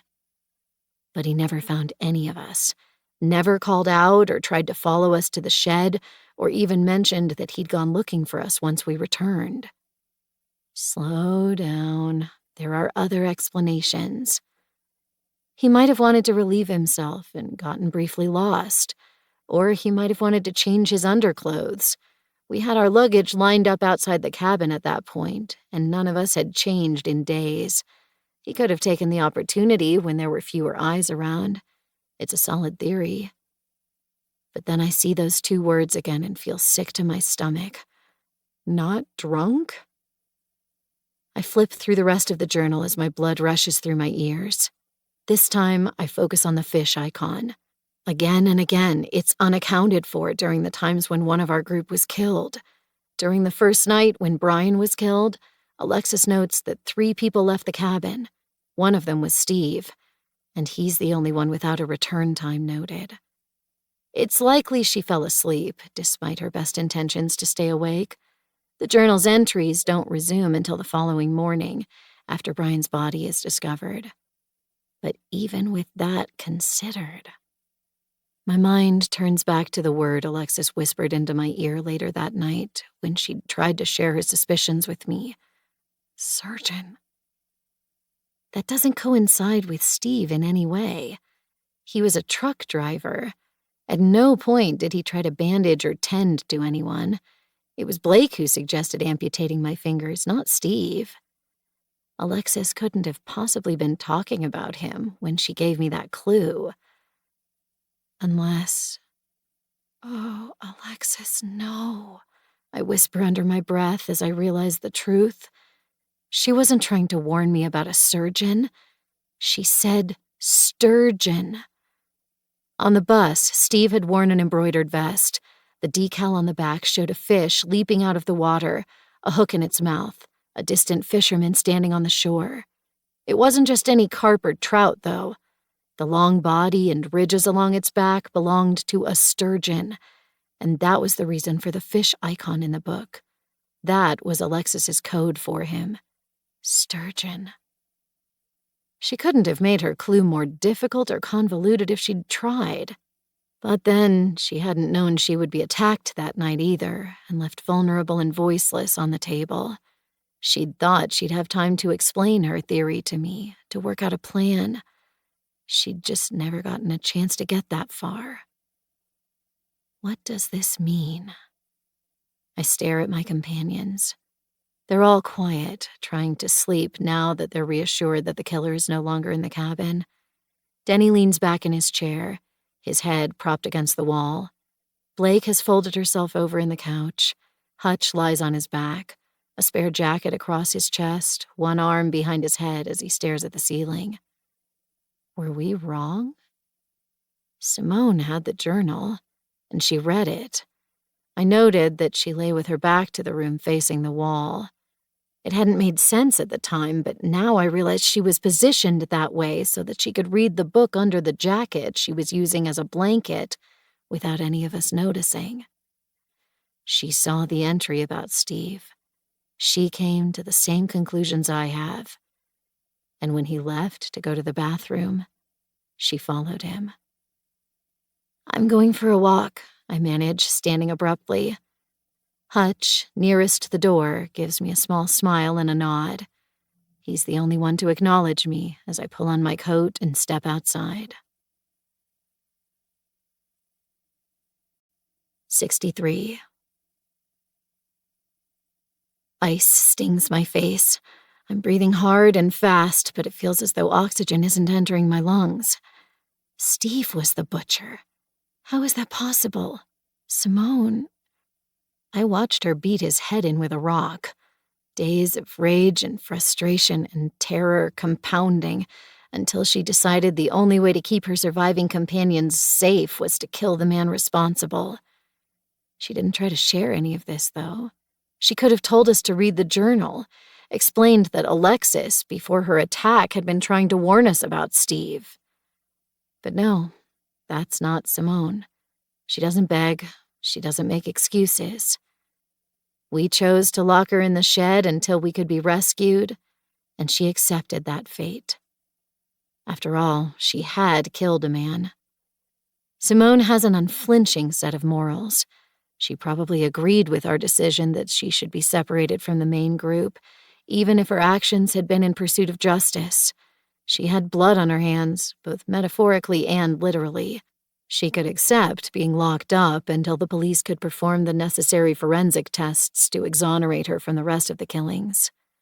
She believed she'd killed the butcher. She'd saved us, even if we didn't know it at the time. There would be plenty of chances to set the record straight and mend broken trust once we escaped from the mountains. You wanted to walk to Blackstone Lodge. That was a good plan. You should do that. I'm close to hyperventilating as I stop just inside the field of broken rocks. Ahead lies Steve's remains.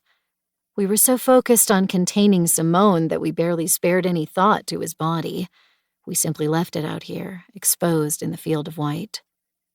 Already it's nearly covered by the storm.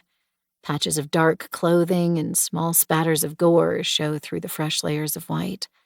I can see the upturned fingers of one hand. Not much more. Was Steve the butcher? Alexis seemed to think so, and Simone was prepared to take her word on it. But Alexis wasn't entirely convinced, even with her rigorous notes. She'd said she was almost completely certain she knew who it was. But even at that point, as she whispered her secrets into my ear late that night, she hadn't been prepared to announce them to the rest of the group. She'd wanted to recruit me to help her watch Steve. With 2 people keeping eyes on him, he would have had almost no chance to attack our companions, at least not without giving himself away.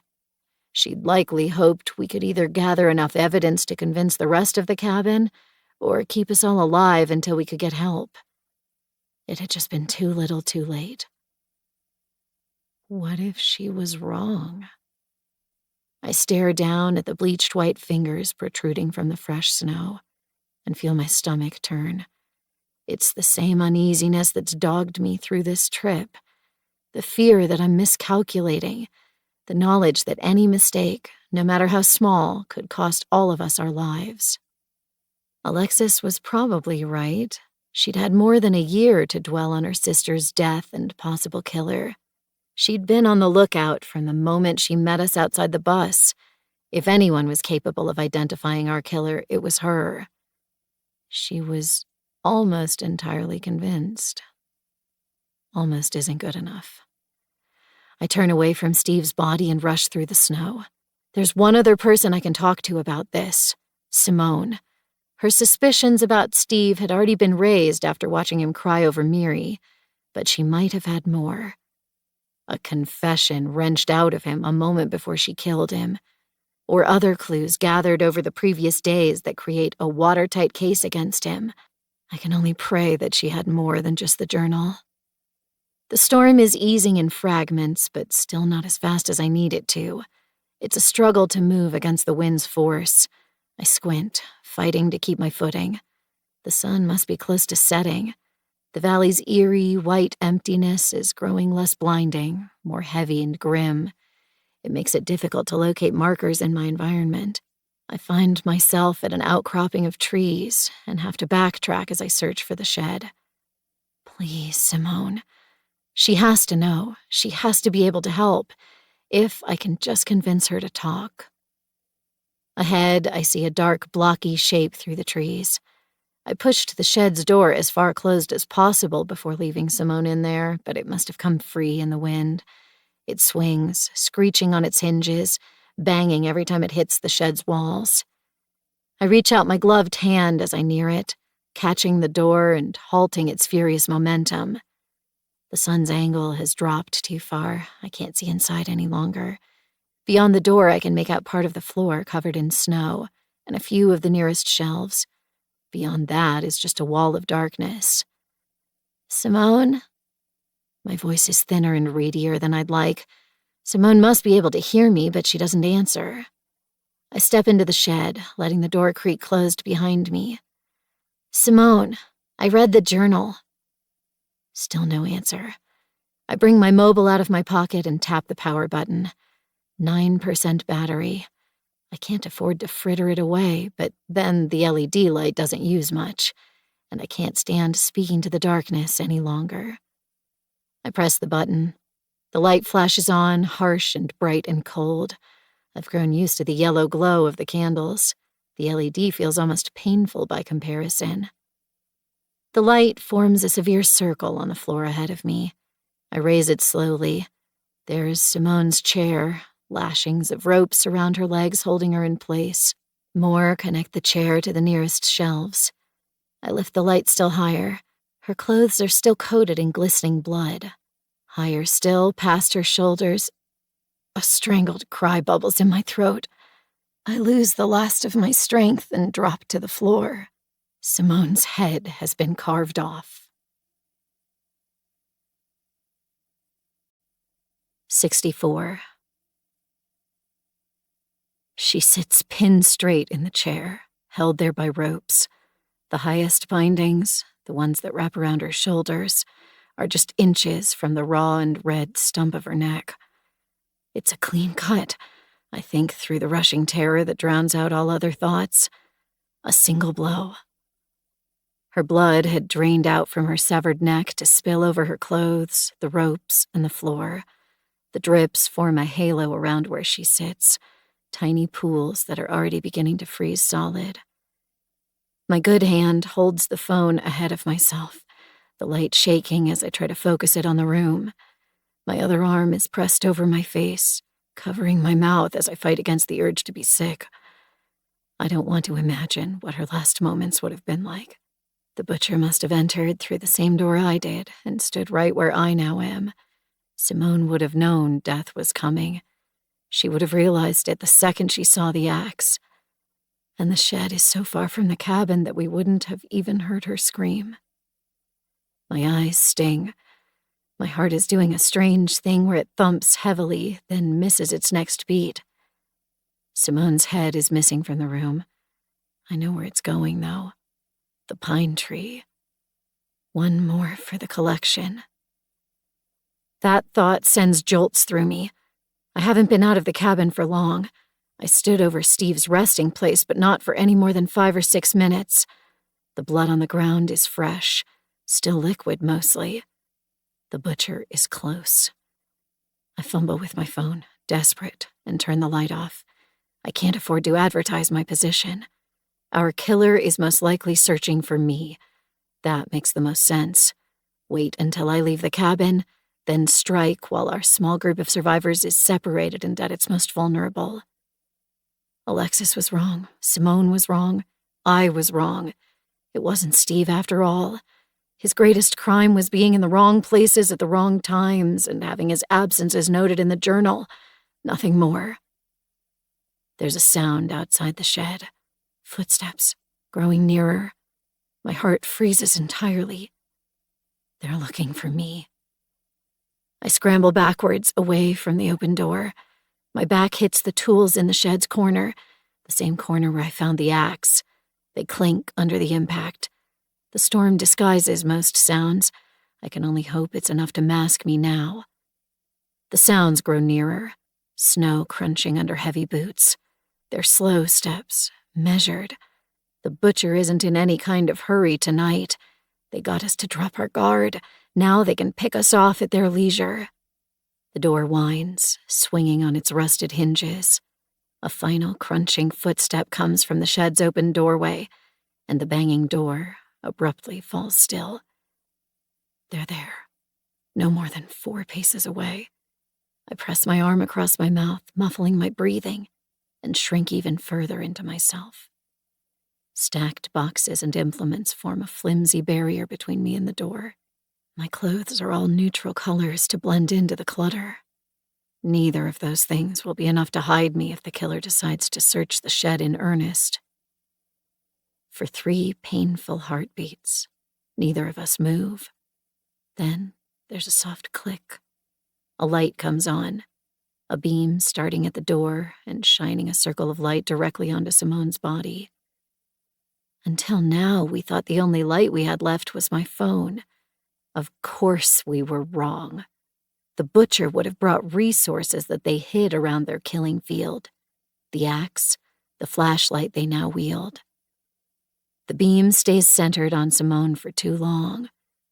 I realize they're admiring their work.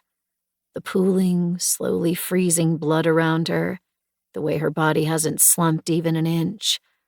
Given enough time, she'll freeze solid in that seat, the place where we pinned her and left her to die. Then the flashlight moves. It glides to the right, shining over the shelves and broken furniture and cluttered boxes, searching for me.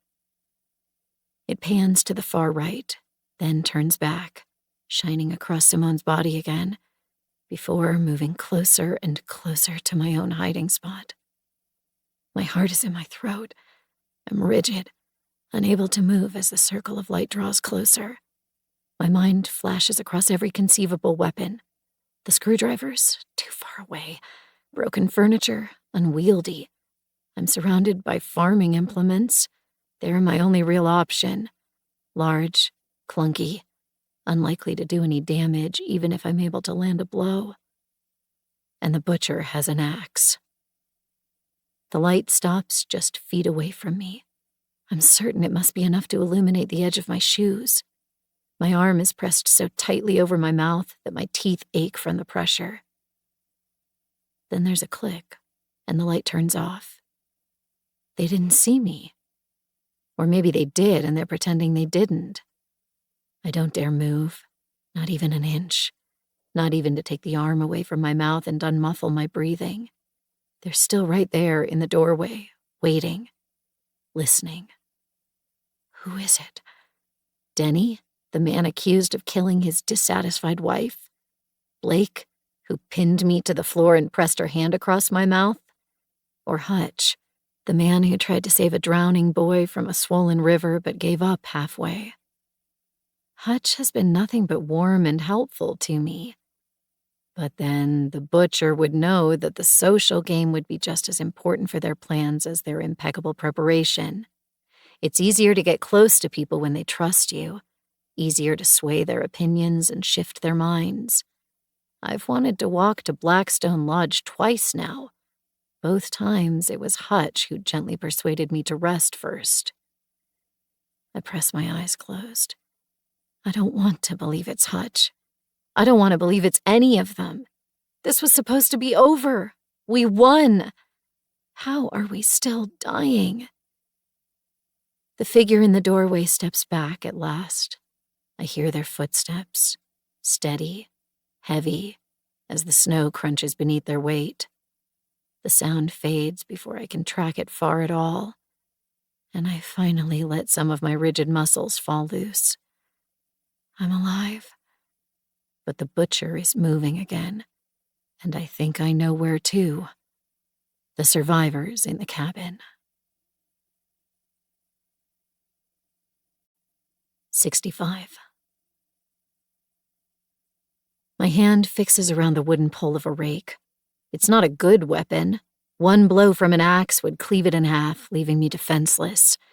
It's hard to hold with one hand, but my other fingers are stiff and inflexible. I have to press it to my chest just to keep it steady. There's no time to find anything better. I creep towards the shed's exit. The door swings in the wind again, banging each time it hits home. A fear lingers in the back of my mind that the killer might not have actually left, that the light grazing across the edges of my boots might have given me away, that the butcher only pretended to leave and now stands just out of sight, axe raised in preparation for me. It's almost enough to paralyze me. I shuffle forward inch by inch, watching the gap every time the door swings wide. Snow gusts past. It's growing duller, darker, as the sun falls behind the mountain range. There are no visible shadows to help me get my bearings. I have to take a risk. I lunge forward, my head low and shoulders hunched, and stumble into the empty snow. There's no figure pressed against the cabin's wall, no killer waiting for me, which means I'm running out of time to save the others. Rake held against my chest, I jog into the trees. There's a channel in the snow, the path we took after locking Simone away, the path leading back to the cabin. It's hard to be sure in the fading light, but it looks like a fresh set of prints mar the snow. I avoid the channel, instead moving wide, darting through the trees. I'm less at risk of being ambushed this way. But the snow is thicker, slowing me down. My heart feels as though it's about to explode. I think I hear the crack of a broken stick behind me and swing the rake instinctively, but all I can see are rows of dark, crooked pine trunks fading into the snow and gloom. Fast, faster! It's a race, and I hate how much of an advantage the butcher has over me. I burst out from between the trees and into the clearing. The storm rings in my ears. I can't be far from the cabin, but the wide sweep away from the familiar path has led me to an area I don't recognize.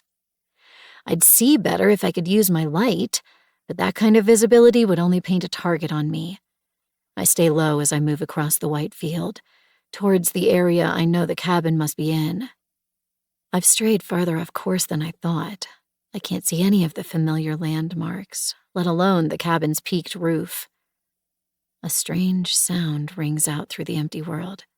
I freeze, teeth clenched, as I try to orient myself. Was it coming from ahead or behind? It seems to echo before fading out. It was a human voice, I'm almost certain, but any words were scrambled and dashed into a blur of nothing by the wind. I keep my body low in the snow. My clothes are all too dark for me to blend into the white, but as long as I don't stand straight, I won't be instantly recognizable from a distance. It might be enough to let me appear as a rock or a tree stump or even a shadow in the snowdrifts.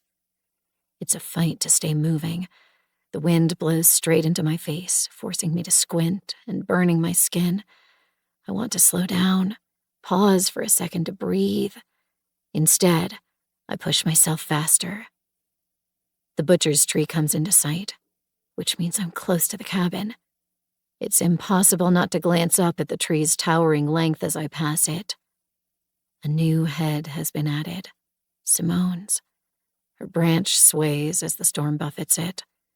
I'm not close enough to see her expression or how badly her jaw has been forced open by the wood skewer, but that's not any kind of comfort.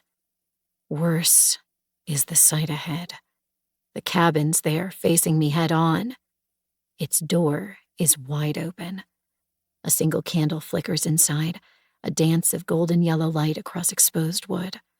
I can't see far inside, but there's no sign of my companions. Run, my instincts whisper. Don't stop, don't look, just run. But I can't. I won't abandon them. 66. The cabin's door swings under the wind's force, scraping through the snow, an eerie imitation of the shed. There's no sign of life inside. No one tries to shut the door. No voices call out. There's only the single candle, out of sight, casting a thin yellow glow across the small room. I adjust my grip around the rake's handle. My hands are numb. My body feels as though it's not entirely under my control. My legs drag as I force them forward. The snow outside the cabin's door is churned after days of feet stomping over it and compacting it into ice. My own shoe prints are mixed in there from when I left to come to grips with the journal's content. I don't even have the journal any longer. I think I dropped it in the shed when my light grazed over Simone, but the events are already blurring. I strain to hear any kind of sound coming from inside the cabin. The creak of a floorboard, the rush of harried breathing. I can't make out a single sound over the wind's howls. I'm going in blind, fully aware that the butcher may be present, may even be waiting for my return. I don't have a choice. If the others are still alive, even just one of them, I can't abandon them here. As I near the open door, I lower my body farther. It makes me vulnerable, exposing my back, but I'm banking on the idea that any attack will be aimed for my head. Being low might buy me a second, maybe two, and that could make all the difference. I'm at the threshold. There's a whisper of sound inside the cabin, but I still can't hear it clearly. It could be a voice murmuring. It could be the fire guttering. Or it could even be one of the tree branches scraping against the back wall. My eyes burn from a lack of blinking. I lean forward through the entrance, straining to see. There's blood on the wall near where Denny used to sit. My heart misses a beat. The pattern is sprayed in an arc, thick droplets sticking to the wood and running down to the floor. I force my eyes away from the blood. Furniture is disturbed. The couch has been pushed aside, the chair by the fire overturned. The dirty cups and bowls stacked near the fire were knocked over. Many are broken. I picture them being trampled as figures wrestle. Now, though, there's no sign of any of my companions. Denny is missing from his seat. Hutch has left his place between the door and the fireplace, and Blake is no longer on the couch. Only one figure remains. On the table near the back wall lies Alexis. I can't see her well. I don't know if she's been hurt. I can't tell if she's still breathing. I rise out of my crouch and shift my hold on the rake. This cabin has been my home for days. The furniture, the rough walls, the stacks of books, and the odd collections of knickknacks have become almost painfully familiar to me. Now, the space is in disarray. Everywhere I look, familiar patterns have been disturbed. My own bed has been kicked out of place. The window has a large, angry crack running through its glass. The more I look, the more I find spots of blood, dripped onto the floor, scattered across the walls, soaking into the discarded clothing. There's the sound again, the one I thought I heard when I was in the doorway. Breathing, rough and sickly, coming from the far corner, hidden behind Alexis's table. I move slowly, carefully, placing each foot deliberately to avoid making noise and keeping my back to the wall and my access to the door open. I crane as I try to see around the table. The drops of blood are more plentiful on that part of the wall. There's a smear across the floor as though something was dragged. A pair of legs come into view, stretched out and skewed. They shudder as the sound repeats. Acidic fear coats my tongue as I take a final step, and the form comes into view. Hutch sits in the room's corner, wedged behind the table. He sits with his back to the wall. One of his arms is limp at his side, rivers of blood running down it. The other is clutched over his chest, trying to hold it together. He draws another low, rattling breath, and I realize his front has been sliced open. A deep red gash runs beneath his hand, splitting both his jacket and his body. I make a sound that isn't quite human as I rush to him. I can't get close with the rake, so I drop it, then scramble into the corner on my hands and knees. Hutch, I'm so sorry. I'm so sorry. His head lifts a fraction. He's pale, his jaw gaping open as he fights to breathe. He's not entirely there. I grab for a blanket that's been discarded nearby. It's dirty, like everything else in the cabin, but possible future infections are the least of my worries. I press the blanket into the wound, pushing it around his hand and applying pressure. He twitches, and I make soft, apologetic noises. This is okay. We're going to stop the bleeding. We're going to... I don't even know how to finish that thought. The injury is horrendous. He likely has shattered rib bones, possibly punctures in his lungs. The gash is nearly as long as my forearm, the length of an axe's head. Blake and Denny are both missing. They'll be somewhere outside in the snow. One of them might already be dead. I can't think about that, or about how near I must be to the same fate as I adjust my hold on the blanket, desperately trying to stem the dripping red. Who did this? I ask, even though I don't expect an answer. Hutch's eyelids flutter. He seems to see me. His hand, wet and red, reaches forward. It grips the collar of my jacket, tighter than I'd thought he would be capable of. His lips work as he fights to speak. I lean closer, meeting him halfway. His skin is horribly clammy and cold as it brushes against mine. He whispers one word. Run. A floorboard creaks behind me. 67. I turn. The cabin's open doorway has been filled. A massive, hulking form stands there, wild gray hair tangled about his face. Denny. His hands shift, and the wicked axe glints in the candlelight. My voice dies in my throat. I'm frozen in place, a prey animal transfixed by the stare of a predator. Hutch's hand clutches at my collar, wet and desperate.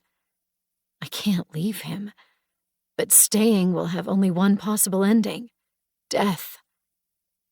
Denny moves faster than I imagined could be possible. He crosses the space in 3 long steps. I lunge for the rake. Denny gets there first, one swipe of his shoe kicking it away and sending it skittering into the broken bowls and cups. The axe comes up. I'm wedged into the corner with Hutch, who is making desperate gasping noises as he fights to speak through the blood. His last word echoes in my mind again and again and again. Run. I throw myself backwards. The axe comes down. It narrowly misses my head. Instead, the wickedly sharp corner slices through my upper arm, just below my shoulder, before sinking into the wall beside Hutch. Fiery, burning pain shoots through my arm. Red blood flows, flecks of it hitting my face and spattering across the wood behind me. Pure terror overrides the pain. I throw myself under the table that holds Alexis, squirming to get out of the corner I find myself trapped in. Denny makes a low, guttural noise as he wrenches the axe free. I'm nearly out the table's other side, a trail of red running down my arm and off my fingers. He bends, his massive hand swiping to catch at my shoe. It fixes around the leather. Terror floods me as I feel my whole body being dragged backwards. I kick. My shoe slides out of his hold. I claw my way forward, out from under the table, ending up in the pile of bedding that used to be my resting place. To my left is the couch, and past that, the open door. Against my better judgment, I glance back towards Hutch. He can barely move, but he's grasping at Denny's pants, trying, with what little strength he has left, to hold him back, to buy me some time. Denny steps out of his hold as though he can't even feel him. His eyes are dark pits as they fix on me. Empty, emotionless, a shark's eyes. I run. My legs feel as though they belong to a stranger as I vault over the couch. My elbow hits the doorframe as I slip through. Denny is close behind. I hear the whistle of the axe cutting through air just inches behind my ear. I bend forward, my mouth open as I try to drag in air to fuel my limbs. I'm flying faster than I ever have before, cutting through the snow, blind in the near dark of sunset and the tempest winds. Denny makes no verbal noises, but I hear his boots pounding through the snow behind me. The axe must weigh nearly as much as a child, but he wields it as though it's nothing. I can't protect Hutch. I can't protect Alexis. I can't protect Blake. But I might be able to buy us all some time. I can lead Denny away from them and away from the cabin. We have very little hope that the call will result in help arriving, but I have to cling to it, because without it, we have nothing. If a rescue is underway, I can give them a chance to get here. Pray that Hutch hasn't lost too much blood by the time they arrive, that Alexis is still breathing. The butcher's tree casts a long shadow over me as I pass beneath it. The ghoulish head display rattles, long hair whipping in the wind, eyes frozen open as they stare down at me. It's most likely the last time I'll see it. My legs burn. My lungs ache. Hot blood continues to seep from the vicious line of pain on my upper arm. It's all I can do to keep moving, furiously, desperately, because even a second's pause will seal my fate. Denny is larger and heavier than I am, but it doesn't slow him down.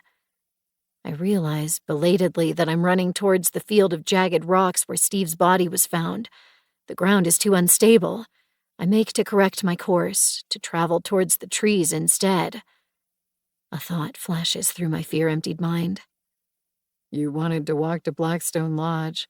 That was a good plan. You should do that. I doubt I can get as far as the lodge before Denny catches me, but I can try.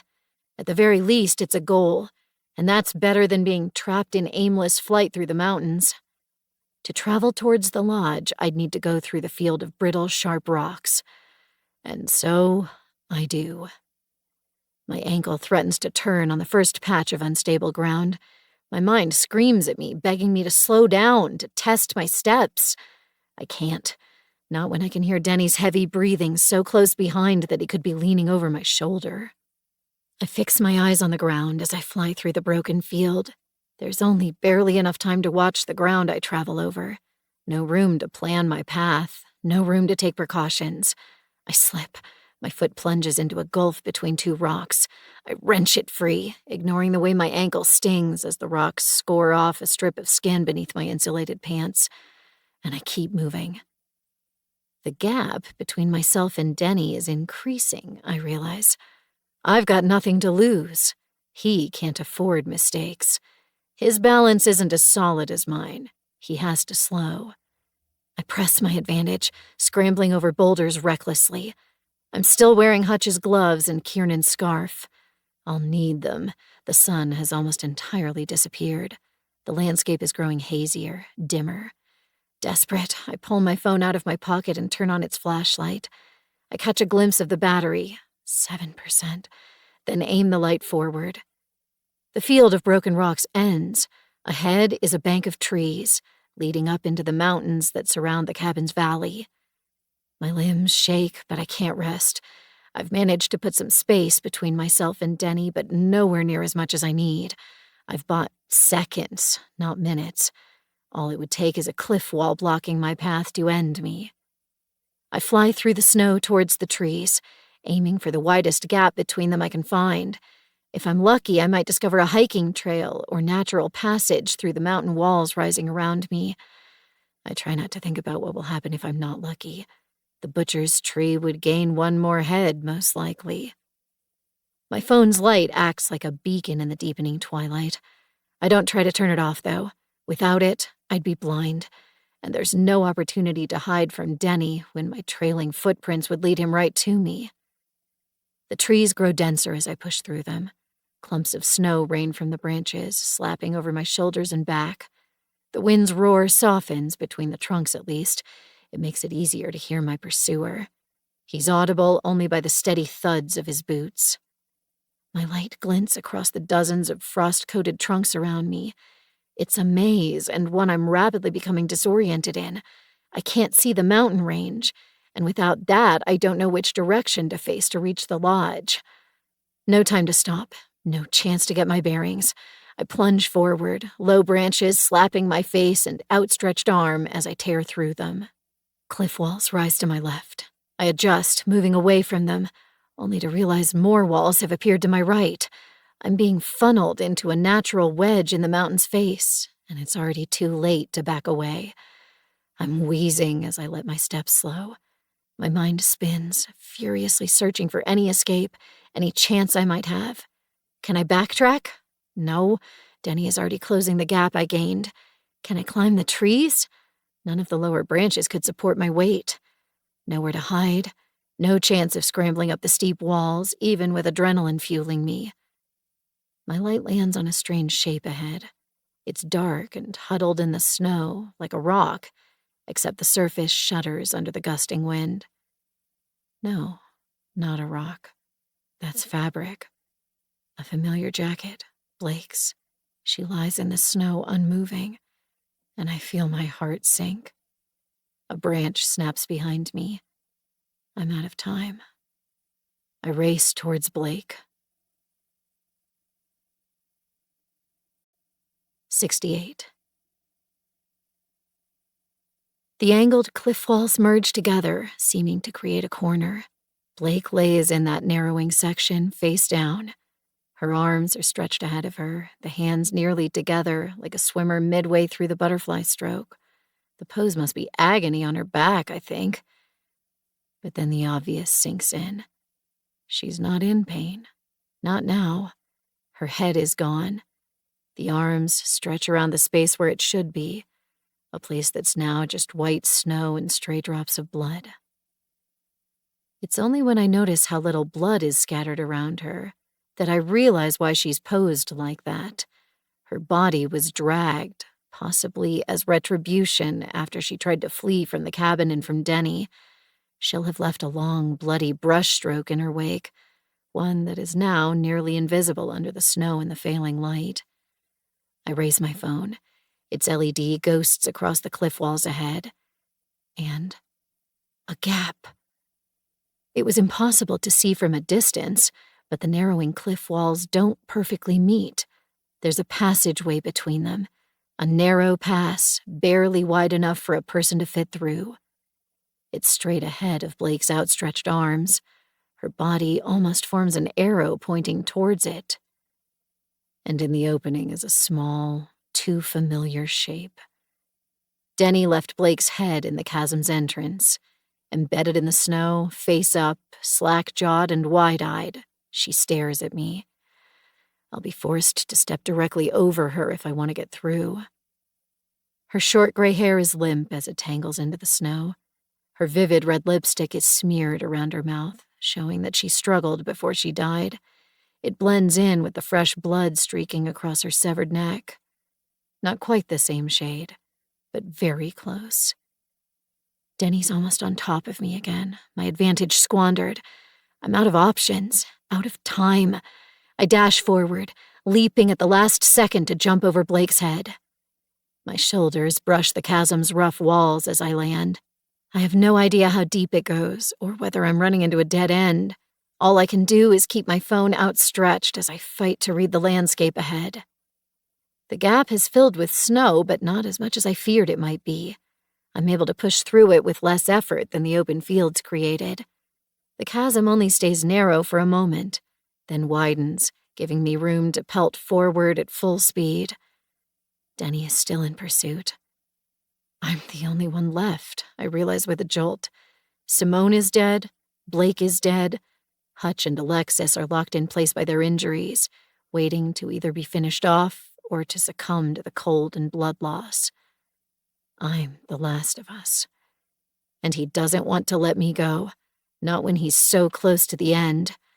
I drive forward, dangerously and recklessly. The chasm turns repeatedly, hiding its path behind sharp corners. Sounds echo in the space. My ragged breaths, my feet, my heart. Denny. I can't see him. The tight walls distort noise, and I have no idea how close he is behind me. But he's there, a voiceless, ferocious pursuer. Relentless. I remember how empty, how cold his eyes were. What would it take to make a man snap that badly? How did he know Liam, the boy from the river? Was that his other son, perhaps? His marriage was on the verge of falling apart when he killed his wife. 2 years of grieving over a child lost before his time would strain any relationship. 2 years spent planning revenge. Denny would have known he'd have no way to return to his home and his family after the events of this week. Maybe he intends to die out here with us in the snow. Or maybe he plans to escape, over the border into Canada possibly. Somewhere he won't be recognized. Either way, his old suburban life would be over. and a man as rigid as Denny would not like leaving either his wife or his son behind. He'd want to tie up loose ends. Maybe Grayson was supposed to die in the car crash that took his wife. Or, more likely, Denny always planned to bring Grayson on this trip with him. It might have even been a test. It's possible he wanted Grayson to go on the run with him, to somewhere they could start a new life together. He just wanted to ensure his boy could stomach that future first. But Grayson had betrayed him. Grayson had revealed his secrets. And so Grayson had ended up hung from a tree, bleeding out like a freshly killed animal. The thoughts moved through my head at the same pace as the storm whistling above the channel's walls. I'm flagging. The adrenaline can only carry me so far. And the road is no longer flat either. The passage continues to widen, now wide enough to drive cars along it, but it's begun to tend upwards as well. I still can't see where it lets out, or if it even does. Can't stop, can't slow. Every step I can lead Denny forward is a step removed from the cabin, and another few seconds of grace I can buy the two souls inside. But the slope is now so steep that I have to scramble, using my hands as much as my legs to pull myself forward. Rocks jut out of the snow, as ragged and vicious as the field behind the cabin was. How far have I come? How long since I left the valley behind? It feels like just seconds.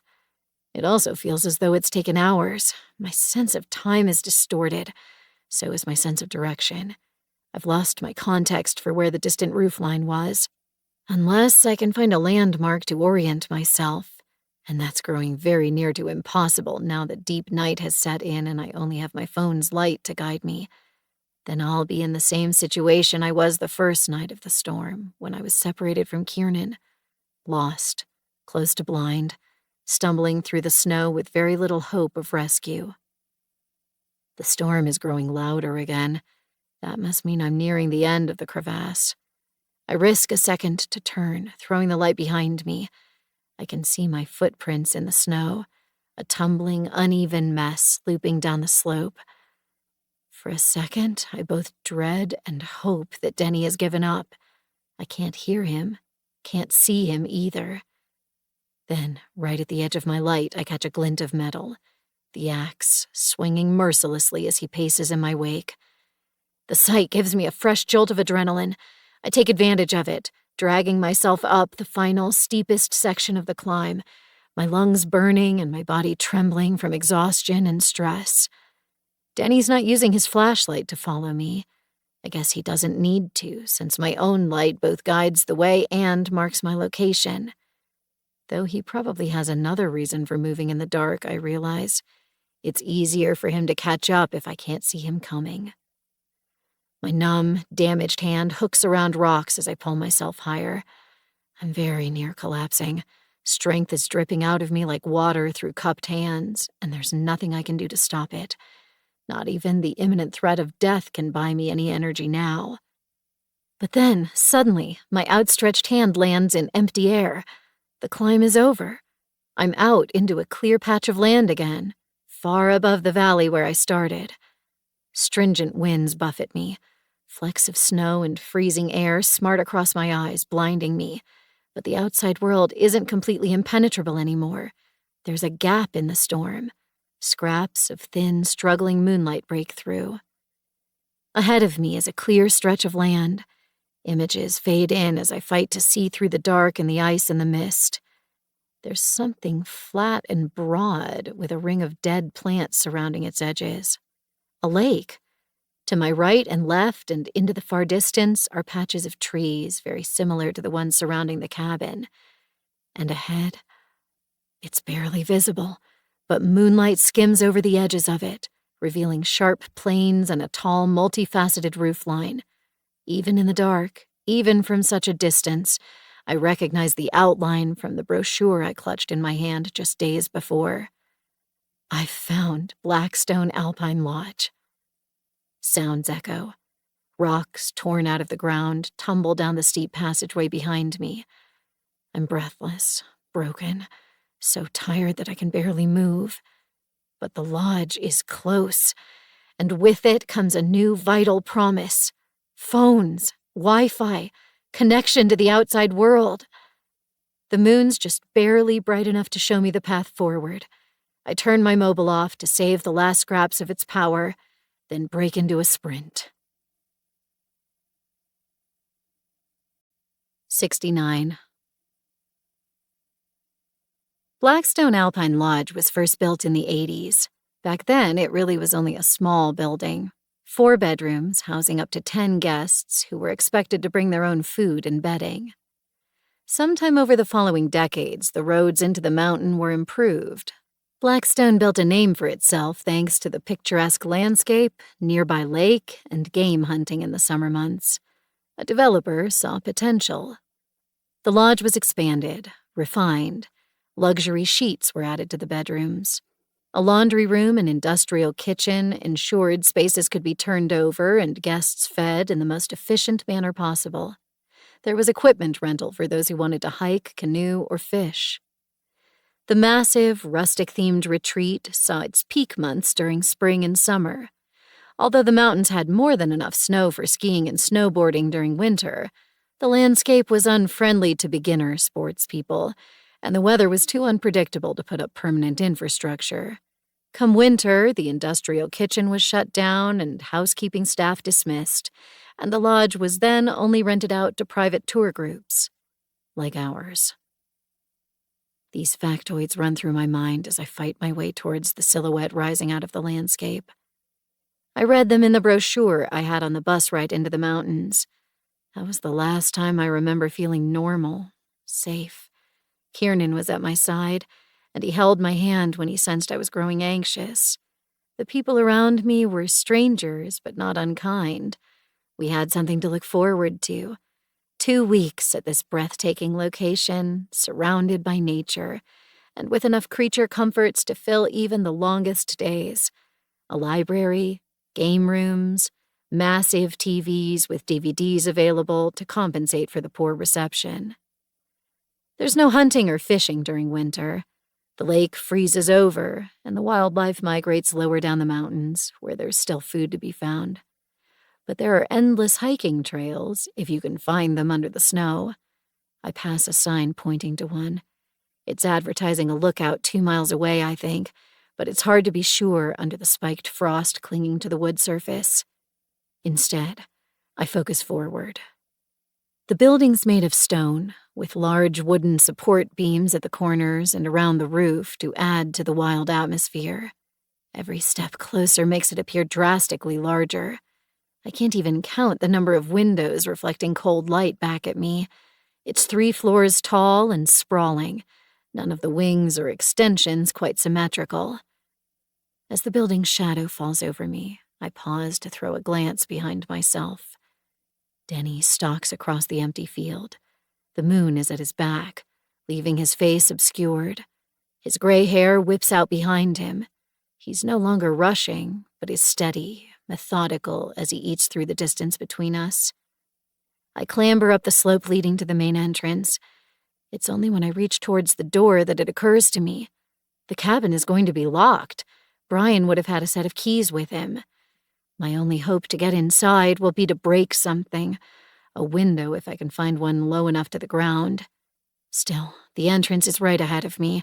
Double doors arched into a point above my head, not unlike a monastery's.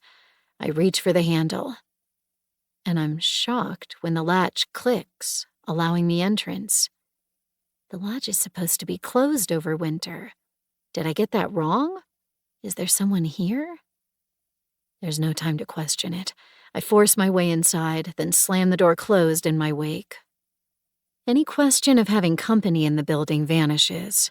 There's not a single light in the space. The air is still, undisturbed, and icy cold. The wind's howls are muffled by thick walls, leaving the space inside almost eerily silent. I am very much alone here. Brian said something about buildings in remote areas leaving their doors unlocked to give shelter to lost travelers in life or death situations. The law of hospitality.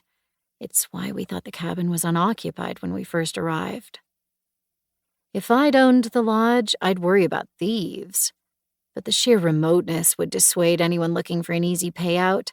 Nature itself might have been a more powerful barrier to ransacking than any number of locks. This must be in the foyer. I can barely see.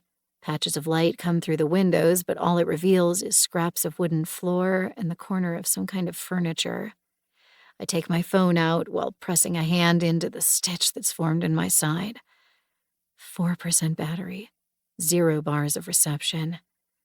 The lodge must have some kind of Wi-Fi system. It must. We know there's reception in the mountains because we were able to connect our boosted call for a few precious seconds. But the lodge would have its own system, and that would be reliant on power. There are no power lines running through the mountains, which means Blackstone will have a generator. I just need to find it. 70. My phone's battery is dangerously low, but without it, I'm utterly blind. I thumb the flashlight button and let its bulb illuminate the space around me. It's a foyer, like I suspected. My light doesn't reach as far as I want it to, but it glazes over shapes that feel both familiar and alien at once. Massive wingback armchairs are arranged around a grand fireplace to my right.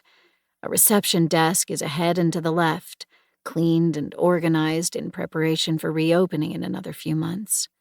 Fur rugs drape across sections of the floor, enhancing the rustic hunting lodge theme. The space is larger than any lodge I've seen before, though. A chandelier, ringed by a wreath of antlers, is suspended high above my head, cold and dead as it waits for power. Ahead, past the reception desk, a massive, curved staircase leads to the upper floors.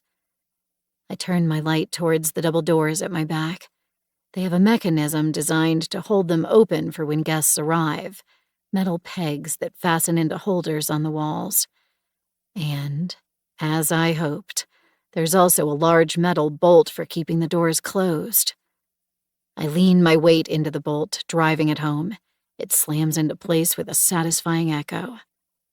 There's no way to keep Denny out permanently. Failing all else, he'll break a window just like I was planning to.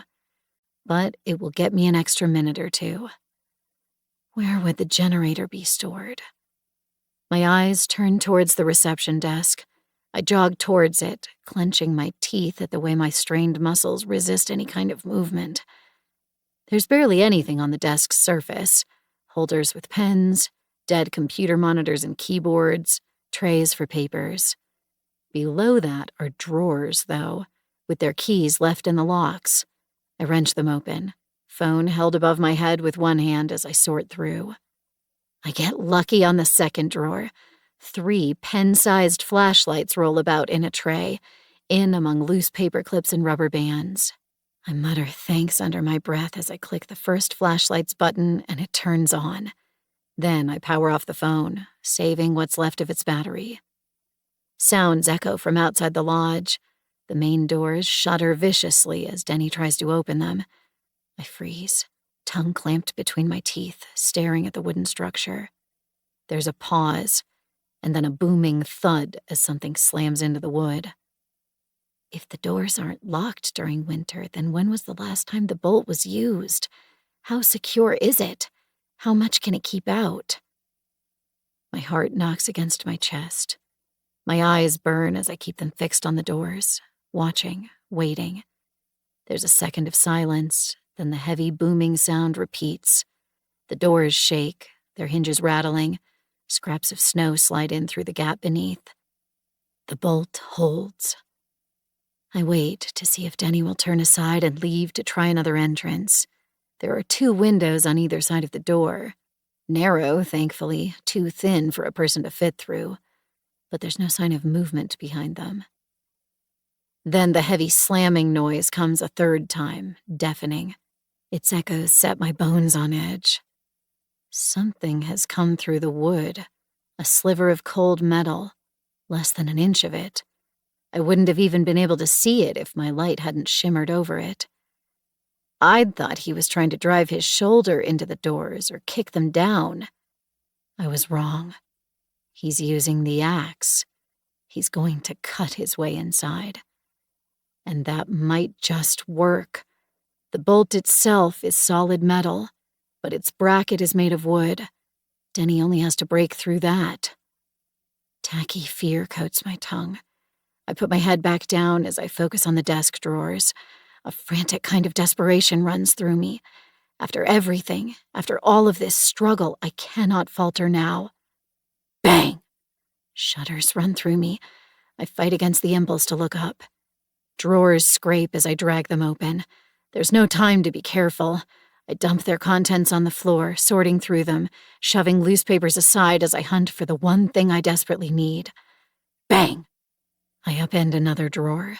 Thick markers scatter everywhere. I clasp the small flashlight between my teeth to hold it steady. The gloves make it hard to flip through the loose papers, so I tear them off. The fingers on my left hand are entirely black now, the color bleeding down to the knuckles. Dead. I keep working. There's another bang, and this time I hear wood splintering. I drag another drawer out. There, right on top of the pile, is a binder. A label has been affixed to it. Operations Guide. Air whistles around the flashlight in my mouth as I flip the binder open. There are pages and pages of text, with headings of all sizes and occasional diagrams. Bang! I keep flipping. And finally, I find it, near the back of the book. 4 pages, stapled together in the corner, their edges worn from decades of use. A floor plan of Blackstone Alpine Lodge. Wood shudders as the axe slams home again. I lift my head. The damage to the door is visible now. Splinters arc inwards, showing just how deeply the axe has dug. I'm certain if I held still for just another few seconds, I would see Denny through the narrow hole he's carved. Instead, I drag the floor plan out of the binder and run. 71. I don't go far, just enough to get out of the foyer and, I hope, hide my light. Wheezing, I press close to a wall and hold the torch between my teeth as I flip through the floor plan. Each sheet is dedicated to one of the lodge's levels. I see endless bedrooms clumped around winding hallways. The library, the game room, the trophy room, the dining hall, even a small rooftop garden. The harsh beam bleeds out the thin lines of ink, making the drawings hard to read. I turn the pages back until I find the ground floor. There at the lodge's front is the foyer. The papers are out of date. The reception desk is in a different place now. If the generator is going to be anywhere, it will be on the ground floor, close to where the employees work and stay. I hunt through the rooms, identifying the kitchens and the laundry area, until I find a space simply called maintenance. It's not a guarantee, but with no clear sign indicating a generator elsewhere on the page, it's my best chance. The heavy, ferocious bangs ring out behind me. I drop the light back into my hand as I press down the narrow hallway. I'm into the staff areas, the places the guests aren't supposed to see. Doors hold signs saying as much. Restricted area, private. Shiny gold locks near their handles show they're intended to be kept sealed. They're all open now, though, leaving the hallways stretching ahead of me. Most likely, these staff areas are the last to be emptied when the lodge closes for winter, and the first to see foot traffic when it's to be reopened. The doors would be kept open for convenience, allowing for power to be turned back on without too much time lost fumbling with locks. I hold the map and light awkwardly in my good hand, following the path. It's not as clear as it looked on paper. My heart kicks up another notch as I'm forced to backtrack. Then, finally, I find the door I need. Maintenance room. Just like the others, it's been left open, a hook fastening it to the wall to prevent it from slamming closed with any drafts. Tools hang on hooks along the walls. Pressure cleaners, wires to force down clogged pipes, tool belts and clippers and crowbars. And, taking up the entire back half of the room, a massive, unbelievably powerful generator. It would need to be big to supply power, air conditioning, and hot water to the multitude of rooms. I still didn't expect it to be quite this large or complicated. There's a dashboard with an array of buttons and a display screen that's currently dormant. Dread coils deep in my stomach. I don't know how to start it, or if it needs fuel, or what to do with the dashboard. And without it, I have nothing. No phone, no way to call for help. It will be just me and Denny trapped in a lightless maze of a building, the hunter and the hunted, with only one inevitable conclusion to our confrontation. I can no longer hear the slamming noises coming from the foyer, I realize. The blows of the axe were so rigidly regular that they'd begun to fade into background noise. Now, they've fallen silent. Denny's inside. My hand shakes as I dart the flashlight over the control panel and massive machine, searching for any clues about what I'm supposed to do. There's one button that stands apart from the others. Large, round, and black, it's unlabeled, but looks important. I have nothing left to lose. I press it. There's a heavy thud, then a shudder. Deep, mechanical whirring fills the room, nearly deafening for a second before fading to a more manageable level. And miraculously, the lights overhead flash on. Choked, gasping laughter escapes me. It worked. One button and the generator came on. My elation fades as I turn to look back at the door.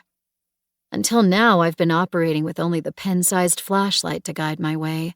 It revealed glimpses of the space around me, but never enough to see my environment clearly. In the doorway, a drop of vivid red blood shimmers on the tile floor. Another one lingers not far past it in the hallway. And still more at my feet. I look at my arm.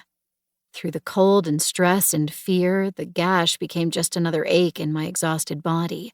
Just one more thing to endure and ignore. But it's been bleeding.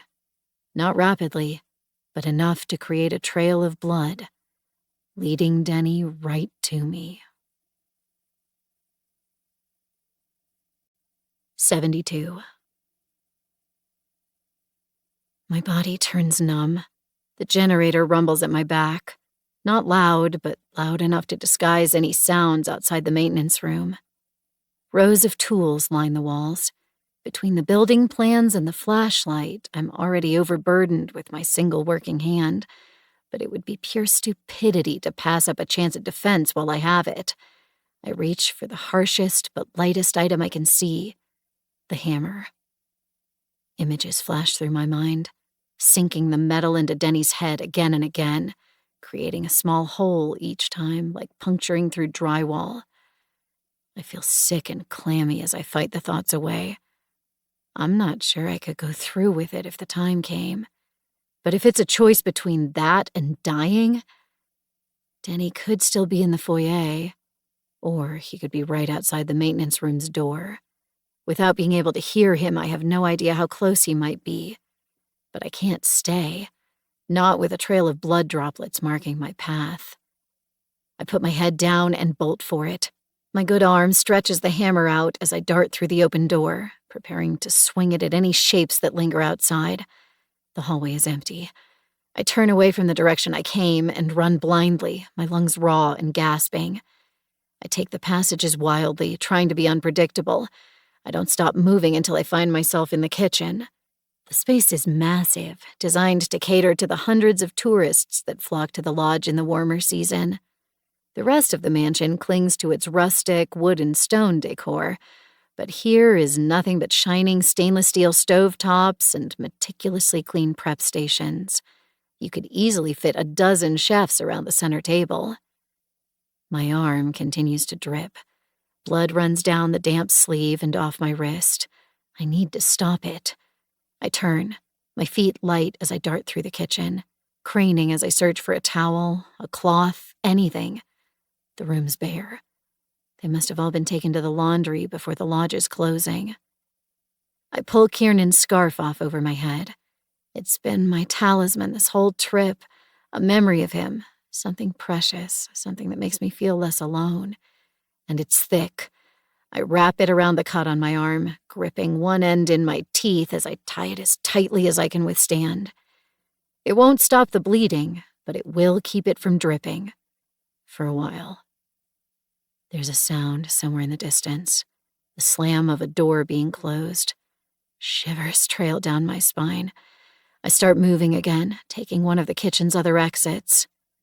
The lights in the staff areas were on, but the new passageway I find myself in is pitch black. I shuffle the hammer around to get a better angle for the light. It shines over rows of dining tables, each carved out of enormous slabs of wood and surrounded by at least 20 chairs. The dining hall.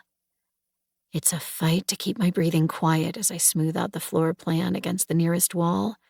I aim my light at it, searching until I locate my current position in the thin, crisscrossing lines. Denny doesn't have a floor plan.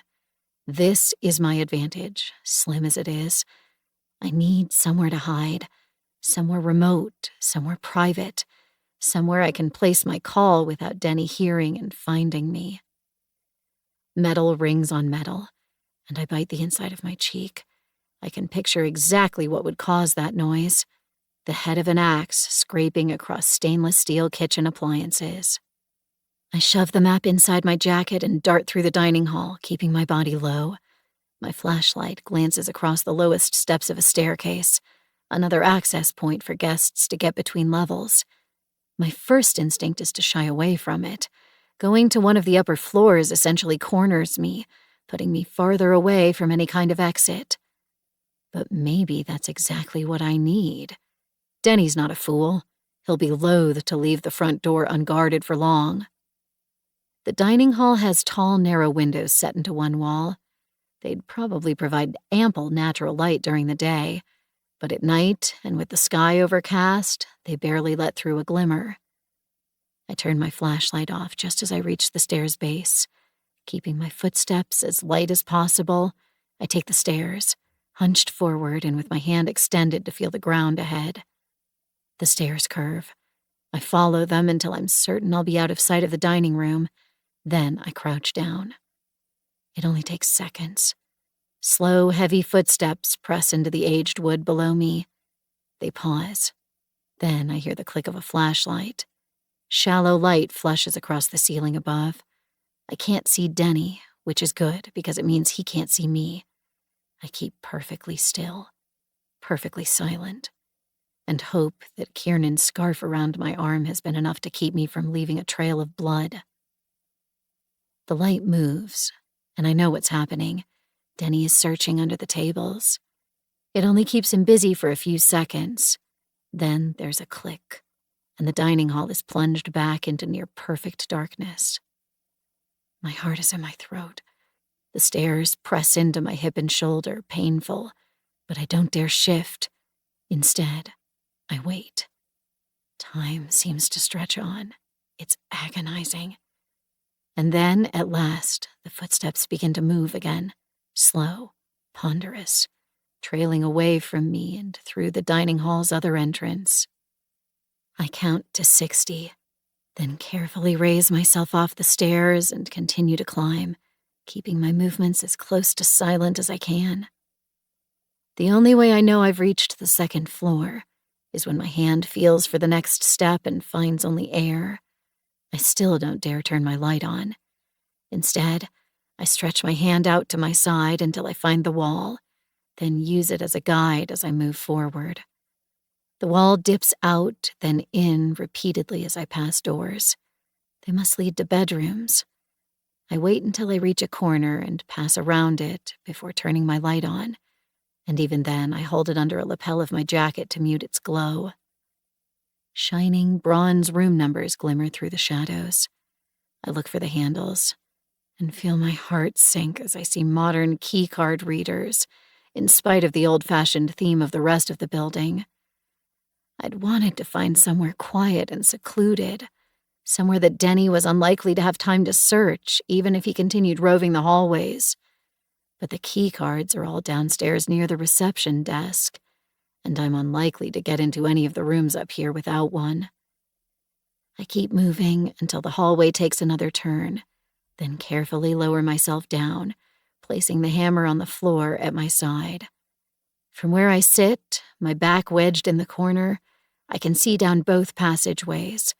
I'll be able to tell if Denny's coming, and I'll have somewhere to run. It's not exactly secure, but it's the closest I'm likely to get. My phone is cold. My gloves are still downstairs, discarded from when I was searching for the floor plan, and the fingers on my good hand are turning numb. They struggle to press the right buttons as I switch my phone on. The screen comes to life. My eyes dart to the upper right corner. 4% battery and 2 service bars. 73. My hand shakes uncontrollably as I lift the phone to my ear. It rings, then there's a click, followed by a woman's voice. It's one of the best sounds I've ever heard. 911, what's your emergency? I speak quickly, knowing my time's limited. I start with the essentials. My location, the fact that people are dead, that there are likely to be more deaths if help doesn't arrive urgently. Partway through, I start crying. I can't help it. After everything, every failed escape attempt, every night watch that failed to prevent more deaths, every moment of believed victory followed by defeat, a part of me thought there would never be any escape. You're all going to die here, the premonition had said, and I'd started to believe it. Now, though, even if I never get out of the lodge, even if Denny wins, at least my body won't be lost out here, forgotten. Someone knows what happened, and that counts for at least something. Tears trickle down my cheeks, dripping off my chin and landing on my knees and the carpet below. The dispatcher's name is Natasha. I confirm the lodge's location with her multiple times. Then I start providing as many details as I can. The names of the dead: Brian Hernandez, Miri and Steve Peltz, Grayson Olsted, Simone Wall, Blake Shorey, Kiernan Marshall. I tell her about Hutch and Alexis, still in the cabin, with the potential that at least one of them might be alive. And I give her the butcher's identity: Denny Olsted, the man who killed his wife and his son and a tour bus of strangers, all because a boy named Liam died 2 years ago. The whole time I fight to maintain my voice barely above a whisper and keep my eyes darting down each of the 2 hallways ahead of me, on watch for movement. I don't know how far sound will travel in the lodge, or whether Denny might have already heard me. Natasha breaks in occasionally with questions. Her voice is clear and calm, speaking steadily so that I can understand her. She's taking me seriously, though, I can tell. There's the clatter of a keyboard as she types furiously in the background. Help's on the way, Krista. She keeps using my name. It must be a technique to keep me calm, even though I still haven't raised my hushed voice. Stay on the line with me, okay? I will, I promise, then squeeze my eyes closed in a grimace. For as long as I can, my battery's almost dead. Okay, I understand. Is there any other phone you can reach? No. Not without breaking into one of the rooms or trying to get back to the staff areas of the lodge. Are you in a safe location right now, Krista? More typing on the keyboard. Whereabouts in the building are you? I open my mouth to answer, but my voice dies in my throat. A sound comes from the hallway to my left. Subtle, still far away, but unmistakable. The creak of a floorboard. My heart hurts from how fast it runs as I rise, silently, and press the phone against my chest so that Natasha's voice will be muffled. I can't see anything down that length of hallway, and my small handheld light can't reach more than a dozen feet. There's a beat of silence, then the soft, barely there scrape of heavy boots against the wooden floor. I clutch the phone and flashlight against my chest as I begin moving down the opposite hallway, keeping my feet as quick and as quiet as I possibly can. I don't know where I'm going. I just hope that the hallway doesn't close into a dead end. Natasha didn't say how long the rescue might take. The roads are hopelessly blocked. If they're going to get to me, it will have to be by helicopter. But the wind is still vicious, and nightfall makes it harder to navigate. Natasha promised that help was on its way, but I'm struck by the horrible thought that she might have just been saying that, and the dispatch would be nixed before anything left the ground. I pause just long enough to take the phone away from my chest, hoping I can ask Natasha. But the screen is dead. Tapping the power button can't bring it back. I shove the mobile into my pocket to make it easier to hold the light and keep moving. That's when I realize I've left the hammer behind. I put it down to make the phone call and never picked it up again. I clench my teeth, silently cursing. I have the floor plan, but no chance to examine it thoroughly. Any attempts at hiding, in a closet, in a staff room, will leave me trapped and vulnerable if Denny manages to find me. My best chance is to keep moving, looping through the endless hallways, trying to stay ahead of Denny at all costs, and hope help arrives before the exhaustion becomes completely overwhelming. The passage turns, and I pass a window before the rows of doors resume. Frost clings to the panes, a sickly off-white in my torch. I can't see anything beyond that, but the view would probably be breathtaking on a sunny day. I hesitate, my frantic pace slowing to a standstill. Do I really need to stay indoors until rescue arrives? Outside is brutally cold and unforgiving, but at least out there I wouldn't be in danger of backing myself into a corner. The lodge is surrounded by trees. All I'd need is to get into a thick enough cluster and crouch there to wait. If I pick my location carefully, I could watch the lodge's front doors so that I'd know if Denny tried to leave. Even just the thought of returning to the storm sends chills down my back. It will be painful, but it's the safest option I can see. Safer than trying to navigate a foreign building's layout in near darkness. And it means that when rescue does arrive, I can run straight for it without having to get past Denny first. That means I need to get back to the ground floor, preferably the foyer. I pull the floor plan back out from under my jacket. The paper crinkles as I unfold the pages, and I grimace. I raise the light as I try to get some kind of bearing on where I might be. Then I hear it. Footsteps at my back. No longer soft and careful, but booming, each pace a sledgehammer colliding with the floor, coming straight towards me. 74. My legs move before I even have the chance to draw breath. I lurch forward, no longer trying to stay quiet, but simply trying to move. Denny's breaths are deep and ragged and furious. They echo through the passageway, a background to his booming, loping pace. I don't look back, don't even dare to blink. Just run. Ahead, the hallway splits. There's no time to weigh my options. I swing to the left as I reach the turning point. 10 paces on, and the passage ends in a door. A gasping scream strangles in my throat. No chance to go back. Denny will be at the split before I can even reach it. But the door ahead isn't like the guest rooms. It's a double, with glass panes above old-fashioned handles. I drop the floor plans as I clutch at them, desperate. It's unlocked. I throw myself through, swinging the door closed behind myself. An axe slams into the wood right where my middle back would have been. The whole door shudders and begins to sweep open. I shove on it, and as the latch clicks closed again, I turn the dial to lock it. Then I back away, barely able to breathe.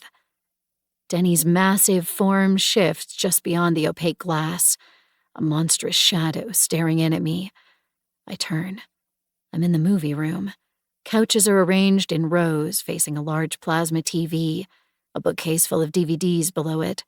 There's even a folding table and dormant popcorn machine against the back wall. And there's a door in the room's opposite side. I haven't cornered myself. Not yet. Glass smashes behind me. I don't stop to watch, but I can hear as an arm reaches through the broken pane and unlocks the door. I'm already at the opposite exit, though, and slip through, slamming it behind myself. There's no external lock. I leave it as I race along the hall. The hammer's gone, so is the floor plan. With only one working hand, I've had to juggle my resources, and I've lost all but the most vital, the small flashlight. I can't defend myself with it, but at least it can keep me moving through the dark halls. There's another split in the path ahead. This time I turn right, just as I hear the movie room's door bang open behind me. Taking a gamble, I press my damaged hand's palm over the flashlight, blocking the glow, and follow the passage blindly. Denny's been relying on my light to find me. Now I do my best to limit it. When I start to lose context of where I am in the hall, I peel my palm back just a fraction to let the smallest sliver of refracted light out. It's enough to see a few feet ahead, not much more. I cover the light again and keep moving, my ears straining as I try to sense how close Denny might be. Sounds echo behind me, the smash of a fist hitting the wall, a door being wrenched open and slammed again. I've lost him, for the moment. It comes at a cost of being sightless. I creep forward, breathing as shallowly as my aching lungs will allow. One step, then another. Denny seems to be growing farther away, the sounds of his anger becoming muffled. Then, when the darkness becomes too much to withstand for even a second longer, I shift my palm again to let out a sliver of light. Just ahead and to the right is a door. It's discreet, designed to blend into the hall and not draw attention.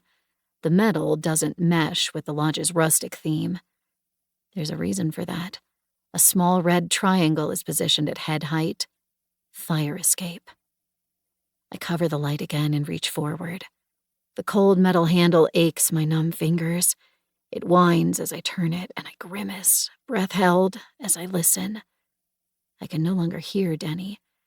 I don't know if that's because he's moved too far away, or because he's returned to being silent as he stalks me. The door hasn't been opened in a very long time. Its hinges groan as they're forced to move, and I cringe at every sound, my heart in my throat. There's no turning back, though. I get the door open just barely wide enough, then slip through. My light glimmers over a dark, spiraling stairwell as the door falls closed behind me. Dust clings around the corners and on the railings. Very few expenses were spared on the rest of the building, but the fire escape is as bare bones as it can be while still functioning. But it's leading down, and that's all I ask from it. I take the steps quickly. Part of me is terrified that I'll hear the creak of the door above me as Denny opens it. The other half is terrified that he'll have guessed my plan and is moving to meet me at the ground level. Either of those fates can be warded off with speed. I move as fast as I dare, my feet flying over the steps recklessly, every bone in my body jarring as I half run, half tumble around the bends. Then, before I'm even ready for it, I'm at the lower door. If I hesitate, I'll never have the courage to open it, so I reach out a hand and shove through. Dull light bathes over me. After being trapped in the dark upper passageways for so long, it's almost disorienting. The fire exit lets out into the foyer, close to the staff exits I ran through before. Ahead is the ransacked reception desk, papers and pens still scattered over the floor. Past that, the curving staircase leading to the upper floors, then the couches arranged around the empty fireplace, and then the front doors. Snowflakes spill in through a cavity carved in them. Splinters of wood jut out at angry, dangerous angles, cleaved through by the axe. Denny fit through, though, which means I can get out by the same way. Tears sting my eyes as I creep forward. My impulse is to rush for freedom, to burst out through the doors, to escape. But my greatest chance at safety exists if I stay quiet, if I make sure Denny doesn't guess that I've left, if I don't give him a chance to follow. Only one light in the foyer is on, the chandelier suspended high above. Yellowed bulbs are surrounded by an intricate mesh of antlers. It's more for show than for light, and doesn't reach far. Sconces exist around the room's walls for actually lighting the space, but none of them came on with the generator. It leaves the room shadowed and uneasy. My eyes dart about as I slink through the space, hunting for any sign of movement, any chance that Denny might be lurking in wait. I can't see him or hear him, and the door's close. A gust of icy air blows through, smarting at my skin. I reach for it. Then, from above and behind, I hear a soft, muffled thud. My heart misses a beat. I turn, my mouth dry. The sound came from the top of the stairs. I think I can see something there, but the space is cloistered in the shadows thrown from the antlers. The thud repeats, like a distant fist knocking at a door. I'm frozen. I didn't want Denny to see me leaving the lodge, but I can't turn back, not when I'm so close to the door. Another thud, and then another. They're faster now. Something's coming down the stairs. About the size of a soccer ball, but heavier. It bounces on each step, creating the awful thudding noises, tumbling down towards me. I can't breathe, can't think. My eyes fix on the shape as it spirals and spins, pounding on each impact, rolling closer. It hits the polished wood floor and continues to roll, nearer and nearer, until it finally comes to a halt less than 6 paces from me.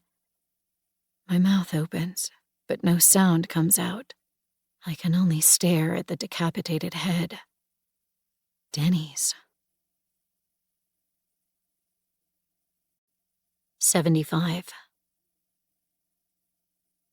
Denny's eyes are sightless as they stare up towards the chandelier.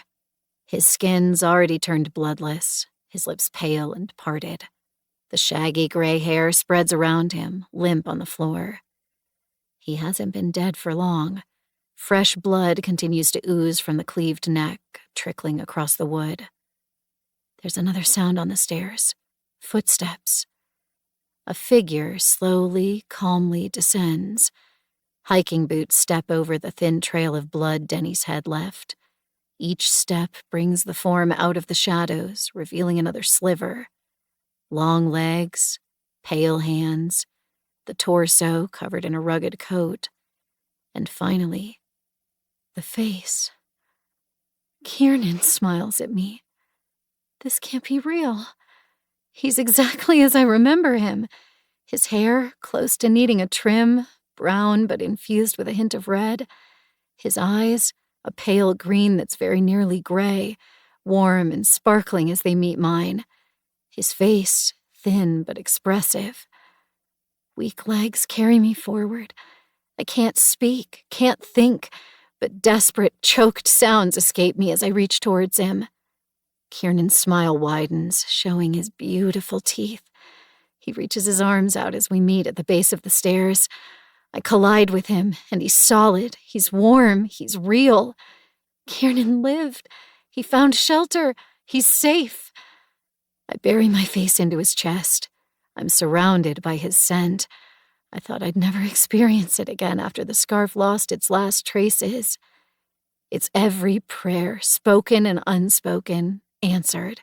Every desperate hope, every hour of aching loss soothed in an instant.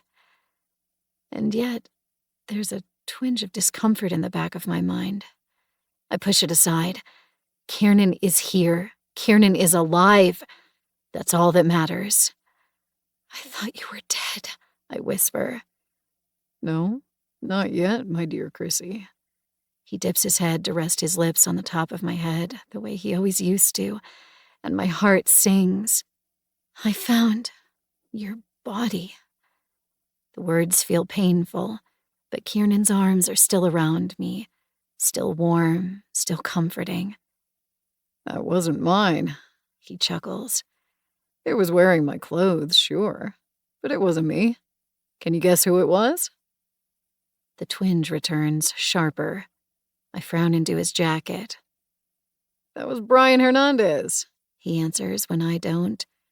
One of his hands rubs at my back, encouraging. We look a lot alike, don't we?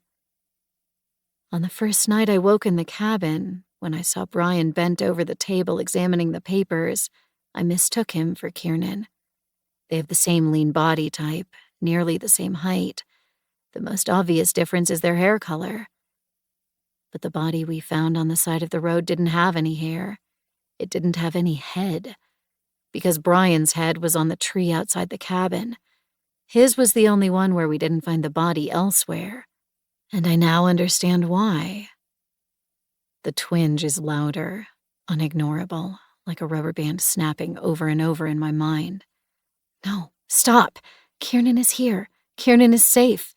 And he protected me. He killed Denny the butcher. There's a sickening lump in my throat. I pull back, away from where I've buried my head in Kiernan's jacket, so that I can see his face properly. My mouth is dry, my voice cracking as I gaze up at him. Denny wasn't the butcher, was he? His eyebrows rise a fraction as his smile widens. He doesn't answer. He doesn't need to. I stagger backwards out of his arms, pulling away from him as wave upon wave of horror washes over me. You're figuring it out, huh? His tone is so light, so happy. I keep walking backwards. My heel hits something. Denny's head spins away, the gray hair tangling over his face and flecks of blood scattering in his wake. It's all I can take. My legs have carried me so far, but now they crumple like paper, and I collapse to the cold floor. Kiernan still stands at the base of the stairs, his posture easy as he admires the effect the revelation has on me. But my voice catches, raw. Denny chased me. The axe swung with intent to kill, the hatred burning in his eyes. Kiernan crouches down, balancing on the balls of his feet, his forearms braced on his knees. His voice doesn't lose the warm, encouraging tone even for a second. Think it through, Chrissy. No. I watched it all happen. It was actually quite perfect. He dips his head. You left the cabin to visit Steve's body and then check in on Simone. But you were gone for too long. Denny got worried and went to look for you, leaving just Hutch and Blake inside the cabin. 3 would have been too many, but 2? 2 I could handle. I shake my head. It's impossible to believe the words coming out of his mouth. Denny went to the shed and found Simone.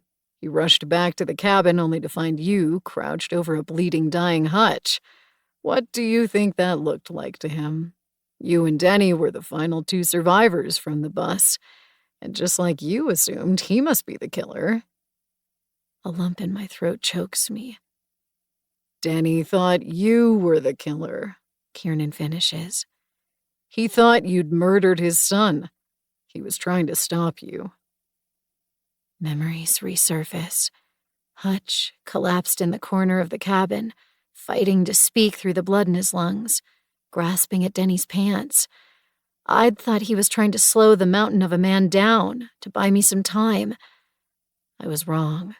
He was trying to warn us both, trying to stop our terrified, panicked fighting long enough to tell us who was really responsible. My mouth tastes like ash. The axe. I left that for him, just outside the cabin. Kiernan makes a small noise that might be a chuckle. Just like I left Blake's body to point you towards the passage leading to the lodge. I was hoping you'd find your way here. It's the trip I promised you, after all. My body has turned cold and clammy. Kiernan speaks candidly, with no trace of deceit, but it's still hard to believe even a single word he says. Why? Is the only thing I can ask. He takes a deep, slow breath, then lets it out. Do you remember how, about a month after we started dating, I took you to meet my mother? Speaking feels impossible. I give a short, dizzying nod. I told you that my younger brother died in a hit and run. He's still smiling, but there's real sadness around his eyes now. Real grief. As raw and as painful as the endless ache I felt when I thought I'd lost him. That was close to the truth, but not its entirety. I changed the details so that you wouldn't realize just how connected you and I were. But yes, my brother did die in a car accident. The boy on the bridge, I manage. Liam.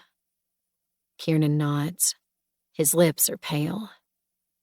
Did you know I was the last person he spoke to? When his car went into the river, he tried calling 911, but the operator thought it was a prank. Water was already gushing into the car when she hung up, so he called me. Blake. She'd been investigated for negligence. It had ended her career. But even retelling the story in the cabin, she hadn't expressed much regret, just disappointment at how it had turned out. He was still on the phone with me when he tried to open the door. He was going to swim to the surface, he said. Kiernan's voice breaks at the end. He swallows heavily. He doesn't need to describe what happened after that. The next time Liam was seen was when his body was found in the trash-riddled weeds far downstream. I told you the rest of my story when we visited my mother, he continues, his voice calmer. And all of that was true. 6 months after Liam died, my father took his shotgun into the garage and never came back out. My mother crumbled. She stopped speaking, stopped eating. I quit my job to look after her, but there wasn't much I could do. I remember his mother in the hospice, sitting in a chair and watching a television show that had to be at least 30 years old. She didn't seem to be aware of much around her. She repeated my name, but without seeming to understand it. Talking to her had been like speaking to a shadow, present and yet not. I don't think she even heard me when I made her a promise, Kiernan continues. I'd spent months researching my brother's accident, learning what had led to it, all of the names involved, and I found it wasn't just one person's fault. It was a collective crime. A group of strangers who, with utterly minimal consequences in their own lives, had torn my family to shreds. He takes a long, slow breath. And so, I made my mother a promise. Kiernan, he smiles at me. I promised her that I would make them all suffer. 76. My heart thunders. Against my will, my eyes trail towards Denny's head, growing cold on the ground a half-dozen paces behind me. This has been in the works for a long time, Kiernan says. There's no anger or ugliness in his voice. It's very much like the conversations we used to have in my apartment when he'd explain the plot of one of his stories to me. He's open and friendly, warm. You thought I was enrolled in college, and I was, but I never attended. Those hours away from you were spent piecing this trip together in the background. I can barely speak. How long? A year and a half now, he says. 6 months after Liam drowned. It wasn't always this elaborate. I started by going after the names on my list one at a time. I tried to make their deaths look like accidents, and it worked, for a while. I killed Karim Abadi by making him sit in his car at gunpoint while fumes filled the vehicle. Oh, you don't know him.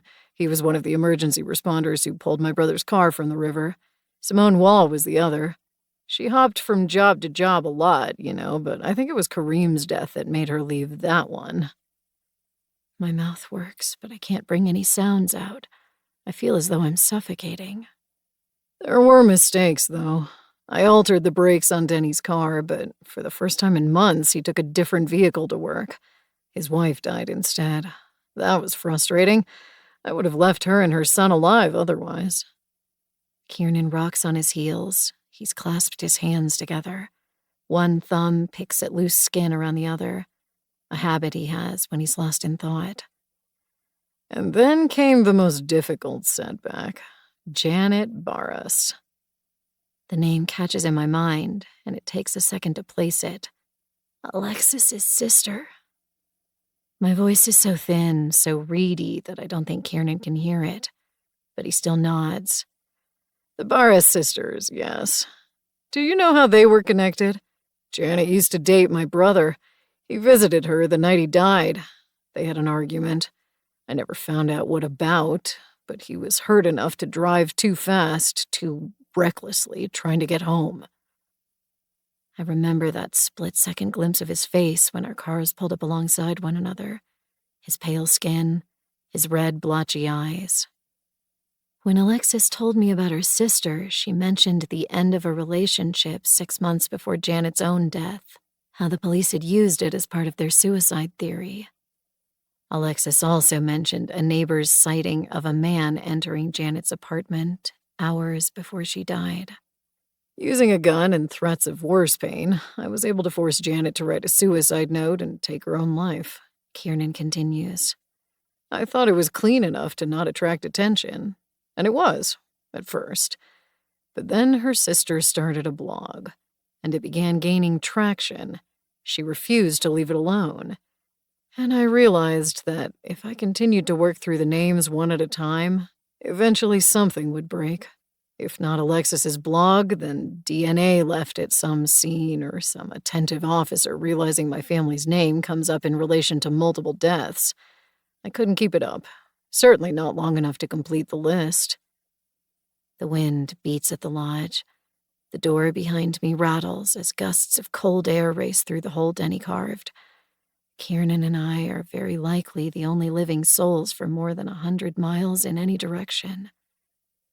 He takes another breath and lets it out slowly. He's still watching me with the same fondness he always had for me before the trip. It's causing a painful dissonance. His beautiful, kind face, the raw horrors falling from his lips.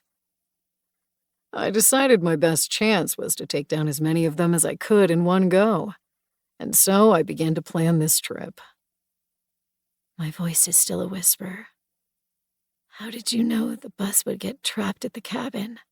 Ha! He snaps his fingers. That's the fun part. I didn't.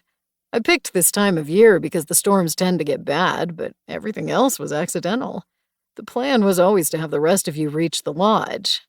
He brings one hand out to indicate the space around us. While I stayed in the cabin, only a short walk away, but otherwise invisible. We ended up having a role reversal. I won't complain. I used to visit this lodge with my father when I was growing up.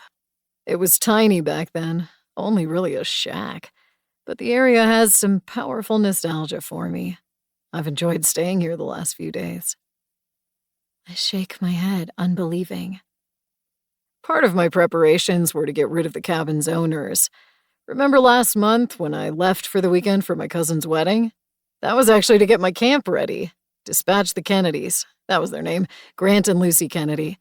This lodge had a custodian, too, someone to keep the pipes flowing during the winter months. I had to remove him, too, but that wasn't hard. He shrugs. It worked out surprisingly well. It explains why the door was open on my arrival. I wonder where the custodian's body has been stored. In one of the guest rooms? Out in the forest? It wasn't just nostalgia that made me stage the plan here, he continued.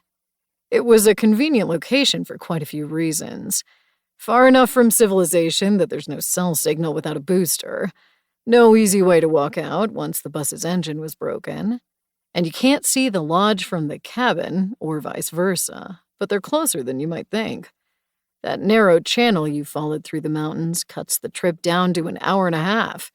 It made it relatively painless to stay close by and take advantage of opportunities as they presented themselves. Opportunities. Brian stepping out of the cabin briefly. Miri going outside to smoke. Grayson wanting to be left alone for half an hour. He sabotaged the generator, cutting our lights during the night. He left the heads on trees, staged his victims, because he wanted us to suffer. I spent most of a year planning and preparing, Kiernan continues. I sold my family's home. A lot of that went to my mother's care. But the rest, I hired Brian's company and rented Blackstone Lodge for a private tour.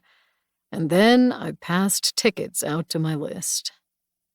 Steve and Miri is all I can manage. The Peltzes, yes. The truck that cornered Liam and gave him nowhere else to go. Then Denny Olstead, the mechanic who serviced the truck and failed to notice the issues with the emergency brakes. Hutch Wang, who was at the scene but gave up before reaching the water. Blake Shorey, the 911 dispatcher who hung up on my brother. Simone Wall, the emergency responder who took her time pulling his car out of the river. And Alexis Barras, the sister whose investigations had been a thorn in my side for months. Brian, I say. Grayson. Unavoidable collateral damage. Kiernan tilts his head as though considering it. I needed Brian to make the trip convincing and to transport us here, but his knowledge of the area was too much of a liability after that. And Denny wouldn't have come without Grayson. You knew, all along, I manage. It feels stupid, selfish, infantile to be focused on this point the most, but it's the one that really hurts. You knew I was involved in your brother's death the entire time we were dating. Oh, Chrissy, he murmurs. Yes, you were my largest target, my most important one. You were the car that drove Liam off the road. But you were also the trickiest. I wanted you here.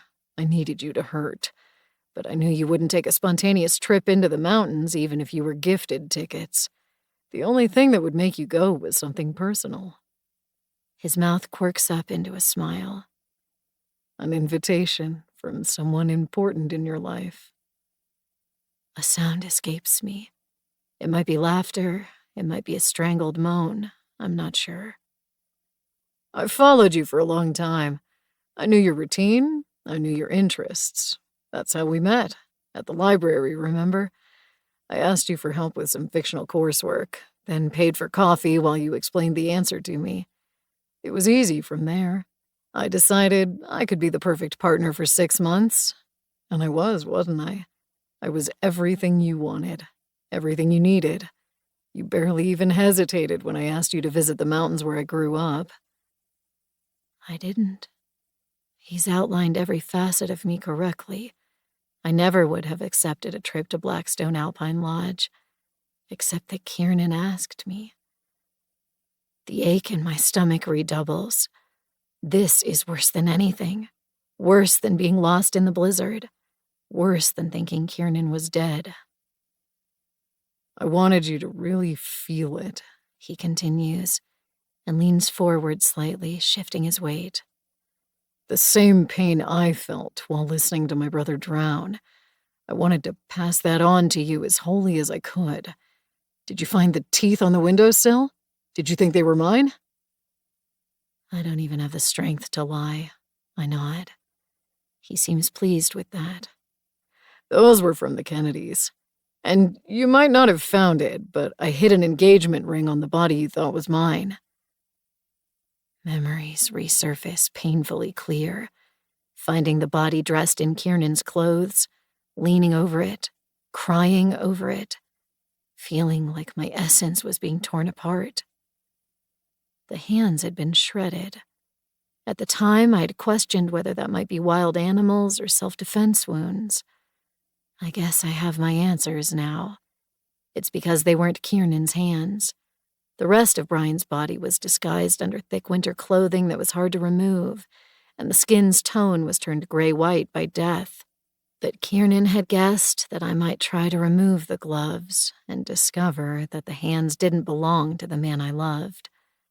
I knew them intimately, the shape of the knuckles, the placement of the freckles.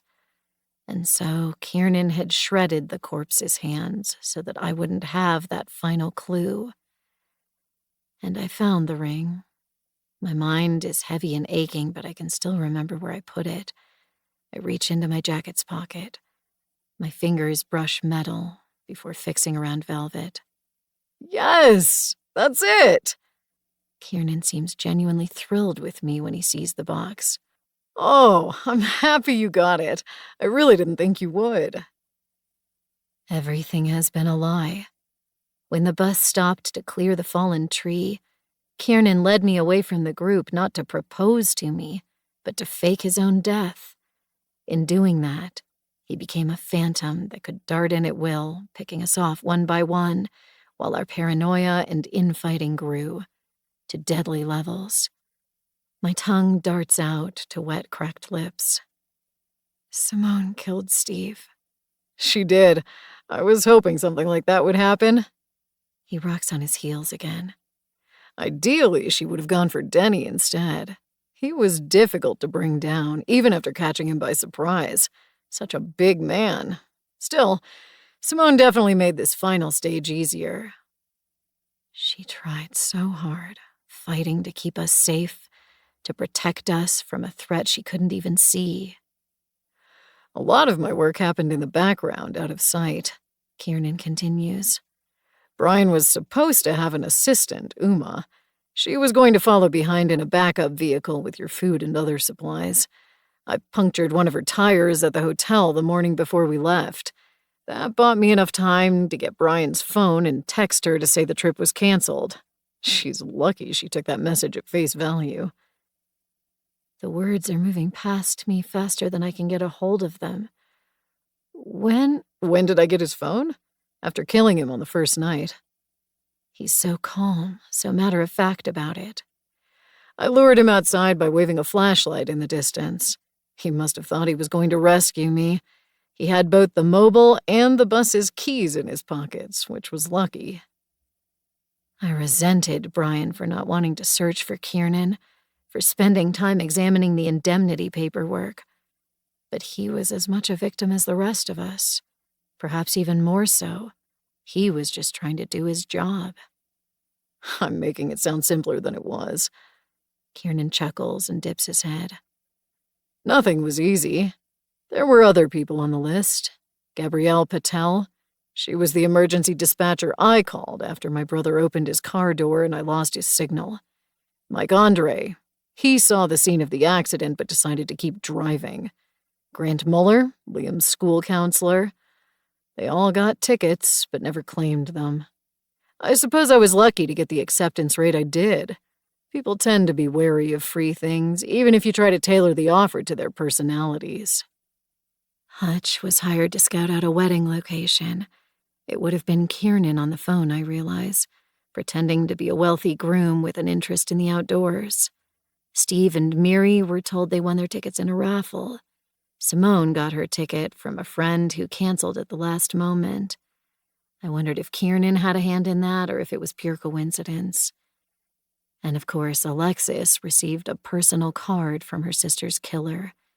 Not because she'd been involved in Liam's death, but because she'd frustrated Kiernan enough that he'd wanted to hurt her, too. Finally, me. I was the only one allowed to meet our killer before the trip. What happens now? I ask. My mouth is parchment dry, tacky and sick. You're going to kill me, aren't you? 77. Kiernan's eyes crinkle up around the edges as he smiles. That's the obvious next step, isn't it? You're the last one alive, the final name on my list. The axe will be somewhere nearby. Not easy to find, not somewhere I could just stumble on it, but close at hand. It might look like I've planned every moment of this trip, Kiernan says, but most of it has been purely opportunistic. I'd hoped you would live until the end, but there was no way to guarantee it, or to be sure that my presence would go unnoticed. I did my best to funnel the group in certain directions, like placing Blake's body to help you find your way towards Blackstone, but mostly I had to make choices on the fly when the chance presented itself. He works his jaw. My point is, now that we're finally here, I haven't thought much about what I want to do next. You didn't know if you'd even survive this long, I whisper. Exactly.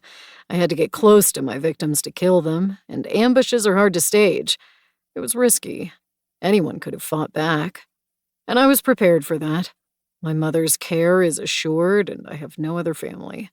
I went into this aware that I might die before the end. He lifts his head, inhaling deeply. Snow continues to spiral through the gap in the door, dropping the foyer's temperature. My gloveless hands are like ice. Everything from here on out is hazy. I could cross the border into Canada, or hitch a ride into a different state. Start again under a new name, I suppose. That's what people usually want to do in these kinds of situations, isn't it? He's asking me as though my opinion carries any weight at all. I let myself droop, exhausted. His expression softens. Don't look so sad, Chrissy.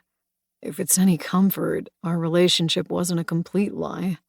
I did actually grow fond of you, especially in the latter months. I can't meet his eyes. I feel as though I'm going to be sick. Kiernan's voice grows lower, huskier. You were different from the others. You were suffering. I saw that every single day. My brother's death was eating you up almost as much as it had for me. You wouldn't drive at night, wouldn't leave the house if there was a storm, couldn't watch movies with car accidents in them. His lips twitch, showing just a hint of his teeth. I noticed, and I appreciated it. It's voiced as praise, but it feels like venom. Kiernan's meaning is that the others did not feel the same sense of guilt I did, that my months of agonizing penitence have gone some ways to absolving my crime. That's so wrong. None of the others, Steve or Blake or Simone, deserved to die. There was not a single person inside that cabin who I could call truly good or blameless. Every one of them was speckled with flaws, glimpses of spitefulness, of selfishness, of anger, some worse than others, but never enough to justify what was done to them. And if they didn't deserve to suffer for what happened, why do I? It's strange and faintly heartbreaking that this revelation has to come so near the end, because it is the end. Natasha, the emergency dispatcher, promised help was on the way, but it hasn't come, and I can't stall us any longer. Kiernan rises out of his crouch. With me still on the ground, he seems to tower. There's a strange emotion in his eyes. He stares down at me for a long moment, and it's hard to tell what he's thinking. Then he says, Beg. My voice cracks. What? Beg me to let you live. He tilts his head, eyebrows raised as he watches me. Do a good job and I'll bring you with me when I leave here. Can I? There's an uncomfortable hollowness in my heart. Am I capable of begging if it means the difference between death and life? Yes, I decide. Yes. My pride isn't powerful enough to override this chance I've been given, no matter how humiliating it is. I slip the engagement ring back into my pocket, taking care with it. Then I begin to crawl towards Kiernan. Please, I want to live. He smiles, and it's the first time he's let an unsavory emotion slip into his expression. There's true delight for him in debasing me. I fight to keep the repulsion off my face as I shuffle closer on hands and knees. Please, please, Kiernan. Good job, He whispers as I stop at his feet. He lowers himself and hooks one hand under my chin, lifting my head so that I'm forced to meet his eyes. Very well done, Chrissy. You may come with me. Thank you, I manage. Cold steel burns my hand. He still hasn't noticed it. When I felt for the engagement ring's velvet box, my fingers brushed something metal in my pocket. Until that moment, I'd forgotten about Alexis's pocket knife. I took it from Simone when we subdued her following Steve's death. It's been in my pocket since then, but its existence had slipped from my mind. Until now. Kiernan bends forward to kiss me. I wait until his eyes fall closed, then bring my fist up, the pocket knife extended in it, and drive it into his chest. 78.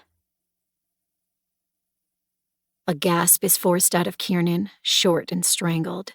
His eyes widen. His face is just inches from mine as he stares at me unbelieving.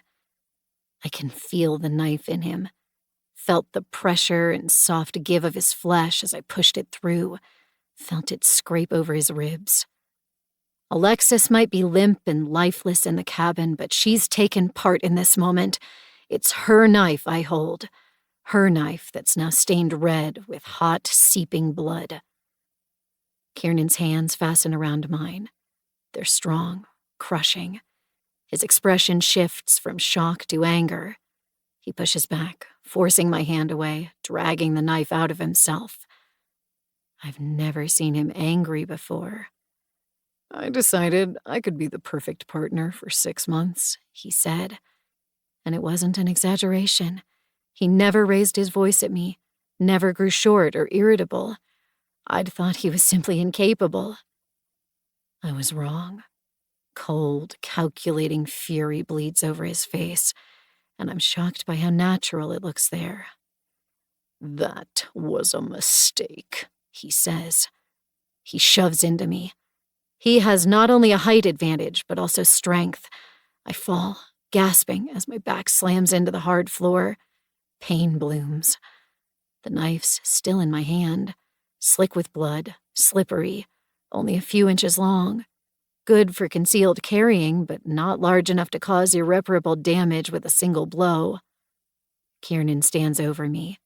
One hand is pressed to his chest, and dribbles of blood flow out from between his fingers, but there's not as much as I would have thought.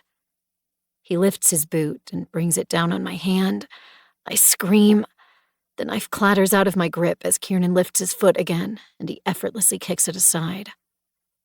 I really was going to take you with me, he says, dropping down.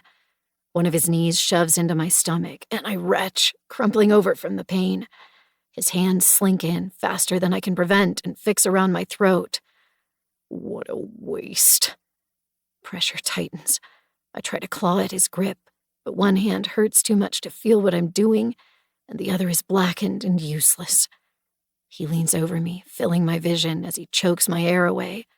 Veins run across his forehead. His mouth is open, his teeth exposed as he breathes heavily, and his gray eyes are full of bitter fury and cruel satisfaction as he watches me squirm. This is his real face, I think. This is what he's been underneath all along, under the mask.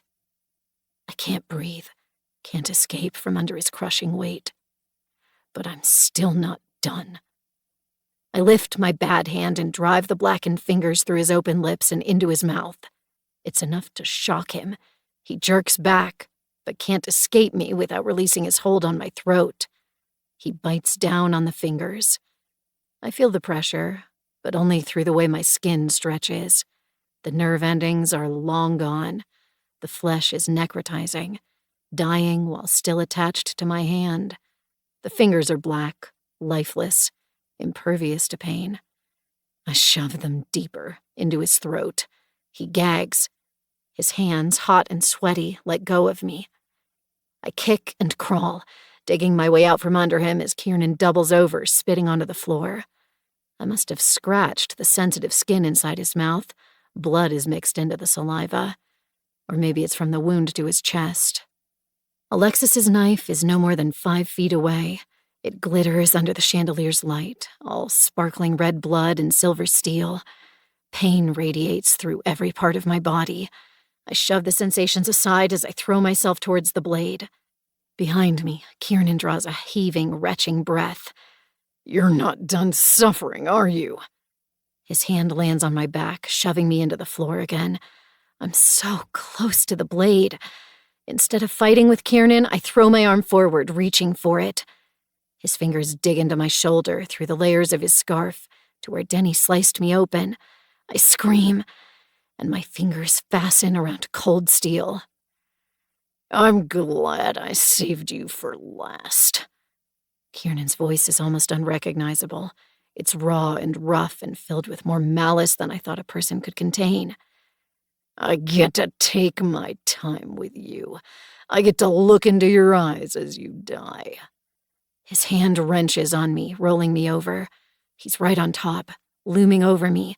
Spittle drips from his mouth, clinging to his jaw. His eyes are wide and haunted and furiously angry. He was too focused on hurting me. For the second time, he didn't see the knife. I swing it up. Not to stab this time, but to slice. The blade snicks across his throat. I'm not strong enough to cut right through. The knife is sharp, though, and it burrows in deep enough to split something vital. Blood sprays. Kiernan chokes, gasping as he reels back. This time I don't hesitate. I follow him, slicing the knife in again and again and again. He took my friends' heads, so that's where I focus now, on the thin skin across his throat. Blood spits across my face, into my hair, between my lips. I taste it, sickly sweet and full of metal and nausea. I can't see, can barely think. I loved this man. I fought for him, searched the mountains for him when no one else wanted to. I grieved for him. Now, the only person I have left to fight for is myself. My hands shake as I drop the knife. I crawl backwards, breathing hard, my whole body shivering uncontrollably. His hot blood is rapidly cooling as it trickles down my face. Kiernan lies in the center of the foyer, not far from Denny's head. He shudders. His hands twitch, first reaching towards his butchered throat, and then into the air. He's not dead, but blood is flowing too fast for him to survive long without help. Hot, frightened, angry tears trail down my face. There's shame in them for what I had to do, but there's also relief. Cathartic, miserable, painful, powerful relief. My senses return slowly. I catch the bubbling gasps of Kiernan trying to breathe, not unlike how I left Hutch. And I hear something else. Slowly, I pull myself to my feet. Every muscle and joint in my body aches. I'll have bruising across my back, across my stomach, and over my arms. My hip hurts, making it hard to walk. But walk I do. Icy air steals my limited breath as I approach the gap Denny carved through the door. Snow flows around my hands as I reach through and painstakingly pull myself out of the opening. My legs sink deep into the winter snow. Flakes continue to trail around me, no longer a blizzard, but a soft dusting, dampening the night air and filtering the moonlight. The world isn't quiet, though.